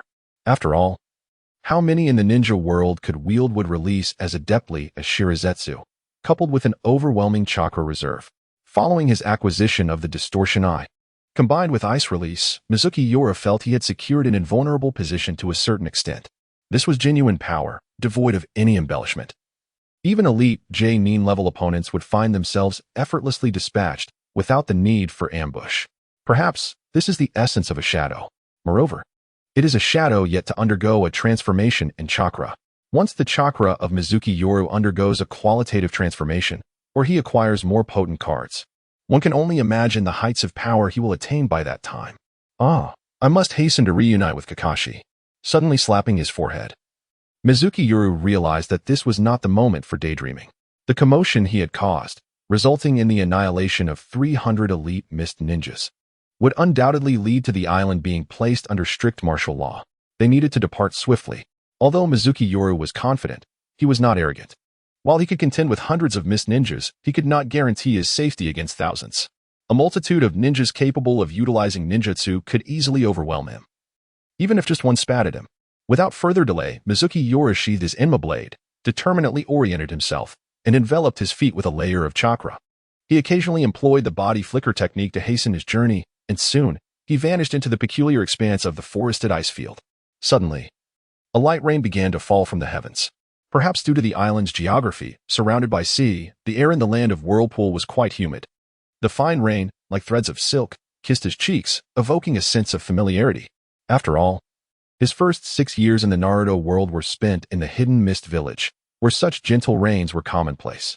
The air was suffused with the fragrance of fresh grass, causing Mizuki Yoru's nostrils to flare slightly. After traversing several groves, he beheld a vast plain before him, where he had arranged to meet Kakashi in a concealed basin beyond the expanse. Kakashi must be entertaining a romantic interest, he mused. Would they be? Mizuki Yoru's thoughts wandered down an unwholesome path, envisioning a solitary man and woman amidst kindling desires, and how understandable it would be for young hearts to err in passion. After all, they were young, filled with vigor. Upon this reflection, he could not help but glance down at his abdomen, pondering when his own maturity would arrive. Patience, he thought with a wry smile, instinctively slowing his pace. He would not wish to intrude upon their moment or stumble upon scenes better left unseen. Yet, despite his attempts to moderate his speed, he arrived at the rendezvous point mere minutes later, only to find that the unsavory scene he had envisioned was absent. Instead, there lay pools of blood and the shattered remains of missed ninjas, pierced through by wooden stakes. The sweet fragrance of youth dissipated, replaced by a salty, metallic tang. Mizuki Yoru's expression darkened, his mind racing through myriad possibilities, all of which he dismissed. Approaching the corpse of a missed ninja whose eyes remained unclosed in death, he examined the bloodstains and brought them to his nose, murmuring, "At least half an hour has passed since death. I was engaged in battle with Katsuki at that time, so it could not have been their doing." But, gazing at the numerous wooden stakes littering the basin, Mizuki Yoru's countenance turned ashen. This was unmistakably a sign of wood release. Yet, aside from Uchiha Obito and the monstrous entities he had unleashed, who else in the ninja world could wield such a technique? Incorrect. Indeed, there is another, the Great Serpent, a substandard creation by Orochimaru utilizing the cells of Hashirama. Who could it possibly be? It cannot be Uchiha Madara personally intervening, can it? A name suddenly flashed through Mizuki's mind, but he quickly dismissed it. If his judgment was accurate, Madara, even if still alive, would be too aged to stand.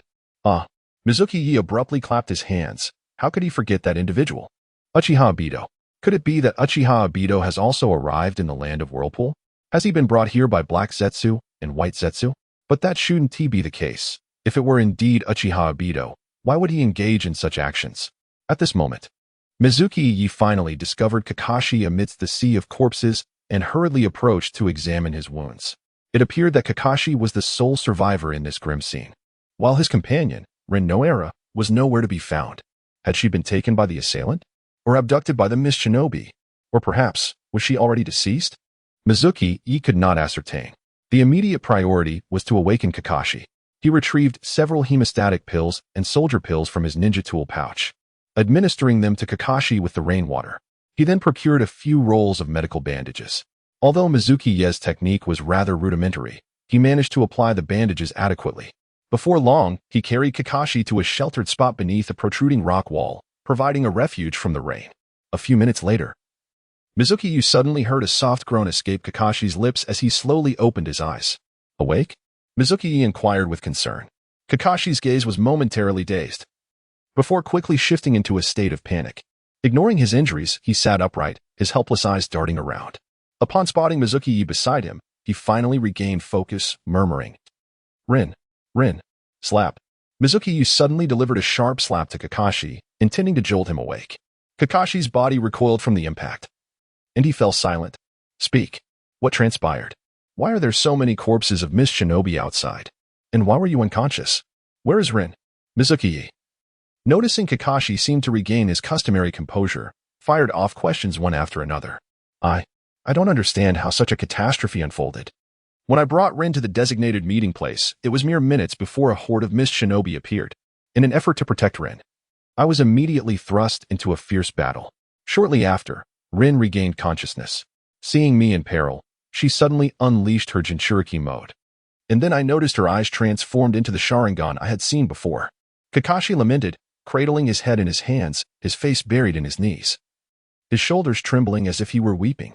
Then it seems I was ensnared in a genjutsu, and after that, I can recall nothing. As though it were merely a dream, Kakashi said with a bitter smile. Yet, in that dream, it felt as though I had harmed Rin. Mizuki felt a chill run down his spine.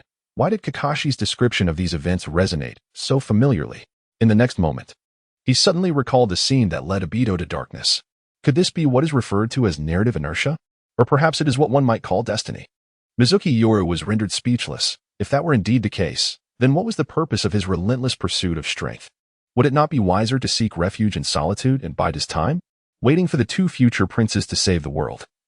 For he could be resurrected in due course. How could I allow my fate to be dictated by others? Mizuki Yoru chuckled softly. Deep down, he was still unwilling to accept this. Fate had granted him a chance for a fresh start. Along with the gift of a miraculous system, was this all he was capable of? If this world truly operated under the constraints of predetermined fate, then his very existence must serve to shatter such confines. His destiny, Mizuki Yoru's destiny, could only be governed by himself. Even if he were to fall along the way, he would die 100 deaths without regret. Cheer up, Kakashi. You yourself said it was merely a dream. Our immediate priority is to secure a vessel to return to Konoha, or we shall undoubtedly perish surrounded by the thousands of mist ninjas on this island. Although Mizuki Yoru had already discerned the truth of the situation, he felt compelled to conceal it from Kakashi, for Kakashi's demeanor had grown increasingly erratic. Should he learn that Rin had truly been slain by him, his spirit would likely shatter in an instant. No one could withstand such a blow. Let us proceed as you advise. I will follow your lead, Kakashi replied, his spirit waning. Despite his desire for the reality to mirror Mizuki Yoru's assertion that it was merely a dream, he alone knew the truth. Mizuki Yoru pressed his lips together, observing the taciturn Kakashi. Regardless of whether they could successfully return to Konoha, he understood that a once promising genius ninja had fallen. It was no wonder Kakashi ascended to Jonin at the tender age of 12, swiftly rising to become a captain in the Umbu and an elite Jonin. Yet, in the ensuing decade, his abilities had not only stagnated but regressed. Mizuki Yoru felt he had uncovered the reason. His spirit had withered. What use was power without will? Calling upon the increasingly silent Kakashi, the two made their way towards the coastline. Suddenly, hundreds upon thousands of mist ninjas surged from all directions towards the secret base Mizuki Yoru had vacated only moments prior. They stood frozen in disbelief at the scene before them. The camp that had once occupied several hectares had vanished, replaced by a sprawling expanse of ancient trees, each as thick as 3 men embracing and soaring dozens of meters high. The lush foliage evoked the sensation of stepping into a primordial forest suffused with a raw, untamed essence. However, this alone would not suffice to astonish the arriving mist ninjas, for among the ancient trees lay countless wood shavings, and a significant portion of the trees were ensconced in a blue-white frost, encased in thick layers of ice. This bizarre spectacle could not fail to elicit a response. What an alarming power! In an instant, the entire landscape had transformed, annihilating our camp. Who could be responsible for such a feat? An entity wielding such strength could not simply be an anonymous figure. A senior member of the Mist Ninja gazed at the scene before him and murmured. He appeared to be around 30 years of age, tall in stature, with a square face that bore a serious expression. Beside him stood a brown-haired girl, her height only reaching his chest, seemingly around 16 or 17 years old. Uncle Zongshang, look at the ice layers on those ancient trees. Terumi May approached the nearest ancient tree, pointing at the thick ice coating it. Her cascading hair, reminiscent of a tree's foliage, obscured one of her eyes. Despite her youth, she exuded an air of maturity, her ample bosom stretching the violet cheaphouse she wore, radiating feminine allure. I see. There is a chakra presence within these ice layers. If I am not mistaken, it must pertain to that bloodline. Zongshang, the senior mist ninja, frowned, seemingly confronted with something perplexing. Terumi May, taken aback by his words, slightly parted her fiery red lips, revealing a tongue that resembled lilac petals within. Is it truly the ice release of the Mizunomiya Clan? I thought perhaps my eyesight was lacking. She initially expressed modesty, then shifted her tone, half speaking to herself and half addressing Zongshang. But how can this be possible? Wasn't he that clan exterminated 6 months ago by the third Mizukage? It is said that no member over the age of 10 escaped. Moreover, what are these ancient trees before us? This, I am not entirely certain. Zongshang shook his head, though a flicker of suspicion crossed his eyes. In truth, he had formed some conjectures, but given the gravity of the matter, he refrained from sharing them with Terumi May. Despite her being the most talented ninja in the Mist Village in recent years, she was still not ready to grasp such information. If it truly is that legendary technique, then Zongshang felt a heaviness in his heart, suddenly realizing that their plan to attack Konoha should not be so rash. Just then, a gust of wind swirled in the space before him, and a mist ninja knelt on one knee, addressing Zongshang in a deep voice. My lord, the head of this base is Lord Hozuki Hangitsu. According to the records, it is designated for executing a secret mission assigned by the Mizukage. A secret mission? What are the specifics? Is it possible that even the archives hold no information? Zongshang's gaze flickered. He only knew of a secret base here, but the details eluded him, and he was taken aback that it involved the Mizukage. Reporting, my lord. No written records have been found. Very well, I understand. You may withdraw. Zongshang's brow furrowed deeply. Yes. As he watched the mist ninja vanish once more using the body flicker technique, Terumi May sensed an unusual aura in the air. Despite her youth, she hailed from a prestigious lineage, possessing dual bloodlines by birth, and displaying considerable political acumen. Her ambition was to become the future Kage of the Mist Village. Uncle Zhongshan. Just as Mei Ming was about to speak, she was abruptly interrupted by Zhongshan, who, in a tone laced with admonishment, cautioned her, "Do not recklessly pry into the secrets of those in power, for only the astute can thrive amidst the blood mist. Mei Ming, you are still young, and your time is plentiful."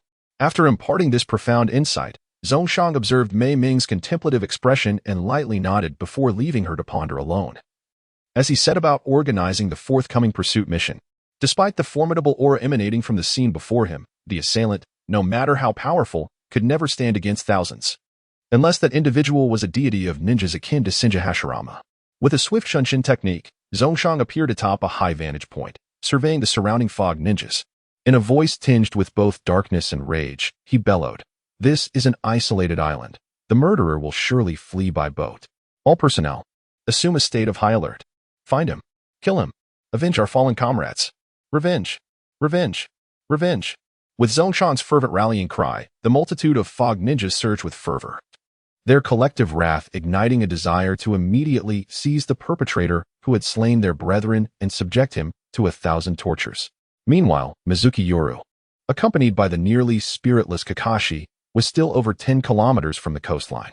Countless fog ninjas swarmed like ants, dispersing in all directions like an impenetrable web. It had been a full morning since Mizuki Yoru had landed on the island, and even without the recent commotion, the fog ninjas should have already discovered the disappearance of their 2 patrol teams. Thus, with each step, Mizuki Yoru grew increasingly cautious. For if he were to be discovered by the enemy at this juncture, even should he swiftly vanquish them, he would soon find himself ensnared by a relentless tide of fog ninjas. Should he fall into a large-scale encirclement, the outcome would undoubtedly be dire. Casting a glance at Kakashi's expression of utter desolation, Mizuki Yoru could not help but shake his head quietly. Although Kakashi's injuries appeared to be minor, allowing him to retain the prowess of an average Jonin, to Mizuki Yoru, he was merely a burden. If circumstances grew dire, there would be no recourse but to. It was not out of cruelty that Mizuki Yoru felt this way. If he could not preserve his own life, he had no time to concern himself with others, particularly someone whose spirit had already succumbed to despair. Continuing onward with Kakashi, Mizuki Yoru felt a sudden jolt of alarm.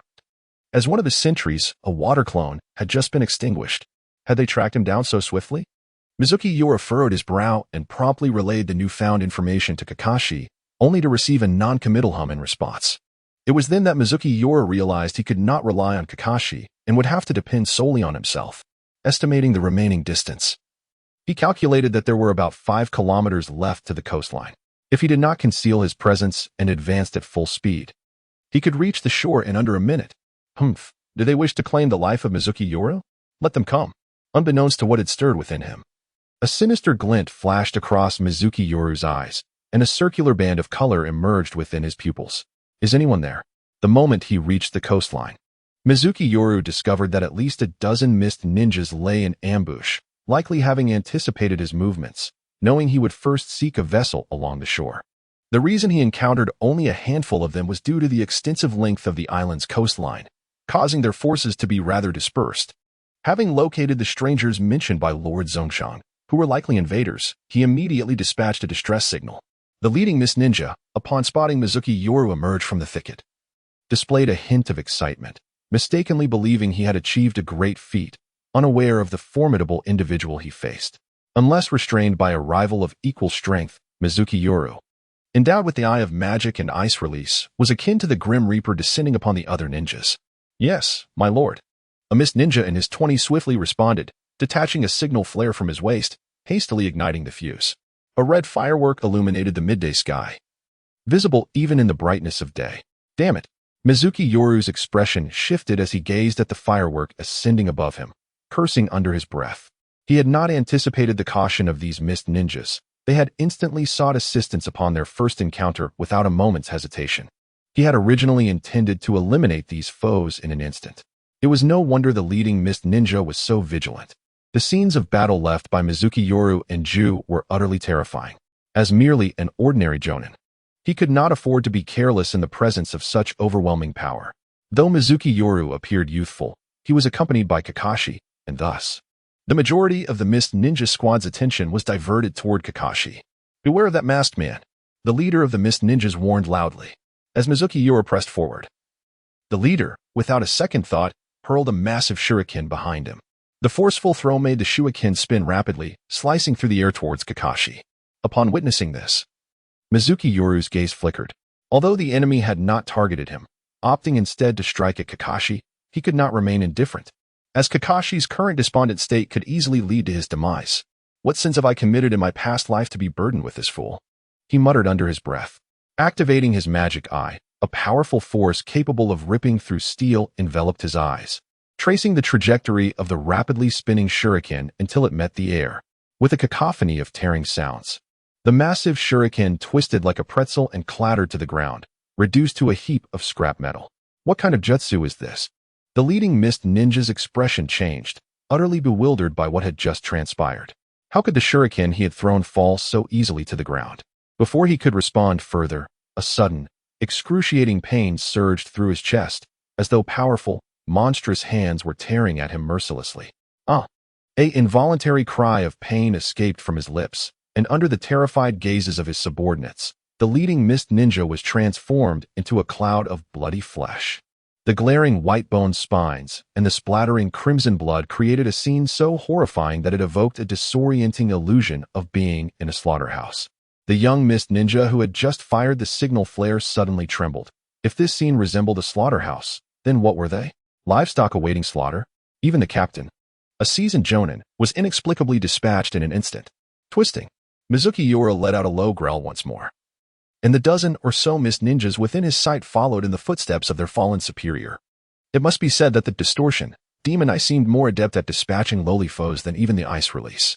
With the addition of new character cards, the demise of the Mist Ninjas provided Mizuki Yoru with a wealth of experience, allowing the card of Asagami T not to rise 2 levels.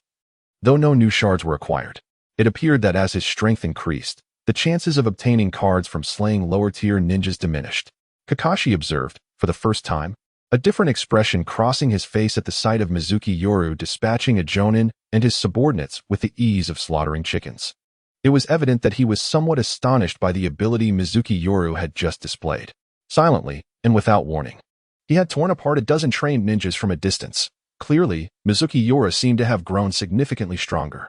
Each passing day appeared to enhance his power, as if he were perpetually evolving from one moment to the next. In Kakashi's eyes, Mizuki Yoru had transformed within a mere 6 months from a desperate child in need of assistance to a formidable force capable of annihilating several ninjas with a mere snap of his fingers. A trace of bewilderment flickered in Kakashi's gaze. The enemy must surely be en route to encircle us, so we must act swiftly. Mizuki Yoru spoke urgently, then disregarded Kakashi's reaction, leading the way towards a massive ship not far off. He aimed to flee the land of Whirlpool and return to the Fire Country. His foremost priority was to prevent the enemy from pursuing him across the sea. For should he be cast into the ocean, no matter how great his strength, he would ultimately succumb to thirst and starvation. Thus, he made a bold decision. The Mist Ninjas were likely in a scattered state, meaning few would be able to reach him in time. With his demon eye and ice release, he was confident he could manage. He could seize this opportunity to sink the several massive ships lingering near the coastline, leaving only one for himself, thereby utterly dismantling the enemy's capacity for pursuit. However, achieving this would not be an easy feat. He would require Kakashi's cooperation. Yet, thinking of Kakashi's current state, Mizuki Yoru's gaze flickered with irritation. Although he had accompanied Kakashi to the land of Whirlpool with some ulterior motives, he had genuinely risked his life to embark on this adventure. To his dismay, this fellow was faltering at such a critical moment. Kakashi, I have a plan that necessitates your assistance. If you remain in this state, I have nothing further to say, but I will regard you with disdain. Reflect on why I ventured into danger alongside you. It was not to witness you in such a condition. If you truly wish to perish, then go ahead and do so. Do not drag me down with you. The more I ponder, the angrier I become. Mizuki Yoru couldn't help but utter a curse, yet he quickly regained his composure and succinctly outlined his plan. He then continued, Here is the strategy. I will take responsibility for annihilating the other colossal ships and obstructing our foes. You must communicate with the shipbuilders. If anyone refuses, employ your illusion techniques. Your Sharingan is not merely for show. Without waiting for Kakashi's response, Mizuki Yoru performed a body flicker technique, swiftly forming hand seals as he appeared atop the nearest colossal ship. the guards on the ship immediately detected Mizuki Yoru's presence, unleashing a flurry of shuriken and a barrage of white blade lights. Water release secret technique, annihilating water shuriken. Countless shuriken, conjured from condensed seawater, manifested behind Mizuki Yoru, launching at high speed in a 360-degree arc, leaving no escape unaccounted for. The sheer number of shuriken far exceeded that of the annihilating water shuriken. Be cautious. Evade. A mist ninja bellowed, warning his comrades. Yet, under the relentless assault of the water shuriken, the ship's remaining mist ninjas and samurai were mercilessly pierced, resembling a hedgehog. After dispatching the few guards aboard, Mizuki Yoru formed hand seals once more. The chakra within him surged after equipping the shallow god Tino card, causing a wave of invisible energy to sweep across the deck. With a chilling smile, his eyes gleamed with defiance. He pressed both hands against the deck and shouted, "Ice release, frozen expanse." This was one of the most formidable ice techniques of the Mizuki clan, requiring an immense amount of chakra to wield, its power boundless. It is said that the clan's first patriarch could freeze an entire village with this technique. As Mizuki Yoru continuously channeled chakra, a white layer of ice materialized from his palms with a resonating hum, rapidly spreading outward. In the blink of an eye, the colossal ship transformed into a lifelike ice sculpture, emanating an intense chill. The warmth of the afternoon seemed to vanish, replaced by the grip of winter. Upon witnessing this, Mizuki Yoru swiftly withdrew his hands, first assessing the remaining number of colossal ships, then gauging his residual chakra, nodding to himself. It was more than sufficient, in fact. He had ample reserves. Unlike a typical ice bloodline user, the card's enhancement made utilizing ice techniques significantly easier for him. At that moment, Mizuki Yoru noticed Kakashi leaping onto an adjacent colossal ship, clearing out the guards above. Has my scolding finally brought him to his senses? Perhaps he is not beyond redemption. Mizuki Yoru murmured. Since Kakashi had temporarily regained his resolve, the colossal ship could be entrusted to him for the time being, serving as their means of departure. The other ships would be left to Mizuki Yoru. Whoosh, whoosh, whoosh. A gust of wind swept past from the distance, prompting Mizuki Yoru to turn and gaze intently. It was the first wave of reinforcements from the Mist Ninja, numbering approximately 40 to 50, their chakra levels varying significantly. Soon, the opposing side noticed the colossal ice sculpture that Mizuki Yoru had just created, and their expressions froze in astonishment as they beheld Mizuki Yoru standing atop the ice masterpiece. A flicker of anger flashed across their faces, followed by a thunderous cry that reverberated through the sky. How dare you? Surrender at once. A smirk of disdain crossed Mizuki Yoru's lips. Surrender? What a farce. With such a pitiful assembly of incompetents? A mere 40 to 50 mist ninjas, lacking any particularly formidable allies, posed no threat at all. He had no need to intervene. He had ice sculptures to craft, and certainly no time to waste entertaining a bunch of trash. Summon. With a graceful lift of his hand and a subtle ripple in the fabric of space, the three-star pet, earth-shaking beast, Fenrir, materialized in an instant, standing upon a blue hexagram. Its white fur danced in the wind, exhaling cerulean ice flames as it roared and lunged at the first wave of approaching mist ninjas. Accompanied by Fenrir's wolfish howl, the heavens unleashed a deluge of crimson rain. Mizuki Yoru merely cast a cursory glance at the battle unfolding between Fenrir and the mist ninjas before shifting his gaze. He then leapt onto a second colossal ship, replicating his previous strategy of eliminating the guards aboard before expending a portion of his chakra to invoke the ice prison technique. Once again, a lifelike giant ice sculpture emerged from the ocean's depths. Then came the third, fourth, and fifth. As time ebbed away, mere minutes passed, and the reinforcements of mist ninjas multiplied from 40 or 50 to several hundred. Though Fenrir was undeniably formidable, surpassing even elite Jonin, an adept in group combat with its extreme freeze aura, it was still not capable of single-handedly vanquishing 100 foes. It soon found itself in a dire predicament, on the verge of collapse. As a projection of a card, Fenrir could not truly perish, yet each time its projection was extinguished, a brief interval followed before it could be summoned anew. Of course, Mizuki Yoru could also choose to recall it voluntarily during his previous encounter with White Setsu. He had opted for a strategic withdrawal. However, at this moment, Mizuki Yoru required Fenrir to continue buying him time, so he could only watch as it faced its demise. Rest in peace. Your sacrifice will not be in vain. Mizuki Yoru silently uttered as he heard Fenrir's final anguished howl, overwhelmed by a myriad of ninjutsu. Yet in the next instant, he equipped a new card, and a small, rotund figure began to materialize beside the submerged Fenrir. Gluttony. Despite Gluttony possessing a combat prowess vastly inferior to Fenrir, it bore a significant advantage: its indestructible nature. After all, the immortal body of an artificial being was no trifling matter. Thus, it became the most resilient meat shield in Mizunomiya Yoru's arsenal. At this moment, Gluttony's singular task was clear: to perish strategically. As Gluttony, due to its immortal body, succumbed time and again, Mizunomiya Yoru once more encased several colossal ships in ice. Before the vast expanse of the sea, colossal ice sculptures began to manifest, the 6th, 7th, and 8th of their kind. Witnessing this spectacle, the gathered mist ninjas were nearly driven to madness. These were the sacred artifacts of the Water Nation, forged with the strength of an entire country. Even in the immense Water Nation, fewer than 100 of such vessels existed, and yet, in mere moments, they had expended over a decade's worth of resources. Unforgivable. Villains. They must capture him and subject him to a torturous demise. Eliminate that scoundrel. A voice rang out, igniting a collective frenzy among the mist ninjas.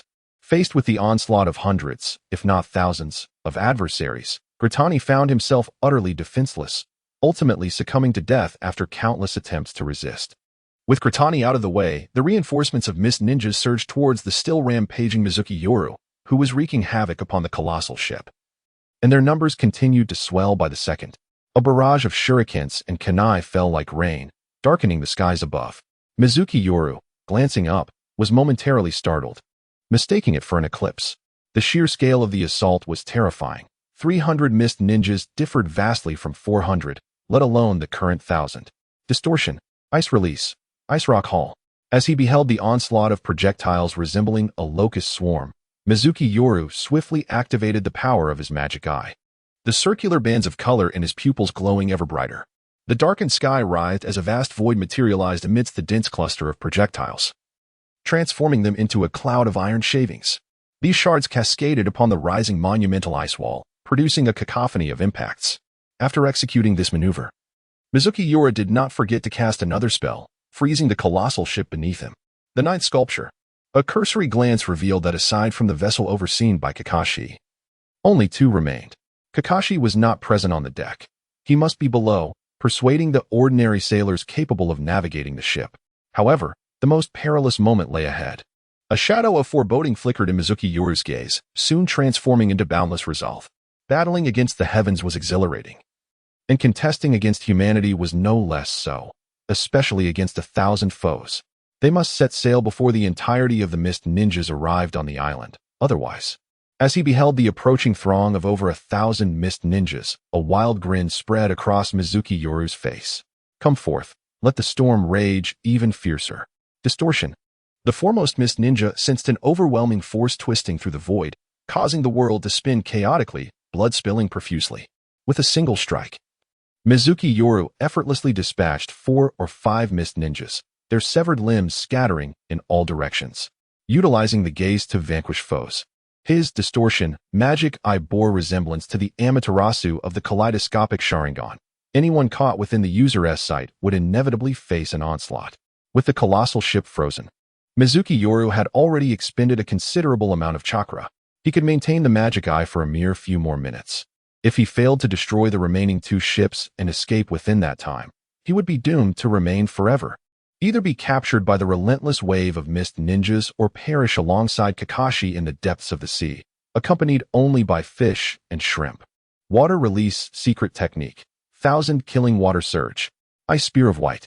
As Mizunomiya Yoru rushed towards the next colossal ship, he simultaneously unleashed ninjutsu and skills to delay the advancing enemies.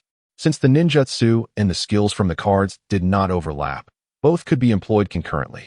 The former required hand seals, while the latter could be activated instantaneously. The ocean below churned violently as a multitude of water shurikens erupted forth, buzzing like a swarm of wasps, accompanied by countless white ice spears. Amidst the mingling of ice and water, Mizunomiya Yoru endeavored to inflict maximum damage upon all adversaries. With a series of muffled thuds, numerous mist ninjas fell, as nearly 20 of them perished at once under the combined assault of ice and water release.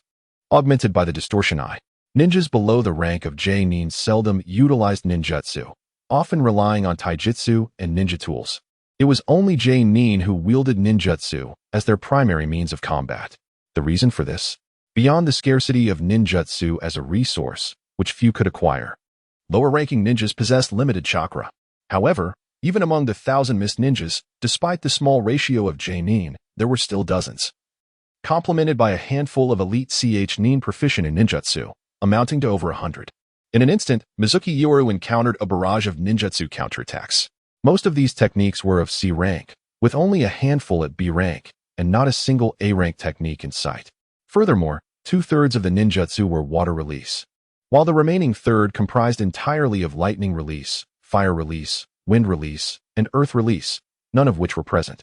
In this moment, surrounded by water, both water and lightning release could undoubtedly unleash their fullest potential.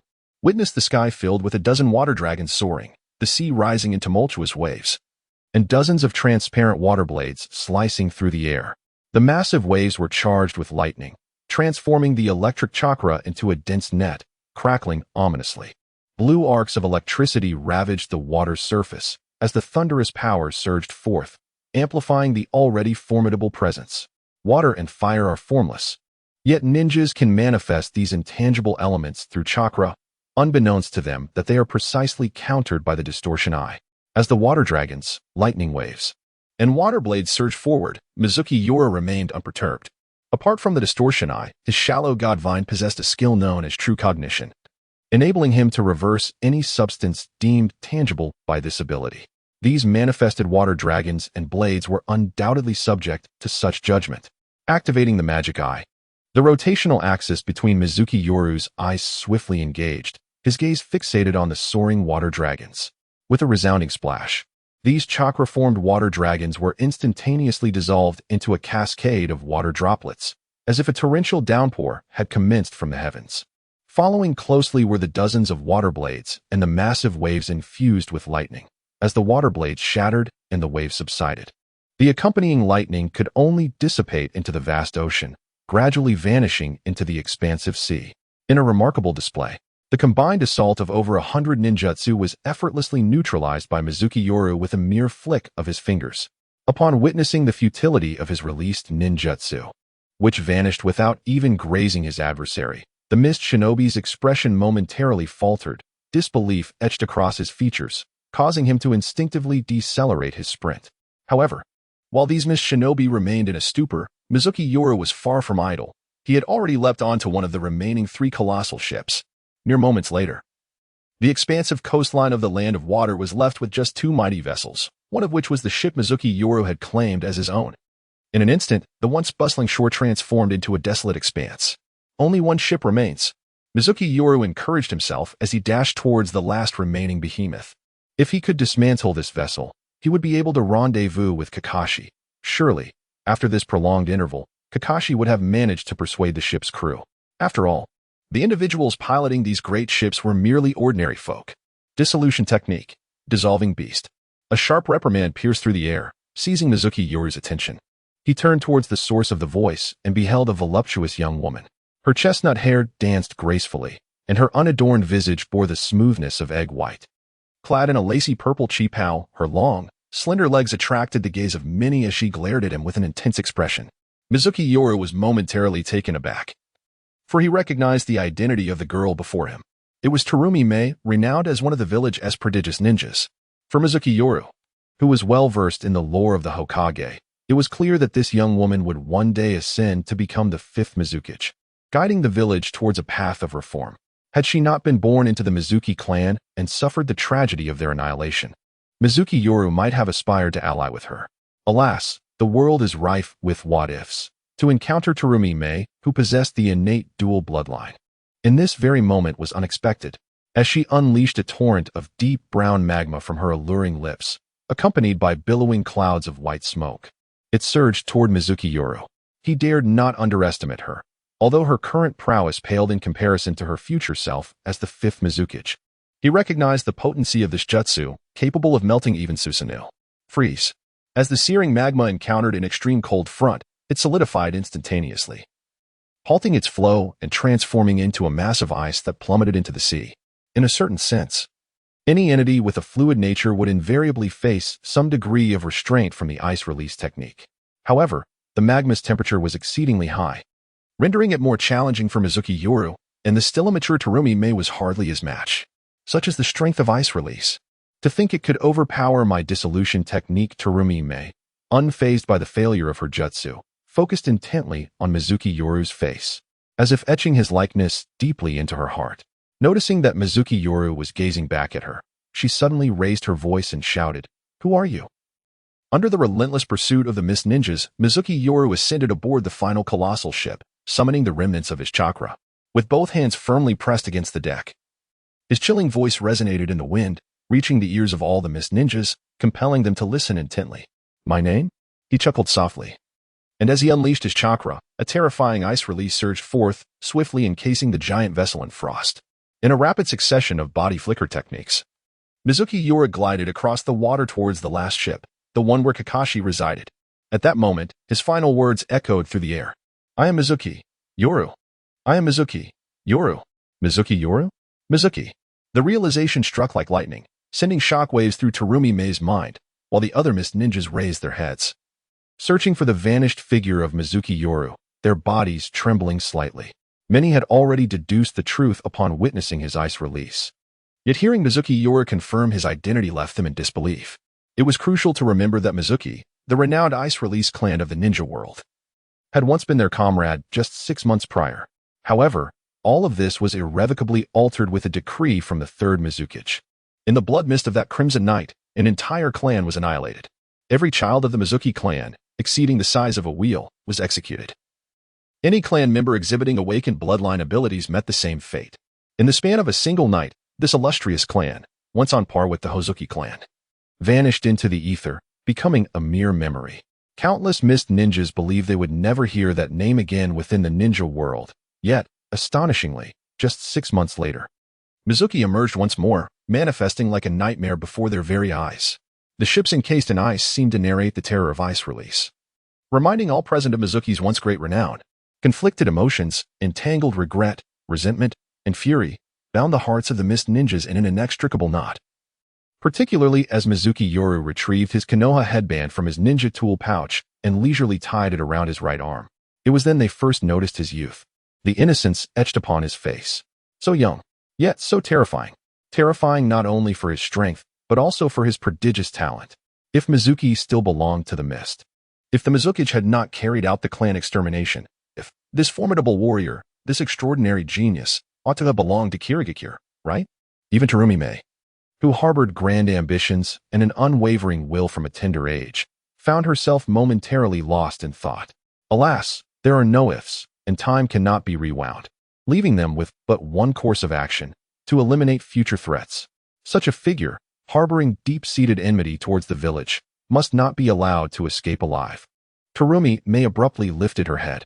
Although the inhabitants of the hidden mist village lacked warmth, the affection for their homeland was no less fervent than that found in Konoha. Upon contemplating the potential threat posed by someone like Mizunomiya Yoru, many began to entertain thoughts akin to those of Terumi. An elite jonin suddenly broke away from the group, hastening towards Mizunomiya Yoru, soon followed by a second and a third. Each of these individuals was of jonin caliber, for only a jonin could possess such speed and execute the body flicker technique in succession. Gritting her teeth, Terumi also detached herself from the main force. She was determined to witness the demise of that man, even if he could merely be regarded as a boy at this moment. Was he rushing towards death?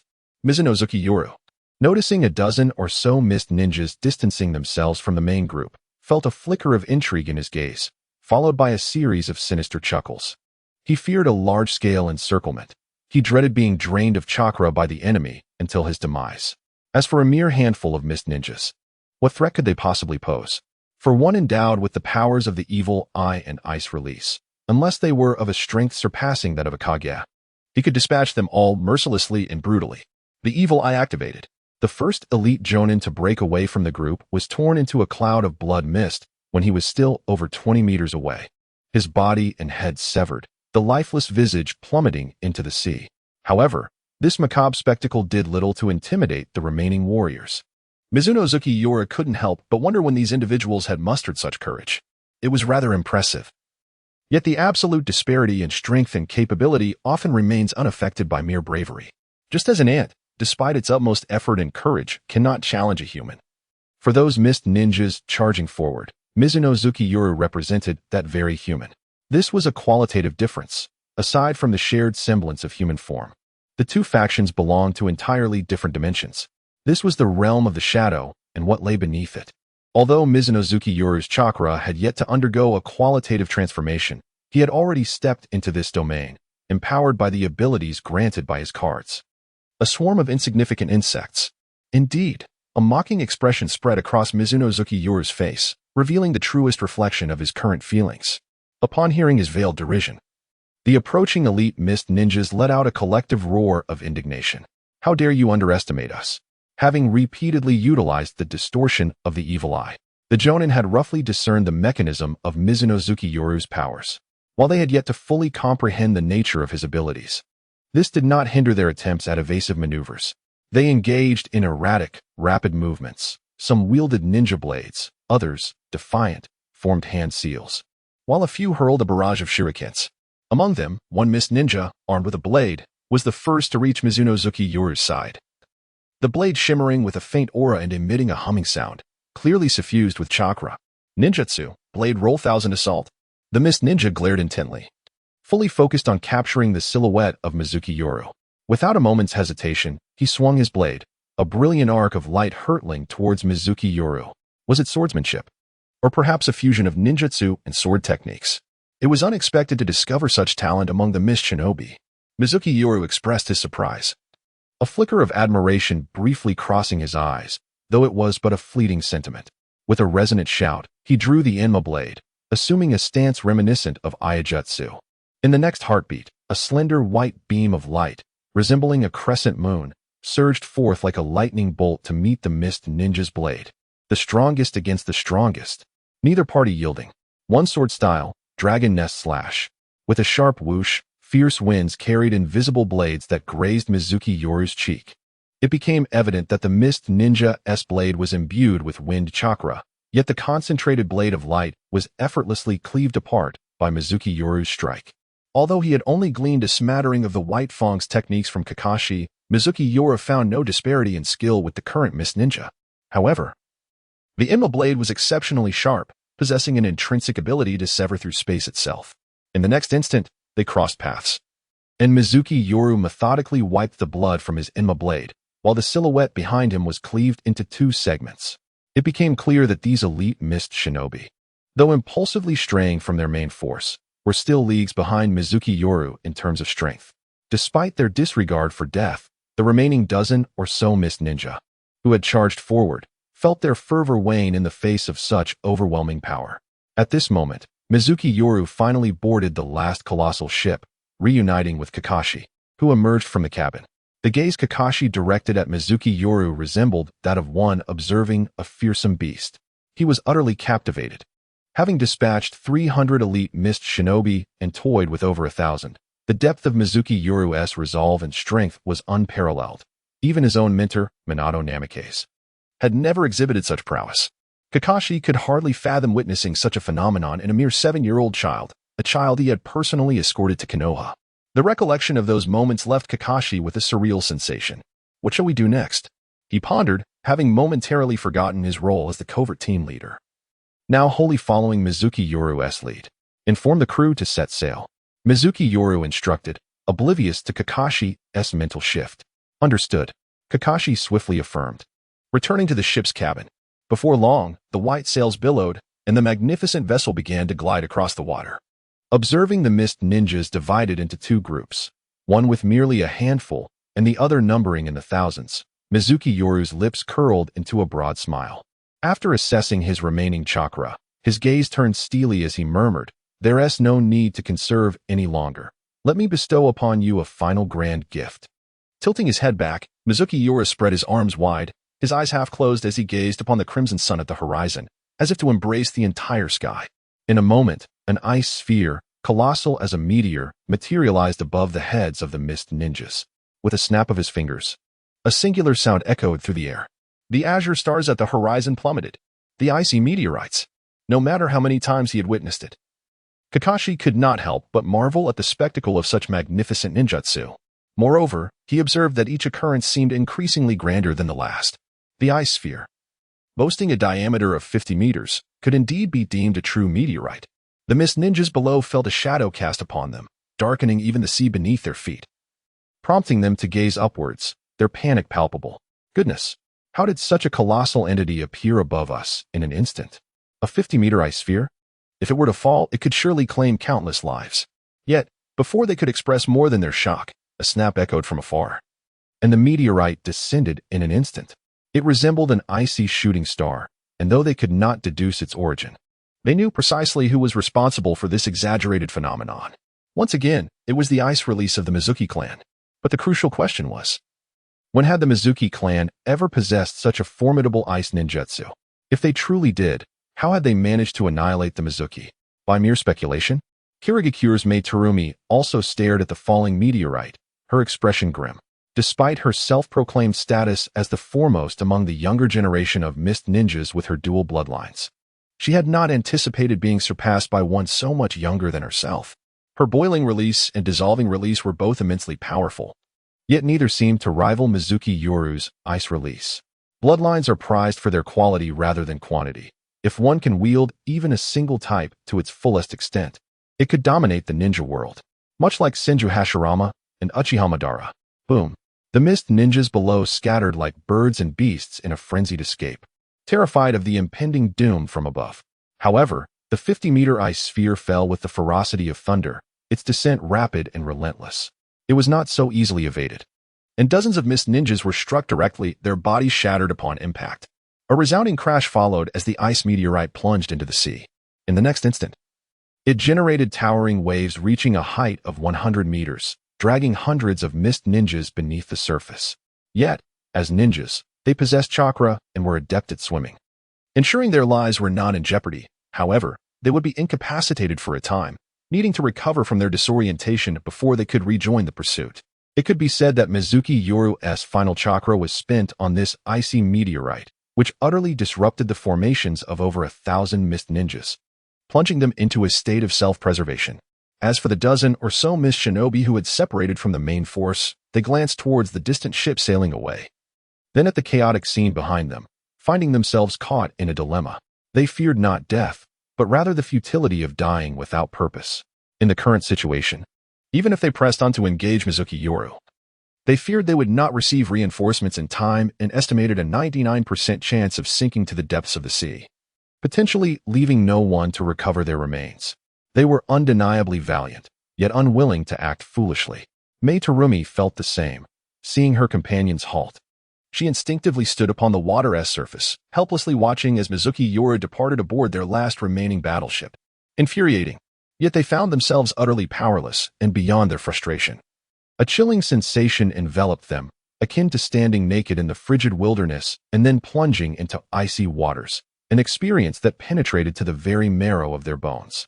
The elongated silhouette of Mizuki Yoru would undoubtedly haunt their nightmares through countless days and nights. With the impetus of the waves, the colossal vessel upon which Mizuki Yoru sailed was thrust forward by hundreds of meters, its sails billowing with the wind. Mizuki Yoru approached the bow of the ship, gesturing towards the mist ninjas who had paused to observe from a distance, as if bidding them farewell with an unspoken message of parting. At that moment, the mist ninjas, led by their commander, were finally making their way from the opposite shoreline, but it was too late. They could only watch, much like the previous groups, as Mizuki Yoru departed with nonchalance. As for pursuit, no one would dare propose such a foolish notion. Chasing a colossal warship on foot, especially across the boundless sea, devoid of food and water, such an endeavor would be certain death, particularly with the knowledge of the enemy's formidable strength.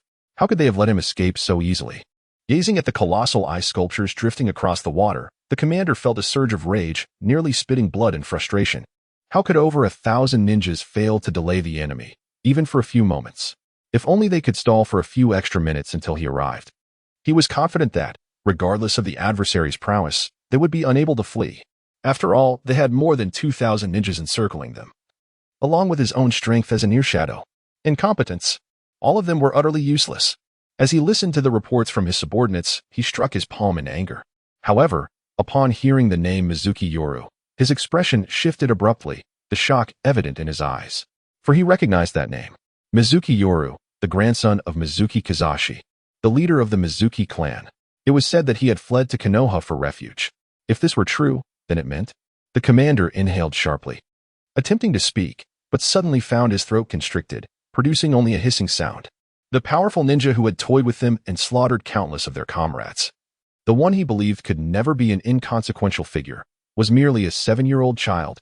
By the sage of 6 paths, the commander was left in a daze, even forgetting to order a rescue for his comrades who had been swept beneath the waves. At that moment, his mind was consumed by a singular thought: what manner of monster have we offended? The seaside fell into an eerie silence, broken only by the gentle sea breeze, the softly lapping waves, and the muted breaths of thousands. The colossal ship drifted on. Mizunomiya Yoru descended from the bow at this moment. The immense island of the land of waves had shrunk to a mere black dot.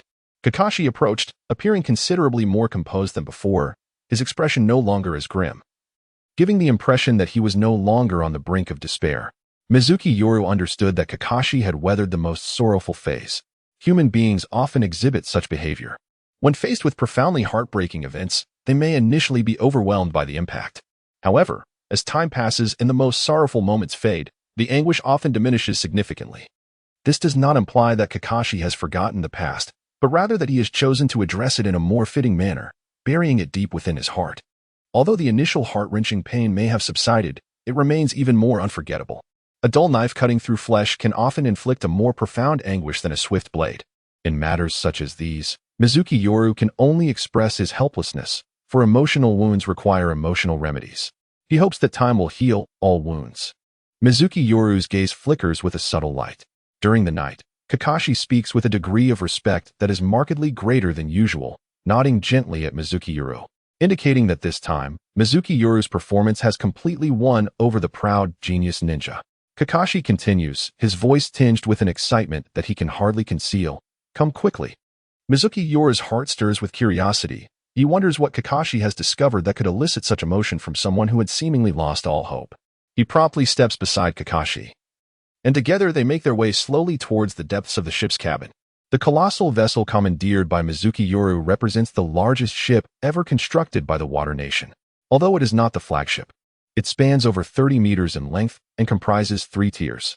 The uppermost level serves as the living quarters for crew and passengers. The middle tier contains a dining hall and various exercise facilities, while the lowest level is a vast storage area designated for the stockpiling of supplies. At present, Kakashi is guiding Mizunomiya Yoru toward this expansive storage chamber. Along the way, Mizuki encounters numerous sailors and crew members, all devoid of any chakra signatures, clearly indicating that they are all ordinary individuals.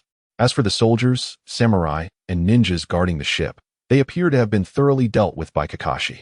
As they descend the staircase, the light gradually diminishes. Kakashi steps to the wall and gently presses a button, causing a yellow luminescence to flicker above them. Mizunomiya Yoru looks up to find a light bulb embedded in the ceiling. At times, he finds it perplexing that while this world possesses electricity and lighting, its civilization remains entrenched in an agrarian stage, developing in a rather distorted manner. Even more perplexing is the apparent existence of a technological tree related to genetic engineering, with Orochimaru undeniably standing as a prominent figure within it. Indeed, this is truly a world of anime, filled with extraordinary technologies. Mizunomiya Yoru shakes his head in disbelief, illuminated by the bright light as he gazes ahead. Upon witnessing the mountain-like pile of supplies, he suddenly gasps in astonishment. Countless kunai and shuriken. The black iron blades glimmer subtly beneath the yellow glow, and Mizuki's mind buzzes. One should not underestimate the commonplace kunai and shuriken, for their ubiquity underscores their practicality and demand. After all, most battles fought by lower and middle-ranking ninjas rely heavily on these tools. And even high-ranking shinobi are not exempt from their necessity. The relationship between supply and demand dictates their value, as fully iron-crafted kunai and shuriken are far from cheap. Consequently, most ninjas tend to recover these tools after a skirmish for recycling purposes. At this very moment, the two types of ninja tools have seemingly formed 2 small mountains of black before Mizunomiya Yoru. What a fortune this represents. Kakashi takes a step back, sensing an unexpectedly terrifying aura washing over him. It is as if he glimpses someone's azure eyes transforming into a brilliant gold for that fleeting instant.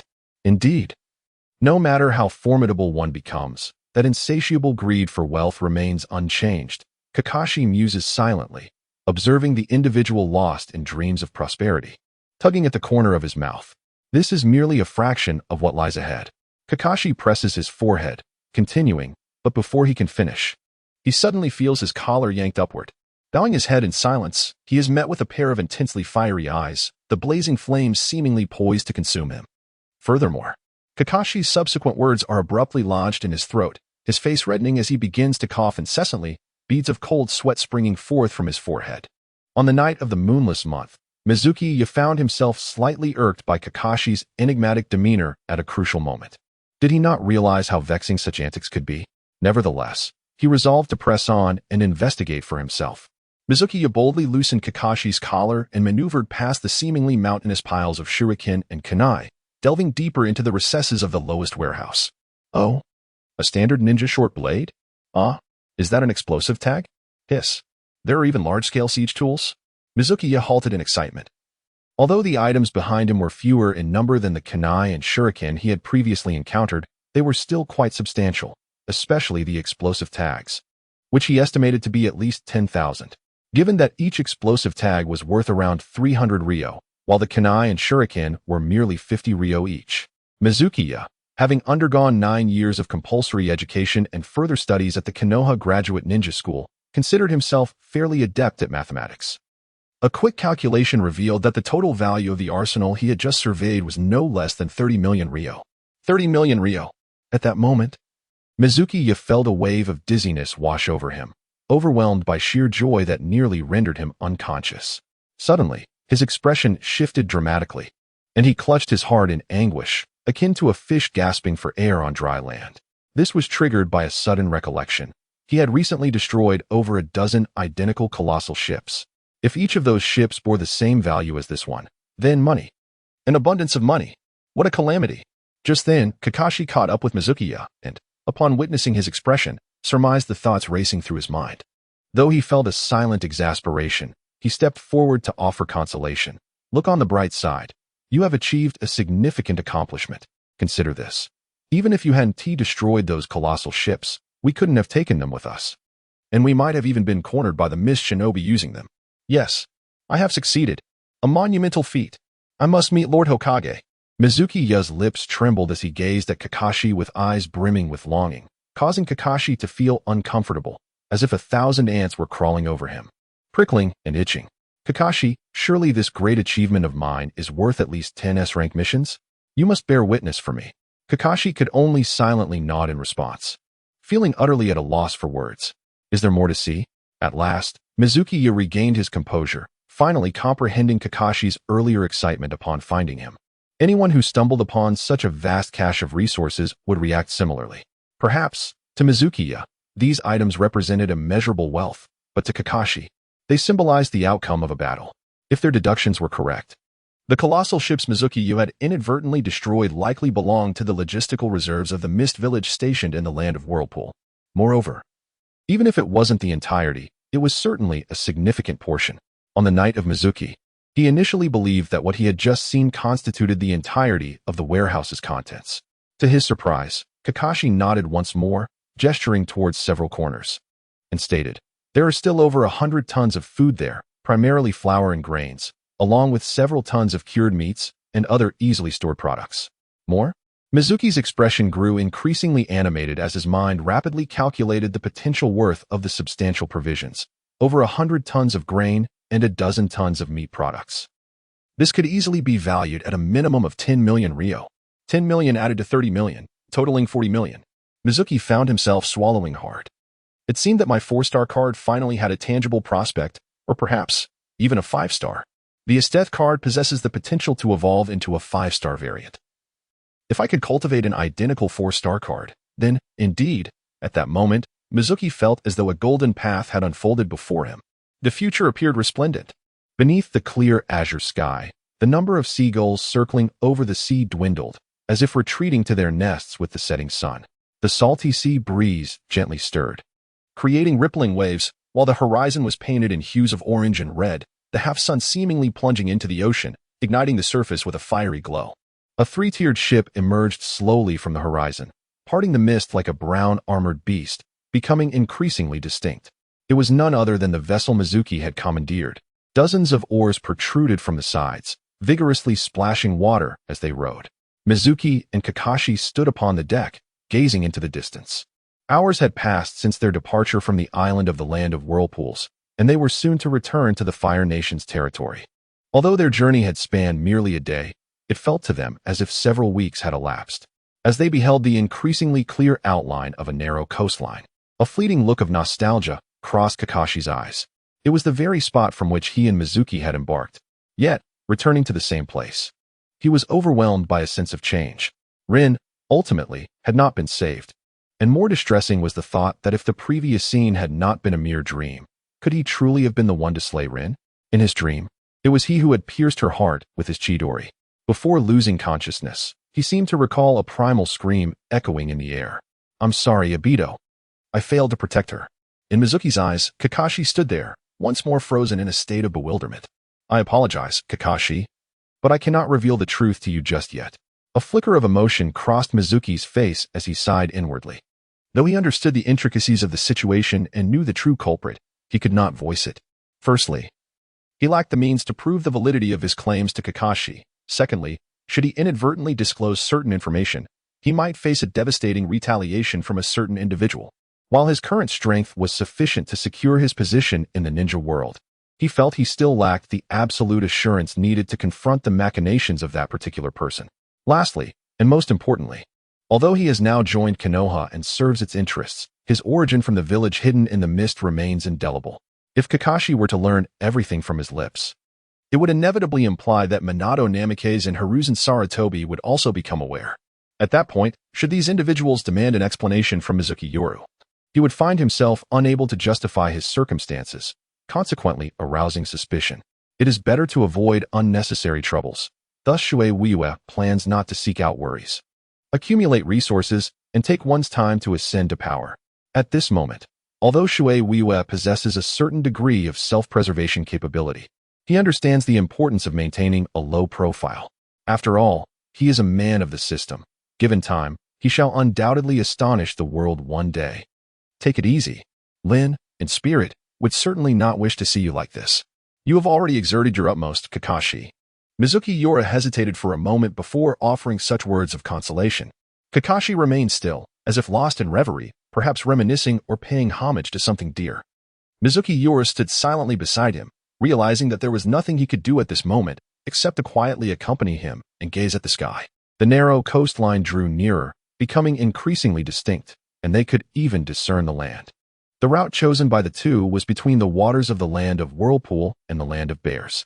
From the nautical charts, the land appeared akin to an apple with a bite taken out of it, incomplete at one edge. Their intended landing spot lay precisely at that very notch. This location was the rear of the main battlefield.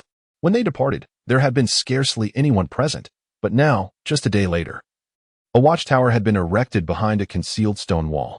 Atop the tower stood a ninja clad in the standard Leaf Village vest, his forehead adorned with a leaf headband. His eyes were as pale as snow, and the veins on his cheeks were visibly protruding, marking him unmistakably as a member of the Hyuga clan, much like Niji. Below the tower, two companions, similarly attired, stood watch. Alert! 50 nautical miles ahead, we have detected a ship unique to the Land of Water, a massive warship. This morning, the elite shinobi led by Uchiha clan leader Fugaku Uchiha and Hyuga clan leader Hayashi Hyuga successfully arrived at their destination. Following the orders of their clan leader, Hayashi, Hinata Karen and her teammates promptly established a lookout tower to thwart any potential infiltration or surprise attacks from the enemy. However, to Hinata Karen's astonishment, shortly after the tower's construction, a discovery was made. Her expression shifted as she urgently called out to her comrades below the tower. What? Is it possible that the colossal warships unique to the Land of Water are the transport vessels of the Hidden Mist Village? The two companions beneath the tower were taken aback, hastily scrambling up the watchtower. Following the direction indicated by Hinata Karasuma's finger, they peered into the distance. Although they were not members of the Hyuga clan and lacked the Byakugan, they could distinctly perceive a small black dot on the horizon, drifting upon the surface of the sea, and it was drawing alarmingly closer to their position. Could it be that the Mist-Hidden Village has long since detected the vulnerabilities in our defenses? Have they stealthily transported troops from this very location? If that is the case, a young ninja in his 20s inhaled sharply, his face awash with astonishment, then exchanged a glance with his companion and said, How many troops have they secretly mobilized from this place? How many shinobi have infiltrated the Land of Fire once again? I hope this occurrence is merely a coincidence, or perhaps the enemy's initial attempt. If that is the case, we still have the opportunity to make amends. However, it is imperative to report this matter to our superiors immediately, for it has transcended the realm of decision-making for us mere ninjas. Another person spoke. Hinata Clan gazed at her two companions and resolutely declared, "You two, take your positions for an ambush. Our clan's branch head, Lord Hinata Hikari, should be patrolling nearby. I shall promptly report to him. Be cautious. Hurry there and return swiftly." Hinata Clan silently nodded, then cast a final glance towards the increasingly approaching warship on the sea. With a serious demeanor, she leaped down from the tower and swiftly vanished into the depths of the dense forest. The two companions left behind also jumped from the tower, seeking a concealed spot to continue monitoring the surface of the water. A few minutes later, Mizunomiya Yoru gazed at the land that was now within arm's reach and slowly stretched, a fleeting glimmer of joy flashing in his eyes. He had finally returned alive. The journey has been arduous indeed. Mizunomiya Yoru could not help but exclaim, yet when he glanced back at the lowest level of the warehouse, a smile crept across his lips. The rewards were considerable. Kakashi finally emerged from his stupor, his previously vacant gaze now softened. At this moment, Mizunomiya Yoru nudged Kakashi's abdomen with his elbow, reaffirming, "You won't suddenly change your mind about our prior agreement, will you? If you dare to waver, be warned. I shall not hesitate to sever ties." Kakashi mused that he was not one to go back on his word, yet he replied, "No. I promised you that all the supplies aboard this vessel belong to you, in gratitude for your assistance. As for the ownership of the ship, we shall share it equally." Upon hearing Kakashi's affirmative response, the corners of Mizuki's mouth lifted even more. At that moment, the ship had just docked, and as Mizuki and Kakashi leaped from the deck, a thunderous shout suddenly echoed in their ears while they were still suspended in mid-air. The art of gentle fist, the 64 palms of Bagua. In the moonlit night of Mizuki, Kakashi observed with astonishment mirrored in their eyes. The soft fist technique? The 8 trigrams, 64 palms. From the Hyuga clan? How perplexing. They are of our own kind. As she gazed at the myriad of shadowy hands descending upon her, Mizunomiya Yoru could only wish to unleash a torrent of expletives. Positioned by the shore, Hinata Hizashi donned a headband that concealed the cursed seal of the caged bird on his forehead.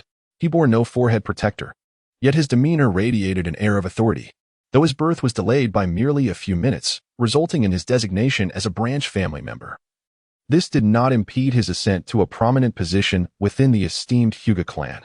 As the head of the branch family and the twin brother of the main family leader, Hinata Hayashi, he presided over all members of the branch. Indeed, the unique warships of the Land of Water, the galley, you have rendered a significant service to the family this time. Your elder brother shall surely bestow upon you a great reward. The sons raised gently caressed Hinata Clan's shoulder, flanked by several silent members of the branch family. All clad in the ancient garb of the Warring States period, their heads bowed in reverence. Though such attire may not be advantageous in combat, it is a testament to the Hinata clan's unwavering commitment to tradition. The honor of serving one's family supersedes all else. An indelible truth etched into the very essence of every Hinata member, never to be forgotten.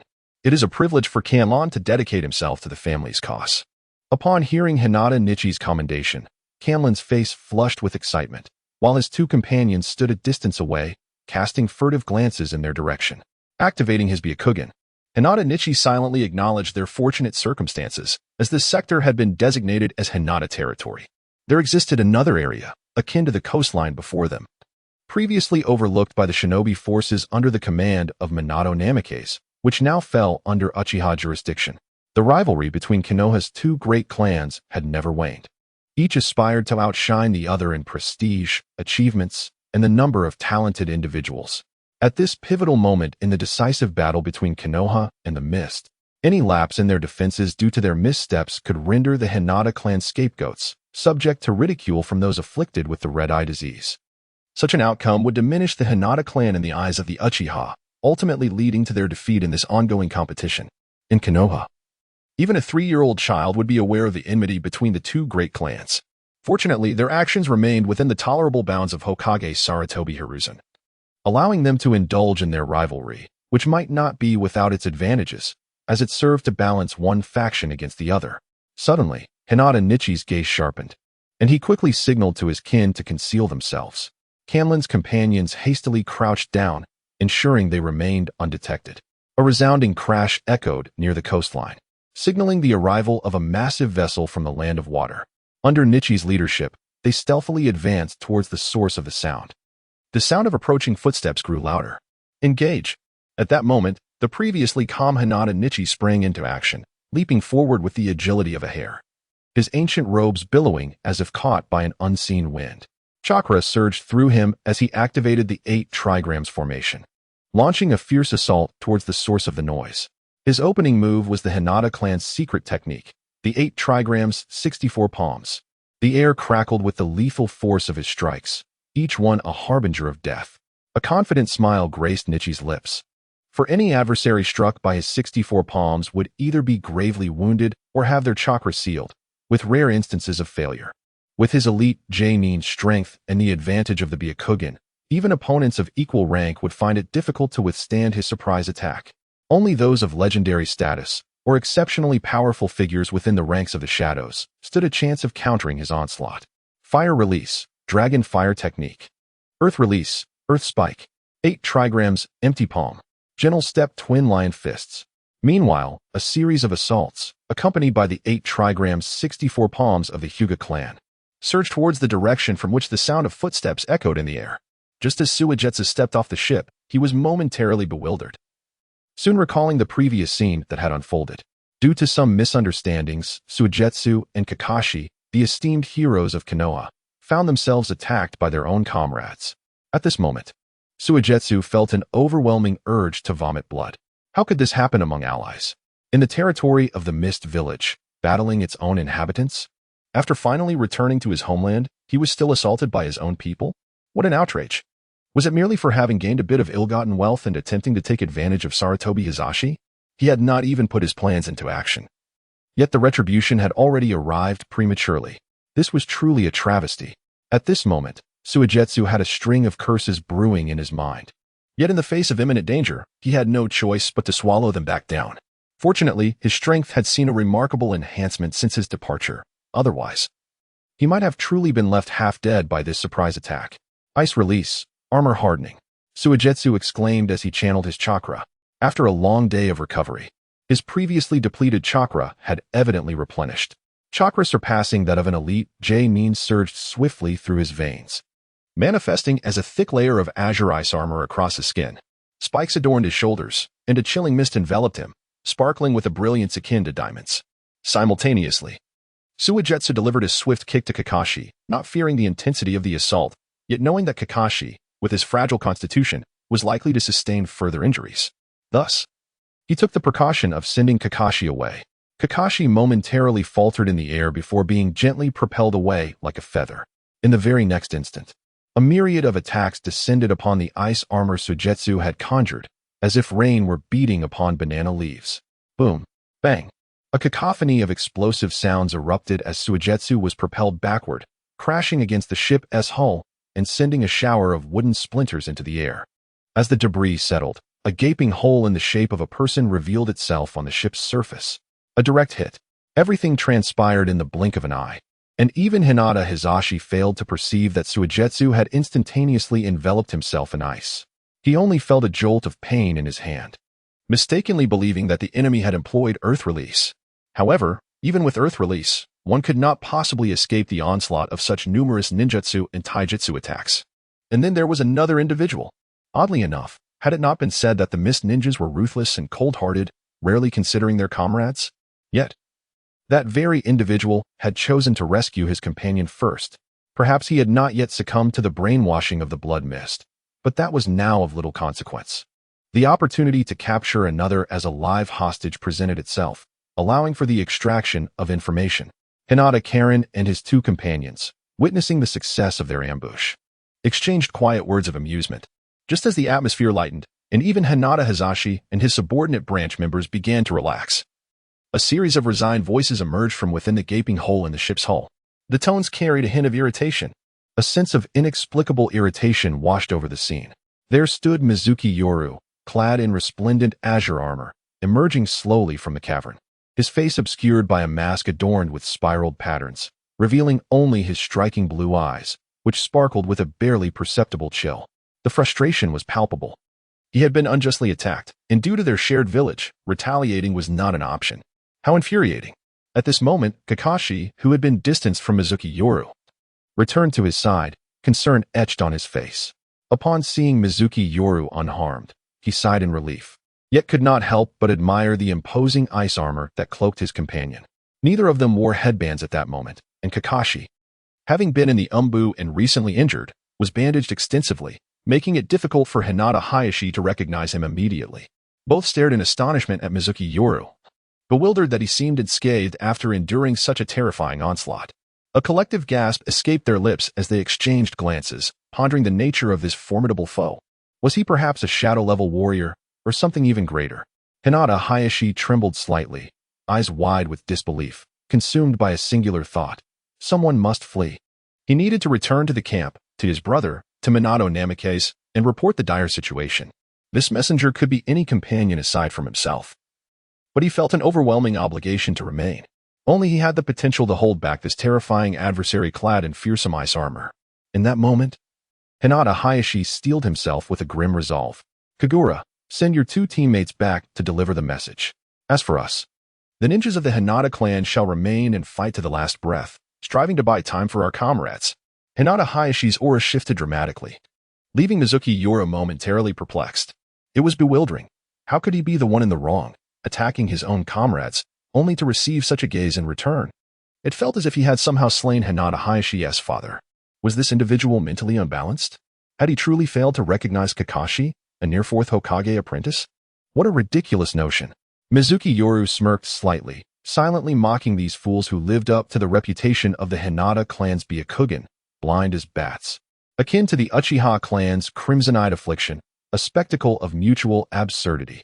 Who would have imagined that the father of Neji Hyuga, one of the future Konoha 12, would be so utterly naive?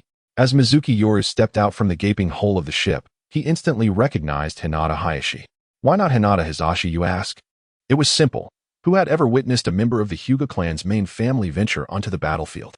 They were always stationed at the rear, to minimize the risk of losing their precious bloodline. Kakashi, too, felt puzzled by Hinata Hayashi's failure to recognize him. Although they were not close, they had crossed paths on several occasions. Why the sudden pretense of ignorance? Had their previous interactions merely been superficial? As Kakashi was about to step forward to clarify his identity, Hinata Hisashi suddenly let out a loud cry, urging, "Hurry! Tell Brother Hayashi to avenge me. For the honor of the Hyuga clan, we shall not retreat even a single step." Roar. For the honor of the Hyuga clan, we shall not retreat even a single step. Including Hinata Karasuma, several excited branch family ninjas from the Hyuga clan were on the verge of tears, their sense of familial honor surging within them. They shouted in unison with Hinata Hisashi, feeling a warmth in their hearts, eager to sacrifice themselves for their family at that very moment.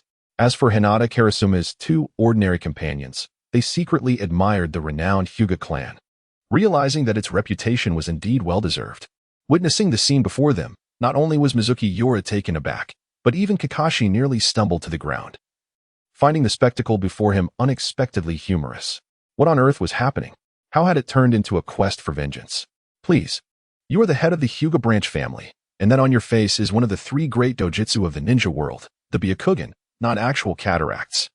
Despite Kakashi harboring a heavy heart, he couldn't help but be amused by Hinata Hisashi's antics.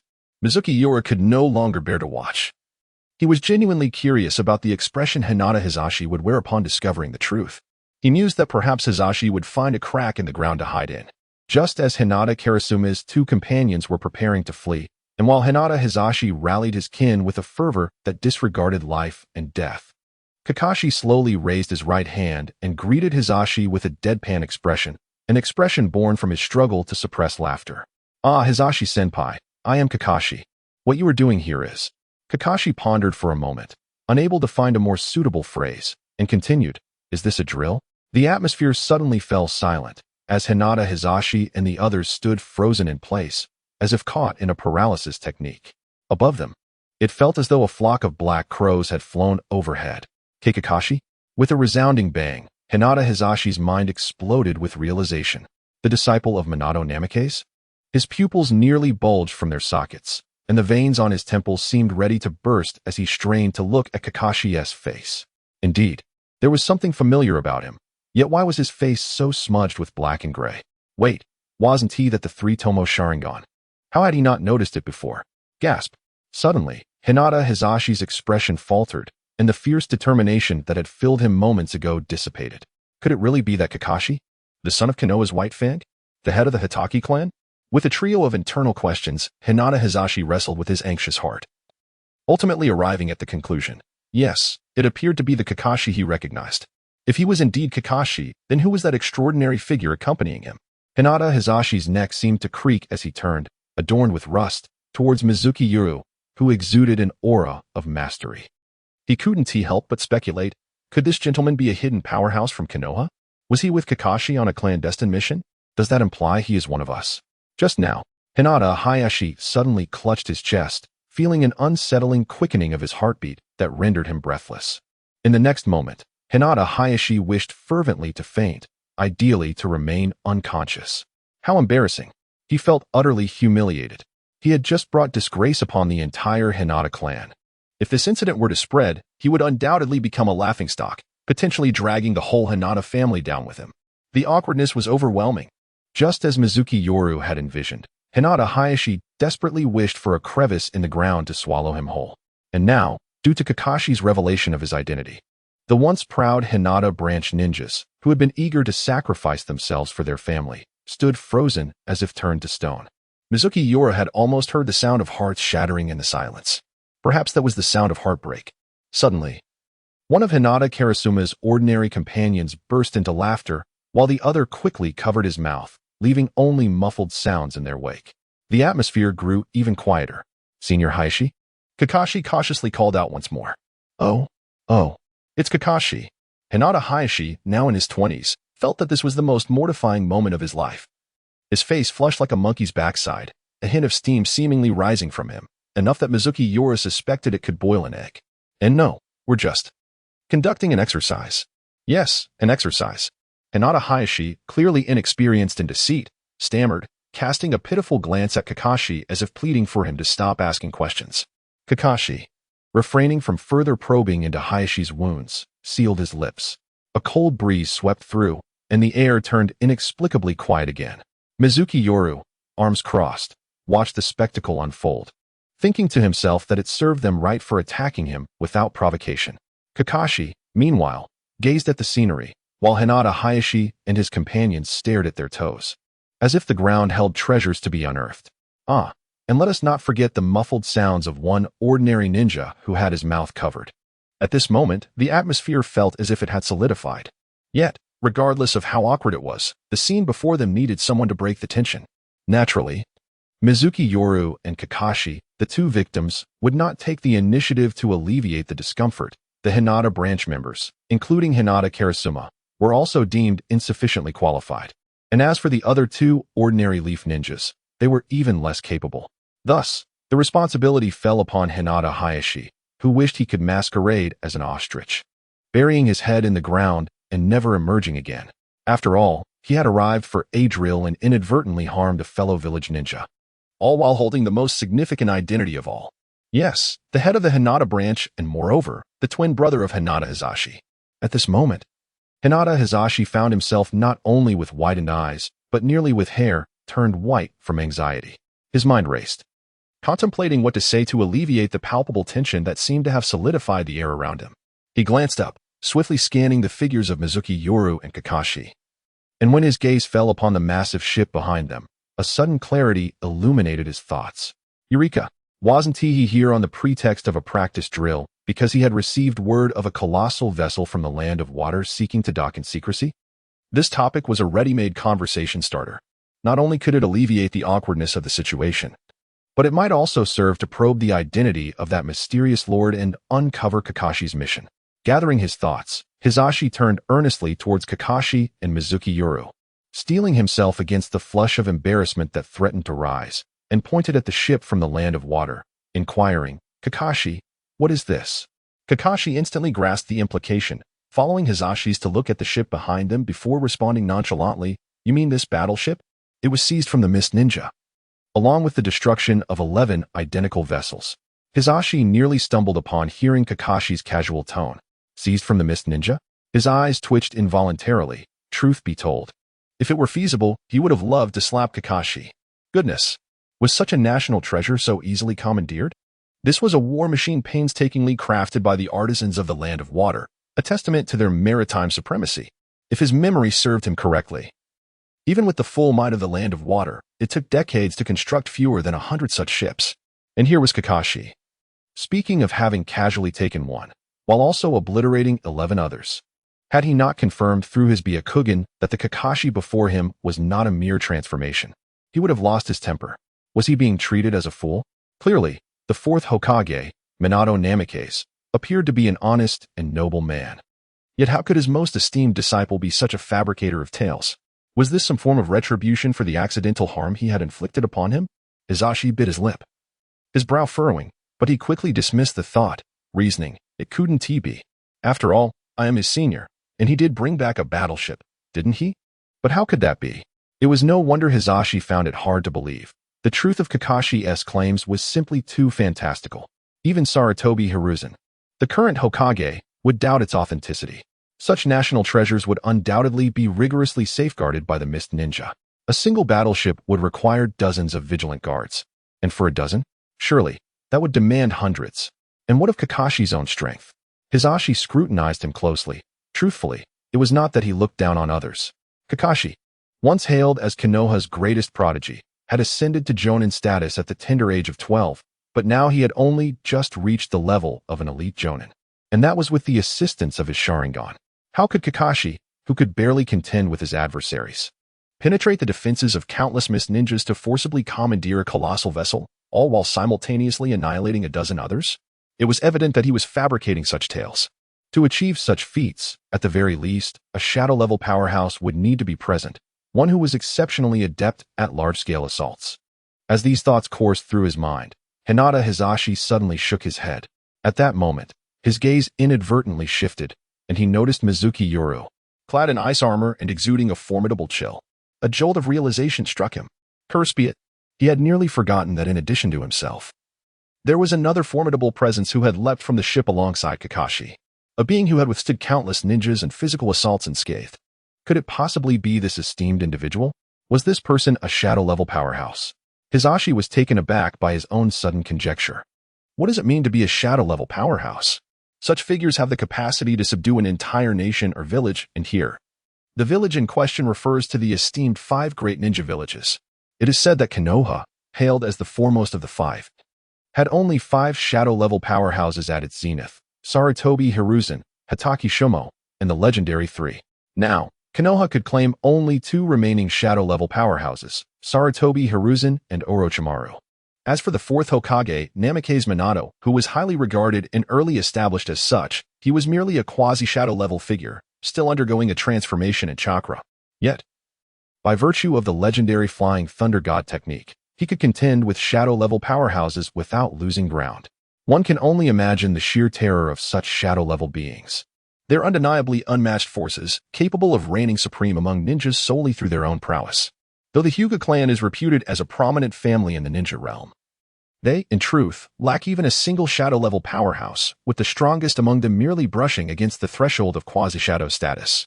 The Uchiha clan, in contrast, stands in stark juxtaposition to their plight.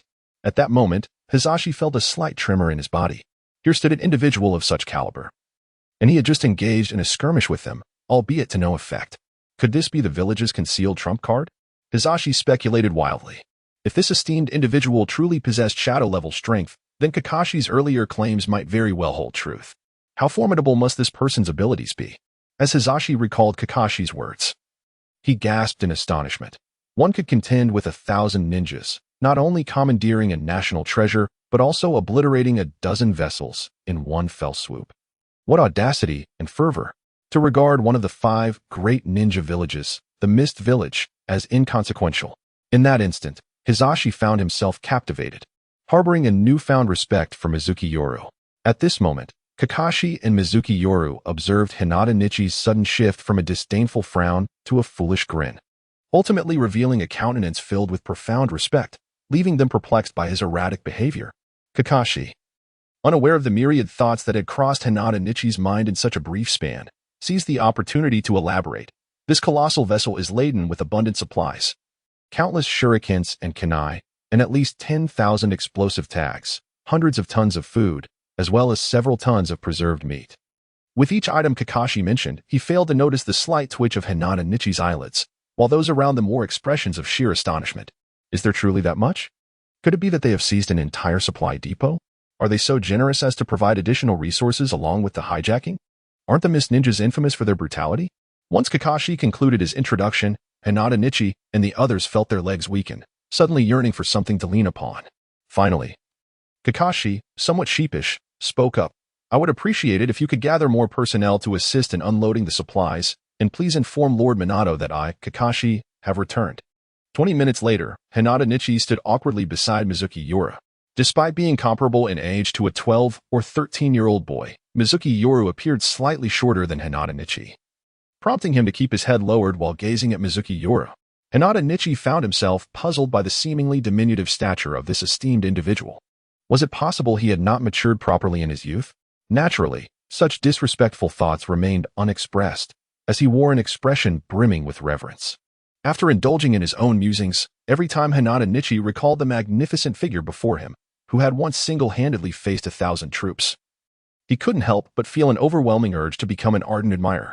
Meanwhile, Mizuki Yoru, concealed behind his mask, wore an expression of disdain. Were it not for his knowledge of Hinata Nichi's normal inclinations and the fact that he would soon have a son, he might have questioned Hinata Nichi's intentions. The unmistakable glimmer of infatuation, was it a desire for a deadly duel? Cough, cough. I am a person of integrity, with 2 delightful Lolas awaiting my guidance. I shall seek a duel elsewhere, Mizuki Yoru sternly reminded himself. After Kakashi entrusted Hinata Nichi with various tasks, he casually found a stone to ponder upon, while several ninjas from Hinata Nichi's branch family gathered nearby. As for Hinata Clan and his 2 companions, they had disappeared, presumably to relay messages and summon assistance. Only Hinata Nichi remained at Mizuki Yoru's side. Might I be fortunate enough to learn your name, esteemed sir? Hinata Nichi inquired cautiously, gazing at the menacing spikes adorning Mizuki Yoru's shoulder armor.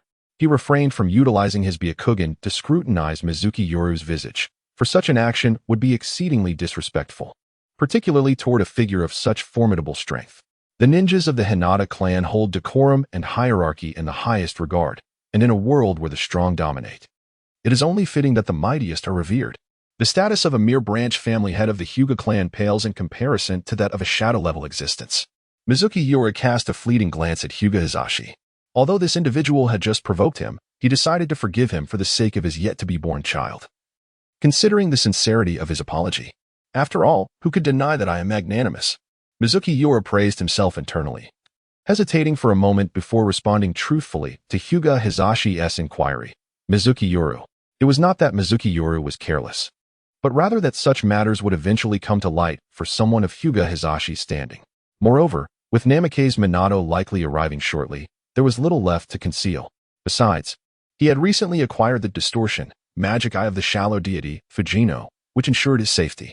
He had not forgotten about the prestige achievements awaiting his completion. And if his speculation was correct, the rewards would be a card of a legendary artifact. Although the 3-star Yama Blade was commendable, it hardly matched his imminent wealth of several tens of millions of ryo. Mizuki Yoru. Hyuga Hisashi murmured, suddenly feeling an odd familiarity with the name, as if he had heard it before. Or had he encountered it? He fell into contemplation, slowly recalling a scene from about 6 months prior when he seemed to have heard his elder brother mention it casually. However, at that time, he had just learned of his wife's pregnancy and had paid little attention to the details. He struggled to remember, yet found himself drawing a blank, ultimately resigning to forget. Had his brother already known of Lord Yoru's existence? Hyuga Hisashi repeated the title softly. Lord? Despite the softness of Hyuga Hisashi's voice, Mizuki Yoru, significantly enhanced by the card, easily heard it and was momentarily taken aback. Previously, it was understandable for Hyuga Hisashi to address him as Lord, given that he had not revealed his identity. But now that he had stated his name, why did Hyuga Hisashi continue to refer to him as Lord? Was it possible that Hyuga Hisashi had never heard of him? That seemed implausible. He was the esteemed heir of Ice Release, the last scion of the Mizuki clan. He had sought refuge in Konoha. How could the Hyuga clan be unaware of him? After all, Sarutobi Hisashi had hoped for him to settle in Konoha and rebuild the ninja clan. The resources of a ninja village are finite, and reconstructing a clan demands considerable resources, which consequently reduces the resources allocated to other clans. How could Hyuga Hisashi, as the head of a branch family, remain oblivious to him? Mizuki Yoru gazed at Hyuga Hisashi with a look of incredulity. Could this fellow truly be a fool? Hyuga Hisashi, sensing Mizuki Yoru's gaze, instinctively let out a silly laugh, further confirming Mizuki Yoru's suspicion. Poor Niji, to be saddled with such a dim-witted father. No wonder he would be so easily swayed by Hyuga Hayashi, erasing enmity with just a few words and willingly serving him. A letter? Huh, what significance does that hold? In this world of ninjas, as long as one desires to forge, Mizuki Yoru could effortlessly create 100 letters in mere moments. Just then, a sudden gust of wind swept through the distance, among which the swiftest was a dazzling flash that resembled gold, followed closely by dozens of uniquely postured leaf ninjas. Mizuki Yoru, alerted by the sound, abruptly lifted his head, recognizing that the golden hue was, in fact, the color of that person's hair. It was Lord Minato. Moreover, his elder brother, Hinata Hayashi, was the second to notice, and his strength was evidently superior to Kakashi's. With a slight furrow of his brow, he continued, Uchiha Fugaku. The others were also stirred, rising to their feet. Even the dazed Kakashi hurried over, preparing to greet them. He could remain indifferent to the clan leaders of the Hyuga and Uchiha, yet amongst the arrivals was also his instructor, the heads of the two prominent clans. And Lord Minato had come as well? Mizuki Yoru murmured, and due to the proximity, Hinata Hayashi clearly heard his words, a flicker of astonishment flashing in his eyes. Minato? Senpai? Could it be that this Lord Yoru was younger than the illustrious Namake's Minato? Hinata Hayashi swallowed hard, realizing that the shocks he experienced today seemed to surpass those of the past 20 years. In an instant, the golden flash that was Minato appeared before Mizuki Yoru and Kakashi. Upon seeing that both were safe, he let out a sigh of relief, then continued scanning the surroundings, seemingly searching for another figure. Yet after a moment, he found nothing. Rin, has she not been rescued? Minato's expression shifted as he sighed inwardly. Perhaps. This is fate.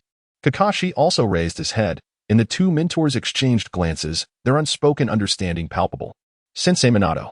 At the sight of Namake's Minato, Kakashi's eyes reddened instantly. Mizuki Yoru seemed to hear a faint sob, reflecting on how even the strongest individuals reveal their most vulnerable selves upon encountering their dearest ones. Kakashi. Observing Kakashi's sorrowful demeanor, Minato felt a pang of discomfort. Rin was also considered a part of his own discipleship. It was not that he chose to abandon her. As the commander on the front lines, he was unable to divide his attention. He bore greater responsibilities and missions, unable even to dispatch additional forces, for he had never been one to exploit his power for personal gain. The reason he chose to inform Kakashi was that he understood the bond between him and Rin, wishing to spare him from any lingering regrets regarding this matter. Yet unexpectedly, the outcome was often far from perfect. Minato comfortingly patted Kakashi on the shoulder, and it seemed Kakashi finally found a release for his pent-up emotions, tears streaming down his face before Minato. Senpai Minato. On this night of Mizuki Yoru arrived beside Namake's Minato, gradually shedding the icy armor that enveloped him. Hyuga Hinata, standing nearby, was immediately struck by the revelation of Mizuki Yoru's true visage, staring dumbfounded at his youthful countenance. How extraordinarily young he appeared. His face was brimming with collagen. What an anomaly. Where was the hidden trump card, the shadow-level powerhouse? This was evidently a mere child.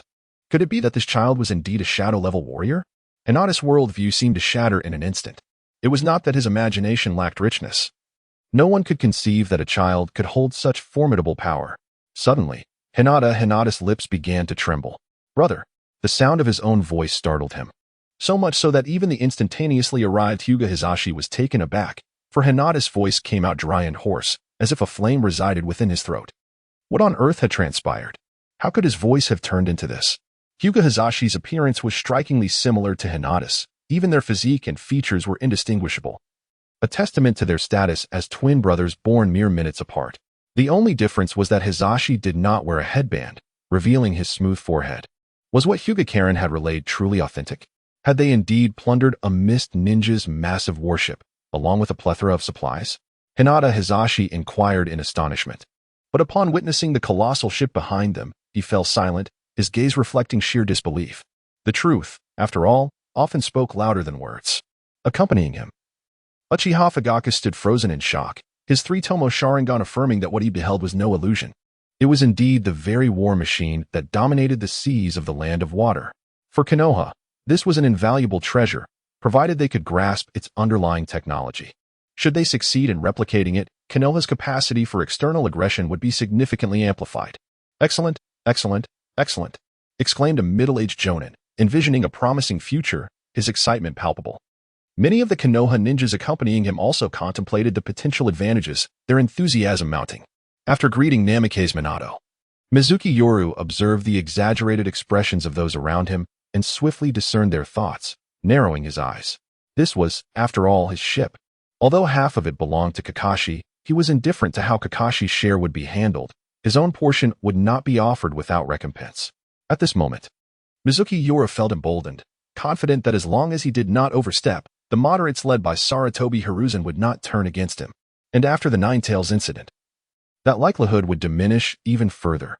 By then, Konoha would be in a state of decline, and he expected his own strength to have grown substantially, bolstering his resolve. One could say that since equipping his fourth card, as long as he refrained from making fundamental mistakes in Konoha, no one would dare to challenge him. On the night of the waterless moon, Shuei Ryui stepped aside, observing as Kakashi reported to Minato Namikaze in private. The two engaged in hushed whispers, and Minato's eyes occasionally widened in astonishment, glancing up at Kakashi with a countenance filled with disbelief.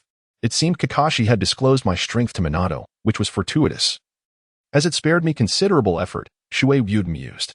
Meanwhile, in the distance, Hinata Hazashi was conveying information about Shuei Ryui to his elder brother, Hinata Hayashi. Shuei Ryui, a shadow-level powerhouse, had commandeered the colossal ship of the Mist Ninja while simultaneously destroying over a dozen vessels and returning with a trove of scarce resources. Like his brother Hazashi before him, Hayashi found it hard to accept such claims, incredulously pondering how such fantastical tales could be true. Shuei Ryui? He recognized the name. After all, he was merely a 7-year-old child, an orphan from the Hyōrinmaru clan who had recently graduated from the Ninja Academy. How could such a young boy possibly be a shadow-level expert? Hinata Hayashi cast a dubious glance at Hazashi, silently questioning whether his brother had lost his senses or was attempting to insult his intelligence. This was utterly implausible. It is true, Hazashi exclaimed, nearly spitting blood from frustration at his brother's patronizing gaze. Determined to convince Hayashi, he recounted the details of the initial exercise incident without hesitation. Now, Hayashi was only half convinced but could not fully believe it. Activating his Byakugan, he felt the veins on his temples throb as his ocular prowess surpassed that of Hazashi, allowing him to perceive a person's chakra level with clarity. When he cautiously turned his gaze towards Shuei Ryui, his body jolted, for in that moment, Shuei Ryui seemed to possess a form of telepathy, turning to meet his gaze. Such luminous eyes, akin to the stars in the sky. Hayashi murmured in a daze, swearing he had never encountered such a gaze, almost blinding in its intensity. He understood that the other's spiritual power was formidable, emanating from his eyes and creating a palpable pressure. Instinctively, Hayashi's eyes lowered, and he suddenly saw the vast reservoir of chakra coursing through Shuei Ryui's pathways. A monster. Startled, Hayashi nearly stumbled as he noticed the sly smile tugging at Shuei Ryui's lips. He hastily regained his composure and averted his gaze. At that moment, he could no longer dismiss Hazashi's account. Indeed, there existed individuals capable of attaining shadow-level prowess at the tender age of 7. Such a being could only be an ally, never an enemy. Hayashi silently vowed to himself, realizing that their clan could not afford to offend such a prodigious talent. Who could predict how formidable he would become in 10 years? Even if another god of ninjas emerged in the shinobi world, he would not be surprised. Upon exchanging a glance with his younger brother, Hinata Hazashi felt an unexpected pang of sorrow deep within his heart. Could it be that these past 20 years had been lived in vain? He chuckled softly, yet for reasons unknown, tears began to well up in his eyes. On the night of Mizuki, a peculiar sensation of being scrutinized enveloped him. Suddenly turning his head, he discovered that it was none other than Hyuga Hazashi, the head of the Hyuga clan. His brow furrowed involuntarily, and he noted with a sense of bewilderment that Hazashi's expression bore an uncanny resemblance to that of his brother, Hyuga Hayashi.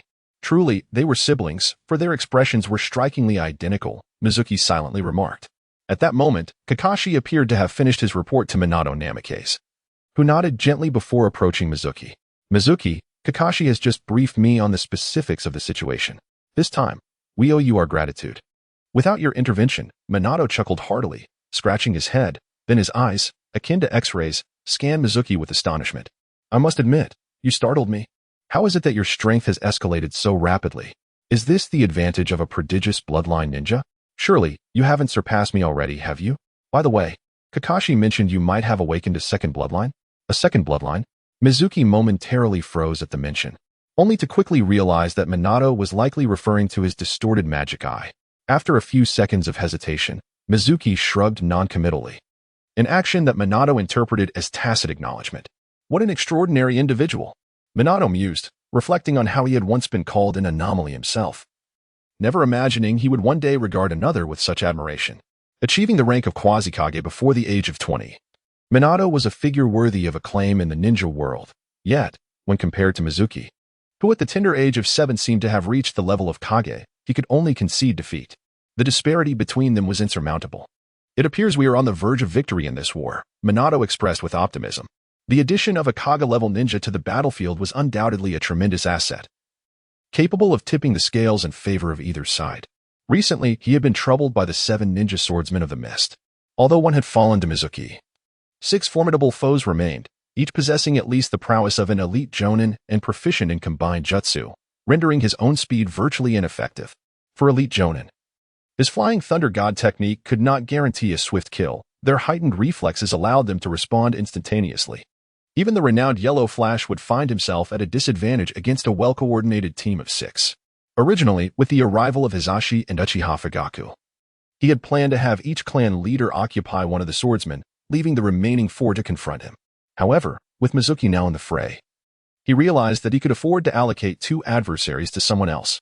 The prospect of neutralizing this pivotal weapon of the mist was now within easy reach. Suppressing these thoughts for the moment, Minato found himself increasingly drawn to Mizuki. He could no longer view Mizuki as merely a child.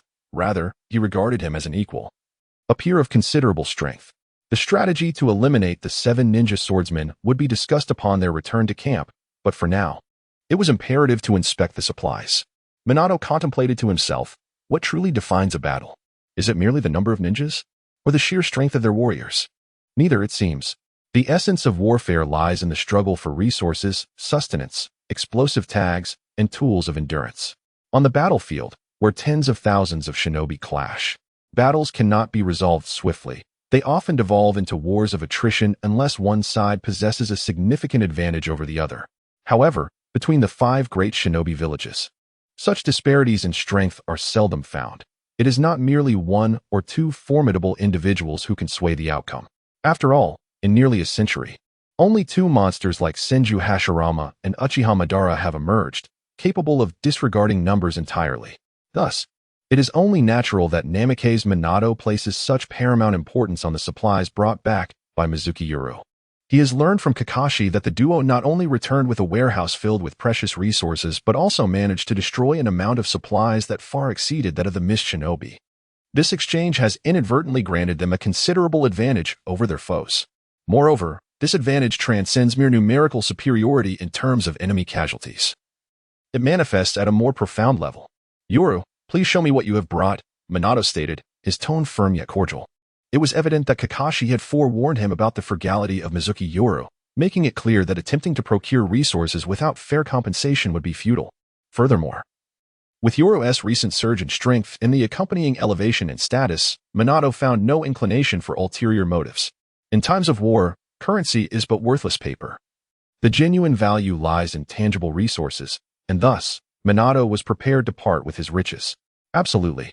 Mizuki Yoru beamed, displaying a gleaming smile as he rubbed his hands together. As a significant buyer had arrived, he felt compelled to extend a warm welcome, promptly leading Minato towards the colossal ship moored at the shore, guiding him to the expansive underground warehouse. Minato gazed in awe at the towering piles of shuriken, kunai, and the array of explosive tags and ninja blades before him, his eyes glimmering with delight. Kakashi had not exaggerated. The trove of valuable supplies was indeed vast. As for the hundreds of tons of grain, Minato deemed it unnecessary to inspect further, trusting it to be substantial. Turning to Mizuki Yoru with a serious demeanor, he proclaimed, "These items are of great necessity to the village. However, considering they are the private spoils of the Mizuki Ch Nin, I shall offer 50 million ryo in exchange for the village's procurement. Furthermore, I will promptly report the achievements of the Mizuki Nin to the higher-ups. Before that, due to the remarkable contributions made, I hereby announce your promotion to Nin, effective immediately. Nin? Mizuki Yoru scratched his head in bewilderment.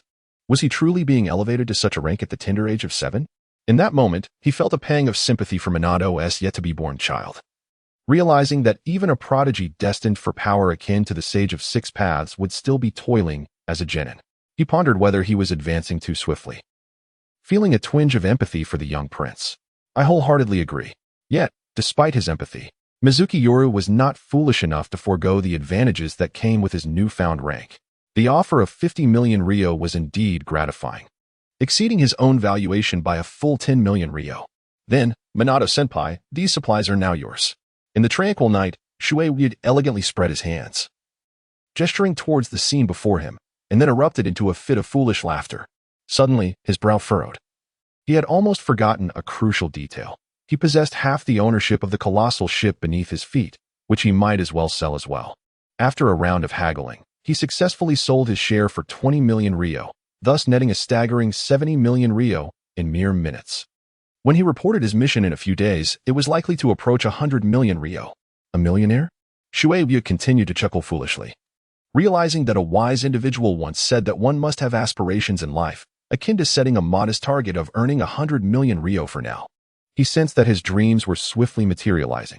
Upon examining the mountain of supplies before him, Wolfing Shuei felt a profound sense of satisfaction and nodded in delight. Although he had spent a considerable sum, 50 million ryo, equivalent to 3 months' fiscal revenue of Konoha, he deemed it to be an extraordinary bargain. In times of war, acquiring such essential goods would require at least 70 to 80 million ryo, and even then, they would be scarce and hard to come by. Moreover, Shuei had significantly undermined the arrogance of the Mist Ninjas, for these supplies had all originated from them. Night Lord, I shan't express my gratitude further. As we are all comrades now, Bufing Shuei remarked gently, his demeanor exuding warmth and comfort, akin to a refreshing spring breeze. Shuei had found conversing with Bufing Shuei to be truly enjoyable. Senior Shuei, please do not say that, Shuei replied, having reaped substantial rewards and basking in mutual success. His smile wide and humble. It is essential to remain modest when the moment calls for it. Let us return to the camp. I shall leave this in the capable hands of others. Wolfing Shuei flashed a brilliant smile, extending his hand as he led the way out of the ship's lower hold, with Shuei shrugging and following closely behind. On the deck, Kakashi and the others awaited Wolfing Shuei's arrival and promptly approached him in greeting. Wolfing Shuei waved his hand, signaling his accompanying ninjas, who nodded in unison and rushed into the ship's hold, each wielding the largest storage scrolls. These scrolls were impressively large, standing over a meter tall and as thick as an adult's thigh, securely bound with red cords, containing an expanse of 20 to 30 meters of blank space. Their function was somewhat akin to the mystical storage rings, employing principles of barrier and sealing techniques. Even in Konoha, these storage scrolls were among the most treasured items. It was precisely due to these scrolls that Konoha's logistical pressures were alleviated. As Shuei followed Bufing Shuei out and beheld these grand storage scrolls, he could only marvel at Konoha's remarkable depth of resources, as evidenced by these few oversized scrolls alone. The once mighty Shuei clan, being part of the Mist Ninjas nobility, possessed storage scrolls, but the largest among them was merely half the size of the one before him, and they owned fewer than 5. Senju Hashirama and his wife, Uzumaki Mido, truly bequeathed a tremendous legacy to Konoha. After the few Leaf Village ninjas rushed into the ship's cabin, the 4th Hokage, Minato Namikaze, ensured that adequate guards were left behind. After all, the supplies represented a substantial investment of 50 million ryo, which must be safeguarded. Among those retained was Uchiha Fugaku, the esteemed leader of the Uchiha clan, whose formidable prowess instilled a sense of security.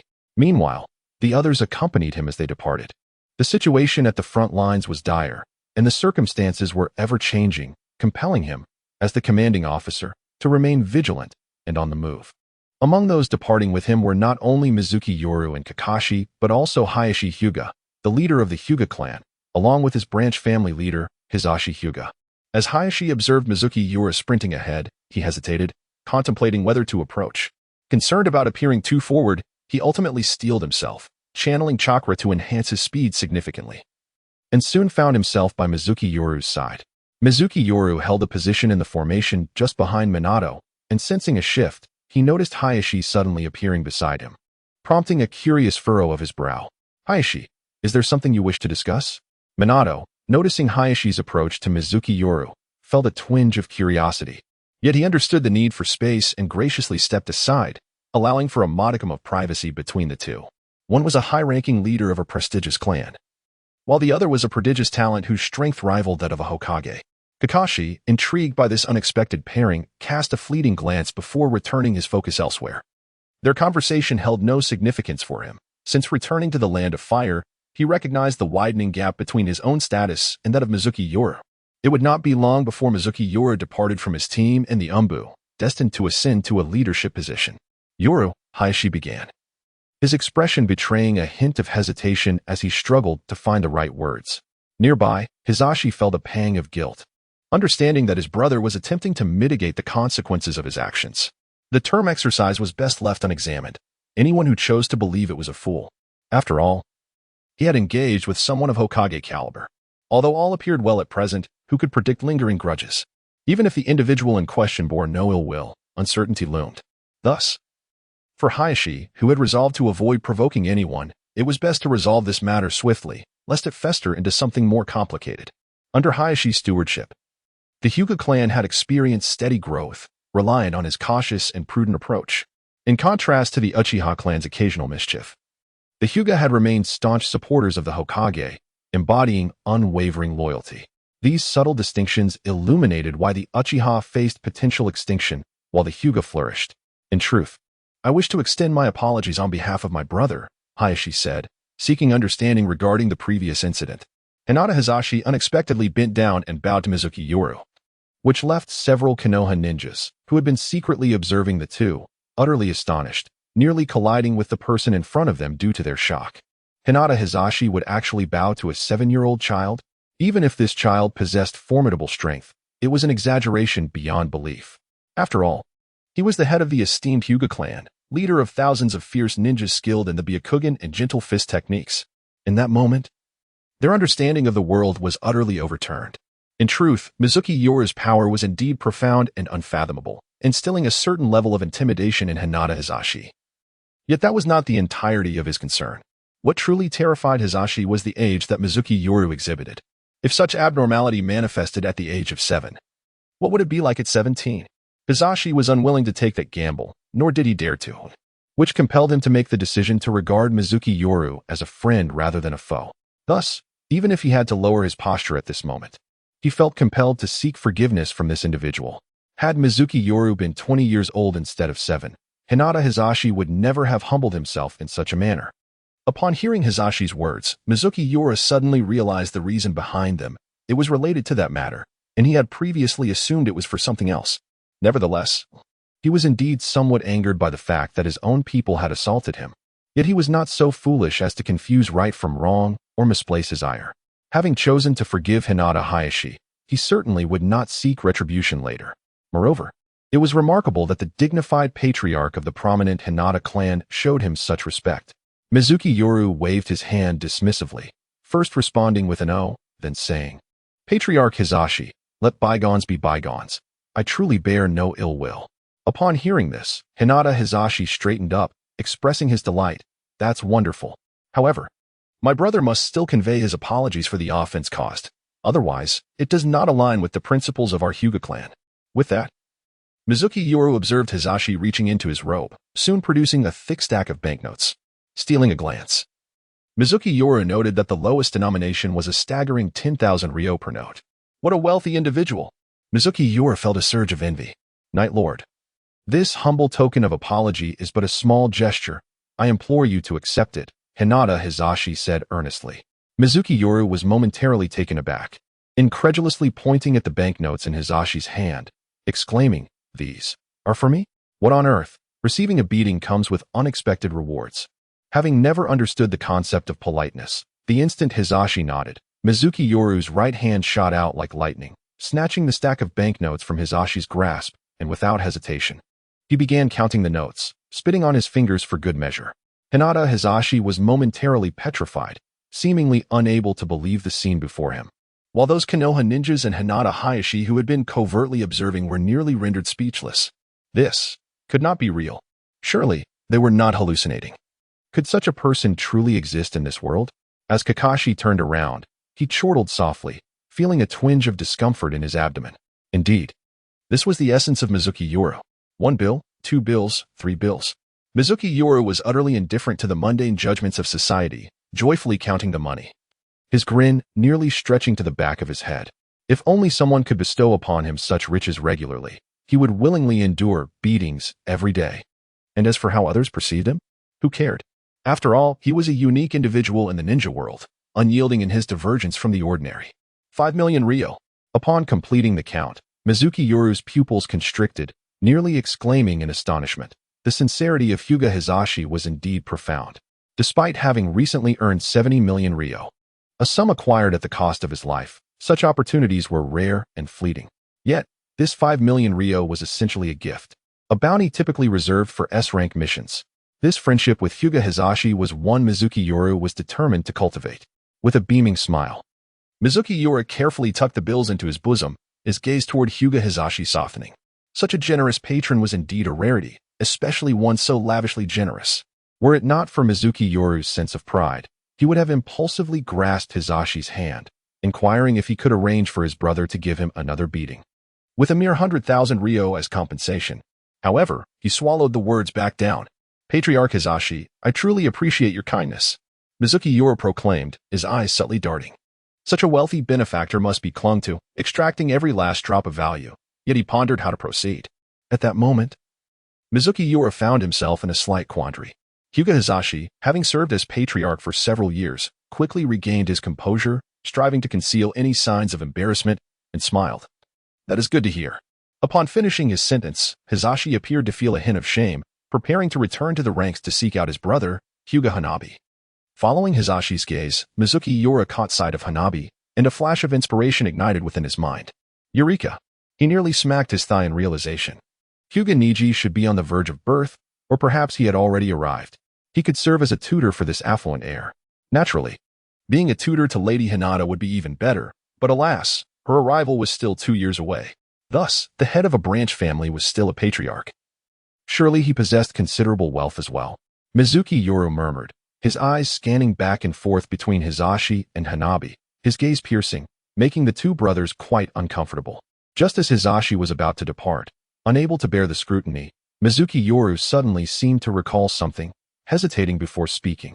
Patriarch Hizashi, I must confess, I had a rather amiable encounter with your brother Hanabi. I've heard that his wife is expecting, and a child is soon to be born. Might I have the fortune of serving as the child's tutor? After speaking, Mizuki Yoru felt a pang of anxiety in his heart, as if fearing rejection. To be the enlightenment teacher for Nikiyashi's child? Hinata Hizashi paused in his steps, a jolt of shock coursing through him, his expression momentarily blank. Instinctively, he glanced towards Nikiyashi. And after a brief moment, he regained his composure, though his countenance was now one of astonishment. A peerless powerhouse with a boundless future wishes to be the mentor for Nikiyashi's child? Does this not imply that the yet unborn child may one day be shrouded by a shadow-level powerhouse? His lips involuntarily pressed together, Hizashi bit down, feeling a twinge of pain. Indeed, this must not be a dream. Could this be a trap from the heavens? Hizashi smirked slightly, suddenly feeling a twinge of envy for his younger brother. After all, this was a shadow-level powerhouse. Who would not covet such an opportunity? He regretted not being more proactive during the creation process. For perhaps this windfall could have fallen upon him. The presence of a shadow-level mentor for a member of the Hyuga clan was not merely a matter concerning Nikiyashi's child, but rather a significant affair for the entire clan. In a sense, Mizuki Yoru, due to this teacher-student relationship, might be perceived as indirectly allied with the Hyuga clan, potentially serving as their support. Whether this support would prove beneficial could be illustrated by the legacy of the late White Fang and the legendary Sannin of Konoha. The former allowed the Hitaki name to eclipse the Uchiha and Hyuga clans, while the latter single-handedly propped up his entire clan, basking in glory. Therefore, this mentorship must be pursued, and not just pursued, but pursued with great fanfare. Hizashi envisioned countless possibilities for the future, his heart racing with excitement. Ideally, Yoru would establish an unparalleled achievement in the upcoming war, striking awe across the ninja realm. The mere thought rekindled his envy for his brother. Regret washed over him. Indeed, One should bear children early. Hisashi resolved that once the war concluded, he would return to diligently cultivate and sow, vowing not to withdraw until he reaped a bountiful harvest. Yoru, almost fearing that someone might have second thoughts, Hisashi grasped Mizuki Yoru's hand, eager to solidify the arrangement, hastily declaring, "I promise on behalf of my younger brother. Once the child is born, we shall announce it immediately." "Good," Mizuki Yoru exhaled in relief, readily acquiescing. Thankfully, the plan to ally with a wealthy patron was proceeding smoothly. As for the apprenticeship ceremony, suddenly, Mizuki Yoru's expression shifted, rubbing his fingers as if in casual contemplation. Hisashi, with utmost seriousness, bowed once more to Mizuki Yoru, solemnly stating, "I will ensure your satisfaction." Satisfaction and whatnot. My intention is merely to contribute a modest effort towards the flourishing of the next generation of Konoha. Shall we agree on this matter? Agreed. The two exchanged smiles. And Mizuki Yoru fell silent as Hisashi, light of foot, returned to Nikiyashi's side, whispering the joyous news. Minutes later, Hinata Hisashi appeared as though he had indulged in spirits, his countenance flushed, gazing at Mizuki Yoru with a hint of gratitude. Being born a few minutes later had relegated him to the branch family and ensnared him like a caged bird, stripping him of his freedom. In truth, he had long harbored deep-seated repression, yet this moment marked the first time in many years that he felt such exuberance. If that child were to have a shadow-level powerhouse as a mentor, even as a member of the branch family, surely no one would dare to underestimate him. Indeed, my decision to have a child was the right one, Hisashi whispered to himself, a promise made in the wake of his late birth, vowing to have children at an earlier stage. Now, the fruits of that vow had come to bear, as Mizuki Yoru and Hinata Hayashi rejoined their ranks. No further incidents occurred, allowing the group to return smoothly to the frontline encampment. However, upon entering the gates, a ninja clad in the attire of the Umbu materialized before Namikaze Minato. Lord Hokage, the Mist Ninja, have launched a sudden assault, spearheaded by the 7 ninja swordsmen, and are currently attacking our frontline positions. Lord Juki requests your immediate assistance. With that, the ninja vanished once more. Minato, having just arrived from a long journey, felt a shift in his demeanor upon hearing the report. Turning to his companions, especially to Mizuki Yoru, he declared, "I will utilize the Flying Thunder God technique to arrive first. You shall follow closely behind." "Yes, Lord Minato." "Yes, Senior Minato," the group replied in unison. No sooner had the words left his lips than Minato transformed into a flash of golden light, disappearing in the blink of an eye.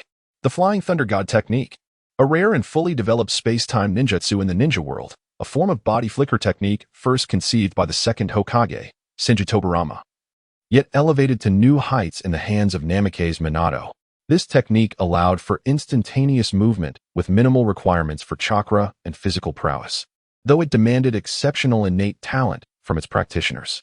One must possess a profound perception of space, often referred to as spatial affinity, which eliminated 99% of ninjas from consideration. It was precisely because of this trait that Jiraiya had taken Minato as his apprentice. Watching Minato vanish, Mizuki Yoru felt a twinge of envy. Instantaneous movement. Who among us does not harbor dreams of exploring this vast world? With the Flying Thunder God, one could go wherever they wished, unless a time-space ceiling barrier had been previously established. Otherwise, a ninja equipped with the Flying Thunder God was virtually invincible. Minato's rise to fame came a year prior during a confrontation with the Hidden Stone Village, where he swiftly eliminated hundreds of mid- to low-tier ninjas in an instant. Even a careless J-nin could fall victim to his prowess, earning him a formidable reputation in the ninja world. The third Sachikage even issued a directive that any mission encountering Minato could be abandoned without penalty. The last individual to receive such treatment from other ninja villages was the legendary White Fang, the sharpest Fang of Konoha. Certainly, this does not imply that Namikaze Minato is exceptionally powerful, even surpassing the Sachikage. Rather, it is due to his immense destructive capability against lower-ranking ninjas. After all, the majority of any ninja village consists of Chunin and Genin. For Minato, who wields the Flying Thunder God technique, his mere presence is akin to a bane for those lower-ranked shinobi. However, as Minato becomes increasingly adept at utilizing the Flying Thunder God and undergoes a complete transformation in his chakra, it is likely that even slaying Jonin would become as effortless as butchering a chicken. This is one of the reasons why Sarutobi Hiruzen chose him to become the 4th Hokage. To other ninja villages, Minato's deterrent effect is even more terrifying than that of the tailed beasts. Should I also create a spatial type character card? Mizuki Yoru pondered, as Minato hastily departed. The group had no time to rest and continued their relentless journey, moving in a starkly opposite direction from where they had come. Traversing countless traps and warning barriers, Mizuki Yoru suddenly felt the ground beneath him vibrating ominously, accompanied by the cacophony of battle cries. Gazing into the distance, Mizuki Yoru lifted his head, and, several kilometers away in the sky, he seemed to glimpse a thin veil of red mist. This was the malevolent aura generated by countless individuals fighting desperately for their lives. Each formal ninja, even the genin, had undoubtedly stained their hands with the blood of many lives. To witness thousands, even stronger beings, clashing together in a fierce struggle was a sight too dreadful to behold. Without a moment's hesitation, Mizuki Yoru pressed onward. His companions, including Hyuga Hizashi, wore serious expressions. The battlefield allowed for no half-heartedness. Despite their elite jonin status, even a mere genin could claim their lives in such a place. Otherwise, the Hyuga brothers would have already taken the opportunity to forge a closer camaraderie with him. Within a few minutes, the group moved swiftly, their pace quickening as they soon reached the front lines of the battlefield. What a magnificent sight! The two opposing factions of ninjas stood arrayed like an army, their formations impeccably aligned. Before each army lay two colossal defensive barriers, radiating with a brilliance akin to stars. The sky appeared to rain down countless diamonds, while the ground was littered with hundreds of expended barrier scrolls. Gazing upon these formidable luminous shields, even Mizuki Yoru, with his exceptional prowess, found himself momentarily speechless. Was this not an exaggeration? One could only wonder how many ninjas had contributed chakra to sustain such barriers, each enveloping thousands of their own forces. A ceaseless barrage of ninjutsu, varying in color and rank, collided against the barriers, erupting in dazzling fireworks. As time passed, the barriers enveloping both sides dimmed to varying degrees. This was Mizuki Yoru's first direct encounter with a true battlefield.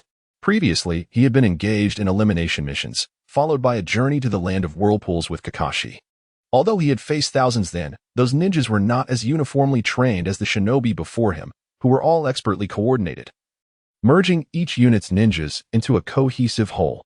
This is the true great battle, the genuine meat grinder. In this moment, individual strength appears utterly insignificant. Even the most formidable shinobi, the Kage level, despite their critical importance, are not invincible. Perhaps a mere volley of ninjutsu could annihilate a Kage level warrior. Although Mizuki Yoru possesses the distortion eye, reversing a calamity of such magnitude requires an immense expenditure of energy, and he may be able to accomplish this only a handful of times. The previously confident Mizuki Yoru, who had even begun to feel a sense of inflated pride, cannot help but temper his exuberance. Release. A thunderous roar resonated through the sky as Mizuki Yoru beheld the formidable figure of Minato Namikaze, who had long since arrived and stood resolutely at the forefront of the battlefield. Clad in battle armor, his golden hair danced gracefully in the wind, exuding an aura of undeniable authority. With his right hand raised high, he brought it down with the ferocity of a battle axe, accompanied by his command. A multitude of crossbows stationed behind him unleashed a deafening chorus of explosions, reverberating through the defenses of the Fog Ninja encampment. The shimmering curtain quivers, as if it could shatter at any moment.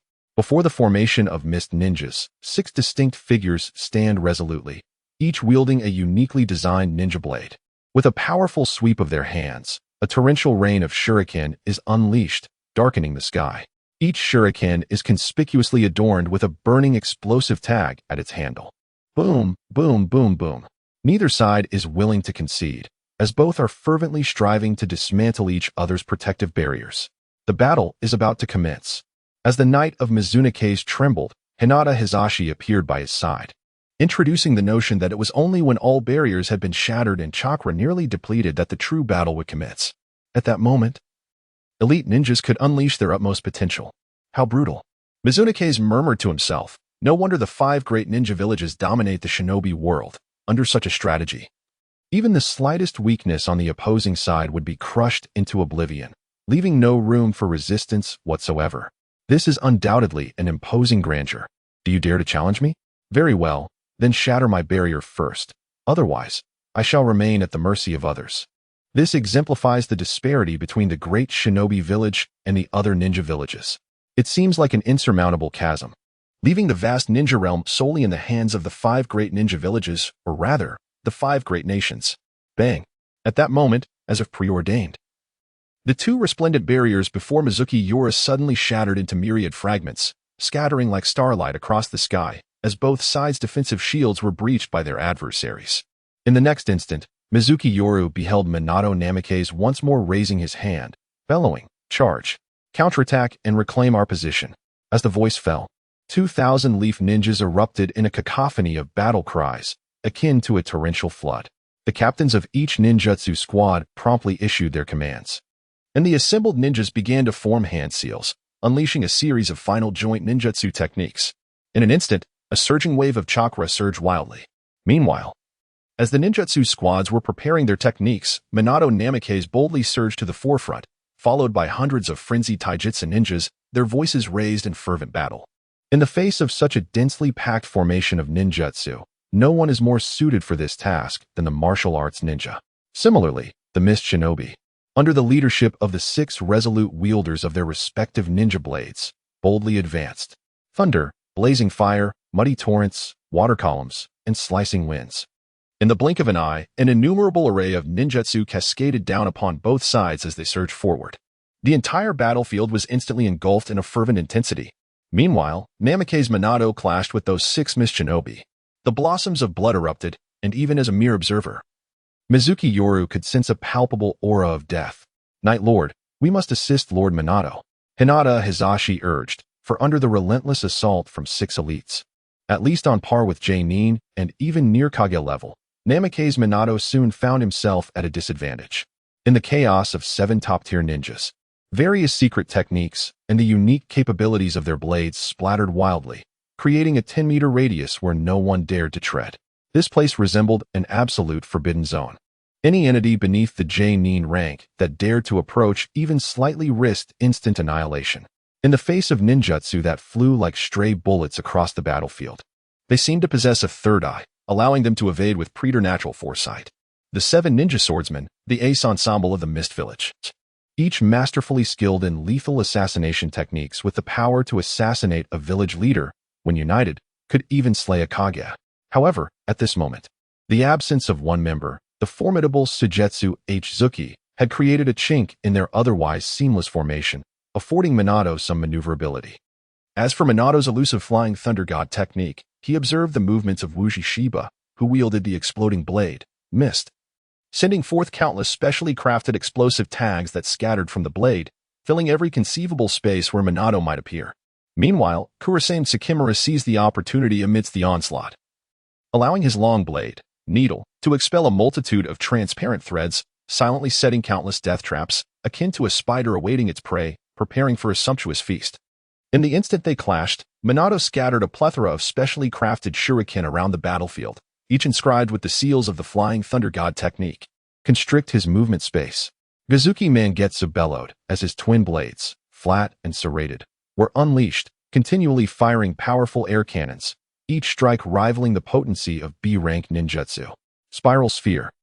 Minato vanished once more, attempting to evade the explosive tags thrown by Wuji Shiba and the traps laid by Kurosame Sakimura, reappearing behind Kazuki Mangetsu, expertly dodging the invisible air cannons with uncanny steps, pressing the blue sphere against the back of Mangetsu. Water transformation technique. With a whoosh, the highly condensed, formless chakra sphere pierced through Kazuki Mangetsu's chest. Yet, at that moment, Mangetsu transformed into a puddle of water, swiftly reconstituting into a humanoid form, unmistakably that of Kazuki Mangetsu. His shark-like teeth grinding together, a sinister grin curling at the corners of his mouth. The 6 of them have engaged in numerous encounters with the legendary Minato Namikaze in recent days, and they have become well acquainted with each other's tactics. Having thoroughly researched the so-called fastest ninja in the world, they were prepared for his prowess. Had it not been for the inexplicable disappearance of the formidable Kaguya, which resulted in the loss of the prized sword, Semihata, among the 7 ninja swordsmen, they might have already triumphed over Minato. Water release, water blade assault. In the fleeting moment when a humanoid form coalesced, the enigmatic Mangetsu H-Zuki swiftly completed his hand seals and, turning around, unleashed a barrage of water blades measuring 7 to 8 meters in length. Each blade appeared as thin as a piece of white paper, vibrating with tremendous speed. The air around them hissed from the cutting force. In a flash, Minato activated the Flying Thunder God technique, his reflexes honed to an extraordinary degree through rigorous training. As the first water blade was expelled, he instinctively vanished from his original position, reappearing several meters away. Explosive tags and transparent, razor-sharp threads continued to proliferate as his adversaries relentlessly unleashed their jutsu upon him. The battle between them unfolded in a stalemate, with neither side able to gain the upper hand. However, Minato spent most of his time evading attacks, only occasionally countering while continuously feeling his available space constrict. In previous skirmishes, whenever he sensed his retreat options dwindling, he would proactively withdraw from the battlefield. This exemplified the strength of the Flying Thunder God technique, allowing him to navigate any situation with ease. Yet this time, instead of retreating from the encroaching confines, Minato chose to persist in the confrontation, evidently awaiting someone. Now's your chance. Eliminate him. The menacing Raijin, wielding his ninja blade crackling with arcs of electricity, called out as he summoned the fury of the heavens to strike down upon Minato. Lightning release, lightning strike. Earth release, earth barrier. Boom. The solid stone wall shattered into fragments, and for a fleeting moment, Minato appeared slightly disheveled, his strength not yet at its zenith. Unable to utilize the Flying Thunder God for repositioning, but capable of employing it for jutsu. Roar. The ninjas clashing around him, upon witnessing this scene, let out a deafening cry, their morale soaring as they charged towards the Konoha ranks. The cacophony of battle resounded across the blood-soaked battlefield, yet Minato, rather than feeling disheartened, revealed a faint smile at the corner of his mouth, because the person he had been waiting for had finally arrived. 8 trigrams palm, heavenly spin. A figure clad in an ancient robe suddenly materialized before Minato, their fingertips entwined with countless strands of white chakra, spinning frantically as if weaving a cocoon. In an instant, they formed an impenetrable white barrier that deflected Raijin's remaining lightning attacks. Hyuga Clan leader, you have finally arrived. Minato regarded the figure before him with a serene smile. Embodying the essence of a great commander, the spinning ceased, revealing the arrival of the Hyuga Clan leader, Hisashi Hyuga. It is not just me. Hinata Hisashi smiled gently. Ice needles. The chilling voice of Mizuki Yoru followed closely, and in the next moment, a flurry of white ice needles erupted into the air, resembling countless shurikens hurled by a multitude, swiftly darting in all directions. One sword style, Tempest Strike. The Enma blade was drawn, and Mizuki Yoru instantly appeared on the opposite side of Namikaze Minato, executing 6 or 7 swift slashes in a heartbeat. Each strike severed the resilient transparent threads laid by Kurosame Shuriken, which were effortlessly sliced through by the relentless onslaught of the Enma blade. Immediately after, Mizuki Yoru swung a hand in another direction, unleashing a torrent of frigid air that surged forth like a roaring wave, freezing a multitude of explosive tags in place. Minato-senpai, I'm here too. Having completed these tasks, Mizuki Yoru turned with a smile, causing the expressions of Akatsuki and the others to shift. The gentle fist of the Hyuga clan? Another. Is it ice release? They pondered, as they had yet to meet Hisashi, who had just arrived with Uchiha Fugaku the previous day. The 7 ninja swordsmen? No, it seems we should refer to them as the 6 ninja swordsmen now. Mizuki Yoru remarked with a hint of mockery, disdain evident in his tone. What did you say? Repeat that if you dare. The irritable Kiba Shizuka bellowed, as if he wished to rend Mizuki Yoru limb from limb, while the other 5 seethed with anger. No one had ever dared to belittle the 7 ninja swordsmen in such a manner, not even the Mizukage. Isn't that so? After all, I personally took the head of the Watermelon Mountain pufferfish demon. Mizuki Yoru's response was laced with nonchalance. Yet it struck like thunder in the ears of Akatsuki and the others, leaving them reeling. Watermelon Mountain pufferfish demon dead? They thought, incredulity washing over them. The formidable figure, second only to Akatsuki, had indeed perished, though they had harbored suspicions due to his failure to return at the appointed time. The confirmation still sent shockwaves through their minds. The 6 of them gazed incredulously at the youthful visage of Mizuki Yoru, wondering if it was truly this individual who had vanquished the Watermelon Mountain pufferfish demon. Even Kiba Shizuku, who had been seething with rage moments before, fell silent. Then, Mizuki Yoru continued in a calm tone. Now it is your turn. The name of the 7 ninja swordsmen may very well be retired today. At this moment, the atmosphere grew heavy, as if even the cacophony of battle outside could not penetrate the tension. Hisashi, I entrust you with the owner of the dull blade, Dajiri. Tsukasa-ye. Knight, how many can you handle? Namikaze Minato broke the silence, his words causing the 6 opponents to nearly explode with indignation. They felt as though they had suddenly become mere prey, ready to be toyed with at will. Are we being directly assigned like this? Hinata Hizashi felt no sense of abnormality. With his prowess as the clan leader, confronting a member of the 7 ninja swordsmen was relatively effortless. It presented a perfect opportunity to gauge a certain individual's strength and determine if it was as formidable as described by his younger brother. "No problem," replied Hinata Hizashi confidently. Gazing at the imposing figure of Kusuye, Mizuki Yoru's gaze swept over the other 5 individuals before finally settling on Suigetsu Mangetsu, Bawako Takuzu, and Nashi Shinpachi.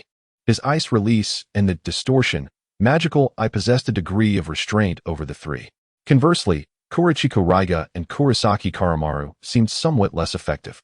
One wielded formidable lightning release, while the other's transparent threads were rather troublesome, perfectly suited for Minato Namikaze to handle.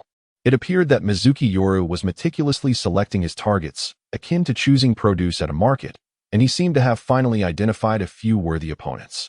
This condescension was even more pronounced than before, and those chosen by Mizuki Yoru radiated a fierce aura of killing intent simultaneously.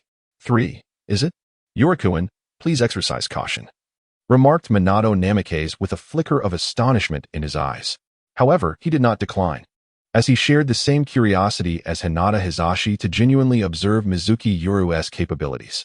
With the flying thunder god at his disposal, he could provide timely assistance should Mizuki Yoru find himself in peril. "So shall we commence?"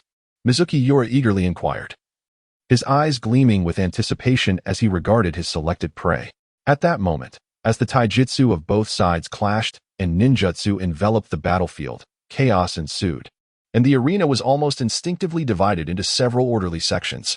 The lower-ranked ninjas engaged in their individual skirmishes, while the elite ninjas paired off in fierce combat. The area occupied by Mizuki Yoru and his companions drew the most attention, as they unequivocally represented the pinnacle of individual combat prowess on the battlefield.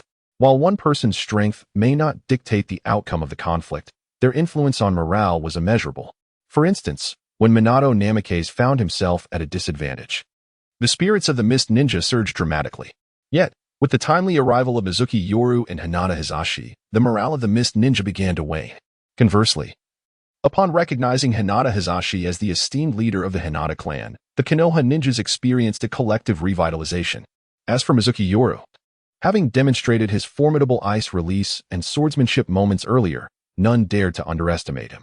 Particularly the remaining members of the 7 ninja swordsmen. No, the 6 ninja swordsmen, who had been informed of their missing comrade's demise.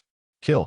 At Mizuki Yoru's whispered command, he, along with Minato Namikaze and Hinata Hizashi, seemed to share a silent understanding and shouted in unison before launching themselves at their respective adversaries. As Mizuki Yoru dashed forward, he swung his left arm with great force, unleashing a wave of terrifying cold that formed a series of solid ice walls, effectively segmenting the battlefield for the 3. Having resolved to take them down individually, it was imperative to prevent the enemy from regrouping. The synergy of the 6 ninja swordsmen was formidable. Their combined strength was far from a simple sum of parts. It is evident that Mizuki Yoru is acutely aware of this fact. Despite his earlier arrogant demeanor, he is not conceited. He possesses the wisdom to act appropriately at the right moment, his mind remarkably lucid. "Kisame Mangetsu? Are you also of the Kisame lineage? Yesterday, in a clandestine base within the Land of Rivers, I seem to have slain an individual named Kisame Hanwei. Are you acquainted with him?" Kisame Mangetsu is the only genuine semi-shadow among the original 7 ninja swordsmen, unlike the likes of Suigetsu Zuki, who still relies on the sword Samahata. His chakra has undergone a qualitative transformation. It appears his chakra has been subjected to a unique refinement, becoming extraordinarily dense. Each movement he makes is imbued with immense power, elevating even the most basic water techniques to a higher echelon of potency. His chakra, of remarkable purity, allows him to unleash ninjutsu with destructive capabilities sufficient to elevate a C-rank technique to the B-rank category. The clash of Mizuki Yoru's Enma sword against Kisame Mangetsu's blade resonates with intense ferocity. This marks Mizuki Yoru's inaugural encounter with a true semi-shadow-level adversary, and the pressure exerted by Kisame Mangetsu surpasses that of a typical elite J-nin. However, Mizuki Yoru is not one to yield easily. Although his chakra purity may be inferior, within his slender frame lies a physique more formidable than that of Kisame Mangetsu. Upon hearing Mizuki Yoru's words, Kisame Mangetsu's expression subtly shifts, his mind racing. In that brief moment of distraction, Mizuki Yoru seizes the opportunity, exerting force on his Enma sword, driving Kisame Mangetsu back. "Damn it, perish." At that instant, Kiba Shiz lunges forward. As Kisame Mangetsu is momentarily repelled, he swiftly closes the distance, raising his executioner's blade high, executing a body flicker technique aimed at Mizuki Yoru's neck. Meanwhile, Nashi Shinta appears on Mizuki Yoru's other side, blocking his escape. Utter nonsense.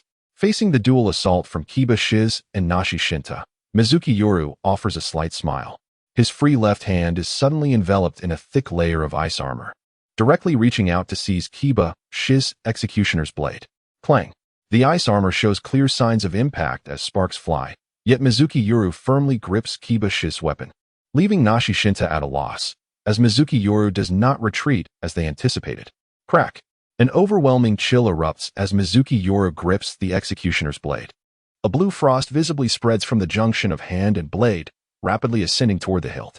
In the blink of an eye, it reaches the handle, startling Kiba Shiz, who had been grinning maliciously, causing him to instinctively release his grip. Clang. As the executioner's blade clatters to the ground, it has transformed into a rectangular block of ice, as if frozen for millennia, exuding an astonishing coldness. This terrifying spectacle leaves Kiba Shiz in a state of shock, and even Kisame Mangetsu and Nashi Shinta are taken aback. The renowned executioner's blade of the ninja world has been rendered into such a state. However, Pai Pa Shirzong was momentarily stunned, while Shui Wuyi remained composed. With a swift motion, the Yin-Mo Dao was thrust forward, aimed at Pai Pa Shirzong, who stood just a short distance away. Finally regaining his senses, Pai Pa Shirzong realized he had no time to form hand seals and hurriedly dodged aside. The blade that should have pierced his heart instead struck his left shoulder. A small jet of blood erupted, and despite the pain, Pai Pa Shirzong seized his opportunity, forming a simple ninja hand seal. In a puff of white smoke, he left behind a wooden stake, vanishing from sight. Substitution technique? Heh, where do you think you're going? As Pai Pa Shirzong disappeared, Shui Wuyi smiled faintly, also forming a single-handed seal. In an instant, dozens of smooth ice mirrors materialized around him, enveloping a 10-meter radius. Although Shui Wuyi had not excelled in physics during his time at the Ninja Academy, he remembered that a ninja utilizing the substitution technique could only reappear within 10 meters of their original position. Ice release, mirror ice crystals, white ice spikes. With two soft exclamations from Shui Wuyi, Pai Pa Shirzong indeed reappeared 7 meters away from his previous location. However, as soon as he emerged, he was met with an astonishing sight. Countless ice spikes filled every inch of space. In that moment, he comprehended his fate and managed a bitter smile. While the others, Kue Dengman Yu and Wu Li Shunba, found themselves helplessly trapped outside the barrier of ice mirrors, unable to render assistance as they gazed in despair. Splat! Pai Pa Shirzong's body was pierced numerous times, resembling a ragged sack, before being hurled high into the air. Pai Pa Shirzong has fallen. He was dead. Following the demise of Suka Mountain's Fugu Ghost, yet another member of the 7 ninja swordsmen had perished at the hands of Shui Wuyi.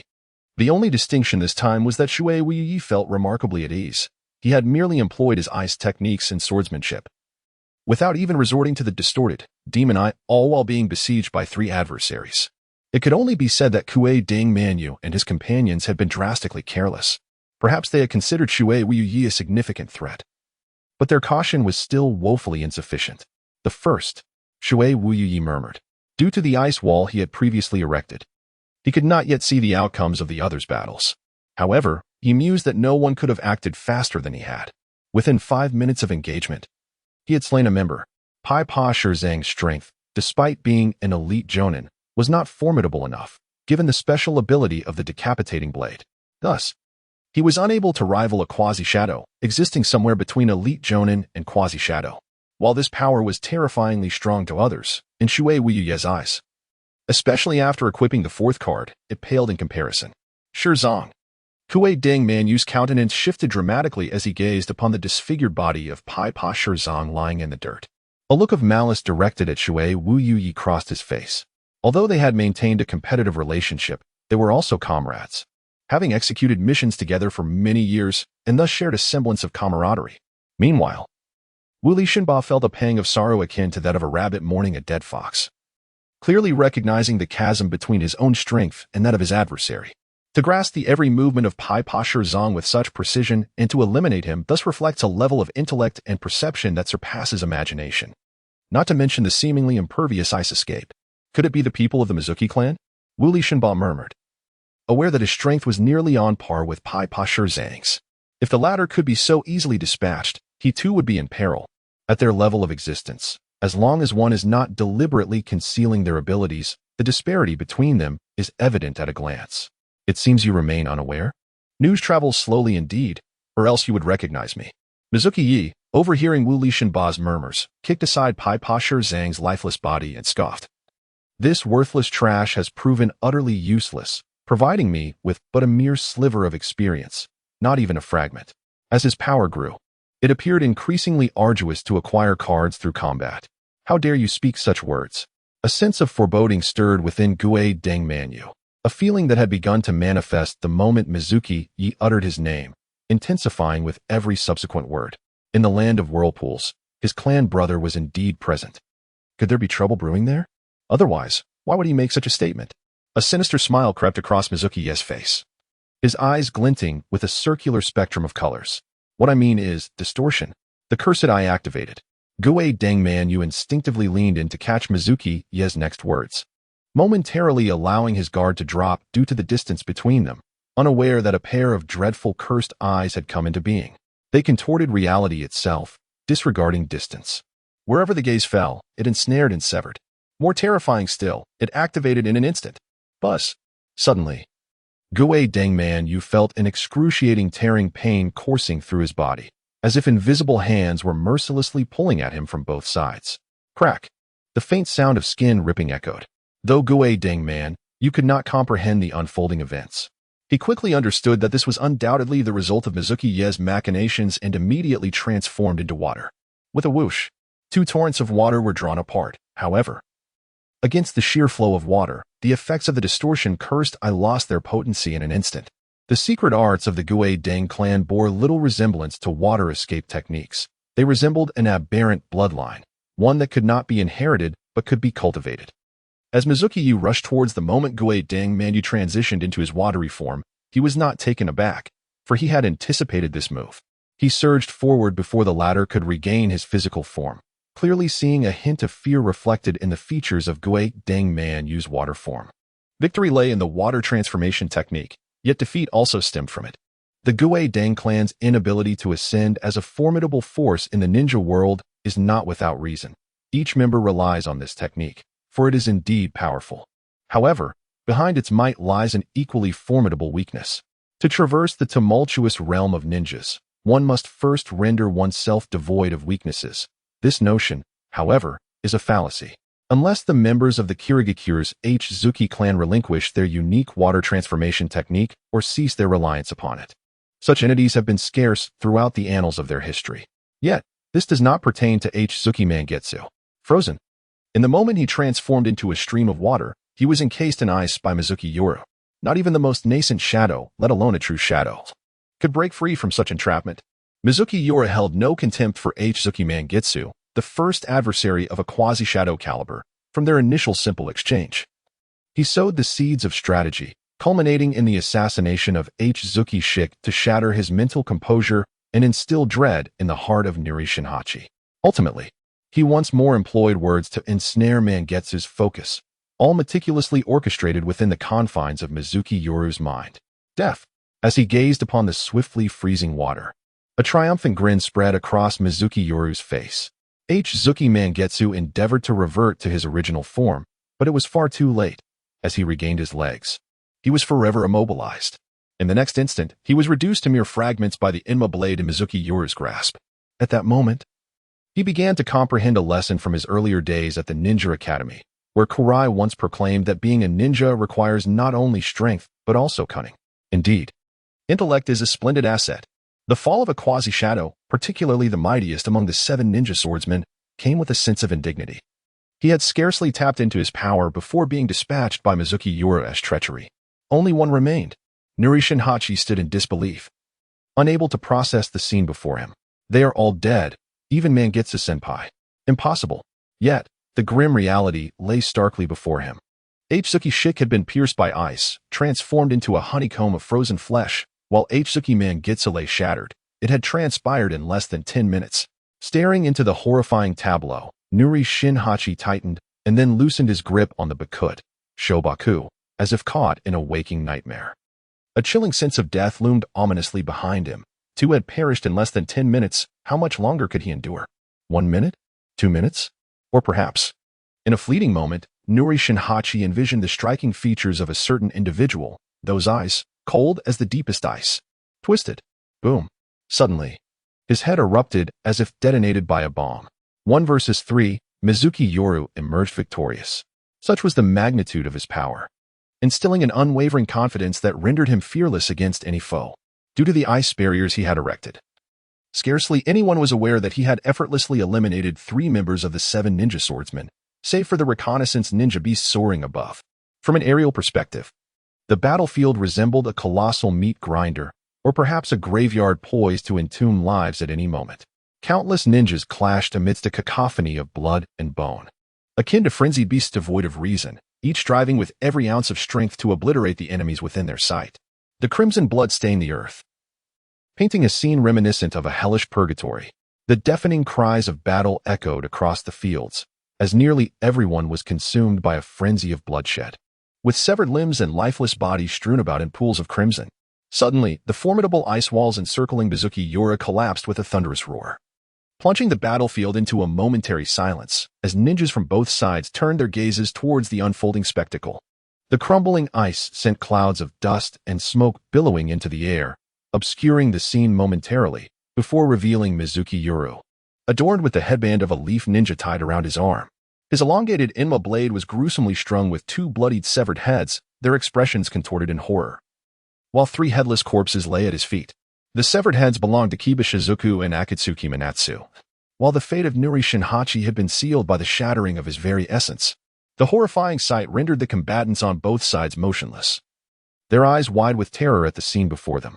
Although Nuri Shinhachi's body was devoid of its head, the mist ninjas could still discern his identity from his attire. The 3 formidable figures, who had seemed invincible, lay dead at the hands of this leaf ninja. Mizunomiya Yoru stood proudly at the heart of the battlefield, arms crossed, drawing the attention of all present, even the distant combatants. This influence was infectious. Soon, nearly half the battlefield bore witness to this chilling tableau and grasped the news of the demise of Akatsuki Manatsu and his companions. In an instant, the morale of the mist ninjas plummeted, as if they had plummeted into an abyss since the moment Mizunomiya Yoru displayed those 2 heads. Conversely, the spirits of the leaf ninjas soared, raising their weapons in jubilation, unconsciously chanting praises. A faint smile graced Mizunomiya Yoru's lips. He felt that this was perhaps the most glorious moment of his life thus far. Indeed, it would not be an exaggeration to say he was the center of attention. The emotions of thousands of ninjas ebbed and flowed with his every move. At that moment, he felt as though he were the sovereign of all beings. This was the very essence of his aspirations. This was the significance of a strong existence. Such a sensation was truly intoxicating. Mizunomiya Yoru tilted his head slightly. Boom. Another resounding blast erupted as several ice walls nearby shattered, revealing the figure of Minato Namikaze within. Beneath him lay the bodies of Kuroshi Raya and Kirisuke Shiranui. The victor was unmistakable. Minato Namikaze retained his graceful composure, though a corner of his ceremonial robe was torn. Upon seeing Mizunomiya Yoru, his expression faltered, and as his gaze fell upon the head strung from the Enma blade, a look of incredulity washed over him. A 1 versus 3 encounter concluded faster than he could have imagined? Minato Namikaze's mouth gaped in astonishment, only then realizing the tumultuous uproar of the battlefield. Long live the master! Long live the master! At the moment when Namikaze Minato appeared, the morale of the entire Konoha finally reached its zenith. Although their numbers were merely 1/3 of the mist ninjas, they were all elite warriors, particularly distinguished by a multitude of elite members hailing from various prominent ninja clans. Among them stood a remarkable youth from the Uchiha clan, who single-handedly held back 4 or 5 jonin. Uchiha Shisui gazed enviously at Mizunomiya Yoru and Namikaze Minato, who stood resolutely at the heart of the battlefield, as if receiving the adoration of thousands. Minato was a renowned figure in Konoha, celebrated as a peerless strongman, and appointed as the 4th Hokage. Yet, who was this esteemed individual? The name Mizunomiya Yoru remained relatively unfamiliar to most in Konoha. Though he had gained some notoriety due to Orochimaru, he was still merely a student of the Ninja Academy at that time, lacking any true credentials to validate his prowess. I may have been a tad premature. Mizunomiya Yoru jested lightly towards Minato, subsequently lowering his raised blade. The Enma, discarding the heads of Kaigetsu Minatsu and Pipa Shirzong. He pointed the blade at the 3 scattered ninja tools around him. These 3 blades can be sold for the same price as before, he stated matter-of-factly, confident that Minato, as the Hokage, was aware of his dealings with Sarutobi Hiruzen. Indeed, Minato's expression momentarily faltered, followed by an approving smile. Another income nearing 10 million ryo. Mizuki Yoru realized that as his strength escalated, so did his financial gains. The dream of becoming a billionaire was within reach. Perhaps even a 10 billion ryo fortune awaited him? Go assist Hyuga Hizashi, Minato instructed Mizuki Yoru. He complied, forming a single-handed seal to dispel the ice barrier shielding Hyuga Hizashi, revealing him in a fierce confrontation with Tsukasa Ye.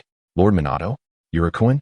Hyuga Hizashi, upon noticing Minato and Mizuki Yoru, instinctively paused, his eyes widening in surprise. Then a flicker of joy crossed his face as he exclaimed, "Did you win?" Both Mizuki Yoru and Minato nodded in affirmation. Wow! Hizashi couldn't help but utter an exclamation, his mind racing with disbelief. It seemed his brother's words were indeed true. It was noteworthy that Mizuki Yoru faced one more opponent than Minato, yet they had managed to overcome them together. All doubt vanished from his mind, and the thought of Mizuki Yoru agreeing to become a mentor to his brother's child filled him with excitement. The support of a shadow-level powerhouse was immensely significant for the Hyuga clan. They lacked mid-tier and lower-tier combatants, but what they truly needed was a decisive top-tier figure. It was imperative to earn Mizuki Yoru's favor, to fulfill his requests to the best of their ability, and to align him with the cause of the Hyuga clan. A thought rapidly traversed Hizashi's mind, and it was evident that Tsukasa Ye understood the shift in circumstances as well. He ceased his engagement with Hizashi and turned to flee. However, a golden flash appeared, and a kunai sliced through his throat. Immediately, the myriad shadows of palms enveloped him entirely. The scene before him truly echoed the words spoken by Mizuki Yoru at the outset. The 7 ninja swordsmen are hereby disbanded from this day forth. Gazing upon the lifeless body of the final member of the swordsmen, Mizuki Yoru could not help but exhale a sigh of lament. Did he ever imagine he would be the one to personally end the myth of the 7 ninja swordsmen? For Mizuki Yoru, who had been born in the hidden mist village since his arrival in this world, the name of the swordsman had been a constant presence throughout his childhood. Yet now, he had taken the lives of more than half of them. It is over. After a moment of contemplation, Minato Namikaze realized that, barring any unforeseen circumstances, the elite forces dispatched by the hidden mist village had been nearly annihilated. In this grand conflict, the victor was undoubtedly Konoha, unimpeded. Minato was akin to a relentless machine of slaughter. With a mere flash, he could fell hundreds of nin. No matter how many ninjas the hidden mist might possess, they could not withstand such attrition, not to mention that human endurance has its limits. When fear reaches its zenith, it is only natural for a rout to occur. Just as Mizuki Yoru's hidden technique, Ice Storm General, had caused over 100 mist ninjas to crumble. Minato, what now? Hinata Hizashi clearly recognized this fact and inquired of Minato. Take action as you see fit, Minato replied coolly.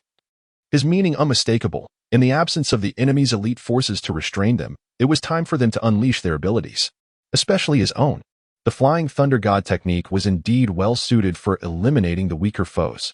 Mizuki Yoru felt a twinge of envy. While his ice release was formidable, it also demanded considerable chakra, unlike Minato, who could likely perform a flicker without even depleting the chakra for a substitution jutsu. Observing the still undulating tide of mist ninjas, he felt a pang of concern. Should I resort to employing my distortion? On a grand scale?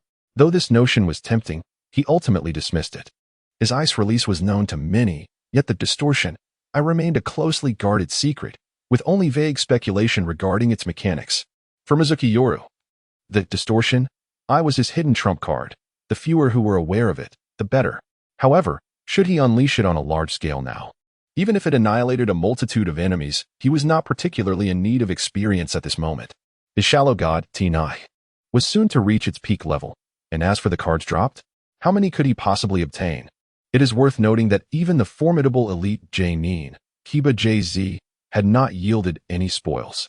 Thus, Mizuki Yoru did not harbor overly high expectations. Let Minato take the spotlight. I have already made quite a name for myself this time. It would be just as well to play a supporting role, he mused seriously, before parting ways with Minato and the others. The 3 of them headed in different directions, and wherever Mizuki Yoru passed, the crowd parted like the waves of the sea. Clearly remembering the terror he had instilled not long ago, the one who had slain 3 members of the 7 ninja swordsmen, The pinnacle of power on this battlefield. Ice release. Armor harden.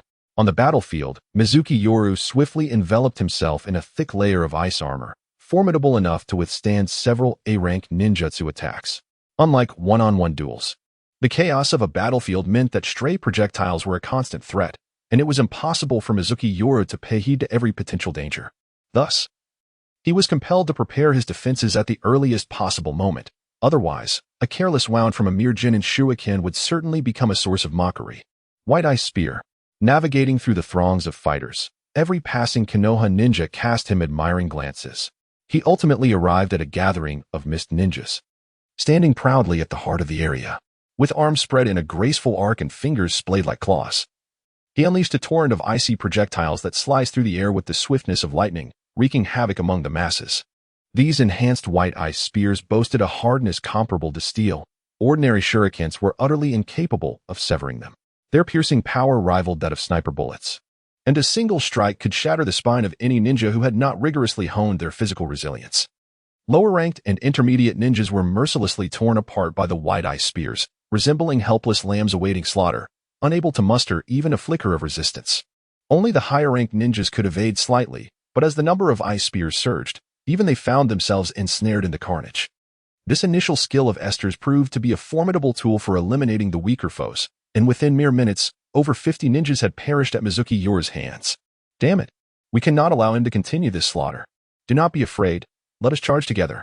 Witnessing their comrades fall in droves, several irate high-ranking mist ninjas suppressed their fear of Mizunomiya Yoru, with one of them bellowing loudly. Encouraged, many gathered their courage and surged toward him. However, before the high-ranking ninja could finish his sentence, Mizunomiya Yoru had already appeared beside him from an oblique angle, his Enma blade drawn in an instant. The chakra-infused blade flashed briefly, silencing the remainder of the ninja's words as he fell to the ground, clutching the ghastly wound in disbelief. Ultimately collapsing into a pool of blood, the mist ninjas who had just rushed toward Mizunomiya Yoru were suddenly struck with terror, and he disdainfully spat on the ground, sweeping his blade to let the blood drip down. To utter such perilous words to me is truly courting death. The leading mist ninjas halted in their tracks, seeking to retreat, yet those behind them pushed forward in a panic, their faces drained of color. Mizunomiya Yoru cast a casual glance towards the direction of Namikaze Minato and Hinata Hisashi, noting that Hisashi's killing efficiency paled in comparison to his own. However, Namikaze Minato was a force to be reckoned with. Every second saw at least 10 mist ninjas fall to his prowess, and none could impede his relentless advance. At max level? In that moment, Mizunomiya Yoru suddenly realized that the 3-star card, Shallow God Tono, which he had equipped merely 2 days ago, had already reached its maximum level and was poised to advance to 4 stars. This speed surpassed the rate at which he had upgraded his Esdeath card by more than tenfold. Indeed, the battlefield served as the greatest catalyst for growth. For the time being, the 3-star Shallow God Tono sufficed, so there was no urgency to upgrade. Casting a glance at the timid mist ninjas surrounding him, Mizunomiya Yoru transformed once more into a shadow, swiftly darting towards a location with greater numbers.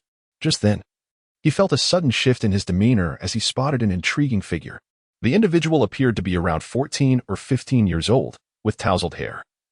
Dressed in the clan attire of the Uchiha, adorned with a vivid red fan on his back, he moved like an ethereal specter, executing the body flicker technique with such finesse that it evoked an illusion of Minato Namikaze employing the Flying Thunder God technique.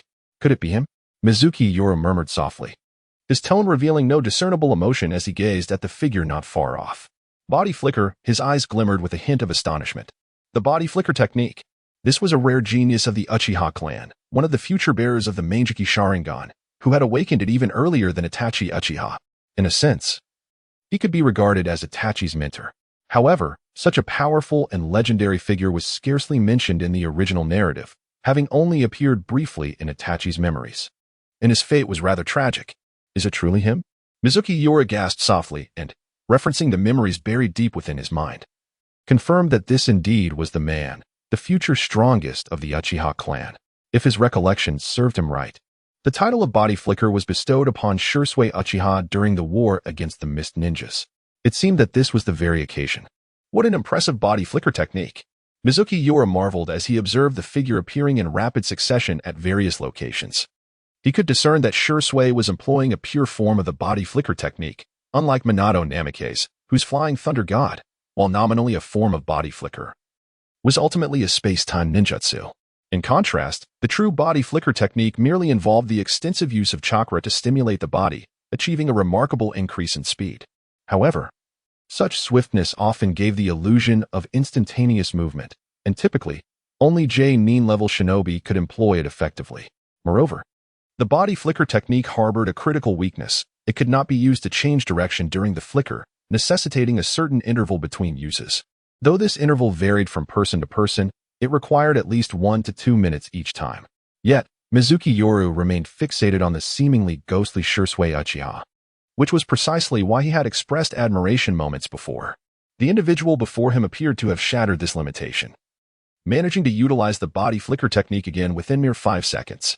If Shursui had not specifically refined the technique, it could only be attributed to his extraordinary talent. The talent of Mizuki Yoru is but an illusion, although he possesses commendable ninja aptitude, earning him the moniker of monster among many. He remains somewhat distant from the realm of true elite geniuses within the ninja world. His prowess largely stems from the abilities conferred by his cards. Complemented by his relentless dedication, both are indispensable. Alas, the esteemed Jonin Sakata has fallen, and Jonin Sakai as well. Jonin Kakukawa. After a fierce battle lasting several minutes, 3 of the Jonin engaged in combat with Uchiha Shursui have met their demise. The latter's elusive body flicker technique leaves them utterly confounded, reminiscent of a diminished version of the Flying Thunder God technique. However, Uchiha Shursui possesses an advantage that Namikaze Minato lacks, the power of his 3-tomo Sharingan. Mizuki Yoru keenly observes that at the moment he dispatches the 3rd Jonin, the individual momentarily freezes, his gaze momentarily lost in confusion. If he surmises correctly, it is likely that he has fallen victim to an illusion. Let us not forget that Uchiha Shursui's future awakening of the Manjiki Sharingan will grant him access to the legendary Genjutsu known as Kodo Amatsukami, undoubtedly positioning his Sharingan as a vessel of illusory techniques, with most of his abilities skewed toward this domain. At this juncture, Uchiha Shursui remains oblivious to Mizuki Yoru's presence. Fervently wielding his kunai in a frenzy of slaughter, the anguished cries of the mist ninjas ringing in his ears as they flee like a plague. Just then, a retreating mist ninja suddenly spots Mizuki Yoru. Upon recognizing his visage, a wretched scream escapes his lips, trembling in fear. It's that guy. The one who killed Lord Kirigakure Minatsu. A monster. 2 monsters. Run. The mist ninja, as if confronted by a specter, contemplates retreating, only to be reminded of Uchiha Shursui's presence, collapsing in despair. Surrounded by peril, he finds himself trapped in a veritable death zone, with no escape in sight. Please, do not kill me, he cries out, a mere ordinary genin. Yet, Mizuki Yoru shows no mercy, gently flicking his finger as a wide-eye spear shoots forth like a sniper bullet, piercing through the ninja's torso, blood and entrails spilling forth. Witnessing this, Mizuki Yoru can only smirk. His ninjutsu carries considerable might, and the ice spike is already among the least taxing of his techniques. Yet, he did not anticipate it would conjure such a gruesome scene. With the demise of the mist ninja, others soon become aware of Mizuki Yoru's arrival. This gathering of mist ninjas comprises 400 to 500 shinobi, while Konoha's forces barely number 100, predominantly Uchiha clansmen. Their pivotal figure, unmistakably, is Uchiha Shursui, whom Mizuki Yoru has been observing. It is that esteemed individual. Lord. Even the proud Uchiha clan demonstrates profound respect at Mizuki Yoru's presence, exclaiming in unison. For he has slain 3 members of the legendary 7 ninja swordsmen, appearing to surpass even the so-called Yellow Flash, Namikaze Minato. Lord. At this moment, Uchiha Shursui exhibited prowess that rivaled even Kakashi, perhaps surpassing him. He offered a slight bow to Mizuki Yoru, a glimmer of reverence flashing in his eyes. You are quite remarkable. Mizuki Yoru's candid praise seemed to take Uchiha Shursui aback. Not at all. You flatter me, my lord, he replied, lowering his head. Mizuki Yoru smiled gently. Although Uchiha Shursui's future held great promise, that was merely a prospect. While he was indeed the guide for Uchiha Itachi, this was not what Mizuki Yoru valued, for he was a true master of shadow at this moment. Through his encounter with the near shadow, he had undeniably experienced a qualitative transformation in chakra. For Mizuki Yoru, whose chakra had already reached a commendable standard, this was profoundly impactful. As he had touched the threshold of his next step, it was not merely a card but a path solely belonging to a ninja. Refinement. Indeed. The process of refining his chakra was crucial, transforming 10 into 1. Although the quantity of his chakra was immense at present, if he were to refine it entirely. Its magnitude would only reach the level of a ch. However, achieving this would signify the completion of the refinement stage, with the subsequent step being replenishment, wherein he would fill his body anew with the refined chakra to restore his initial quantity. Completing this phase would signify that Mizunomiya Yoru had truly attained the level of a shadow. Of course, to outsiders, Mizunomiya Yoru appeared as a shadow, yet he understood that this was merely an indication of combat strength, not a reflection of true rank. Thus, his regard for Uchiha Shisui stemmed solely from a sense of intrigue, akin to his intention to take Hyōrinmaru, the son of Hinata Hisashi, as his disciple. The reward was part of it, but equally, there was the allure of novelty. The intersections with characters from the narrative brought Mizunomiya Yoru immense joy, marking a unique delight in his journey through this ninja world. On the night of the month of Mizuki, the young Shimizu gazed up at Uchiha Shisui, who towered over him by half a head. Suddenly, a playful thought crossed his mind, and he turned his attention to the crowd of Uchiha clan ninjas, as well as the apprehensive mist ninjas around them. With a mischievous grin, he called out loudly, "What is your name, young man?" Although Shimizu appeared to be younger than Uchiha Shisui, his words carried a weight that felt entirely natural, devoid of any absurdity. It was a testament to his overwhelming power that no one in the vicinity dared to find it laughable. "I am Uchiha Shisui, my lord," replied Shisui respectfully. Though the Uchiha clan's rules were not as stringent as those of the Hyuga clan, they were nonetheless strict, placing great importance on the hierarchy, which was crucial for maintaining control over the clan members. Shimizu nodded slightly, his gaze shifting momentarily before he endeavored to project an even more imposing presence. The circular patterns of chakra in his eyes shimmered with a brilliance akin to the stars of a rainbow, and an aura of chakra far exceeding that of a mere elite jonin radiated from him. Coupled with his formidable ice release technique, the air around him plummeted in temperature, as if winter had arrived prematurely despite the surrounding greenery. How chilling! The surging chakra cascaded freely, stirring up dirt and stones, causing leaves to fall like celestial bodies in orbit around Shimizu, who stood at the center of this natural phenomenon. There was no more direct intimidation than this. Uchiha Shisui felt a tremor within him as he suddenly recognized the vast chasm that lay between himself and Shimizu. Although he was formidable among his peers in the clan and was considered unrivaled, even among adult ninjas, he had been acknowledged as the clan's best by all the elders due to his exceptional prowess in body flicker technique. Regarded as a talent rarely seen in a century, yet, witnessing the overwhelming aura emanating from Shimizu, he could not help but feel that his own technique would be rendered futile under such formidable chakra and ice release. The most likely outcome would be that he would be instantly frozen into a statue. Thus, Uchiha Shisui's respect for Shimizu deepened, and the other onlookers fell silent. The Uchiha ninjas from Konoha included. It was a primal awe in the face of terrifying power. Everyone awaited Shimizu's words, sensing that this formidable warrior had something significant to proclaim. Indeed, Shimizu did not keep them waiting long. He surveyed his surroundings as if he were a king surveying his domain, exuding an air of superiority that made each individual under his gaze instinctively lower their heads. Returning his focus to Uchiha Shisui, he spoke deliberately, "Young man, I acknowledge your prowess in the body flicker technique. From this day forth, I bestow upon you the title of Body Flicker Shisui." Immediately, Mizunomiya Yoru gazed around at the surrounding mist ninjas and softly declared, "To prove my worthiness, let the shinobi world recognize me, Mizunomiya Yoru." Uchiha Shisui was momentarily taken aback by Mizunomiya Yoru's proclamation. A bestowed title? At that moment, he recalled an infamous legend, the origin of the three Sannin titles, Jiraiya the Gallant, Orochimaru the Cold, and Tsunade the Healer. Together, they were known as the three Sannin. The initial source of this name traced back to the legendary leader of the Land of Rain, Hanzo the Salamander, who was revered as a demigod in the shinobi realm. Today, someone had conferred a title upon him as well.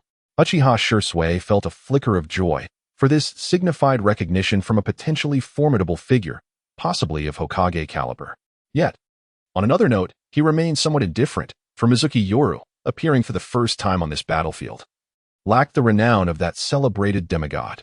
Mizunomiya Yoru scanned the faces of all present, sensing their emotions, which mirrored Uchiha Shisui's, astonishment mixed with disdain. However, Mizunomiya Yoru soon realized that their expressions would soon change. That distorted demon eye was still unusable. General Binglan had replenished most of his energy after a day of recovery. Aided by the remaining chakra, Mizuki Yoru's gaze shifted slightly as he clasped his hands together, forming a hand seal for the first time. Brilliant ice crystals scattered instantaneously, generating waves of chilling air. Within mere seconds, this coldness transformed into a terrifying blizzard, with snowflakes swirling, interspersed with frost, accumulating into towering centaur cavalry standing over 4 meters tall. The thunderous sound of hooves and the glimmer of long spears created an illusion of a ghostly blue cavalry regiment emerging from the icy abyss amidst the ferocious storm. At that moment, Mizuki Yoru's commanding voice resonated, his eyes gleaming with a piercing light that deterred direct gazes.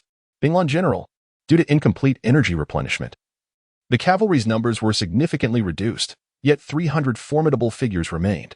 With a sudden burst of inspiration, Mizuki Yoru decided he would not yield the spotlight to Namake's Minato.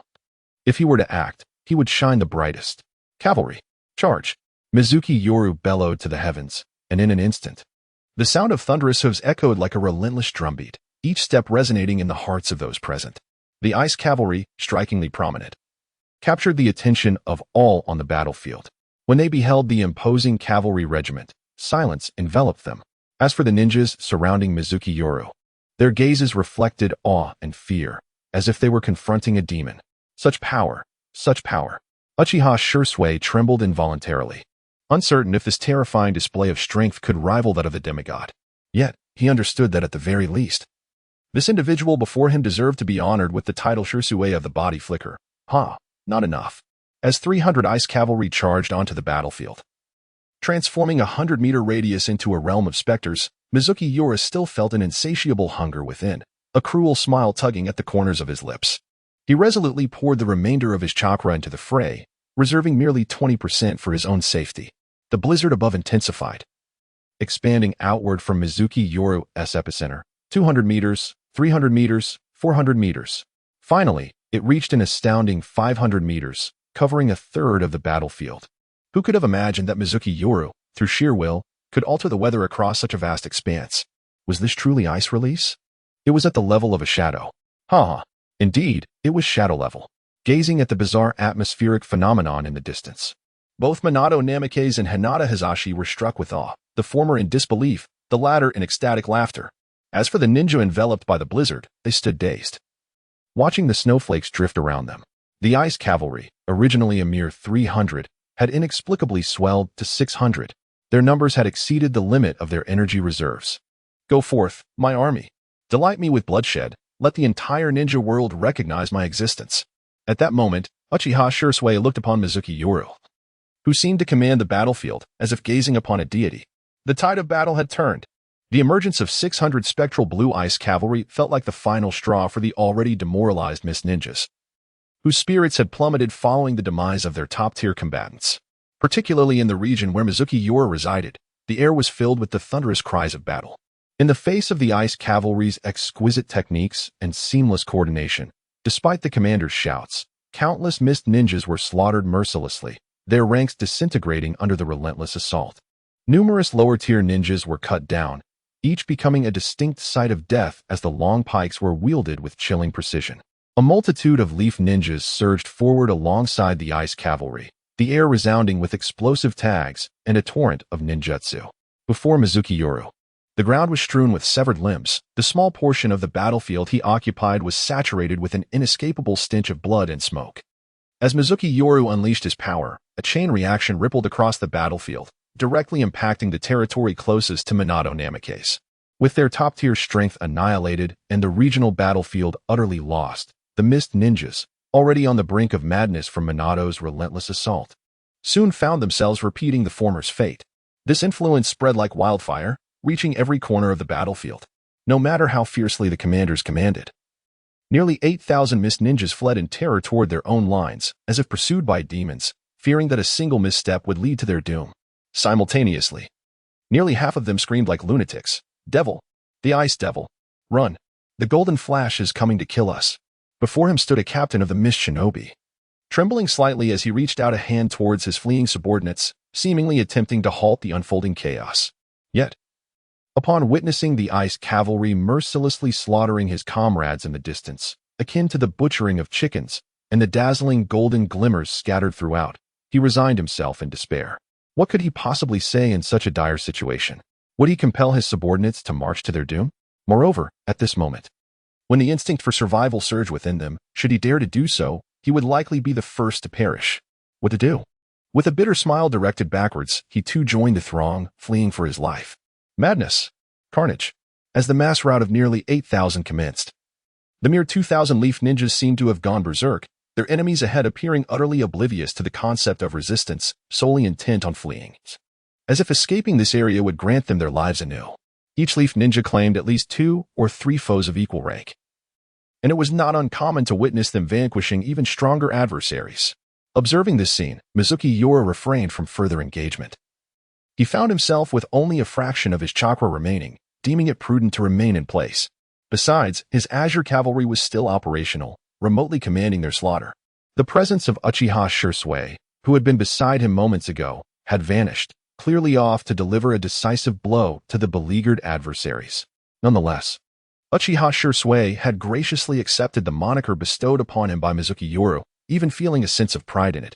The moment he activated his Sharingan, he was convinced he would not disappoint that esteemed figure, aspiring to one day have his name resonate throughout the shinobi world just as that figuress did.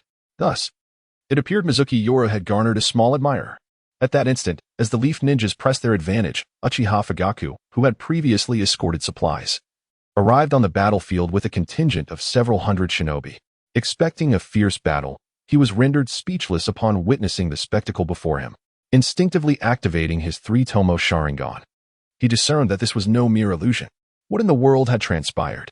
Uchiha Fugaku gaped in astonishment.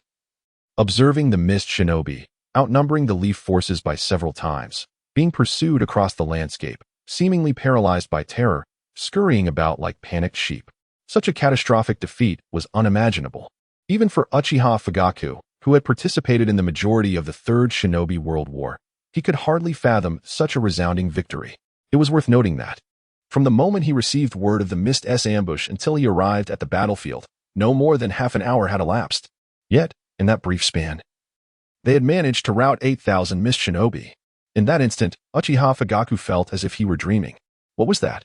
Suddenly, he spotted the unmistakable ice cavalry amidst the crowd, towering over 2 men in height. Each warrior wielded a blue spear that resembled the scythe of death itself, claiming the lives of enemies with each sweeping strike.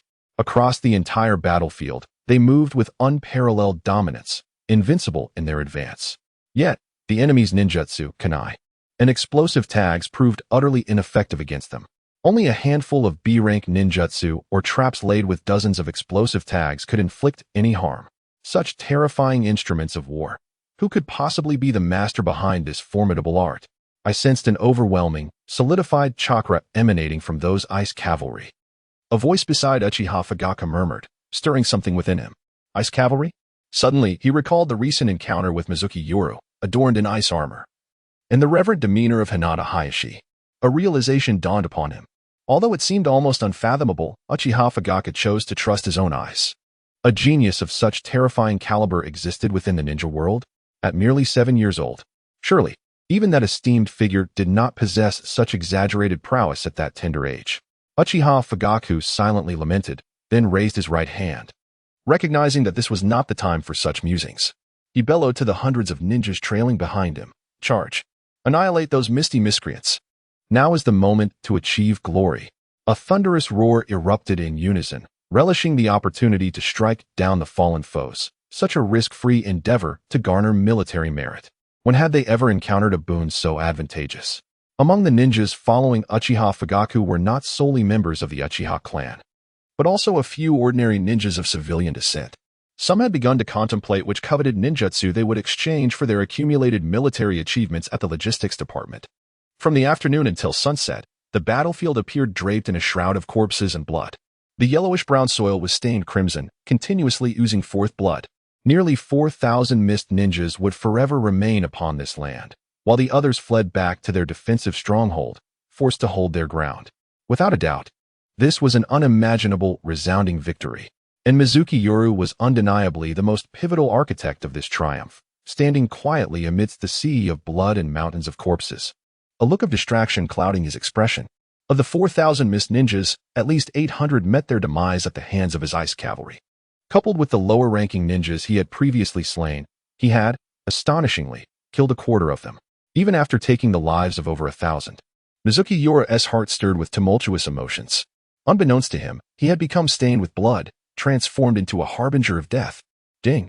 Congratulations, player, for unlocking the Slaughter achievement, 1,000 kills. Ding!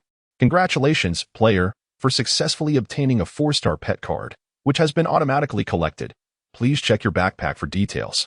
The sudden system notification jolted Mizuki Yoru back to reality. The achievement of slaying 100 had merely been unlocked a day prior, and now it had escalated to 1,000. War truly resembled hell, a bottomless crimson abyss, voraciously consuming countless lives. Was my initial conjecture indeed correct?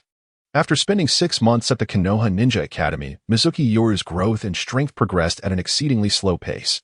Yet, merely a few months after joining the Umbu, particularly upon arriving at the battlefield, his prowess seemed to ascend like a rocket, soaring upward with fervor. However, he understood that this phenomenon was merely transient. Soon he would confront a new bottleneck, for in such a short span, acquiring new cards would prove challenging. At that juncture, further advancement would necessitate alternative strategies, such as delving deeply into the intricacies of the ninja profession. A 4-star pet card. Mizuki Yoru thought excitedly, eagerly opening his backpack to explore its contents. Dalaku, nickname, Comet Beast rank, category, pet card level, 1 experience, 0 10,000 strength, 150 speed, 82 constitution, 144 spirit, 55 life force, 3,500. A 4-star pet card allows players to summon a corresponding pet projection, which possesses 80 of the card's attributes in all skills. Skill 1. High Altitude Impact Skill 2. Fireball Hidden Skill 1. Scythe Execution / Hidden Skill 2. Locked, Hidden Skill 3. Locked, Comet Beast Dalaku. The first original 4-star card Mizuki Yoru obtained, requiring significantly more experience to level up than a 3-star card. Naturally, its potential surpassed that of the latter, not only offering greater attributes at each level but also harboring 3 hidden skills. Is this a colossal monster from Ultraman? The moment Mizuki Yoru glimpsed the name Dalaku, he couldn't help but marvel, as he recalled the card's origin from the Ultraman universe. A realm teeming with extraterrestrial beings that battle small monsters. Gazing at this original 4-star card in his backpack, Mizuki Yoru recalled that Dalaku was said to possess various forms, with Comet Beast being merely one of them, and this creature boasted the ability to fly, weighing an astonishing 20,000 tons. Undoubtedly, it was a behemoth, a flying pet, and one weighing 20,000 tons. Reflecting on the information stored in his mind, Mizuki Yoru couldn't help but question his existence, for such a weight to achieve flight. What might this pet's strength entail? If the 3-star pet Fenrir the Demon Wolf was comparable to the summoning beasts of the 3 legendary ninjas, then the 4-star Dalaku could at least rival a tailed beast, and one of considerable strength at that. Ding! A higher tier card has been discovered. Would you like to replace it? Hearing the system's prompt, Mizuki Yoru hesitated momentarily before choosing to decline. This was not a lapse in judgment, rather. He intended to use this 4-star pet card as his trump card. Though he possessed the distorted demon eye, it was still insufficient, as his shallow god T9 was merely a 3-star card, known to many. In contrast, Comet Beast Dalaku was not only far more formidable but also had yet to be seen by anyone else. Was there a more suitable ace up his sleeve? At that moment, should certain malevolent figures dare to covertly strike against him, he would not hesitate to summon Dalaku to instigate a profound existential crisis within them. The achievement of Slaughter had unlocked the milestone of 1,000 kills, and the next tier of prestige was surely forthcoming. Once the events here spread, I should be able to acquire another 4-star treasure card.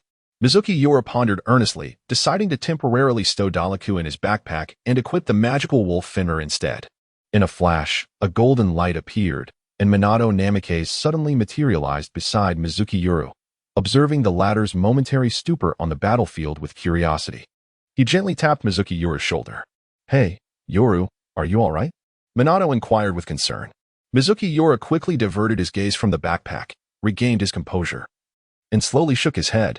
That's a relief, Minato exhaled, having worried that Mizuki Yoru might be in distress, especially after unleashing such a terrifying technique. It was known that the might of General Ice Storm was enough to astonish even him. If he was not mistaken, each of those ice cavalrymen could rival an elite Nin, and their power was directly proportional to their numbers. When 600 ice cavalrymen charged together, even a shadow-level powerhouse would not dare to confront them head-on. It was undoubtedly one of the most suitable techniques for group combat he had ever witnessed. Indeed, it was a technique, a forbidden art transcending A-rank ninjutsu, for only S-rank ninjutsu could be deemed worthy of such a title, and not all S-rank techniques held this distinction. It must be said, Mizuki Yoru's prowess once again astonished him. Much like Kakashi, Minato found that Mizuki Yoru consistently shattered his perceptions. By the way, Mizuki Yoru turned to Minato, as if recalling something suddenly, and spoke. This time, we have won the war, haven't we? Pretty much, Minato replied, unfazed by Mizuki Yoru's inquiry as he surveyed the battlefield. If the enemy does not send reinforcements, the balance on the battlefield has already begun to tip. Unless something unforeseen occurs, it won't be long before the Mist Ninja will have to surrender. Is that so? A faint smile graced Mizuki Yoru's lips, his eyes seemingly radiating brilliance as he murmured, That's good. Subsequently, the two fell into silence, appearing as the most captivating scenery on the battlefield. Observing the numerous leaf ninjas clearing the area, whenever someone gazed in their direction, they instinctively lowered their heads in respect. Meanwhile, the name Mizuki Yoru began to circulate fervently among the leaf ninjas, especially amongst a 14 or 15-year-old boy who seemed determined to engrave this name deep within his heart. For he was the first to acknowledge his existence. Mizuki Yoru, was it?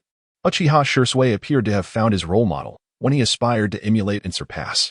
Have you heard? That boy from the Uchiha clan seems quite remarkable too. Someone remarked. He has been personally bestowed with the title Shunshin Shursui by that esteemed individual. Indeed? How fortunate he is to be valued by such a prominent figure. Isn't it so? It seems the Uchiha clan is on the verge of producing a formidable warrior. Uchiha Fugaka walked amidst the battlefield, the incessant murmurs echoing in his ears. It dawned upon him that the prestige of a certain individual had begun to permeate the hearts of every ninja participating in this conflict. Akin to seeds that could take root and flourish at any moment. Could it be Shursui? Uchiha Fugaka gazed at the tall youth in the distance, a contemplative expression crossing his brow. As the year drew to a close in the 47th year of Konoha, the third great ninja war, which should have been quelled, surged once more. The Hidden Mist Village brazenly declared war on Konoha, leading both sides to engage in fierce combat along the coastline of the Land of Fire, capturing the attention of the ninja world. Whether it be Tsunagakure or Iwagakure, who had long since signed a ceasefire agreement with Konoha, or Kumogakure, which remained on the sidelines. All were eagerly awaiting the outcome of this battle. Unexpectedly, aside from the already renowned Yellow Flash Minato Namikaze, another Konoha ninja emerged to shake the very foundations of the ninja world, single-handedly influencing the outcome of this war. More dramatically, this individual had, merely half a year prior, belonged to the Hidden Mist Village, the Ice Demon, the Frozen Throne. Such was the formidable title forged from countless bloodshed, as a single battle saw thousands of mist ninjas fall victim to slaughter. In the wake of this devastating defeat, the remaining thousands of mist ninjas retreated to their encampments, withdrawing 30 miles. Both sides entered a brief stalemate. One nursed its wounds while the other sharpened its blades, awaiting the final showdown. In the rear, upon receiving the news, Sarutobi Hiruzen felt elated. Holding the secret intelligence relayed by Minato Namikaze, he annotated it with his quill, granting approval to all requests mentioned within. A day later, a convoy of carriages departed Konoha, escorted by a squad of elite J-nin. 3 days later, at the frontline encampment, a massive tent stood, a dwelling only a clan leader would be entitled to possess, now serving as the residence of Mizuki Yoru. Inside, the tent was remarkably spacious, equipped with all amenities, appearing even more opulent than his modest abode in Konoha. At that moment, he sat cross-legged upon a yellow tatami mat, facing the Hyuga brothers, Hinata Hizashi and Hinata Hayashi. Between the three of them lay a low wooden table, upon which rested an exquisite purple teapot, accompanied by 3 delicately crafted porcelain teacups, each filled to the brim with fragrant tea. The tender green tea leaves floated atop the water, exuding an inviting aroma. "Yuriko-kun, please." Hinata Hizashi raised one of the teacups, offering a gesture of respect to Mizuki Yoru. He then shielded his face with his sleeve and took a gentle sip, followed closely by Hinata Hayashi. "Hizashi, Hayashi, please." Mizuki Yoru nodded in response, slowly lifting his teacup. As the tea flowed down his throat, a refreshing coolness enveloped him. Initially, he detected a slight bitterness, soon replaced by an overwhelming fragrance that invigorated his mind. "What exquisite tea!" Mizuki Yoru exclaimed, a glimmer of surprise illuminating his eyes. "Not at all. As long as Yuriko-kun enjoys it, I have plenty more to offer, which I shall certainly send to your residence later," Hinata Hizashi replied courteously, a mysterious smile gracing his lips as he produced a stack of neatly written white paper from his sleeve, continuing, Yurkin, a small token of my appreciation, though it pales in comparison to my respect for you. Mizuki Yoru was momentarily taken aback. What is this? Oh, regarding the perplexity surrounding Mizuki Yoru, Hinata Hizashi promptly elucidated. This is the deed, situated at the heart of Konoha, near the commercial district, an exquisite residence. I have heard that you, Yurikuen, are currently residing in the relief house provided by Lord Hokage. As a teacher to Hinata Niji, how could our clan allow you to dwell in such a place? Please, accept this. Hinata Hizashi spoke earnestly, while Hinata occasionally chimed in, urging Mizuki Yoru to graciously accept, lest he feel immense trepidation otherwise. Mizuki Yoru swallowed hard. Gazing up at the tense ceiling, he felt it was truly fortuitous to have agreed to take the reckless Niji as his disciple. He had finally struck gold. I must accept?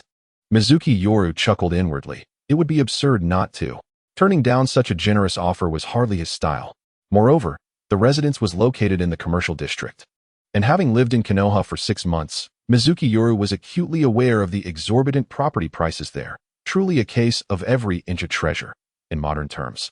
It was akin to being within the heart of a bustling metropolis, where demand far outstripped supply. Given the Hinata clan's stature, the property was undoubtedly spacious. Perhaps even a grand estate with multiple entrances. You are too kind. How can I accept this? Mizuki Yoru protested. Yet his hand instinctively reached for the deed in Hinata Hizashi's grip, quickly tucking it away as if fearing it might be reclaimed. At long last, he had a place to call his own. Oh, the joy was nearly overwhelming. He would no longer be confined to the welfare building. Just then, Mizuki Yoru's expression shifted as he turned to the Hinata brothers, inquiring, this wouldn't happen to be an empty house, would it? Of course not, Hinata Hizashi replied without hesitation. We have already procured a selection of furniture and engaged the most skilled designer to adorn it. Mizuki Yoru felt a wave of satisfaction wash over him. Just look at them. This was the hallmark of a prestigious clan leader, meticulously attentive to every detail. He admired their adeptness in winning hearts. He appreciated it. Moreover, it saved him quite a bit of money. Mizuki Yoru mused happily, finding the two brothers increasingly agreeable. This was the essence of affluence. He relished the thought of altering Niji's fate, ensuring he would not meet a tragic end. Mizuki Yoru was not the type to accept payment without delivering results. Though he had a penchant for wealth, he sought it through honorable means. He would safeguard Niji's life. Witnessing Mizuki Yoru's evident satisfaction, Hinata Hizashi and Hinata shared in the joy. They had unequivocally confirmed Mizuki Yoru's prowess, and aligning with such a formidable ally was indeed a worthy investment. With the financial matters settled, the trio engaged in lively conversation, their camaraderie akin to that of a family. Yoru, are you inside? Suddenly, a voice rang out from outside the tent. Konoha s Minato Namikaze. The three fell silent, and Mizuki Yoru called out, I am. May I come in? Although phrased as a question, Minato immediately lifted the tent flap, ushering Kakashi in alongside him. Minato-senpai, Captain Kakashi. Lord Minato. On a moonlit night, Mizuki greeted the Hyuga brothers, playfully making a face at Kakashi. Lord Hizashi, Lord Hayashi, I did not expect to see you here as well, exclaimed Minato Namikaze upon entering, momentarily taken aback by the presence of the Hyuga brothers. It's nothing of great importance. We merely came to have a chat with Lord Yoru, Hizashi replied softly, rising with Hayashi, and added, since Lord Minato has matters to discuss with Lord Yoru, we shall take our leave. Until next time, Lord Yoru, they bid farewell. Mizuki nodded gently, seeing them off, for they were influential figures not to be trifled with. Once their figures faded from view, Mizuki turned back. Curiosity piqued as he regarded Minato. Lord Minato, what brings you here? He inquired. Minato chuckled, a teasing expression gracing his face as he dragged a large box from behind him. Here, this is the payment I requested from Lord Hokage. Payment?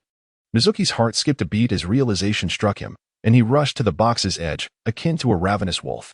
His thoughts were consumed by the contents within. Money. My hard-earned money. 70 million. Oh, and I almost forgot the knife-selling fee. That's an additional 10 million, 80 million in total.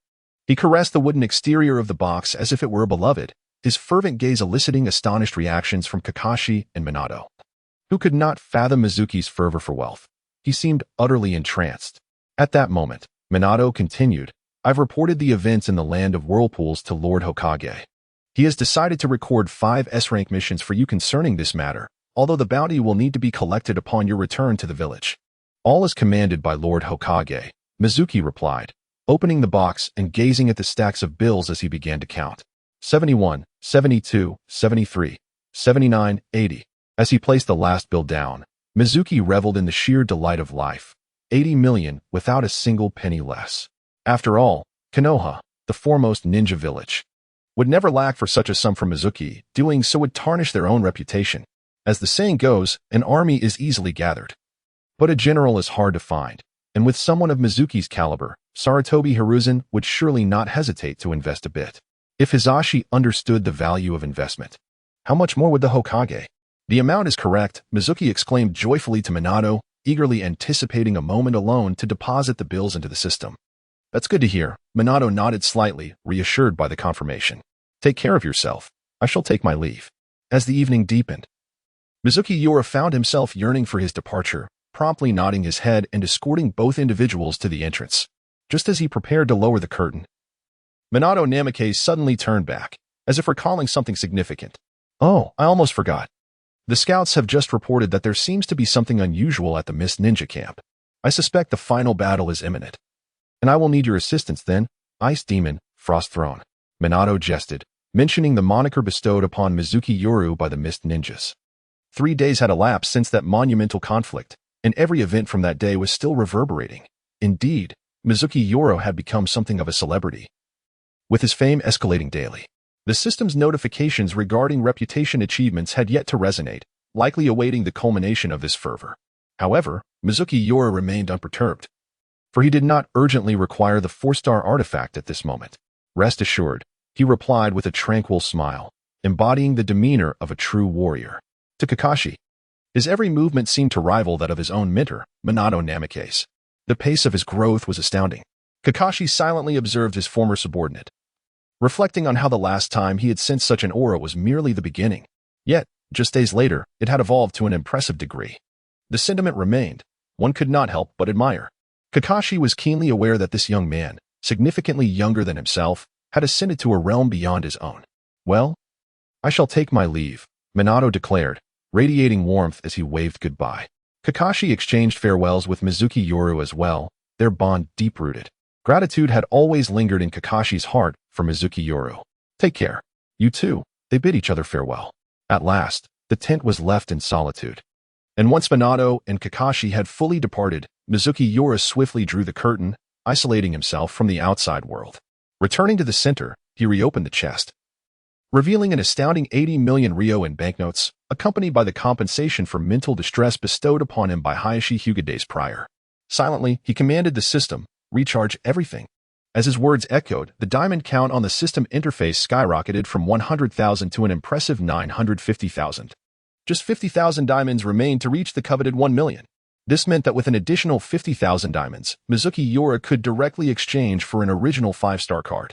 Such 5-star cards were exceedingly rare within the system, numbering fewer than a dozen. Characters like Vector Manipulation Accelerator, Korwillo Orochimaru, Emperor of the Four Seas Edward Newgate, and Shinra Warrior Sephiroth all belonged to the most formidable entities in existence. Perhaps it was such extraordinary beings that merited the 5-star distinction.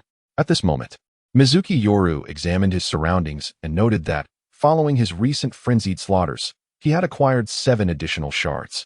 Over 1,000 ninjas defeated, yielding 7 shards. Certainly, there are some 1-star and 2-star cards, yet Shuei Wiyue is utterly disinterested in even casting a glance at such low-tier cards. At this moment, his entire fortune consists of 950,000 diamonds and 21 fragments. He now faces 3 choices. He could purchase 2 of the 4-star cards he previously favored, or elevate Esdeath to 5 stars before acquiring another 4-star card. The third option would be to directly procure a native 5-star card. Shuei Wiyue is inclined towards the latter 2 choices, particularly since he only needs to recharge 50,000 diamonds to unlock the 5th card slot, thereby filling all 5 slots without waste. Should he wait a bit longer? Shuei Wiyue ponders silently, yet he is determined to upgrade Esdeath's card to 5 stars, as it is the most straightforward way for him to obtain a 5-star card. Although it may not be a native card, its potential and attributes are still commendable, and he is confident it will not be lacking. In truth, the optimal choice would be to elevate Esdeath to 5 stars and subsequently purchase a native 5-star card. However, he finds himself short on funds. He lacks 34 fragments or 34,000 diamonds. Never mind. He will wait until returning to the village to claim that quest reward, or perhaps he could borrow a bit from the Hinata brothers, considering they still owe him for his apprenticeship gift. Feeling that his current strength is sufficient for the time being, Shui Weiwei decides not to touch his substantial funds. As for that house? Please, it was merely a gift exchange between ordinary friends. Alas, despite his assets exceeding 100 million. Why does he still find himself so financially constrained? Is it really only enough to purchase a single card? How impoverished. Shui Weiwei laments aloud, relieved that he is alone. Were anyone else to overhear, they would surely faint from disbelief. 100 million is hardly a trifling sum, nearly rivaling the total mission budget of Konoha for a quarter. Yet, despite such wealth at his disposal, he could squander it all within a minute, and the irony is that he refrains from spending because he feels financially inadequate. He covers his face. Allow me to express my sorrowful visage. Shui Weiwei sighs. Can one truly blame me for my avarice? No, certainly not, he reassures himself. Just as Shui Weiwei wallows in self-pity, a sound suddenly emanates from outside the tent, both unfamiliar and oddly familiar, as if he had heard it somewhere before. Night Lord, are you there? After contemplating for a few moments, he cannot recall, so he decides to dismiss the thought, feeling somewhat exasperated. What day is it today that so many wish to seek him? Nevertheless, despite his irritation, he responds, yes, please come in, as the tent flap is lifted. His pupils constrict upon seeing the newcomers, two individuals, in fact, who share an uncanny resemblance to the previous visitors. He glances at the person situated at the back. A faint smile gracing his lips as he softly remarks, ah, it is you, Shui. To his astonishment, the visitor was none other than Uchiha Fugaku, the esteemed leader of the Uchiha clan, accompanied by Uchiha Shui, who had recently been bestowed with the title by Mizunomiya Yoru. Shui cast a bashful smile towards Mizunomiya Yoru, his eyes shimmering with a hint of admiration. It was no wonder that the voice he had just heard felt both familiar and strange. It belonged to Uchiha Fugaku. I am honored to finally meet you, Lord Yoru, Uchiha Fugaku said, nodding slightly, as if bearing some request, exuding an air of politeness. Mizunomiya Yoru felt a sudden seriousness in his heart and returned the gesture with a measured bow, pondering, you flatter me, clan leader Fugaku. Meanwhile, the already somewhat renowned Shunshin Shui stood quietly to the side, embodying the demeanor of a humble figure, attentively listening to the discourse between the two prominent figures.